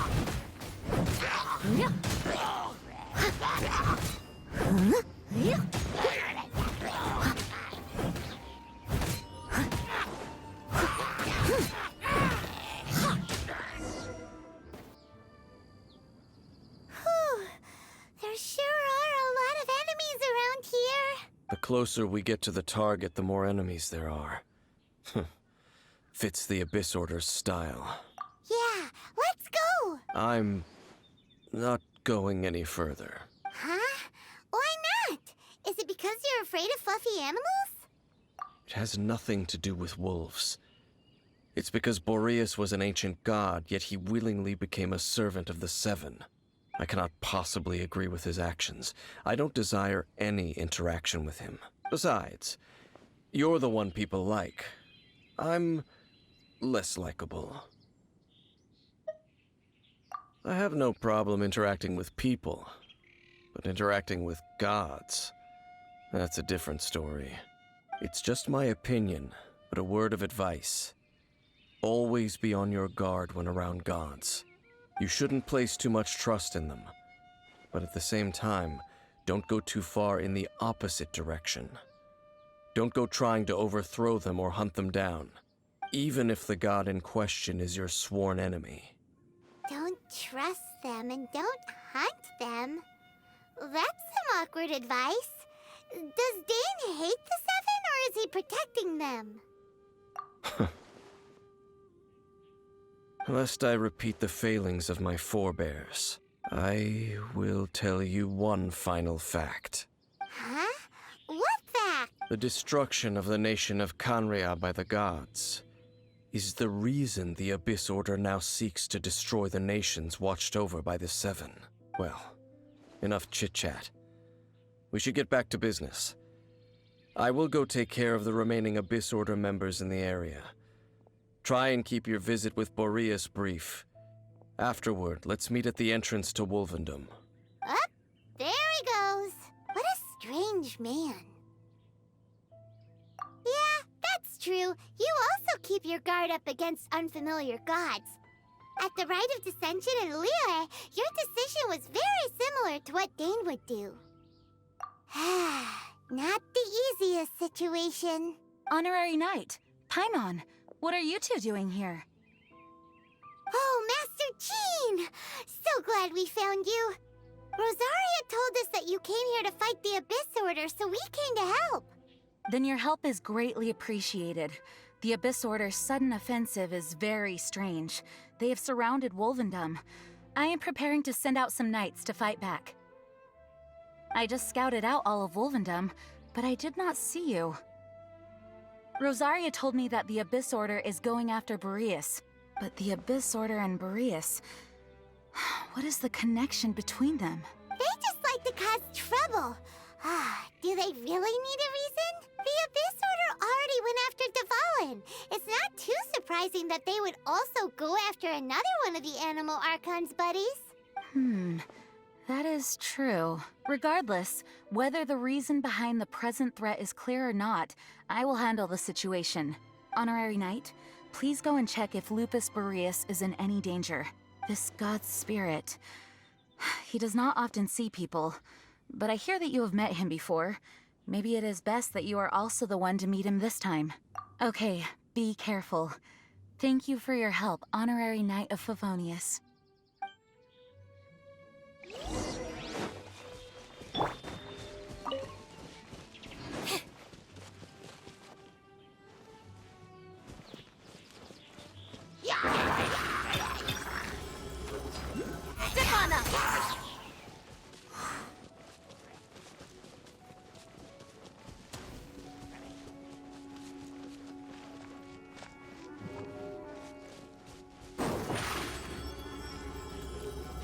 Over here!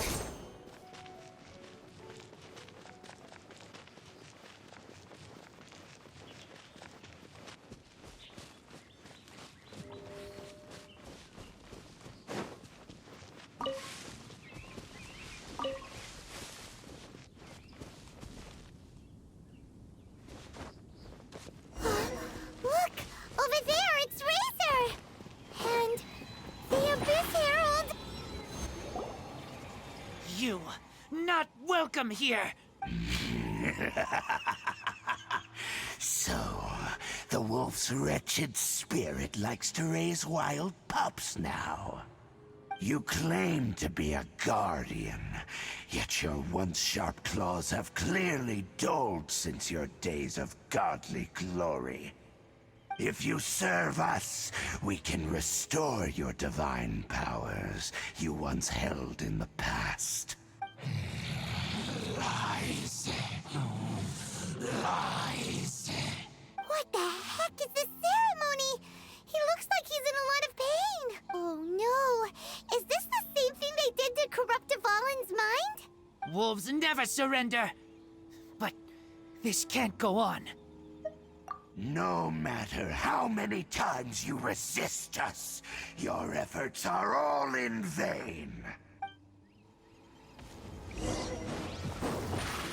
Stefana! Out of the frying pan! You're in for a little shock. Come a little closer.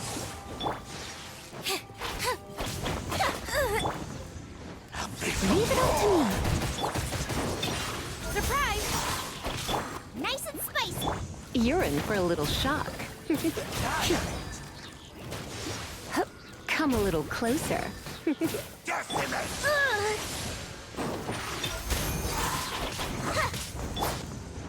of the frying pan, into the fire! You're in for a little shock. Come a little Steady as stone. The end will come.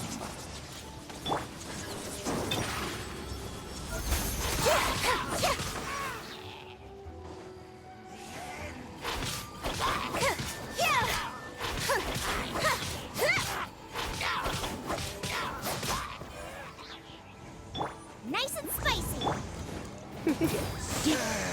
You're in for a little shock. Come a little closer. You're in for a little shock. Come a little closer. You're in for... Leave it all to me.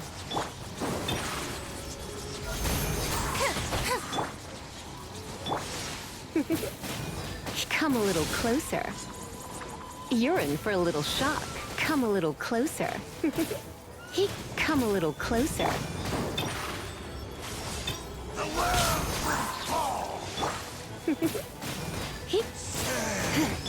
Someone needs to... I must leave no stone unturned. Come a little closer. Come a little closer. You're in for a little shock. Come a little closer. Come a little closer. Come a little closer. You're in for a little shock. Come a little closer. You're in for a little shock. the world. The ceremony was interrupted. How fortunate for you. How does an old spirit have such determined will? No matter. This is but a small, unforeseen variable. Our grand scheme will not be affected. It disappeared again!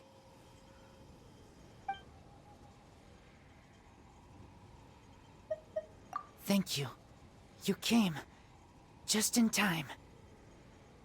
Human Lupercal, I am ashamed that you must see me in my present state. But still, the Abyss Herald underestimated my strength. Lupus Boreas never refuses trial, but scary outsider, not respect trial rules. I too didn't see the trap. Wait, so you mean the Abyss Order had everything prepared to corrupt Lupus Boreas' mind, then lured him out under the pretense of challenging him in a trial? Thank you. In the future, my claws must get sharper. You smelled danger and came here? No, we heard about the danger. Paimon's notes doesn't even know what danger smells like. Besides coming to help, we actually have something to ask you about, too. Excuse us, Mr. Wolfguard. Do you know anything about the first field tiller? I pay no heed to the contraptions of humans. I know not what this field tiller is. Though there was indeed one human-made machine that I can never forget. It entered into my proving ground by accident, and I mistook it for a challenger. But it could not think, only fight. It was designed as a pure killing machine from top to bottom. I eventually damaged it greatly with one of my attacks. Before it fell to the ground, it fled the proving ground.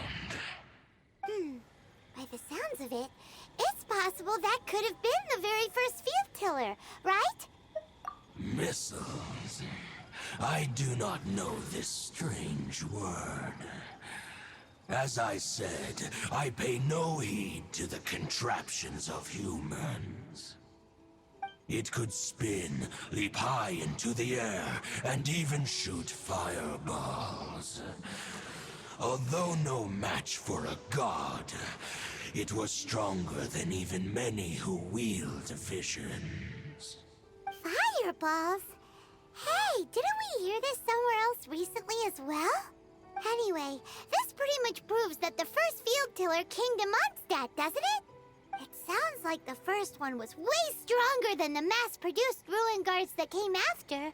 But in this story, it was damaged at the proving ground while fighting the Wolf of the North.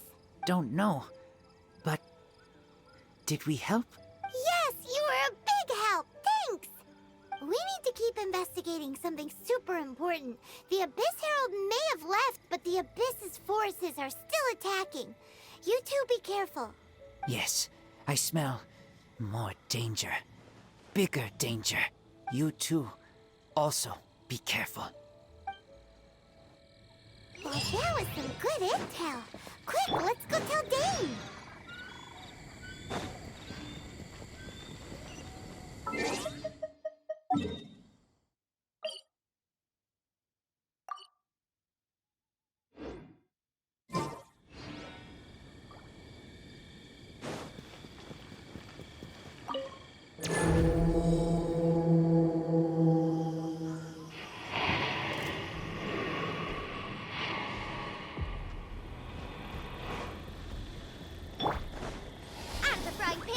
Come a little closer. Hey. Leave it all to me. You're in for a little shock. Nice Come a little closer. You're in for a little shock. Step on up! Out of the frying pan, into the fire! Eat this! Come a little closer. Over here! I must leave no stone unturned.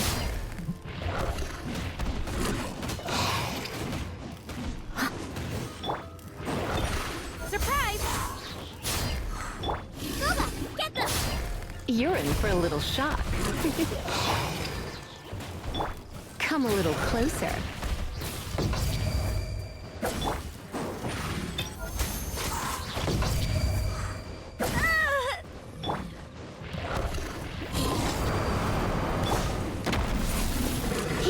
You're in for a little shock. Come a little closer. Out of the frying pan, into the fire! You're in for a little shock. Come a little closer.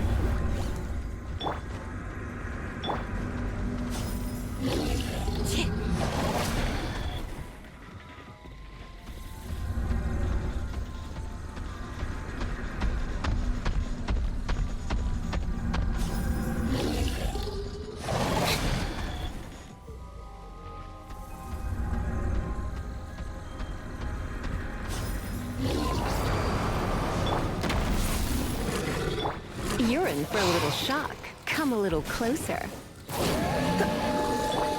Leave it all to me. Over here! You're in for a little shock. Quick, Boba, get them!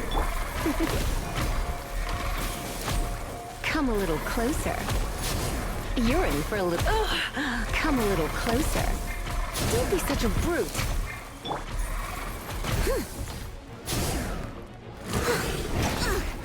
I missed a spot.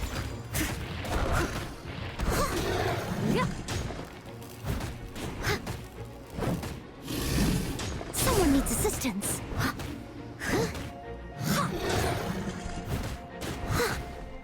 Nice and spicy!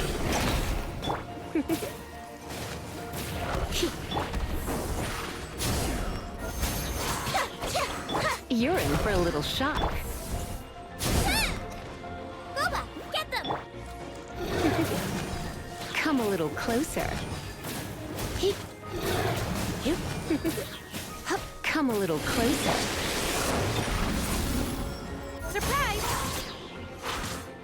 Out the frying pan, Steady as stone. You're in for a little shock. Come a little closer.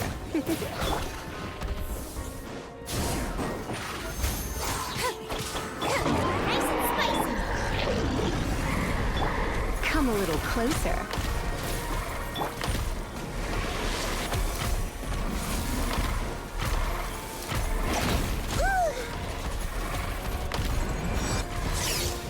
Boba, get them! You're in for a little shock. You're in for a little shock. Come a little closer. Nice and spicy!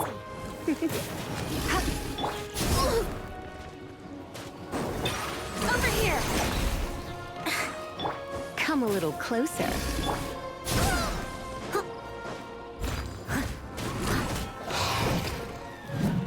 I'll catch up.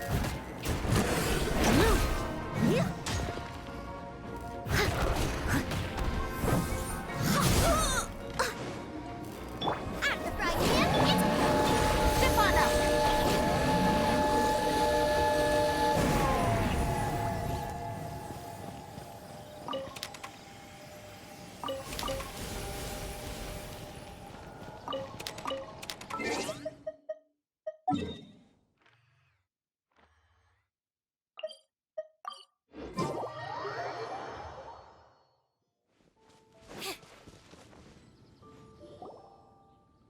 Dang, there you are! Did you see Master Jean? I saw her, but purposely avoided her. As both the Lion Fang Knight and acting Grand Master, she naturally would have some reservations towards me. If I'm not careful, One day I may find myself becoming the object of one of her investigations. But back to the matter at hand. I defeated some of the Abyss forces, but wasn't able to gather any information. Did you have more success?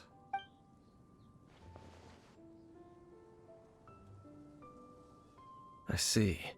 Well then, we can more or less figure out where the first field tiller ended up. Huh? Really? Just from the Lupus Boreas story? That information combined with a more comprehensive analysis. For example, the old story you told me you heard in the cathedral. Exactly. The strange story told to you by that young sister, long mistaken to be a curse rained down by a deceased tyrant.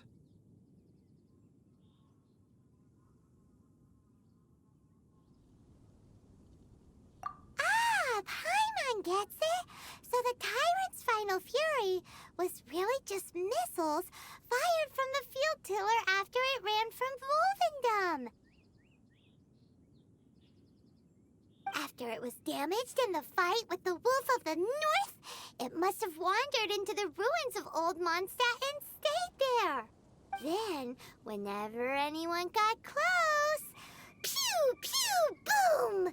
It would fire a ton of missiles at them, until one day it finally broke down for good, and the fireballs stopped raining from the sky. Back then, the people of Mondstadt hadn't seen many ruin guards before, so they came to interpret it as the Tyrant's final fury. It looks like we need to make a trip to Storm Terror's lair and comb the entire area. What do you mean? Huh? You mean... Oh, Paimon remembers too! We saw that abandoned ruin guard sitting atop the tower when we went there before.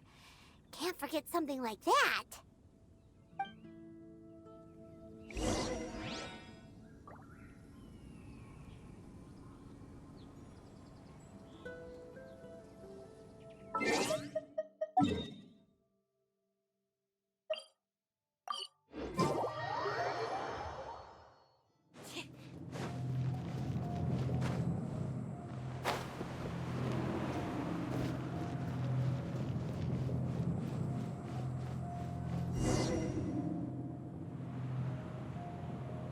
This is it, right? Okay then, use your elemental sight to look for the eye. Ooh, so what did you see? Huh? Nothing? Oh, but Paimon was so excited. What's going on? Are you sure you did it right? This requires another method. Using elemental sight on a field tiller is of no use because it is not powered by the elements. Let me give it a try.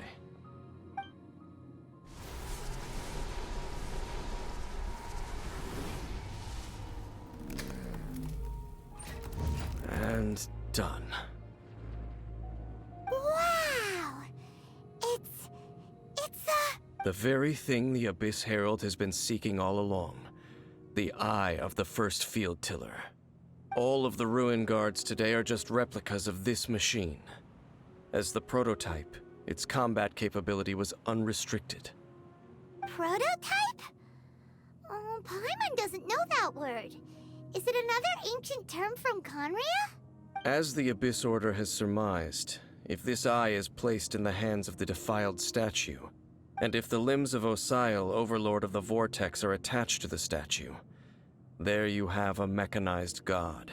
And this newly born god will have the power to topple the divine thrones of Celestia. Yes. Then, what should we do with this eye? No. I'll guard it myself. Huh? You? You may doubt me if you wish, but I must ensure it does not fall into the wrong hands. No matter where we may hide it, they will find it. And as for the Church of Favonius, well, you know I don't trust them. Oh, right. But our work isn't done yet. To avoid any further repercussions, we must also take care of that defiled statue. We can't have the Church get involved. Let's handle it ourselves. As for what I mean by take care of it, naturally I mean to completely destroy it. Destroy it? That's a statue of the Seven, as well as being a really important cultural relic that... well, good thing we didn't tell Barbara earlier. Otherwise she'd be going completely bonkers right now. Do the Seven really expect me to help them look after what belongs to them? Let's go back to those ruins and destroy the inverted statue. If we are lucky, we will also run into that Abyss Herald. I'll make sure it doesn't get away this time.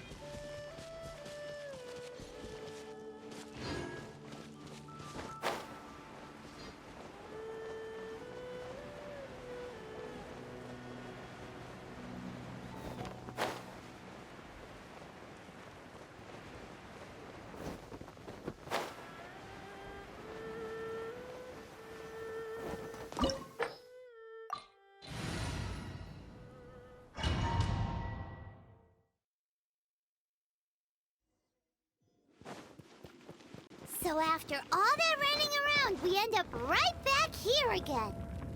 Look at us. We barely escaped this place last time, and now we're strolling right back in. Gee, surely we must be some of the bravest adventurers in all of Teyvat. That or the stupidest. To get to that creepy statue, we just need to follow the path we used to escape last time. That should take us right to it.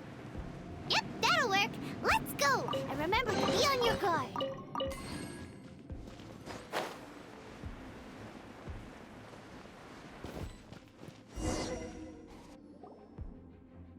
Looks like we're here.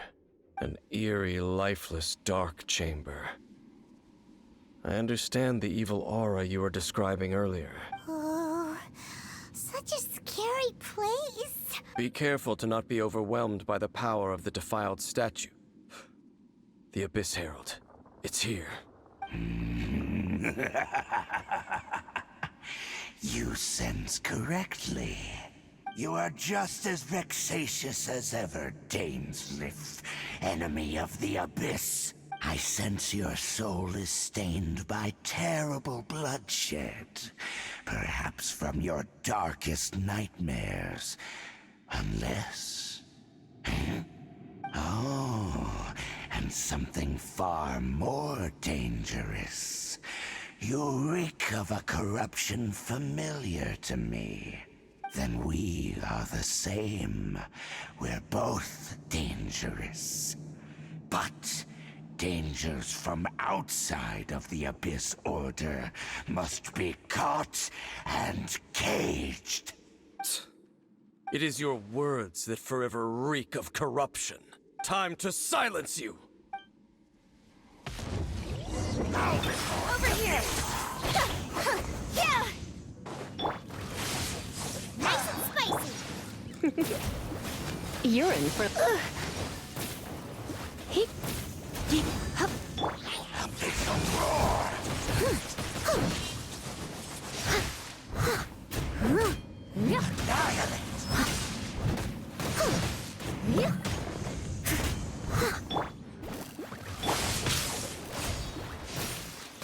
Come a little closer. Come a little closer. Step on up! Boba, get them! Leave it all to me. You're in for a little...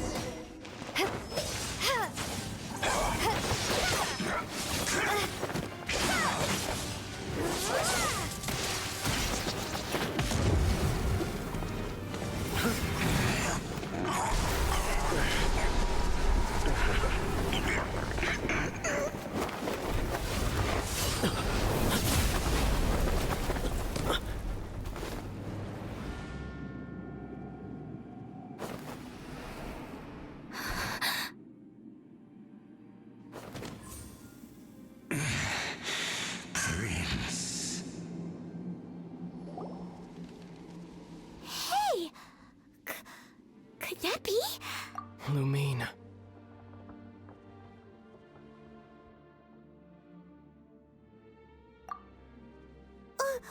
Wait!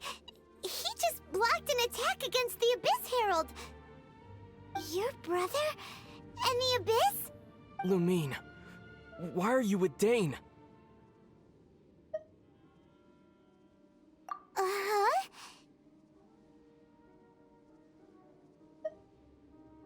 Your brother knows Dane? Ether. We meet again. What's going on here? Dane knows him too? You shouldn't team up with this man. He is my enemy. Ether.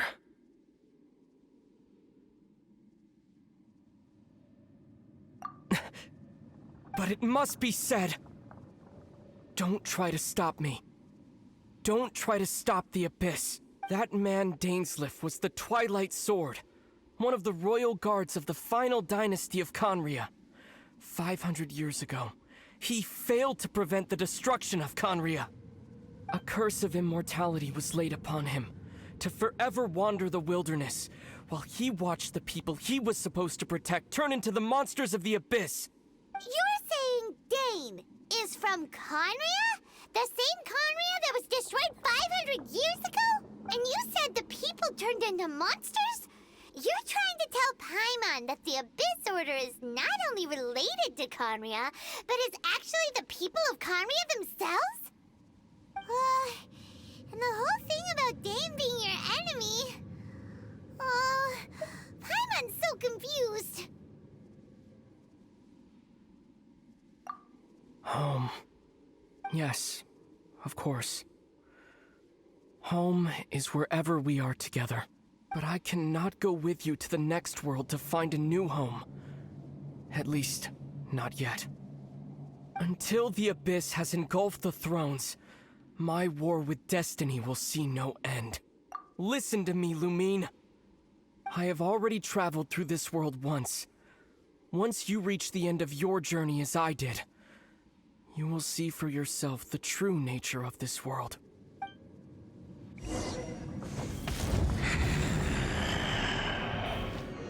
So we'll meet again. Though we need not rush, sister. I have more than enough time to wait for you.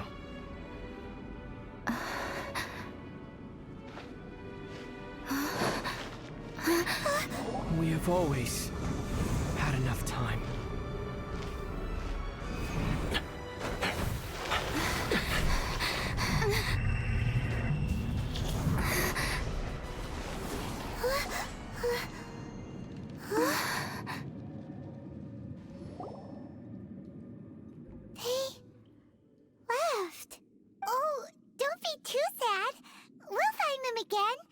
Look on the bright side. At least we got some really useful information. Uh-huh, that's right. At least now, as well as the Seven, Dane is also a key part of finding your sibling too, right? That's right. By the way, what they said just now is all pretty confusing. Did you understand it at all? Oh, well then, let's go over it again.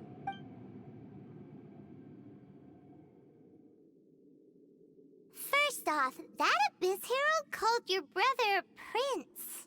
It seems like your brother is leading the Abyss Order. Even the Abyss Herald answers to him. Still, we don't know for sure if he's the highest ranking leader in the organization. Also, your brother said that he wants to engulf the thrones and go to war with Destiny. What the heck does that mean?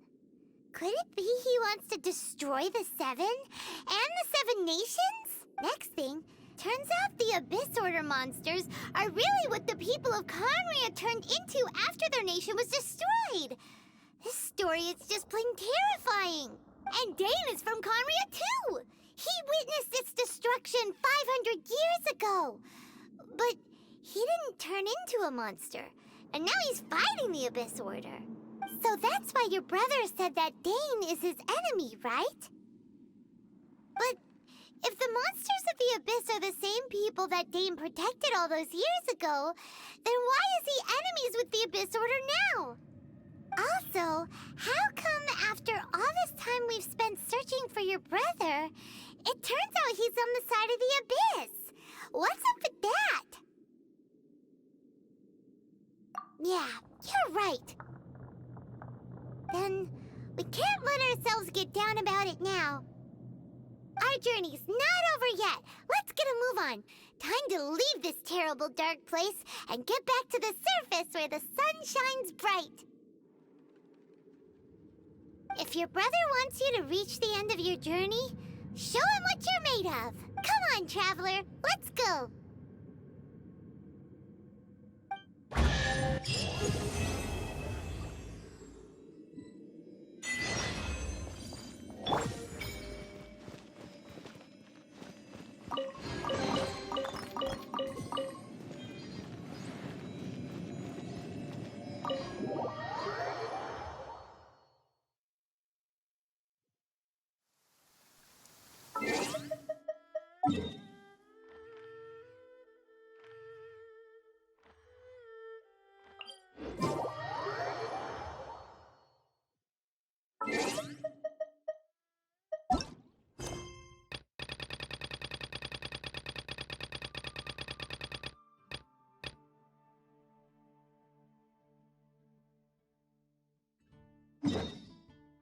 Tea is ready. Now it's time for a short rest. Surprise! Add Astro.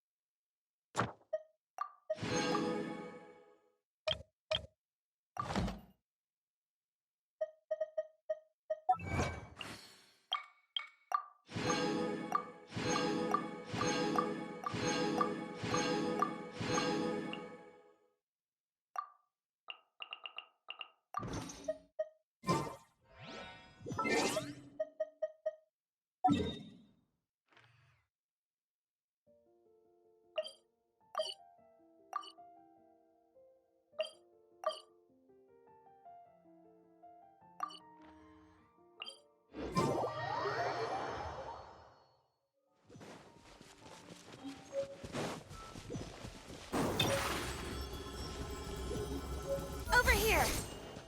Right.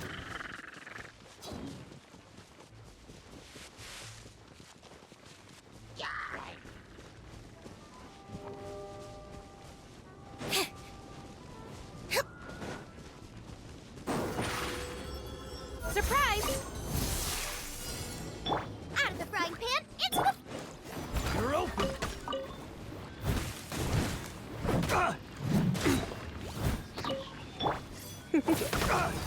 You're in for a little shock. Over here! Yeah! You're open. Yeah! Nice and spicy!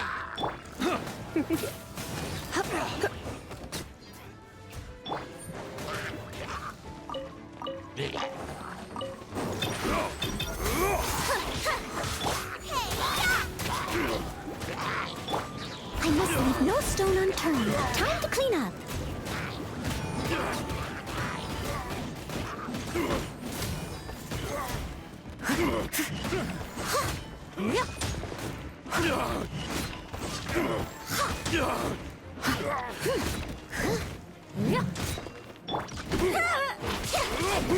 Didn't quite though.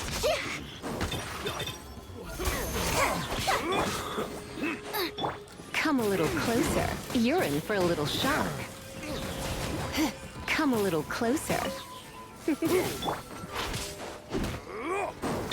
Surprise! I wasn't done.